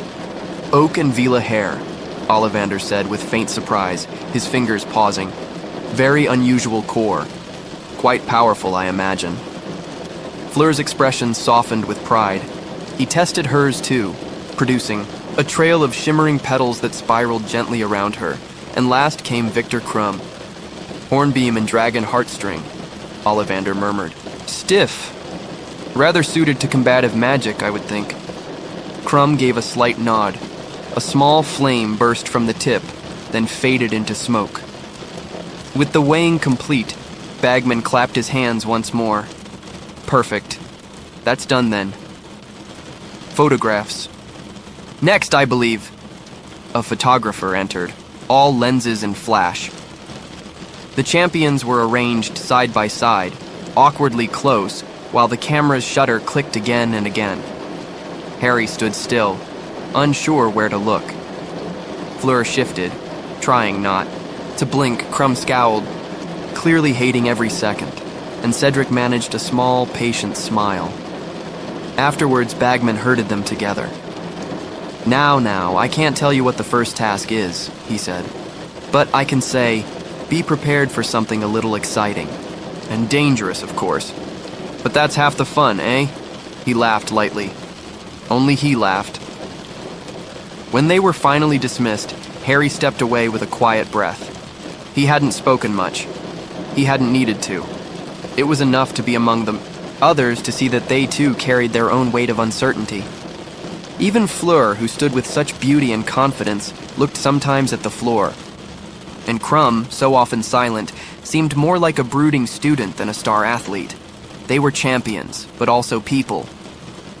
Back in Gryffindor Tower, the mood remained strange. Ron still hadn't come around. He wasn't cruel, he just wasn't there. Harry sat with Hermione in the common room, books open between them. "He'll come round," she said softly. "It's just jealousy, I think, or pride. He'll see eventually." Harry nodded, though he didn't believe it just yet. Outside the window, autumn leaves drifted downward, gold and copper in the fading light. The world was changing, inside and out, and in a few short weeks the first task would arrive, quietly looming like storm clouds far on the horizon. But for now, there was still a bit of time left to be just a student. To sit by the fire, to hold on to small comforts, to breathe before the storm. Chapter 19. The Hungarian Horntail. The castle seemed to hold its breath. Each hour passed more slowly than the one before, like the pause before a lightning strike. The first task was drawing near. The air had changed, charged with quiet, tension. It moved through the classrooms like a spell half-cast, lingering over parchment and flickering torchlight. Students speculated in hushed voices. The four champions had become myths in motion, watched, admired, and wondered about. And yet, in all the corridors and common rooms of Hogwarts, Harry Potter walked mostly alone. He had Hermione, who never wavered. She stood at his side like a lantern on a foggy path, her brows often furrowed, her hands folded tightly in thought. But Ron remained a silence. And for Harry, that silence was heavier than the mystery of the first task itself. Then, one quiet afternoon, Hagrid leaned in close during Care of Magical Creatures class. He didn't say much, just gave a glance and a muttered, "Come down, turn me house tonight. Bring that invisibility cloak of yours." Harry nodded. He didn't ask why. Even in his worried haze, he trusted Hagrid with something deep, an instinctive warmth, like the safety of a hearth fire in winter. Later that evening, with his cloak wrapped around him like starlight, Harry slipped through the grounds. The night was cool. Leaves rustled gently overhead, and far off, the lake shimmered like a dark mirror. He knocked softly on Hagrid's wooden door. The door opened with a familiar creak, and there stood Hagrid, beaming, with his great beard catching the candlelight. "You'll love this," Hagrid whispered, taking long strides toward the edge of the forest. "Special treat, just for you champions." Harry followed, the cloak brushing against his boots. They walked in silence for a time, the earth soft underfoot.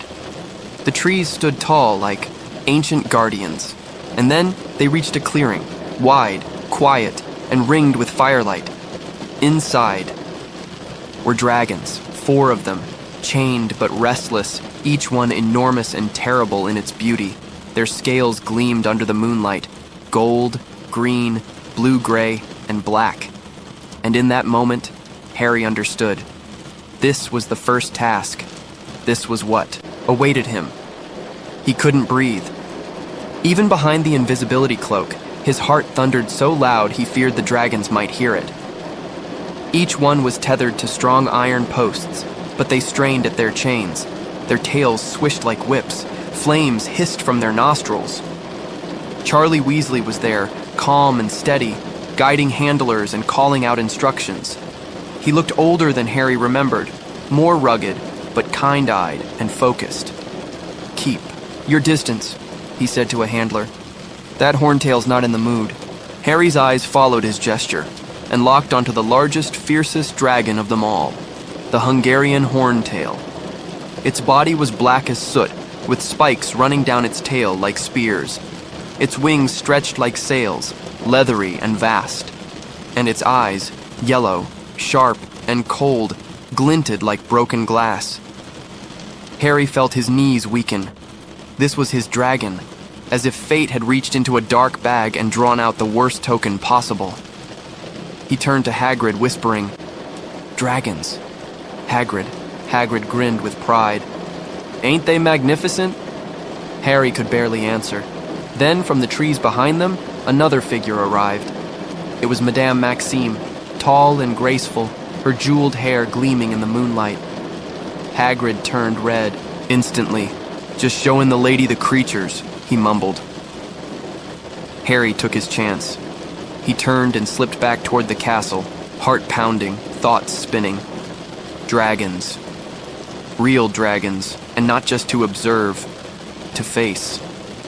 How? He didn't know what to do, only that it was coming, and soon. The next morning everything felt heavier. The castle seemed unaware of the beasts waiting just beyond the trees, and then a quiet tap on Harry's shoulder. He turned. It was Cedric. Harry hesitated. They hadn't spoken much since the goblet, but now in the low light of the corridor, Cedric looked thoughtful. "What's up?" he asked. "There's something you should know," Harry said slowly. "The first task, it's dragons." Cedric blinked. "What?" "Dragons. Real ones. 4 of them." Cedric stared for a moment, then nodded, clearly processing the shock. "Thanks," he said finally, voice low. "I appreciate it." He turned and walked off. Harry stood alone again, wondering if he'd done the right thing. He didn't owe Cedric anything. The tournament was a competition. But still, it felt right to share. Then, later that evening, something unexpected happened. Ron approached him in the common room. He didn't say much, just stood there awkwardly. "Dragons, huh?" he said quietly. Harry blinked. "You knew?" he asked. Ron nodded. "Heard you telling Cedric." Harry didn't speak. He waited. Ron looked down. "You could have told me first." Harry's breath caught. "I wanted to," he said. "You didn't believe me." There was a long pause. "I still think it's mad," Ron muttered. "But I reckon you didn't put your name in." Harry's throat tightened. He nodded once, and then slowly, like a bridge being built in the dark, Ron gave a half-smile. "Well," he said, "you're gonna need help with those dragons." It wasn't a full apology, but it was enough. The ice between them cracked, and warmth, slow and cautious, returned. Hermione saw it happen and gave a small sigh of relief. The trio was mending, and the task still loomed. They began planning. Hermione brought books. Ron brought ideas. Harry brought determination. They researched. Magical creatures, defensive spells, tactics, and soon enough, a plan began to form. Something daring, something that would require nerve and skill and speed. As the days slipped past, Harry practiced in secret. He found quiet corners of the grounds, practiced summoning charms, practiced focus. His wand grew more familiar in his hand, like an extension of his will. The night before the first task, he barely slept. Dreams flickered like flames, wings, scales, fire. But when morning came, he rose with steady steps. The sky outside was a soft gray, clouds like slow breaths drifting across it. The great hall buzzed with anticipation, but Harry didn't speak much. Neither did the other champions. They each sat quietly, wrapped in their own thoughts. When it was time, Bagman led them out to the tent. The champions waited there, one by one called into the arena. Fleur first, then Crumb, then Cedric, and finally, Harry. He stood outside the tent, wand in hand. His breath was calm, his steps were slow, and beyond the flap of the tent, he heard the crowd. Then Bagman's voice. And now, Harry Potter. He stepped forward and met the dragon. Chapter 20. The First Task. The world outside the tent was a great bowl of earth and sky. The crowd filled the stands like a living wave. Students, teachers, officials, all hushed in the charged stillness of anticipation. The November air was cool, but the ground still shimmered with the warmth of dragon fire. And there stood Harry Potter, wand in hand, breath steady, facing the creature that waited for him in the center of the arena. The Hungarian horntail. Even from a distance, it was fearsome. Its black scales glistened like wet stone. Its wings stretched wide and skeletal like sails made of shadow. And its yellow eyes, sharp and watchful, tracked Harry's every movement. Around its nest, the ground had been scorched into ash. Bits of charred wood and broken rock lay scattered, and nestled amid the debris, gleaming faintly, was a golden egg. The prize. Harry's task was simple in words: retrieve the egg. But as the horntail shifted and let out a low, guttural growl, the simplicity vanished. There was nothing simple about dragons, and yet Harry stood firm. He didn't run, didn't speak. He simply raised his wand. Accio Firebolt, he whispered. The words were soft, but powerful. A charm of summoning, one he had practiced again, and again until the magic obeyed without hesitation. Far away in the castle's Gryffindor tower, the firebolt stirred. It shot from the dormitory like a silent arrow, tearing through the sky toward the arena, and within seconds, just as the horntail began to stir, great wings lifting slightly, a breath of smoke curling from its nostrils, the firebolt arrived. It dropped into Harry's waiting hand with a whisper of wind. He mounted without pause, feet lifting from the scorched ground, and then he flew. The crowd erupted in cheers, the wind rushed around him, and the sky opened up. Harry climbed high, circling the arena like a silent hawk. Below, the horntail snarled and snapped, great tail lashing the earth, sending rocks scattering, but it couldn't fly. And Harry could. He darted, soared, dipped, and rose again, always just out of reach, always watching. The dragon tried to follow, turning and twisting, her movements growing more frantic. Harry's heart pounded, but he stayed focused. One mistake, and it would all be over. His goal was the egg, tucked between the horntail and the edge of her nest. To reach it, he would need to distract her, to make her shift, even for a moment. So he rose again, high above, and then dived, faster than thought. The wind tore at his face. The crowd gasped. The horntail roared and reared up, wings flaring, and Harry pulled up just in time, skimming past the dragon's flank. Flames licked the air behind him. Heat surged against his robes. But it worked. The dragon turned, following him. And as she did, she left the egg exposed. Harry didn't think. He turned in a flash, angled low, and with a single clean dive. He snatched the golden egg from its resting place. His hand closed around it, and he soared upward, triumphant. Below, the dragon shrieked with fury, but it was done. The crowd erupted, trumpets sounded, and Harry landed gently at the edge of the arena, golden egg in hand, breath shaking in his lungs.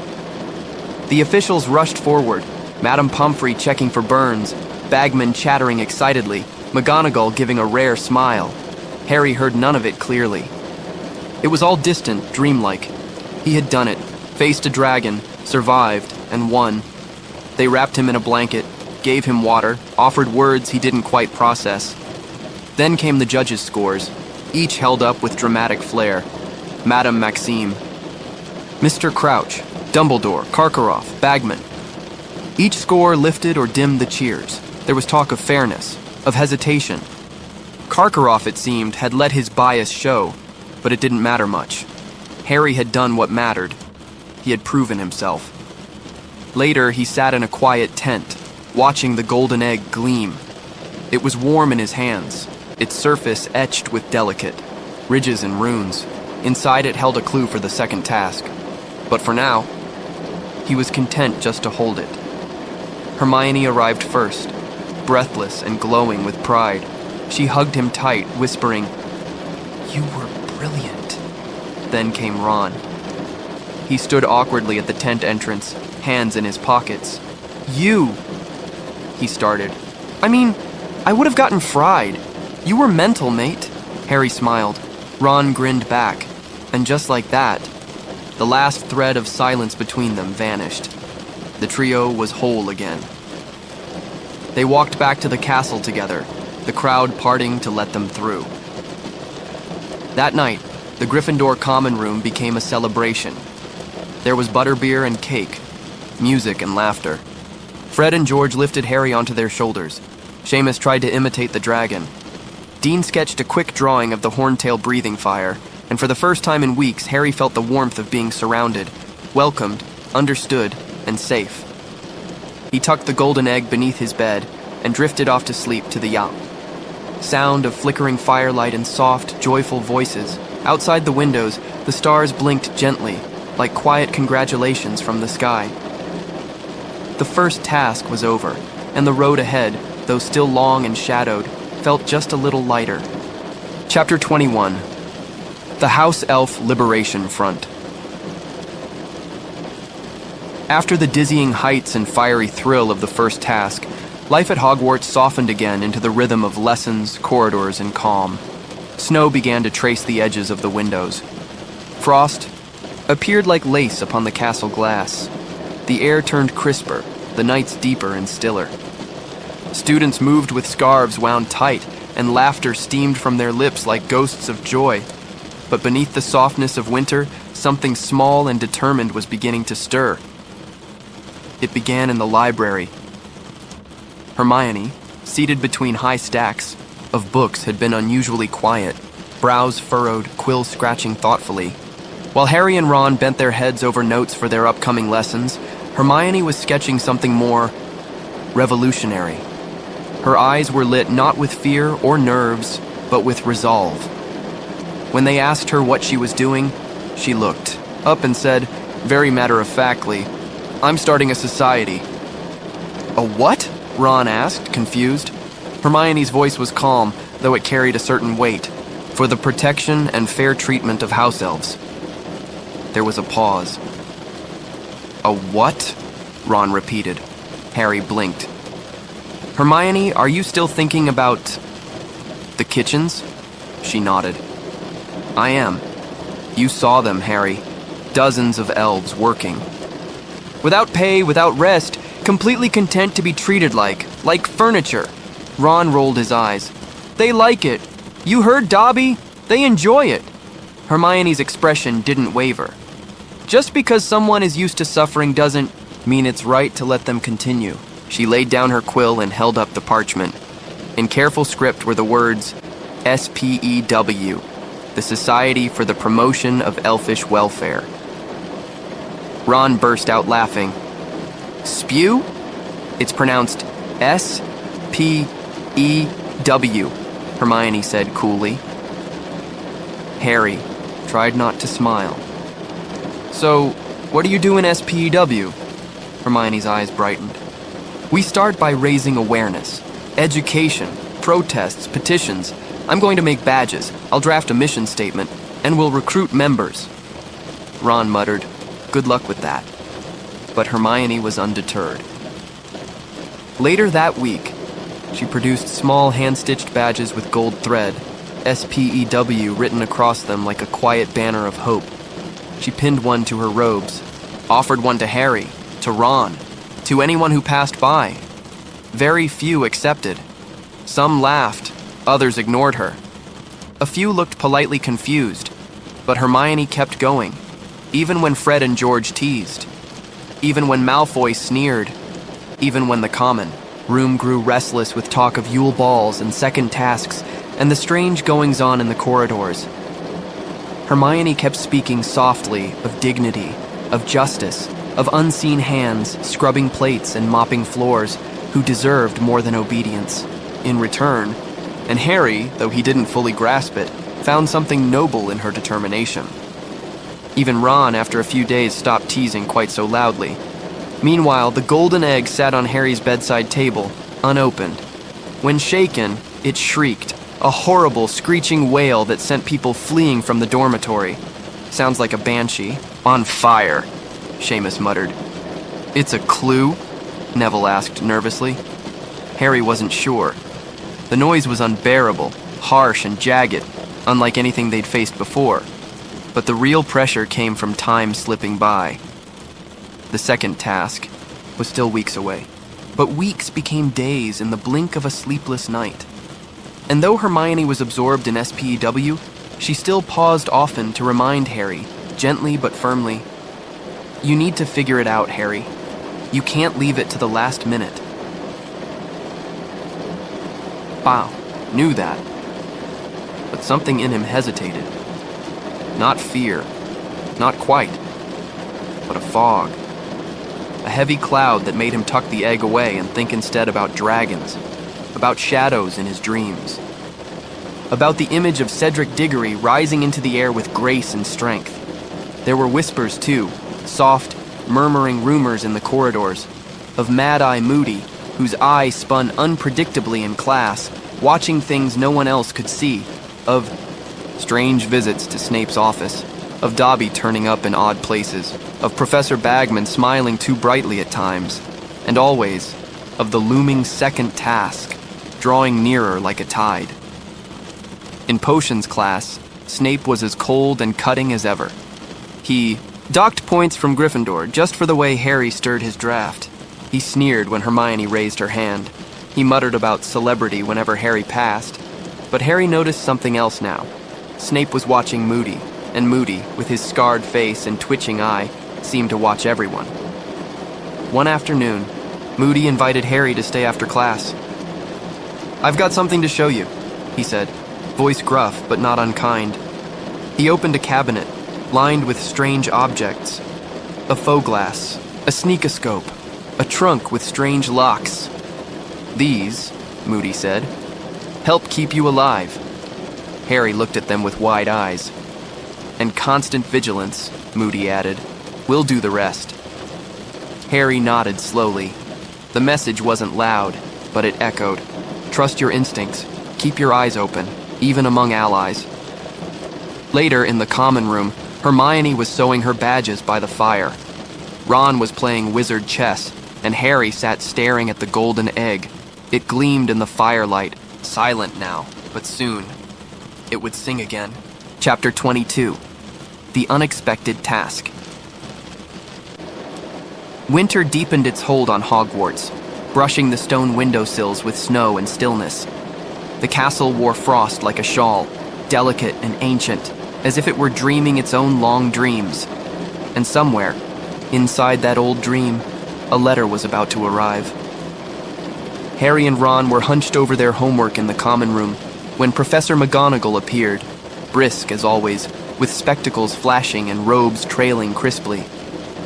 She surveyed the room, with a keen eye before settling her gaze on Harry. "Potter," she said with quiet finality. "A moment, please." Harry followed her out of the common room, heart thudding. Was he in trouble? Had he done something wrong? But instead of a scolding, McGonagall said, "The Yule Ball is approaching." Harry blinked. "Oh, right," he managed. He'd seen. The notices on the walls, of course. Gold-lettered invitations fluttering like festive butterflies. McGonagall continued. "As a champion, you are expected to lead the dance. It is tradition. You will need a partner." Harry's stomach sank. "Partner?" he echoed. She nodded. "You may invite whomever you wish, but I advise you not to leave it too late." He nodded numbly. Back in the common room, he relayed the news to Ron and Hermione. Ron snorted. "You? Dancing? That I've got to see." But his smirk faded when Hermione added, "You'll need a partner too, Ron. All fourth years and above are allowed to attend." Ron paled slightly. "Right, a partner." It wasn't a dangerous task. It didn't involve dragons or curses or magic. But somehow, asking someone to the Yule Ball felt harder. The next few days passed in a strange haze. Girls whispered behind. Hands. Boys muttered and paced. Everyone seemed to be watching everyone else, curious, uncertain, hopeful. The castle felt different. Not less magical, but a softer kind of strange. Like it had transformed into a ballroom in waiting. Harry considered asking Cho Chang. He'd liked her for a while, graceful, kind, always smiling. But every time he tried to approach her, his throat closed and his feet carried him in the other direction. Ron, meanwhile, was getting more desperate. "Who are you gonna ask?" he whispered one night as they lay in their beds. Harry stared at the ceiling. "I don't know." "You?"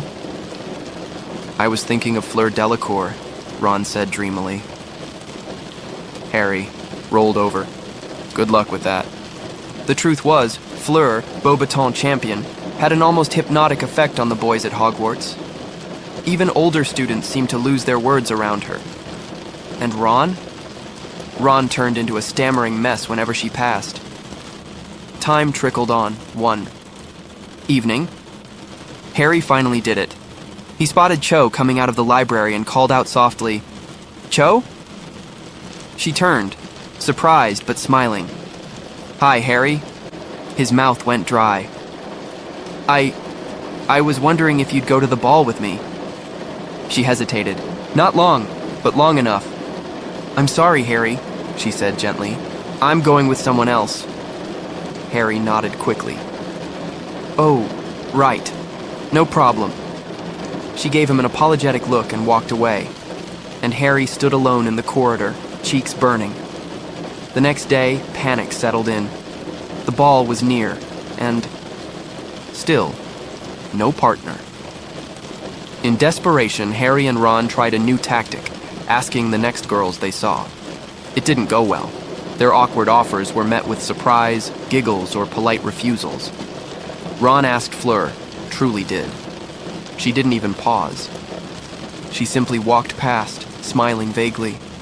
That night they collapsed onto their beds, defeated. "This is worse than the dragons," Ron muttered. But the next morning, everything shifted. Hermione announced coolly, "I've got a date." Both boys gaped at her. "You... what?" Ron said.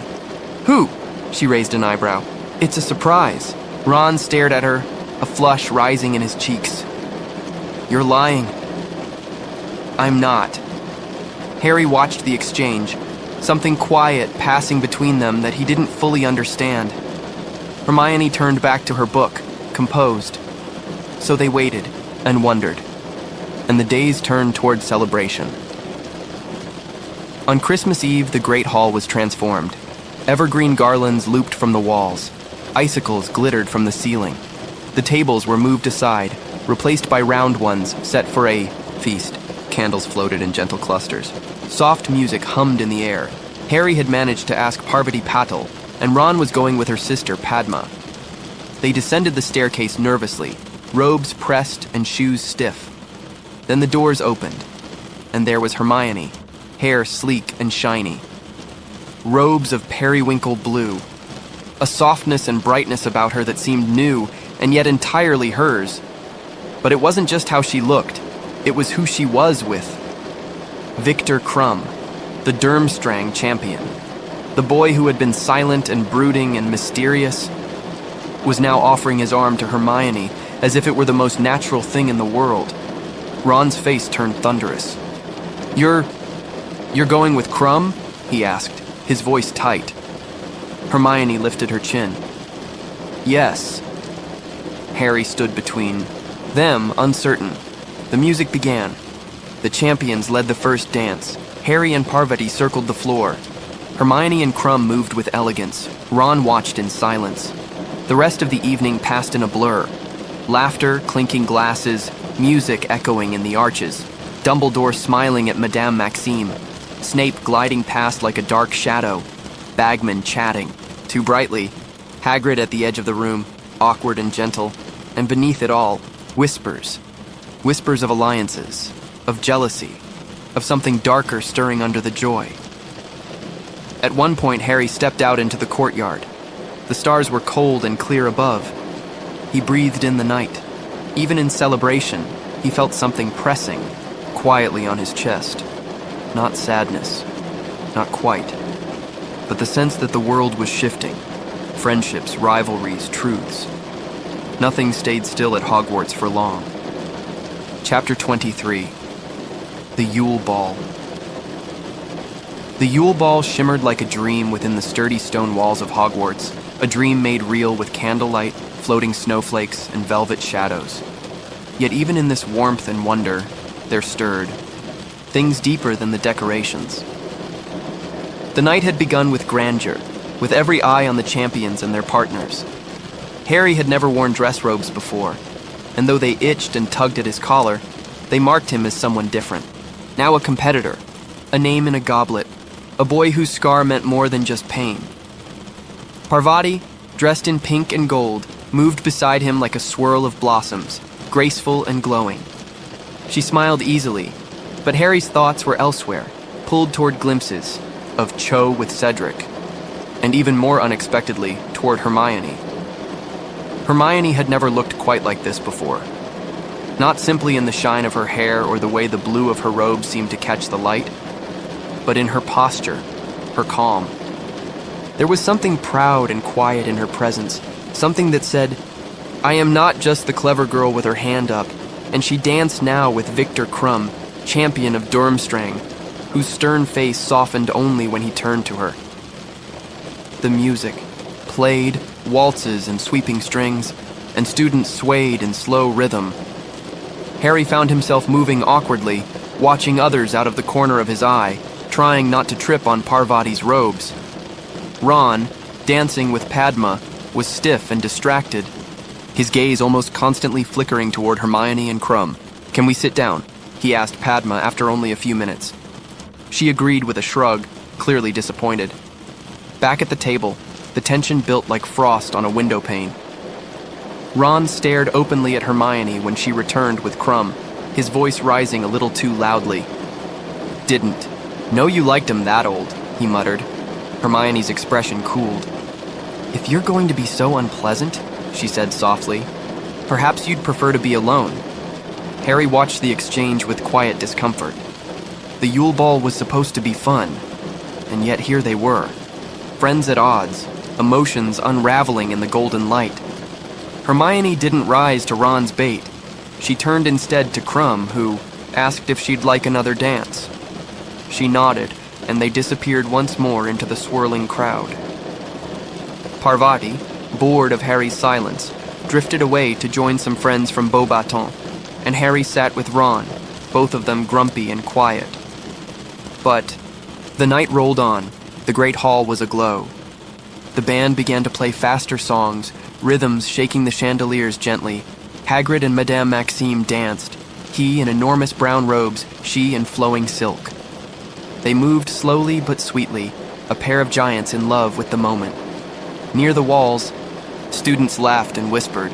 Some snuck out into the snowy courtyards.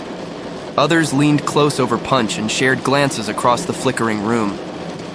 It was a night of stories, some short and silly, some tender, and some that stung beneath the skin.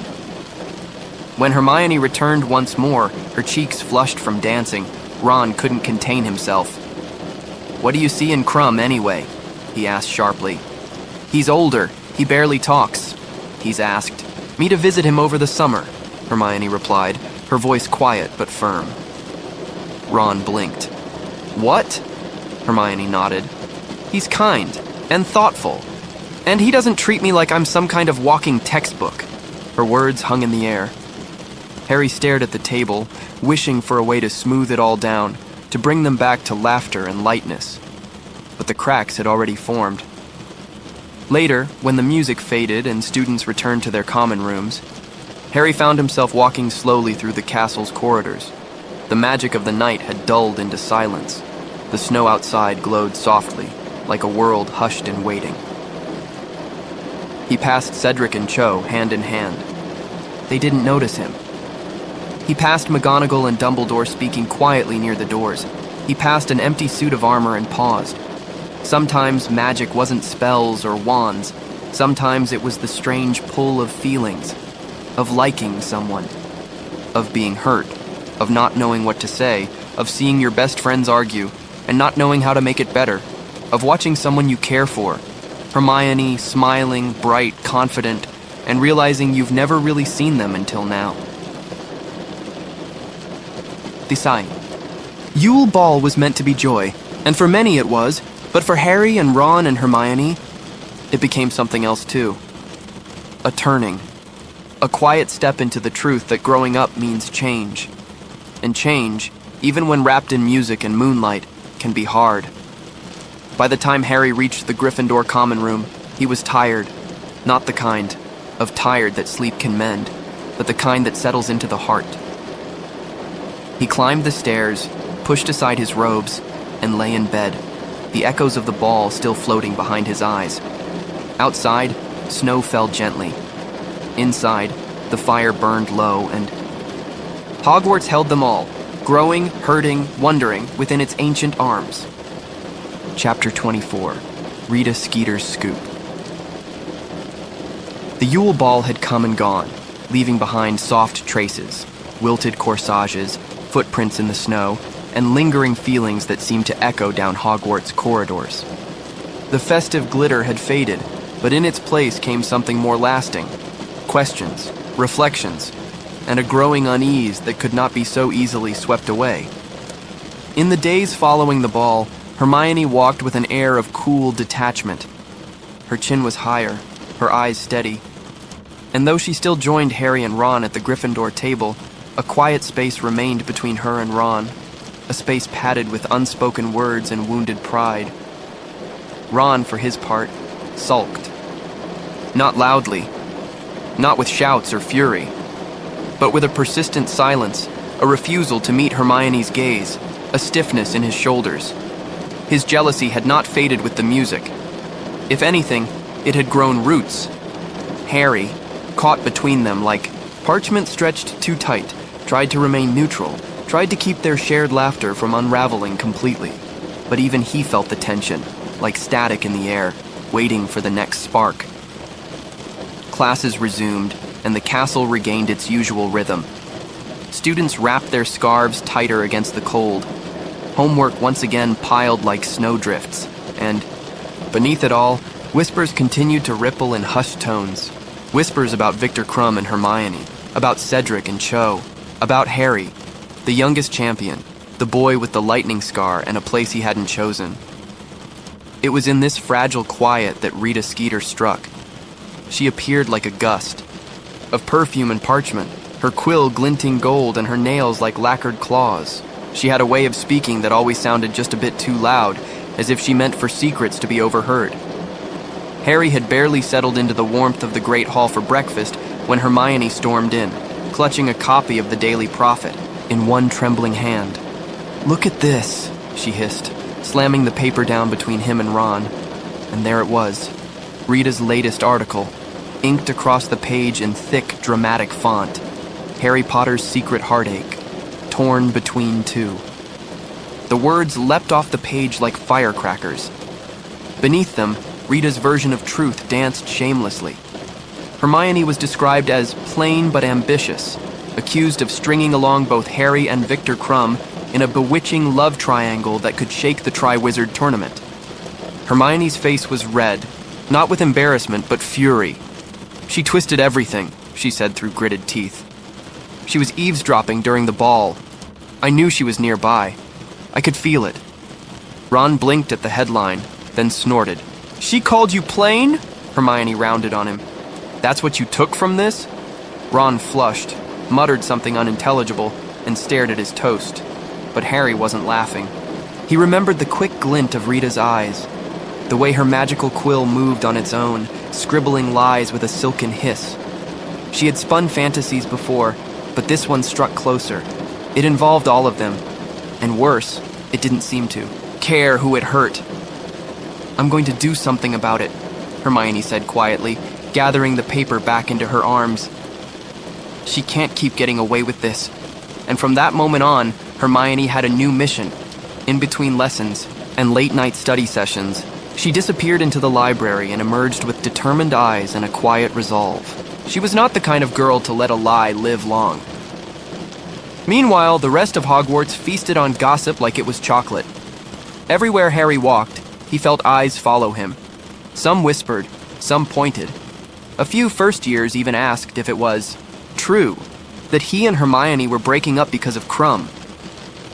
Harry groaned. We weren't even together, but the truth didn't seem to matter much. Not when Rita Skeeter had already shaped the story into something juicier. Outside the swirl of rumors, life pressed on. The second task of the Triwizard Tournament loomed nearer, and Harry still hadn't deciphered the mystery of the golden egg.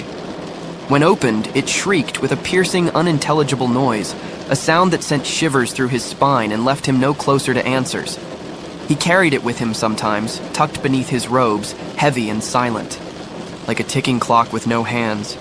Ron remained distant, not cold exactly, but still stung by Hermione's closeness with Krum. He muttered about it often, usually when Hermione wasn't around to hear, or when he thought she wasn't. But the funny thing about Hogwarts is that secrets rarely stay secret for long. One afternoon, Harry returned to the common room to find Hermione seated in the corner, writing feverishly. A thick stack of parchment sat beside her, filled with notes, diagrams, and passages copied from magical law texts. She looked up when he sat beside her. I think I've figured out how she's doing it, she whispered. Who? Rita Skeeter. She's getting all this information. Things she shouldn't know. I think she's using some form of unregistered animagus magic. Harry blinked. You mean she turns into an animal? Hermione nodded. That's the only way she could be getting into places without being seen. She must be sneaking around, listening in. Harry was impressed, and a little nervous. Hermione's determination had grown sharp, almost pointed. She wasn't just annoyed. She was preparing to expose Rita for what she was. Later, as the fire crackled and the common room emptied, Hermione shared more of her plan, though in hushed tones. I'm gonna catch her, she said calmly, like one would discuss brewing a potion. I just need a little more time. Outside, the snow continued to fall, silent and slow. But inside Hogwarts, things were shifting. Whispers and lies, truths and determination, they swirled together like mist in the moonlight, and somewhere in the middle of it all stood three friends, trying to hold on to each other, even as the world tried to pull them apart. Chapter 25. The Egg and the Eye. The castle was quiet that evening, tucked beneath the hush of winter. Snow pressed gently against the high windows. The firelight in the common room flickered with its usual warmth, casting golden shadows over couches and curled-up students, but Harry's thoughts were not calm. The second task of the Triwizard Tournament loomed like a low-hanging cloud, and the golden egg still screamed its maddening, unintelligible tune. He had tried everything, opening it under pillows in empty classrooms and even outside in the courtyard. But nothing helped, and so, when Cedric Diggory approached him, cool and composed as ever, it was unexpected. They had just left herbology when Cedric fell into step beside him. You know, Cedric said in his mild, level voice. I've been meaning to say thanks. Harry blinked. For what? You told me about the dragons, Cedric said. Before the first task, you didn't have to. Harry shrugged. You'd have found out anyway. Cedric gave a half smile. Still, I appreciated it. And, well, I think it's only fair I return the favor. Harry looked up, curious now. Cedric leaned a little closer. Take a bath with it. Harry blinked.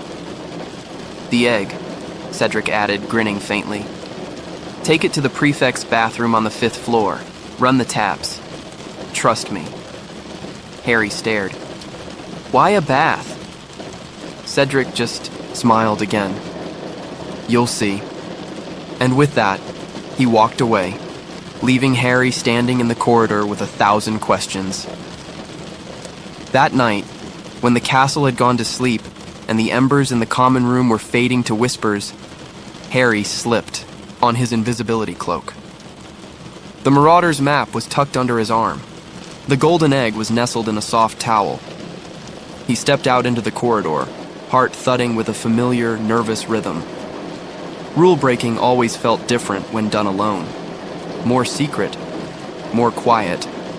Guided by the flickering torches and the soft scrawl of the Marauder's map, Harry made his way through the cold stone passageways. The egg was heavy in his arms, and the castle creaked gently around him. Finally, he reached the 5th floor. The prefect's bathroom door stood tall and white, trimmed in marble with a polished brass handle. Carved in the wood was a number, 5 he whispered the password Cedric had given him, pine fresh, and the door creaked open. Inside it was like a dream. The room was vast, echoing, and bathed in golden light. A pool-sized tub sat in the center, sunk into the floor and filled with steaming water. Around its rim were dozens of golden taps, each one pouring something different. Bubbles in every color, clouds of scented foam, glimmering mist. The walls were tiled with mother of pearl, and a row of stained glass windows glowed softly in the candlelight, casting dancing colors across the water. Harry approached, awestruck. He set the egg gently on the edge of the tub and turned several of the taps. Water poured in, some deep blue, some emerald, some fizzing like soda. Soon the room smelled like eucalyptus, roses, and something citrusy and sharp. He undressed and slipped into the warm water, feeling it embrace him like a blanket. The bubbles rose around him, and the tension in his muscles began to dissolve. With a breath, he reached for the egg and opened it underwater, and there it was. Not a scream, not a shriek, but a soft, melodic song. Muffled by the water, the egg revealed its secret. A ghostly voice echoed from beneath the surface, a song that swam like a lullaby. The words were strange but haunting. Come seek us where our voices sound. We cannot sing above the ground, and while you're searching, ponder this. We've taken what you'll sorely miss. Harry leaned closer, the words rippling through the water like silk. The song was mysterious, a riddle sung by creatures who clearly did not dwell on land. He listened again, heart thudding not with fear, but clarity. The answer was there. It was about the lake. The voices were merpeople. The task would be underwater. They were going to take something precious, something he would miss terribly, and he would have to retrieve it, somehow, beneath the waves. He sat back, dripping, mind spinning, and then, click. A sound from beyond the bathroom door. The soft scrape of something heavy. Harry froze. He leapt from the bath, grabbing his towel and the egg. Wrapping the invisibility cloak quickly around his shoulders, he tiptoed to the door. On the Marauder's map, a dot was moving near the corridor. It was Filch. The caretaker's grumbling echoed faintly as he muttered to himself. Students out of bed. I heard something. Harry's heart raced. Then, a second dot appeared. Snape. The potions master was approaching too, his steps crisp and cold. Harry held his breath, watching the dots move. Filch opened the bathroom door, peering inside suspiciously. For a moment, Harry thought he was seen, but the cloak held firm, silent, and still.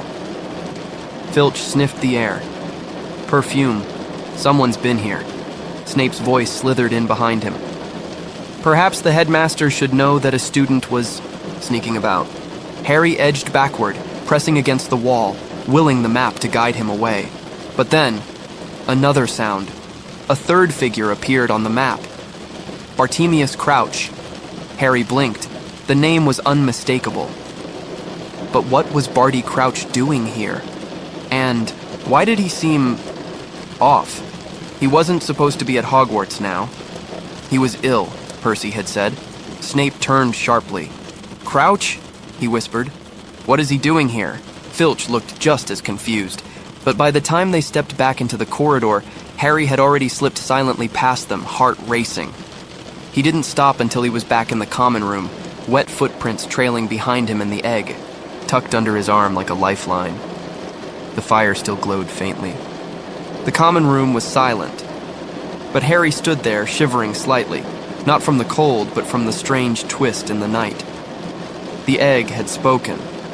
The task was clearer now. But something else had begun to form, an unease that deepened with every hallway shadow and every flicker of Barty Crouch's unexpected presence. Chapter 26. The Second Task.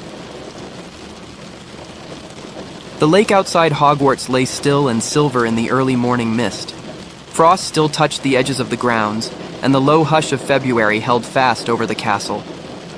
It was time. The second task had arrived. Harry awoke with the kind of nervous fluttering that had no real shape, just a quiet, persistent unease that curled in the stomach and tapped on the ribs. He'd had little sleep. Visions of golden eggs, shadowy corridors, and echoing songs had haunted him in flickering pieces. The riddle spun again and again in his mind. Come seek us where our voices sound. We cannot sing above the ground. And while you're searching, ponder this. We've taken what you'll sorely miss, or it was clear now, the lake. And something, or someone, was going to be taken from him, hidden beneath the surface.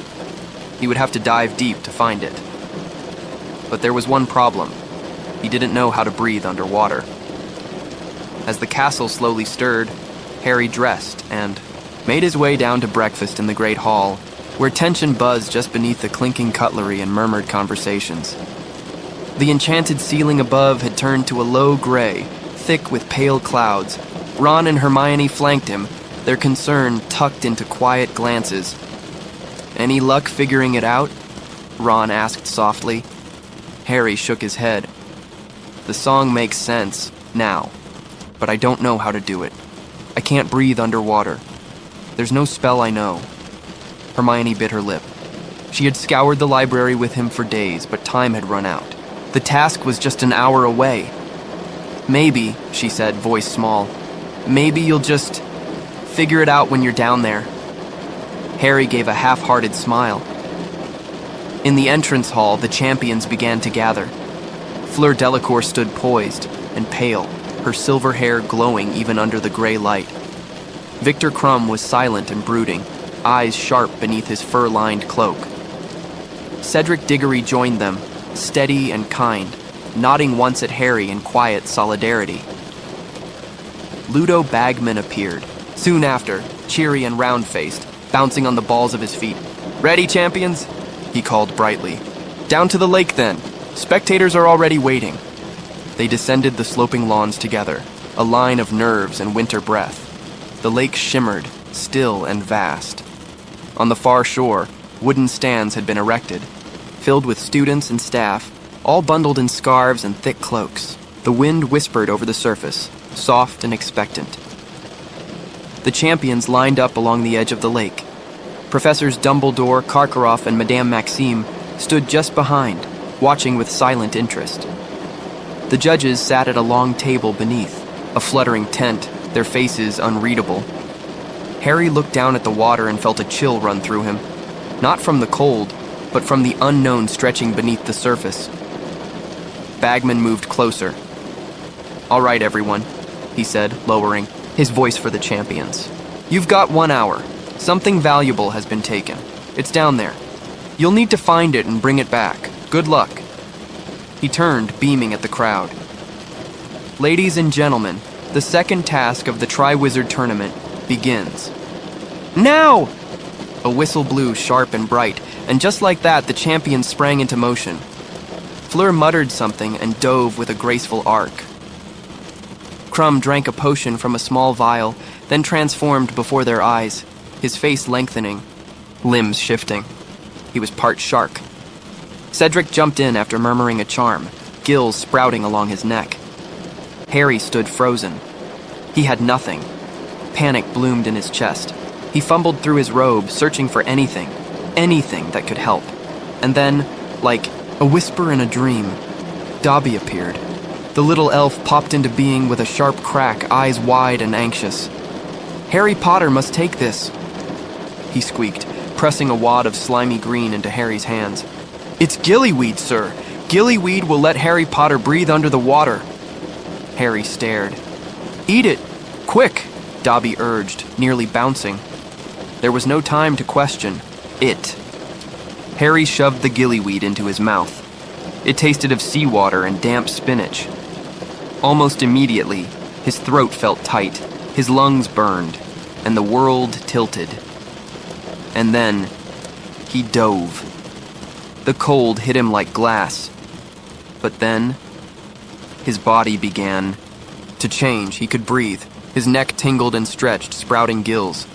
His fingers and toes webbed, and the water no longer felt like resistance. It welcomed him. He kicked downward. The lake around him opened like a silent cathedral. Shafts of gray-green light filtered through the dark. Strange plants swayed in the currents, and ghostly fish darted past, pale as moonlight. Harry swam deep, deeper than he thought possible. Soon, the silence became something else. Song. A haunting melody drifted through the murky water, the same that had played from the egg but now real and alive. Merpeople. He followed the sound. Stone statues loomed below, ancient and worn by the water. A village lay nestled at the bottom of the lake. Tangles of underwater homes carved from rock and coral, and there, tied gently to the statues, were 4 figures, floating, asleep. Hermione, Cho Chang, Gabrielle Delacour, Ron. Each lay still, hair, drifting like seaweed bound by thick strands of kelp. The merpeople circled nearby, sharp-toothed but calm, their long gray hair flowing with the tide. They watched with unblinking eyes. Harry approached Ron, his heart heavy and wild. He reached to cut him free, but paused. Only one was to be rescued. Wasn't that what the task said? But he couldn't just leave the others. The merpeople hissed and shook their spears when he moved toward Hermione. Harry hesitated, then signaled urgently. They needed help. They couldn't be left, but the merpeople simply stared. Moments passed. Time slipped by like currents. The hour was nearly up, and then Cedric swam into view, face determined. He cut Cho free and gave Harry a nod before kicking upward. Crumb followed soon after, his shark head twisting. He freed Hermione, then turned and vanished. Harry was alone again. Fleur hadn't come. Gabriel still floated. The merpeople didn't stop him this time. Perhaps they sensed the task was over. Perhaps they had waited long enough. Harry took a deep breath and cut Gabriel free, then turned to Ron. He pulled both of them upward, swimming hard, lungs burning, legs aching. The light above grew brighter. The cold deepened, then began to fade, and then they broke the surface. Cheers erupted from the shore. The task was over. Hands reached to pull them from the water. Blankets were wrapped around shoulders. Dumbledore himself was there, his eyes twinkling, and Madame Pomfrey bustled over with warm potions and thick towels. Ron sputtered, coughing water. Gabriel stirred. Everyone was safe. Harry sat wrapped in a blanket, shivering, heart still pounding, as Bagman announced the results. Harry hadn't been the fastest, but he had shown the most moral fiber, the judges said. He had refused to leave anyone behind. He had done the right thing. And in that moment, among all the confusion and clapping and steam rising from their wet clothes, Harry smiled. Because sometimes winning didn't mean being first.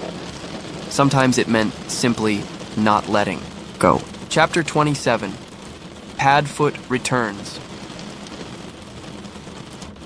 The lake was behind them now, its glassy surface once again undisturbed, hiding all its mysteries beneath a mirror of sky.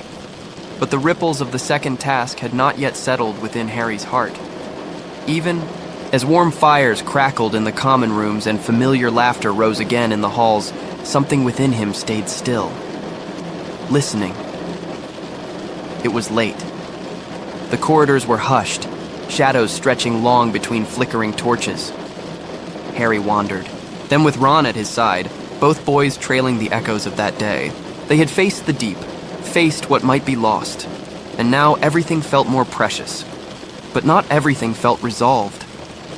The mystery still wound itself quietly through Harry's thoughts like smoke. Why had Barty Crouch disappeared from the judge's table during the task? Why had he seemed so vacant before. Harry couldn't shake the thought of him, nor the way Bagman had tried to smooth things over with two wide smiles. And why had Fleur not arrived in time to rescue Gabrielle? Something felt off-kilter. The puzzle pieces no longer fit so easily. It was on a quiet afternoon, days after the second task, that an unexpected letter arrived.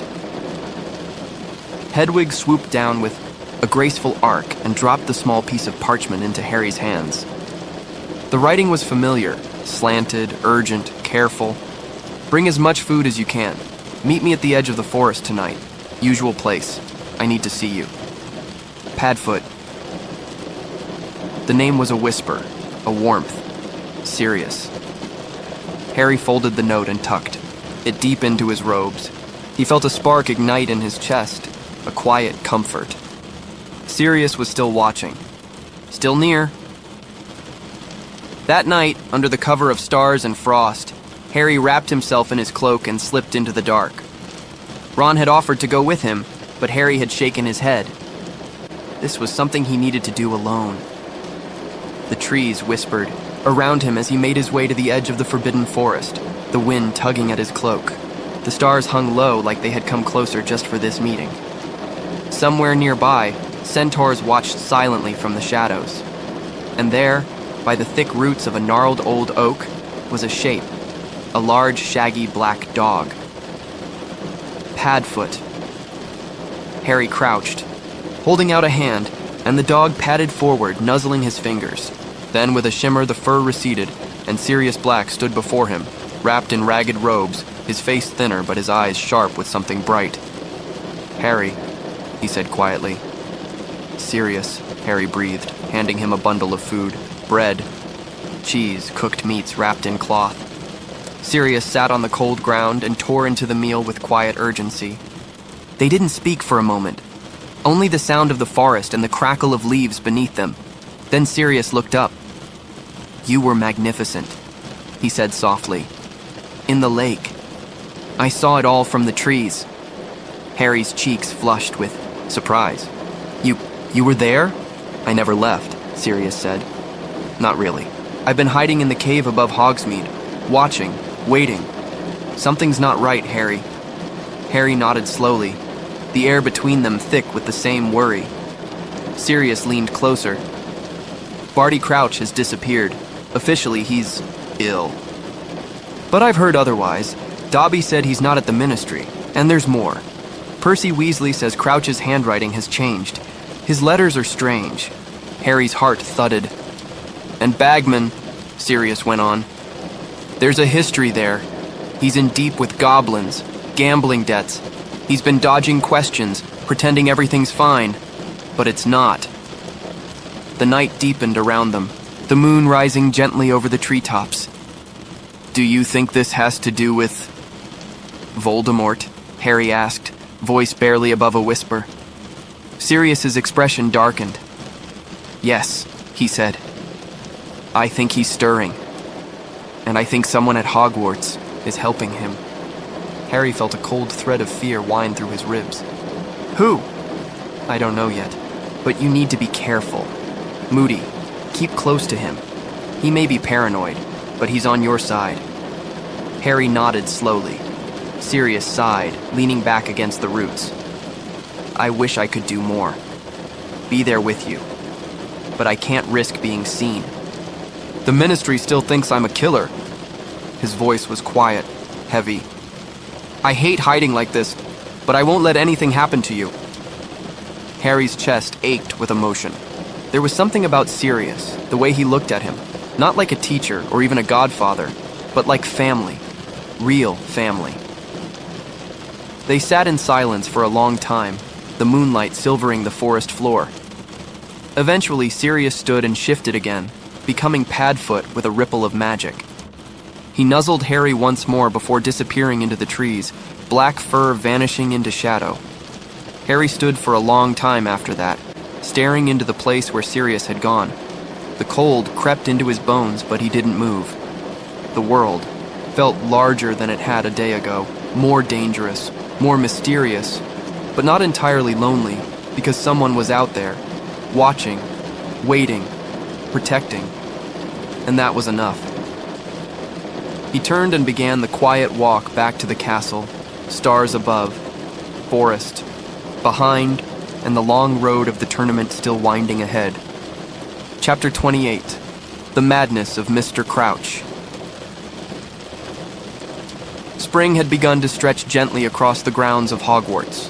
The grass grew a deeper shade of green, and soft winds carried the scents of budding blooms and distant water. It was a time for fresh air and lightness, for open windows and laughing by the lake. And yet, not all was light within the castle walls. Harry walked through these days with Sirius's words echoing quietly in the corners of his mind. Each moment seemed to carry the shadow of a question. Each face, Mad-Eye Moody's grizzled glare, Snape's disdainful sneer, even Bagman's breezy smile, looked slightly different now. There were so many pieces, and they didn't quite fit. It was a Saturday morning when Harry, Ron, and Hermione made their way down the sloping lawn toward Hagrid's cabin. The skies were blue, dappled with feathery clouds, and the lake glimmered nearby. The third task of the Triwizard Tournament was drawing near, and Harry felt the weight of it approaching, slow and steady, like a storm far off at sea. As they walked, Hermione chattered about her latest letter from Victor Crumb, her voice bright and carefully casual. Ron rolled his eyes more than once, but said nothing. Then, rounding a bend, they spotted Hagrid, towering, bearded, and bundled in an enormous apron, speaking to someone in the shadows beyond the pumpkin patch. It was Crumb. He stood tall and serious, hands in his pockets, dark eyes focused intently on Hagrid. Harry and Ron exchanged glances, but Hermione waved quietly, urging them not to interrupt. They lingered nearby, waiting, and when Crumb finally nodded goodbye and began walking away, Harry called out, "Hey, Victor!" The older boy turned, startled, for a moment before giving a brief nod. "Hello, Harry, Hermione." Ron gave a grudging grunt. Crumb paused, glancing toward the woods. "Would you walk with me?" he asked Harry, his tone strangely subdued. Surprised, Harry agreed, and together they strolled toward the forest's edge, where the shadows grew cooler and the trees stood still. "You are under pressure," Crumb said at last. "This tournament, it is dangerous." Harry looked at him carefully. There was no arrogance in his tone, just a kind of worried gravity. "I'm handling it," Harry replied. "I have help." They walked a few more steps in silence. Then, from between the trees, there came a rustling. It was not the quiet flutter of wind, nor the soft footfall of an animal. It was hurried, stumbling, and then, out of the undergrowth, emerged a man. Barty Crouch. His clothes were torn and dirt-stained, his hair wild, and his eyes were the eyes of someone adrift in another world. He mumbled as he walked, staggering like a sleepwalker. His hands fluttered near his chest, clutching something invisible. His eyes darted to Harry, then past him. The Dark Lord. "He's coming. I've done what I had to. My son." Harry and Crumb froze. "Mr. Crouch," Harry called gently, but the man didn't respond with recognition. Instead, he swayed forward, muttering to no one, his words broken and strange. "He's near. It must be told. Dumbledore must know." Crumb stepped forward, reaching out to steady him, and then Crouch collapsed. Harry raced toward him, kneeling beside the crumpled form. The man's chest still rose and fell. "Shallow and quick. I'll get help," Harry said, springing to his feet. "Stay with him!" He sprinted back toward the castle, heart pounding, lungs burning. The grass blurred beneath his feet. Somewhere within the high towers, Dumbledore was speaking with McGonagall. Harry burst into the room, breathless and wild-eyed. "Professor, it's Mr. Crouch. He's outside in the forest. Something's wrong." Dumbledore stood at once, his eyes sharp and shining. "Take me to him," he said calmly. They moved fast. McGonagall, too, joined them, her stride brisk and her expression taut with concern. But when they reached the edge of the forest, a cold stillness greeted them. Crumb stood alone, and Mr. Crouch was gone. Gone. There was no sign of struggle, no trail. Only the faint impression in the grass where a man had lain moments before. "What happened?" Dumbledore asked softly. Crumb looked stunned. I was watching him." He said nothing more. He was still. Then I turned. Only a moment. Dumbledore's face was unreadable, but his eyes flickered with something deep. McGonagall turned to Harry. "You're certain it was Barty Crouch?" "Yes," Harry whispered. "He was mad, talking about Voldemort, about his son." Dumbledore gave a gentle nod. "Go back to the castle, Harry. I will take things from here." Harry obeyed, though every part of him burned with unease. Something had happened. Mr. Crouch had come to him, to Hogwarts, with a warning he could barely speak. And now he had vanished like smoke. Back inside the castle, the mood shifted. That evening, Harry found himself in the Gryffindor common room, curled beside the fire with Ron and Hermione. The flames crackled, throwing long shadows on the walls. Don't get it," Ron said. "How could he just disappear?"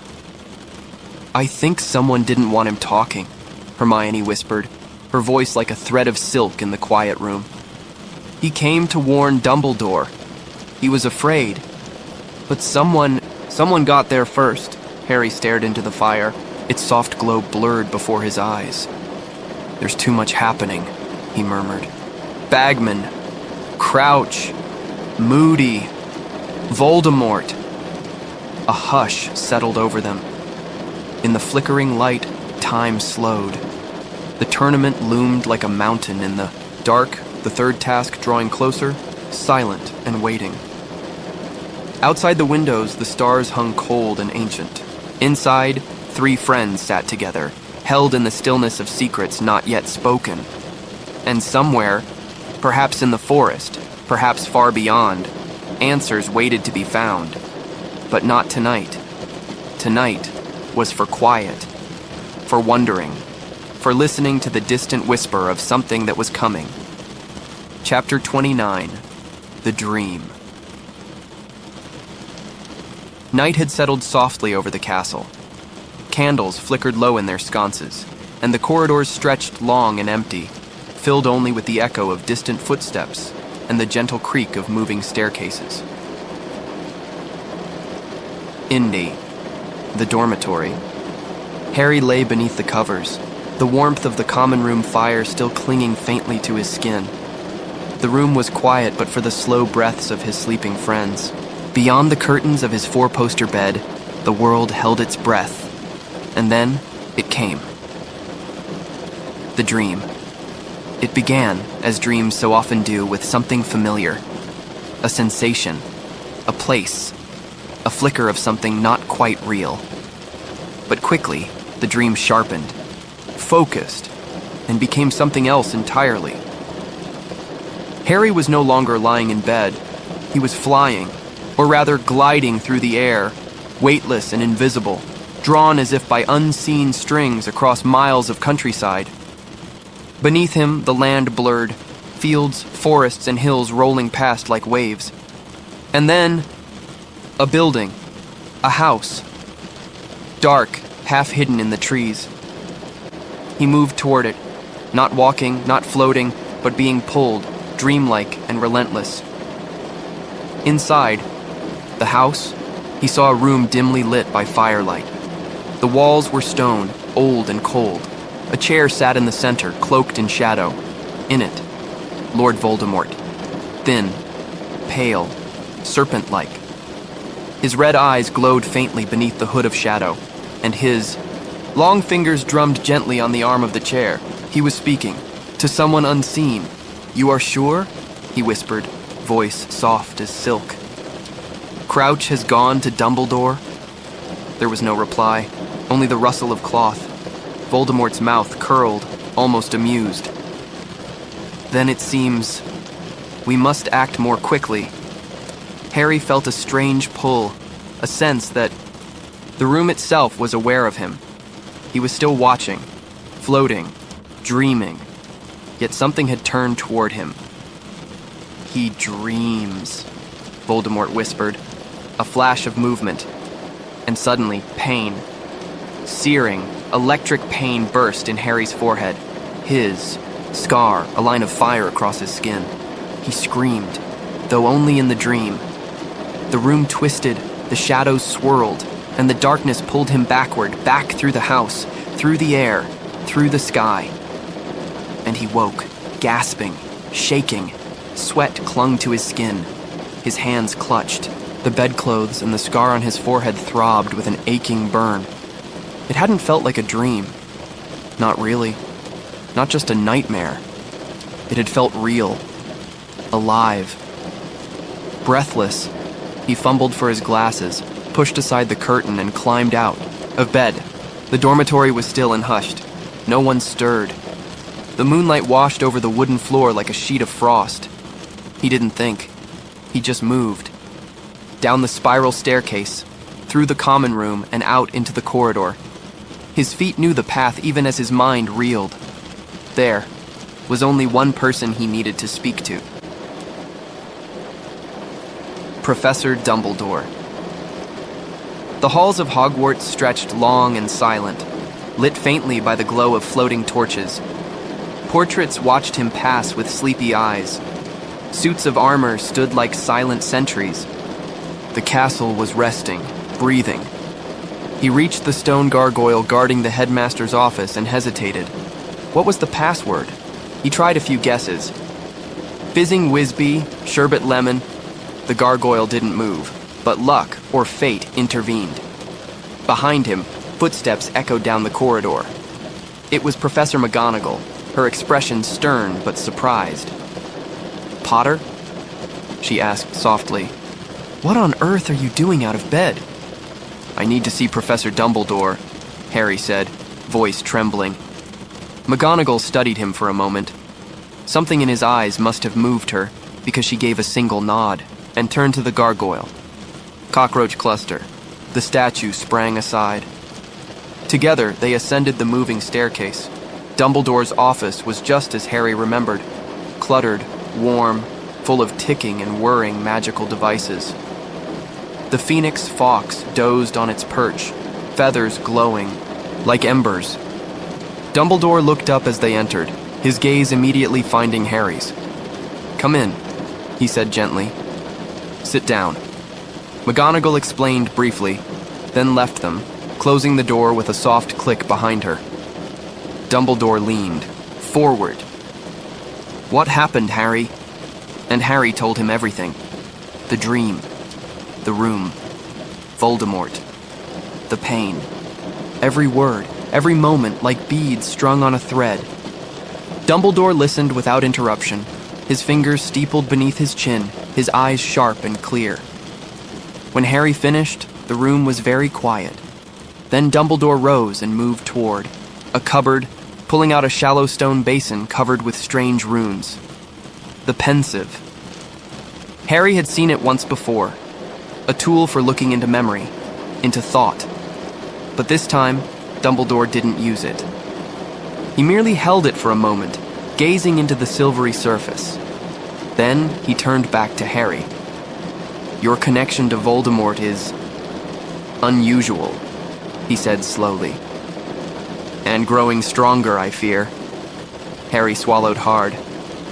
It felt real, like I was really there. "I believe you," Dumbledore said, and I believe it was. He placed the pensive gently on the desk, then sat across from Harry again. "Thank you for coming to me," he said quietly. "That took courage." Harry looked at his hands.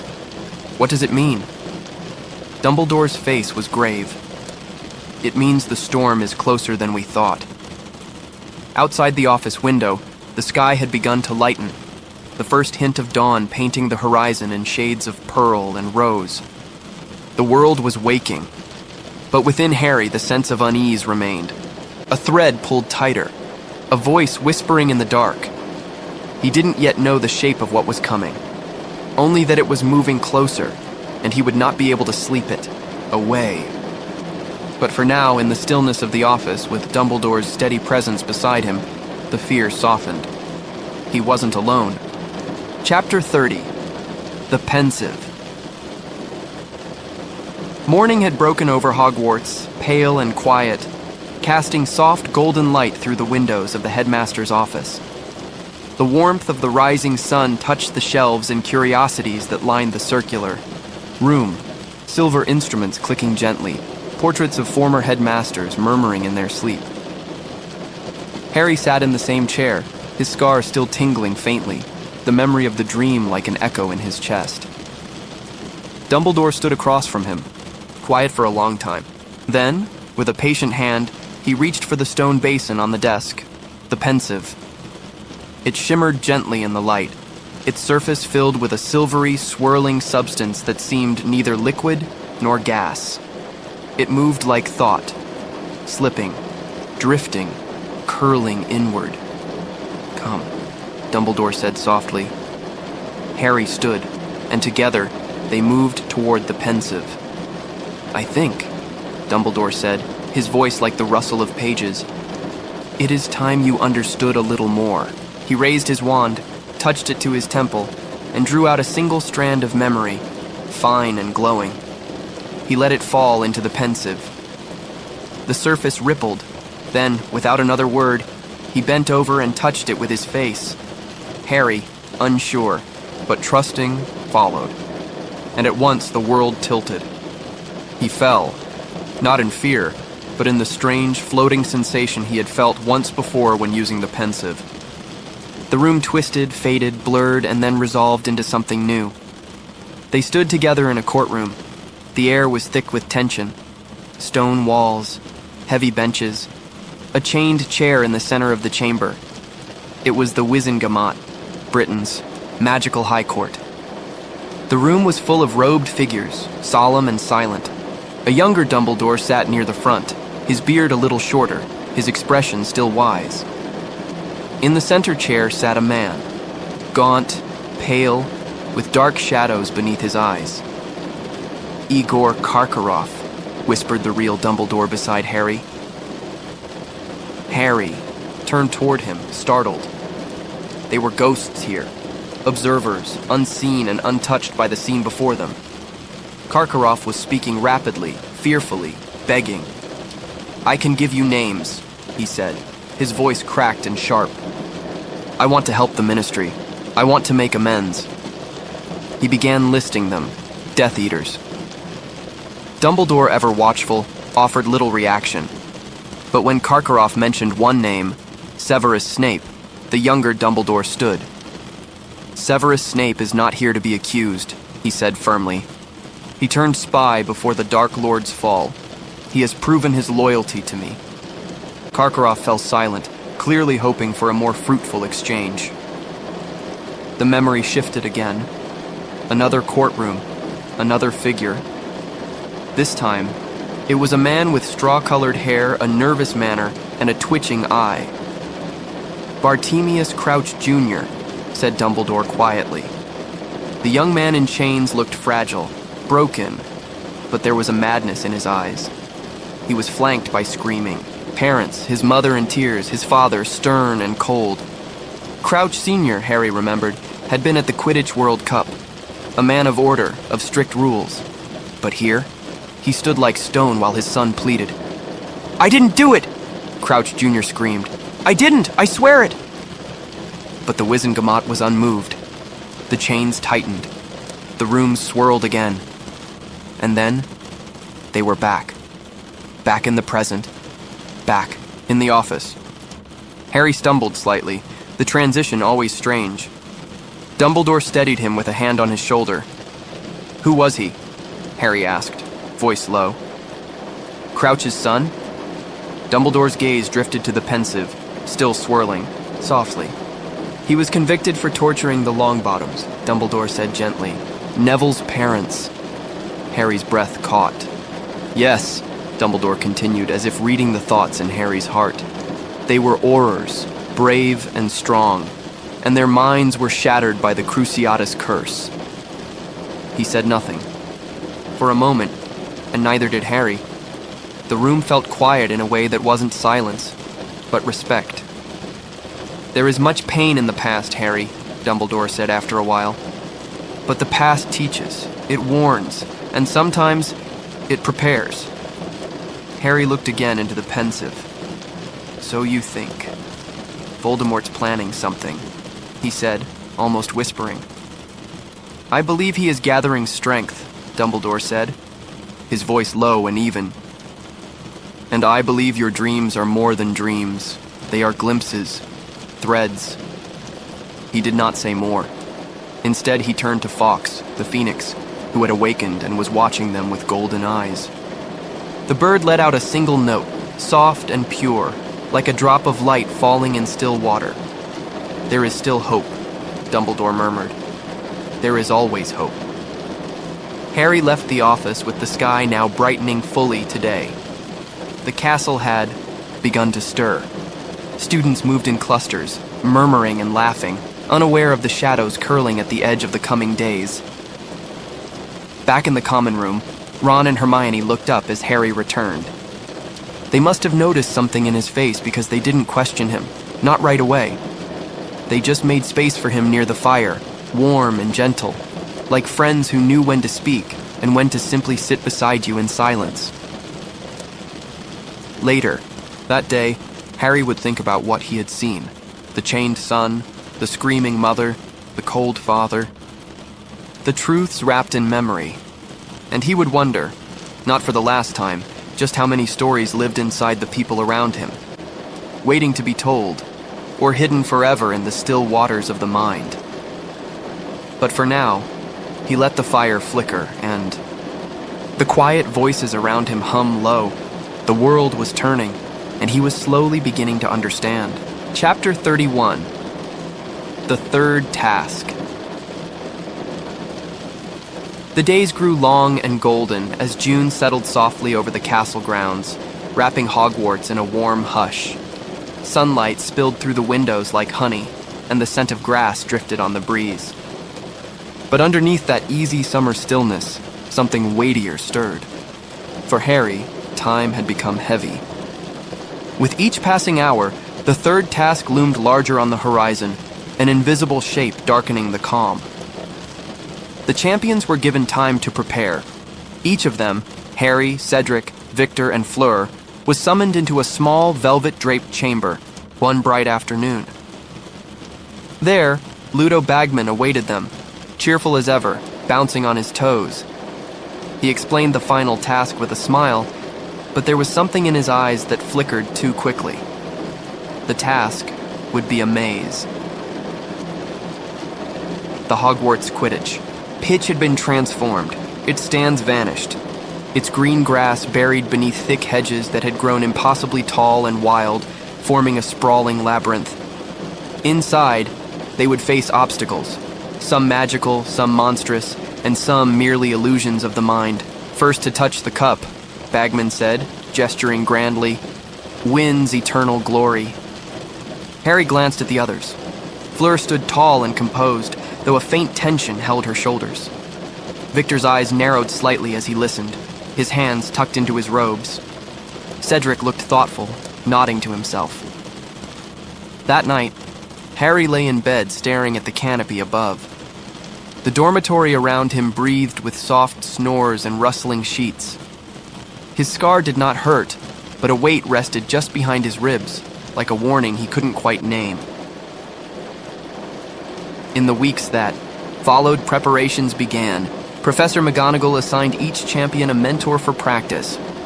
Harry's time was spent with Professor Moody, though even now there was something uneasy in the way the man watched him. They practiced jinxes and hexes, shield charms, and obstacle tactics. "Constant vigilance," Moody muttered again, and again tapping the side of his nose. "The maze won't be what you expect."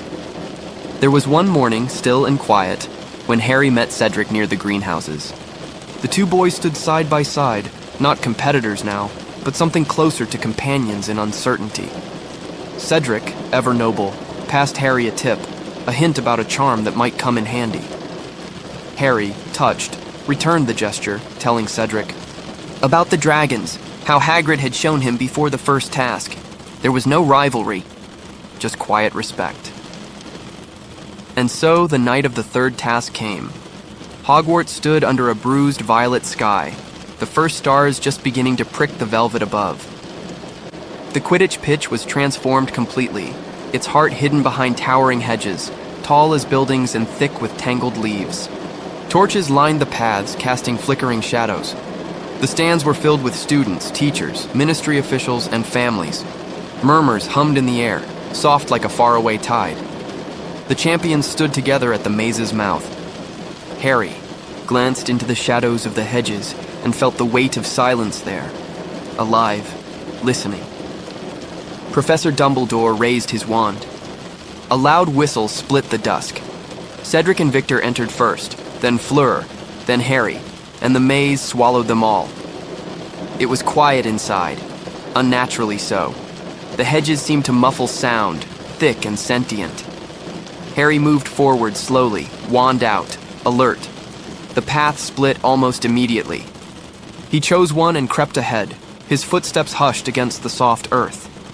The first challenge came not in the form of a beast, but a mist, strange, silver, and clinging. It distorted the air around it, making up seem down and down seem sky. He fought through it, heart thudding until he emerged shaken but safe. Further in, the maze tried other tricks, enchanted barriers that moved without warning, shadows that shifted unnaturally. A blast-ended Scroot, a monstrous creature bred from dangerous magical beasts, lurched from the brush, crackling and hissing. Harry dodged, conjured a shield, and managed to send it crashing into a hedge with a jinx. But it was not the creatures that unnerved him most. It was the quiet, the deep, pressing hush, as though the maze itself were watching. He thought he heard Fleur scream, far off, muffled by the greenery.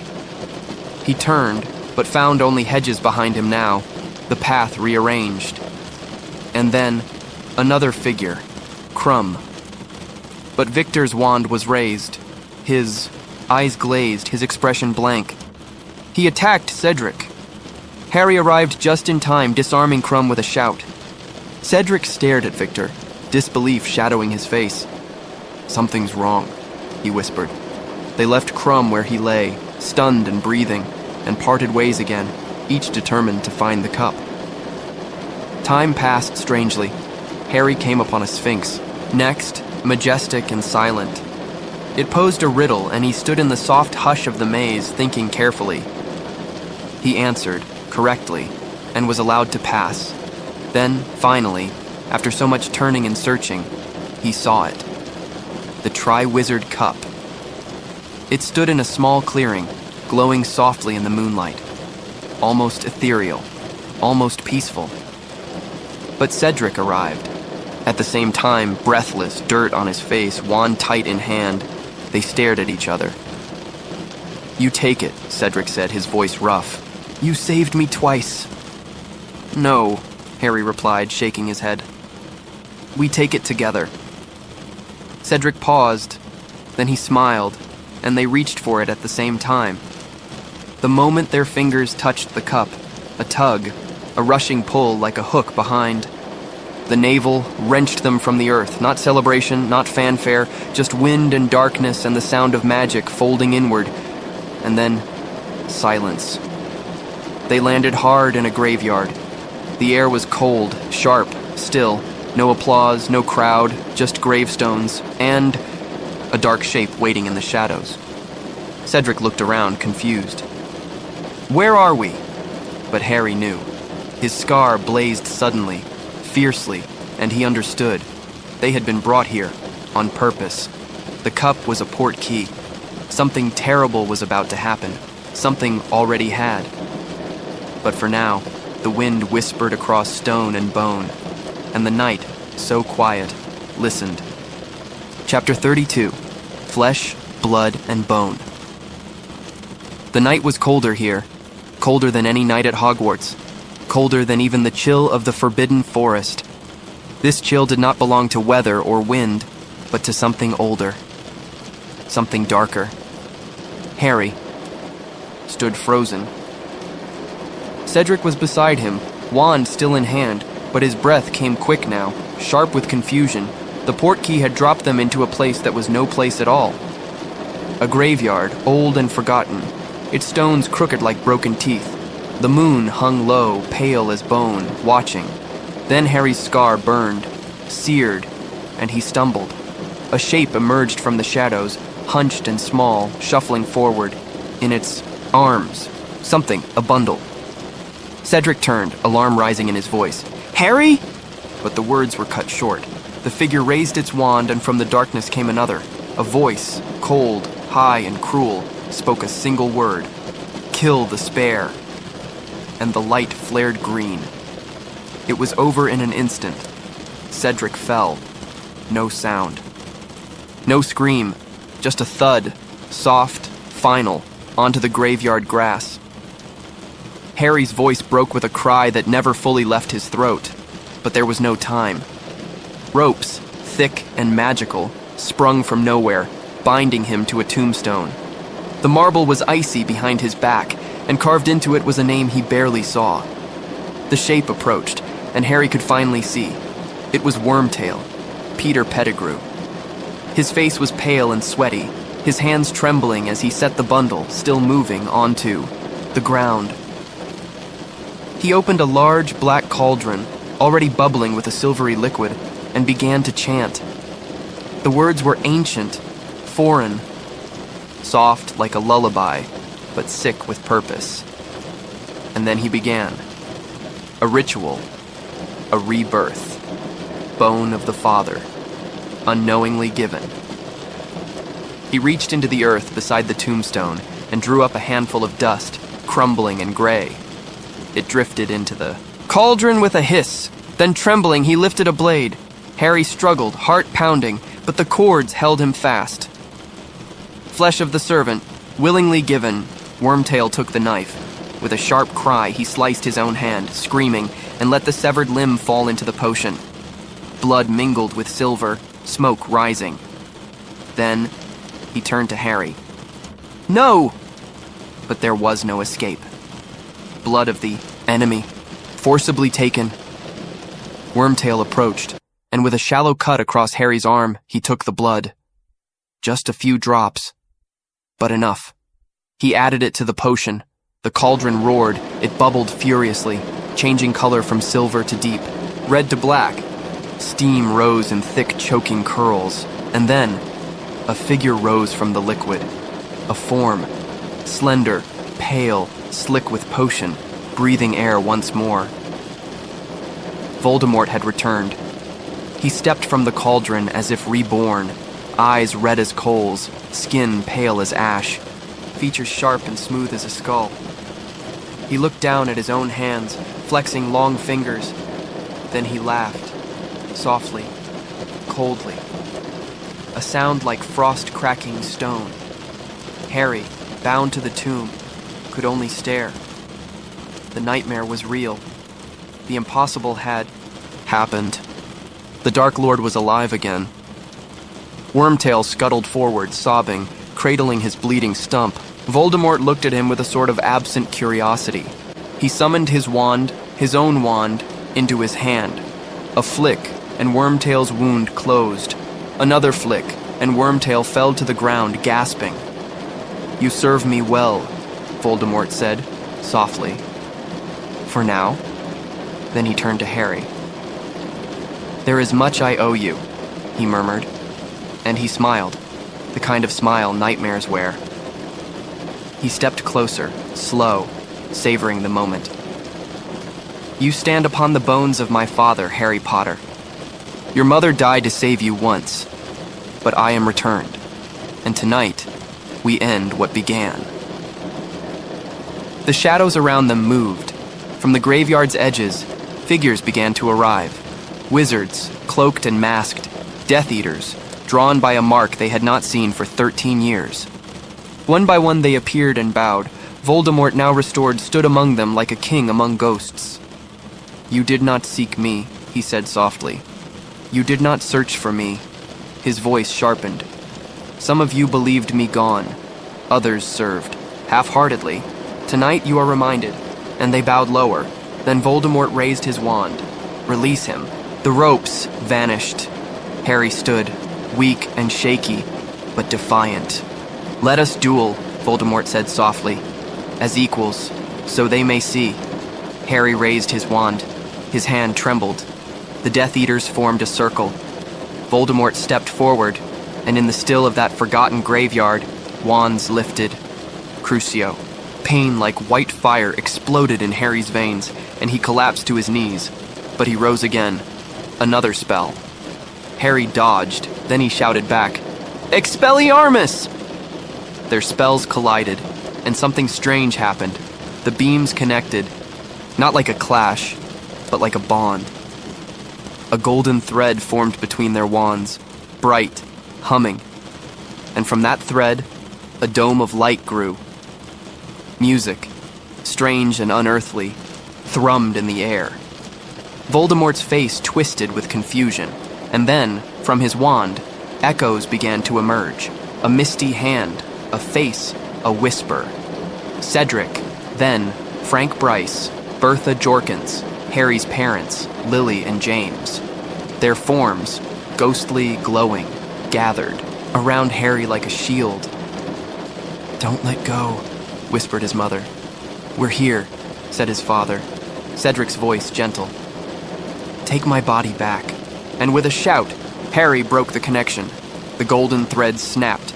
Light exploded. Harry ran.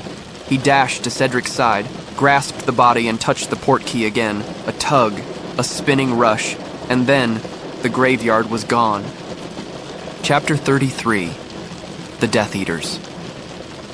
He stood tall now, impossibly pale beneath the silver moon. Voldemort. Whole once more, his face carved with something cruel and ancient. In the circle of Death Eaters, hooded, hushed, and trembling, he moved like a whisper of winter, like something that had been sleeping for far too long and now stretched awake. Around him were his followers, silent in the old graveyard. Some stared at him with awe, some with fear, others with a careful, cautious reverence, as if they could not believe their own eyes. He turned to them one by one, naming them softly, like counting regrets, like recalling ghosts. "Lucius," he murmured, pausing at the tall man with pale hair. "My slippery friend, how loyal you must have been all these years." Lucius Malfoy did not speak. He simply bowed. Voldemort's eyes moved on. Crabbe, Goyle, Knott, McNair. Each name, a knife slipped between silence and memory. Some bowed quickly. Some trembled. Some dared to look him in the eye. But others were missing. "Where are they?" Voldemort asked softly, almost sweetly. "Where is Avery? Where is Karkaroff?" The name hung in the air like smoke. A murmur rippled through the Death Eaters. "Karkaroff," Voldemort repeated, "fled when the tide turned. He chose cowardice over faith." He paused. "And yet, here I stand." Returned.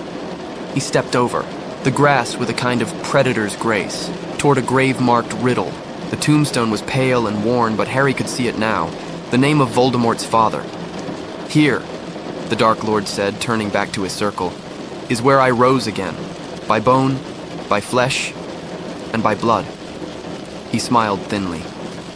"My new body is strong, stronger than before. I have been beyond the veil. I have drunk from death and returned." His voice grew colder now. "But you, my faithful servants, how many of you truly remained loyal? How many sought me out? How many believed?" No one answered. He flicked his wand. The closest Death Eater collapsed to his knees. A flash of pain, silent, unseen, coursed through the air. The man shuddered. "You see," Voldemort whispered, "I reward loyalty, and I punish doubt." He turned almost idly and gestured to Wormtail, still cradling his silver hand, new, gleaming, gifted by dark magic. "This one," he said, "returned to me. A coward, yes, a weakling, but faithful." Wormtail bowed, breathless with devotion and pain. Voldemort looked at him for a long moment. Yet even he, the Dark Lord mused, needed incentive. Then he laughed softly. It was not a kind laugh. It was the sound of something dead remembering how to speak. The Death Eaters remained frozen, each one bound by a mix of fear and enchantment. None dared to move. Voldemort paced once more. "I have summoned you not merely to bear witness," he said, "but to act." He gestured to the shadows. "We will return. We will reclaim what was taken. We will restore the natural order." His red eyes flicked to Harry. "And you," he whispered, "will serve a final purpose." Harry stood now, still bound, still, breathing shallow from the pain that lingered in his bones. "This boy," Voldemort continued, "escaped me once, through his mother's love and the folly of my own pride." The Death Eaters listened in silence. "But now he's been touched by me, marked in blood, his sacrifice undone." He raised his wand. "Tonight we end the myth." Harry's wand was returned to him, mockingly, as if in sport. "We duel," Voldemort said with soft menace. "As equals." The Death Eaters stepped back, forming a wide ring around the center of the graveyard. Harry, trembling, lifted his wand. He had no illusions. This was not a fair fight. This was spectacle. This was theater. But still, he would stand. Voldemort bowed. Low, mocking, elegant. Harry did not bow. The duel began. Spells flashed, red, green, gold. Light shattered against stone, scorched grass. Harry ducked, rolled, shouted, "Expelliarmus!" But Voldemort deflected it with ease. Crucio. Pain like fire crawled through Harry's limbs. He screamed, but stayed upright. Again, Voldemort said, another spell. Another wave of agony, but Harry stood, he thought, of Cedric, fallen and still, of Hermione, of Ron, of Dumbledore, of his parents. He thought of love, and he cast again. Expelliarmus! Their spells met, just like before. A beam of light connected, them, gold and humming, vibrating with something ancient and powerful. The connection locked. They could not break it. And then, the golden dome, the music. Again the spirits emerged. Cedric, first.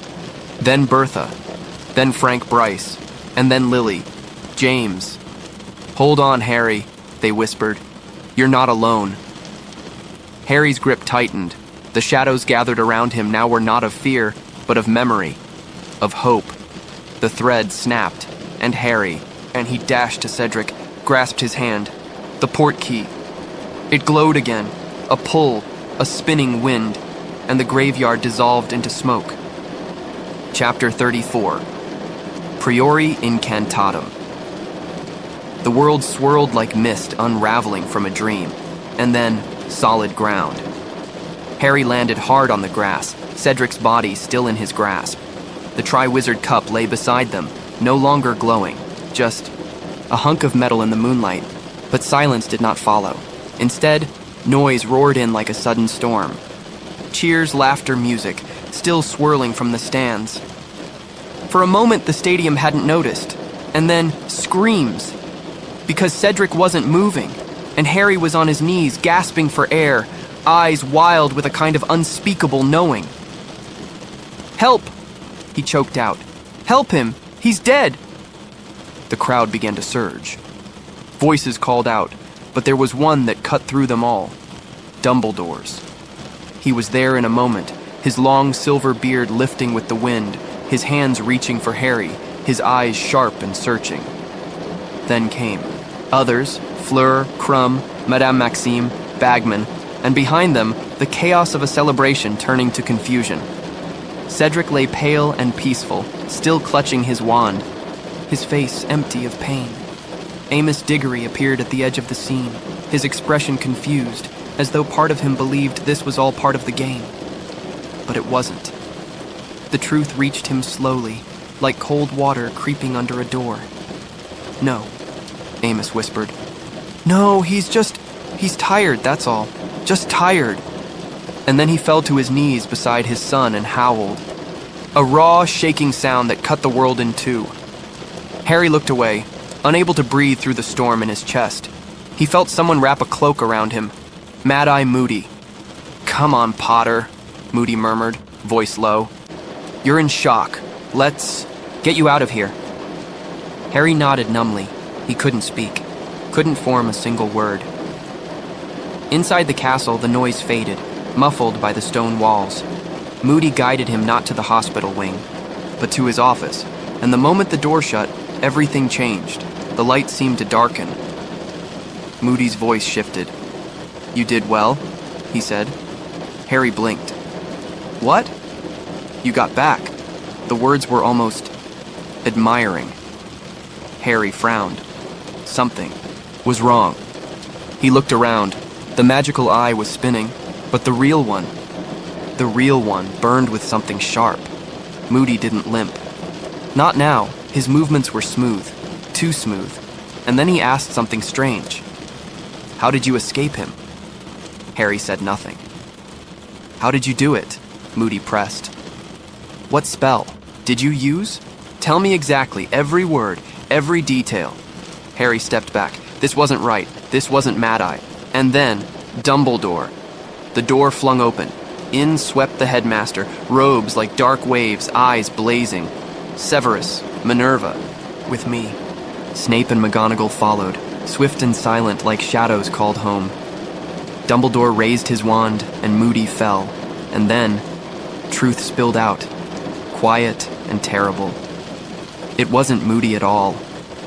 Polyjuice potion, all year, all lessons, all warnings, all glares. That hadn't been the real Auror. The true Mad-Eye Moody was trapped in a trunk, deep inside, hidden in magical sleep, imprisoned. And the imposter? Barty Crouch Jr., a Death Eater. Long thought dead. Rescued from Azkaban by his own parents, kept hidden under Imperius, and now returned to Voldemort's side. He'd plotted from within Hogwarts. He was the one who placed Harry's name in the goblet, the one who guided him through the tasks, the one who turned the Triwizard Cup into a portkey. Also, Harry would be delivered to the graveyard, to Voldemort.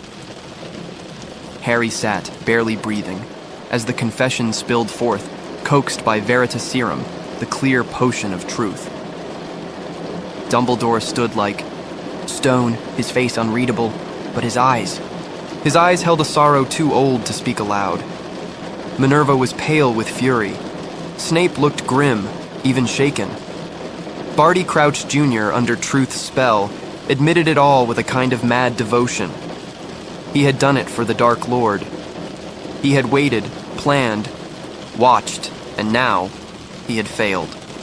The potion wore off, and silence fell again. The real Moody, pale and barely conscious, was freed from the trunk. Dumbledore moved quickly, his focus sharp and his presence immense, wrapping the man in safety once more.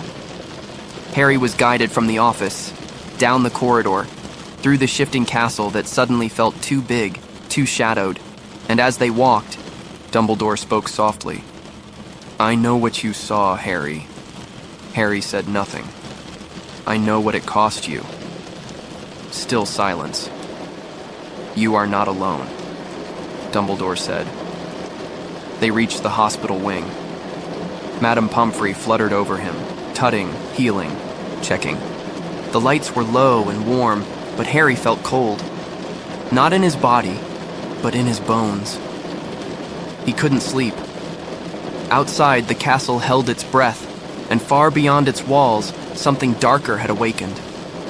Chapter 35, Veritaserum. The quiet of the hospital wing was deceptive. Around Harry, time moved in a strange way, slow like drifting mist, yet heavy with the weight of what had happened. Cedric Diggory was gone. Lord Voldemort had returned, and somewhere in the great halls of Hogwarts, the truth was being whispered into the ears of those who would soon have to choose, to believe or to look away. But for now, Harry sat in a bed that felt too large, too soft, listening to the echoes of shoes down stone corridors and the soft clicking of Madame Pomfrey's potion vials. His scar ached faintly, like the memory of a nightmare not quite forgotten. And then, he wasn't alone. Dumbledore entered, his presence as commanding as ever, though he moved quietly, his expression carved in calm behind him, Professor Snape. His face tight with something unreadable and serious black, transfigured now into human form, not the grim-faced dog, but a gaunt man with kind, fierce eyes. They all gathered near Harry's bed, voices low. There was no time for rest, no time for grieving. Not yet. Voldemort had returned. And already Dumbledore was moving. Orders were given, swift and sure. To Snape, the task was clear and dangerous. Return to the Dark Lord's side. Resume the role of spy, of servant, of snake among serpents. Snape gave a sharp nod and left without a word. To Sirius, Dumbledore offered sanctuary, but also strategy. A quiet request to gather those still loyal, those willing to stand against the dark. Old names were spoken in hushed tones. Lupin, Arabella Figg. Mundungus Fletcher, the Order would rise again. But first, one more truth had to be uncovered. Veritaserum. The truth potion had already loosened Barty Crouch Jr.'s tongue, but Dumbledore wanted Harry to understand, clearly, calmly, and without doubt. So he told the boy everything. Barty Crouch Jr. had escaped Azkaban years ago, hidden by his parents. His mother, dying, desperate, had taken his place under Polyjuice potion. Her final sacrifice. His father had imprisoned him at home under the Imperious Curse, but eventually, he escaped. And with help from Voldemort and Wormtail, he had found a purpose again. He had captured the real Mad-Eye Moody, imprisoned him in his own trunk, and taken his place at Hogwarts. It had been Barty Crouch Jr. all along, teaching defense against the dark arts, pushing Harry forward, guiding him, gently, quietly, toward the trap. And now he was back in custody. The Ministry would want to take over the interrogation. Cornelius Fudge himself had already arrived at Hogwarts, full of disbelief and defensiveness. Dumbledore refused to hand Barty over just yet. He needed the truth to be heard, unedited, unfiltered, undeniable. But Fudge did not agree. The Minister entered the hospital wing later that night, flanked by a Dementor, cold, gliding, breathless. The creature entered the room where Barty was held, and in a moment, it was done. The Dementor had kissed him. Barty Crouch Jr. was lost, his soul consumed, his mind a hollow shell. The truth he carried was gone. Fudge claimed it was necessary, a precaution, a safety measure. Dumbledore, calm but stern, disagreed, fiercely. Truth had been silenced, and with it, the Ministry's willingness to acknowledge Voldemort's return. Harry watched this quiet war unfold before him. No wands drawn, no spells cast. Just words, quiet and cold. Doubt wrapped in diplomacy. Fudge would not believe. He could not afford to. Panic would ripple through the wizarding world. Fear would bloom like dark flowers. Elections might falter. Trust might shatter. And so, he denied. He suggested Harry was confused, traumatized, perhaps manipulated. He waved away the danger, and then he left. But Dumbledore's resolve only deepened. "We are only as strong as we are united," he said to those who remained. "As weak as we are divided." In his voice there was sorrow, but also fire. He would not pretend. He would not soften the truth to make it easier to swallow. He would prepare. As the night deepened, Harry lay back against the pillow. Exhaustion pressed down on him like a weight. He closed his eyes, Cedric's face still etched behind his eyelids. And for the first time, he truly felt the change. The world was not what it had been. The safety of childhood, of Hogwarts as a sanctuary, had thinned, stretched, begun to tear, and something darker waited beyond that veil. But Harry was not alone. Dumbledore would fight. Sirius was nearby, and deep inside him, though he could not yet name it, Harry felt something forming. A strength born not from spells or fame, but from pain, and memory, and the quiet courage to face the truth, even when others would not. Chapter 36. The Parting of the Ways. The castle stood still, as though it too were holding its breath. In the heart of Hogwarts, where once there had been celebration, now there was silence. Heavy, hollow, hanging in the high arches and long corridors like forgotten spells. Harry walked beside Dumbledore, their footsteps quiet on the stone floor. The morning sun touched the stained glass in soft amber light, but even its warmth felt pale and distant. They had just left the hospital wing. There was no going back. Now they descended the marble staircase together. Each step brought them closer to the truth's ripple, toward its reaching consequences. For Dumbledore, for the Ministry, and for Harry himself. At the foot of the staircase, they paused. Cornelius Fudge stood in the corridor beyond. He looked tired but still stubborn, still unwilling to believe, still unwilling to see. Dumbledore turned to him, voice calm but with a quiet edge of steel beneath it. He told the minister again, Voldemort had returned. A body, a wand, a plan. The Triwizard Tournament had been used. Cedric had been killed, and Barty Crouch Jr., a Death Eater long thought gone, had confessed it all, before the Dementor silenced him forever. But Fudge could not accept it. He shook, his head, too many times, too quickly. His words came sharper now, more defensive. To believe would mean facing it, and facing it would mean acting. War, upheaval, panic. Instead, he clung to denial like a comfort blanket stitched from power and pride. Harry stood beside Dumbledore, quiet but watchful.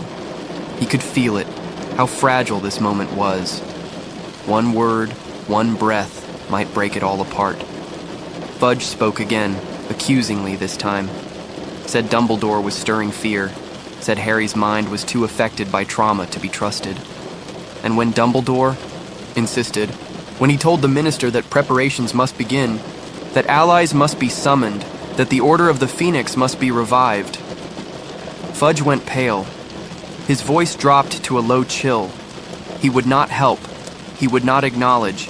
He would not believe. And just like that, the path diverged.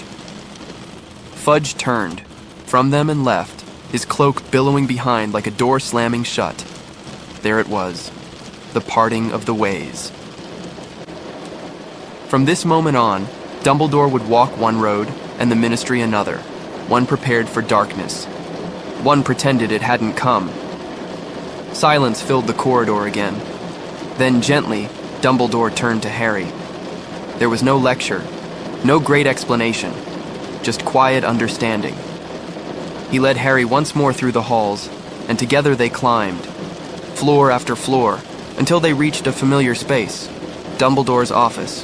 The Phoenix, Fawkes, sat high upon his perch, feathers flickering gold and crimson like a candle before the wind.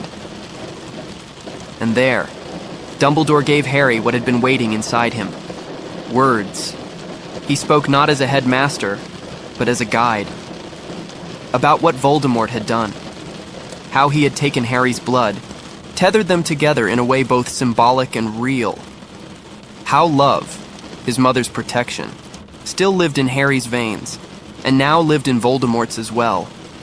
It meant Harry's survival had carved itself into the very magic Voldemort tried to control. A paradox, a gift, a danger. Harry sat quietly as it all unfolded. He didn't ask many questions, because part of him already understood. Grief hummed quietly under everything. He could feel Cedric's absence like a hollow behind his ribs. He thought of Cedric's parents, who would wake this morning to a world missing their son. He thought of Cho, who had smiled shyly once by the owlery. He thought of the graveyard, and the cold, and the scream that still echoed in the corners of his memory. And he thought of the wand that Voldemort had raised, of the mark in the sky, of the way the stars had looked, blurred through his tears. Dumbledore rose, paced once around his desk, then turned and looked at Harry again. And in that look, kind, worn, fierce, there was a sort of apology for the danger, for the choices, for the truth he had withheld, thinking, Harry too young, but not anymore. The boy who had returned from the maze was not the same as the one who had entered. He had been touched by darkness, and yet he had not crumbled. Dumbledore asked quietly if Harry wished to speak with someone, to... Serious? The boy nodded, and a moment later, with a flick of his wand, Dumbledore summoned the man who had watched from the shadows too long. Sirius stepped from the fireplace, shedding the form of the great black dog. He embraced Harry with arms that trembled, fierce and tender all at once, and, finally, there was space to grieve. They sat together, just the two of them, and spoke in hushed voices. About Cedric, about the maze, about the fear, the confusion, the grief, and about what would come next. Harry didn't know everything, but he knew enough. He knew Voldemort had returned. He knew the world would change, and he knew he was not alone. Later, that evening, when the sun had long faded and the stars glimmered through the tall windows, Harry found himself among his friends once more. Ron, Hermione, the Weasleys. They didn't speak too much of what had happened. They simply sat close, let the silence hold them, and offered the small kindness of being there. No questions, no answers, just presence. And sometimes that was enough. As the end of the term approached, the school moved with slow, uncertain steps. The final feast was not celebratory. Instead, it became a memorial. Black banners hung where house colors once. Had Dumbledore rose and addressed the students, his voice soft, unwavering. He spoke Cedric's name. He honored him, not just as a champion, but as a person, a friend, a son, a boy who had shown courage and kindness. He told the truth, that Voldemort had returned, that danger stirred, that they would need each other now more than ever. Not everyone believed, but some did, and that was where the light would begin. Harry packed his trunk quietly, the weight of his 4th year sitting in every fold of his robes, in every glance toward the castle walls. He would go home to the Dursleys, but something had shifted inside him. He no longer returned just as a student. He returned as a witness, as someone who had seen the dark rise again and chosen to stand. The train whistle echoed across the hills, steam coiled in soft spirals, like ghosts bidding farewell. And with one last look at the towers of Hogwarts, Harry stepped onto the train.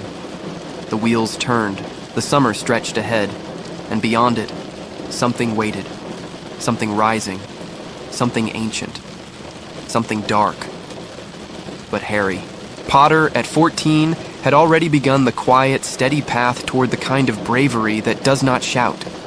It whispers, it endures, it loves, and it hopes. Even in the shadow, especially in the shadow. Final reflection, the fire beneath the goblet.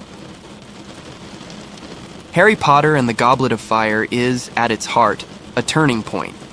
It begins with laughter, light, and the sweet flutter of teenage worries, dances, homework, the thrill of Quidditch. But slowly, like twilight stretching across the sky, it turns towards something deeper, something darker, and it asks the reader to walk with it through that shadow. This 4th installment in the Harry Potter series is where childhood and innocence begin to recede, like the tide pulling softly from the shore. In their place rise questions of trust, sacrifice, and the terrible, quiet weight of truth. We began in the sleepy village of Little Hangleton, where an old house whispered of murder and memory. It was there the first seeds were sown, that Voldemort had not vanished but waited, coiled and calculating, in the darkness of forgotten corners. From there, we journeyed with Harry through the familiar rhythms of summer, with the Weasleys, the grand wonder of the Quidditch World Cup, and back to Hogwarts, the castle that always feels like a second heartbeat. But Hogwarts this time was different. The Triwizard Tournament came not as a celebration alone, but as a trial, a test, one wrapped in fire and illusion. It called forth bravery not only from the champions, but from all who watched, feared, and cared. It asked Harry to step into challenges he never chose. And that is one of the quiet truths at the heart of this story. Courage is often not about seeking danger, but facing it when it finds you. Harry faced dragons, merfolk, a deadly maze, but beyond those he faced something harder. Being disbelieved, being doubted, being watched and weighed as a child too young to bear what the world now asked of him. And still, he stood. The loss of Cedric Diggory echoes like a soft wind through these pages. He was good, he was kind, he played fair. His death was not heroic, in the traditional sense, but it was senseless, and that is its tragedy. It reminds us that darkness often comes not with thunder, but with silence. That loss can be sudden and brutal and undeserved. In the wake of this loss, Dumbledore chooses to tell the truth, even when others will not. That choice, that refusal to shroud pain in silence, is a lesson that hums beneath the surface of this tale. There are so many threads we could follow here. The friendship between Harry, Ron, and Hermione, tested, tangled, and ultimately stronger. The Bayat, glimpses of other magical schools, reminding us that the world is wider than we knew. The strange tenderness of characters like Hagrid and Dobby, who love in quiet, stumbling ways. Even the villainy of Barty Crouch Jr. and the chilling return of Voldemort is layered, not to glorify evil, but to remind us that it grows in shadows, in secrets, and in systems too willing to look away. And always, always, there is choice. This book is about choices, the kind that define a life, the kind that arrive not with a trumpet, but in whispers, like Harry choosing to bring Cedric's body back, like Dumbledore choosing to resist the Ministry's hush, like Fudge choosing fear over truth, like Sirius choosing to stand by his godson, no matter the cost. Goblet of Fire is the bridge between light and storm, between the safety of school corridors and the first tremble of a coming war.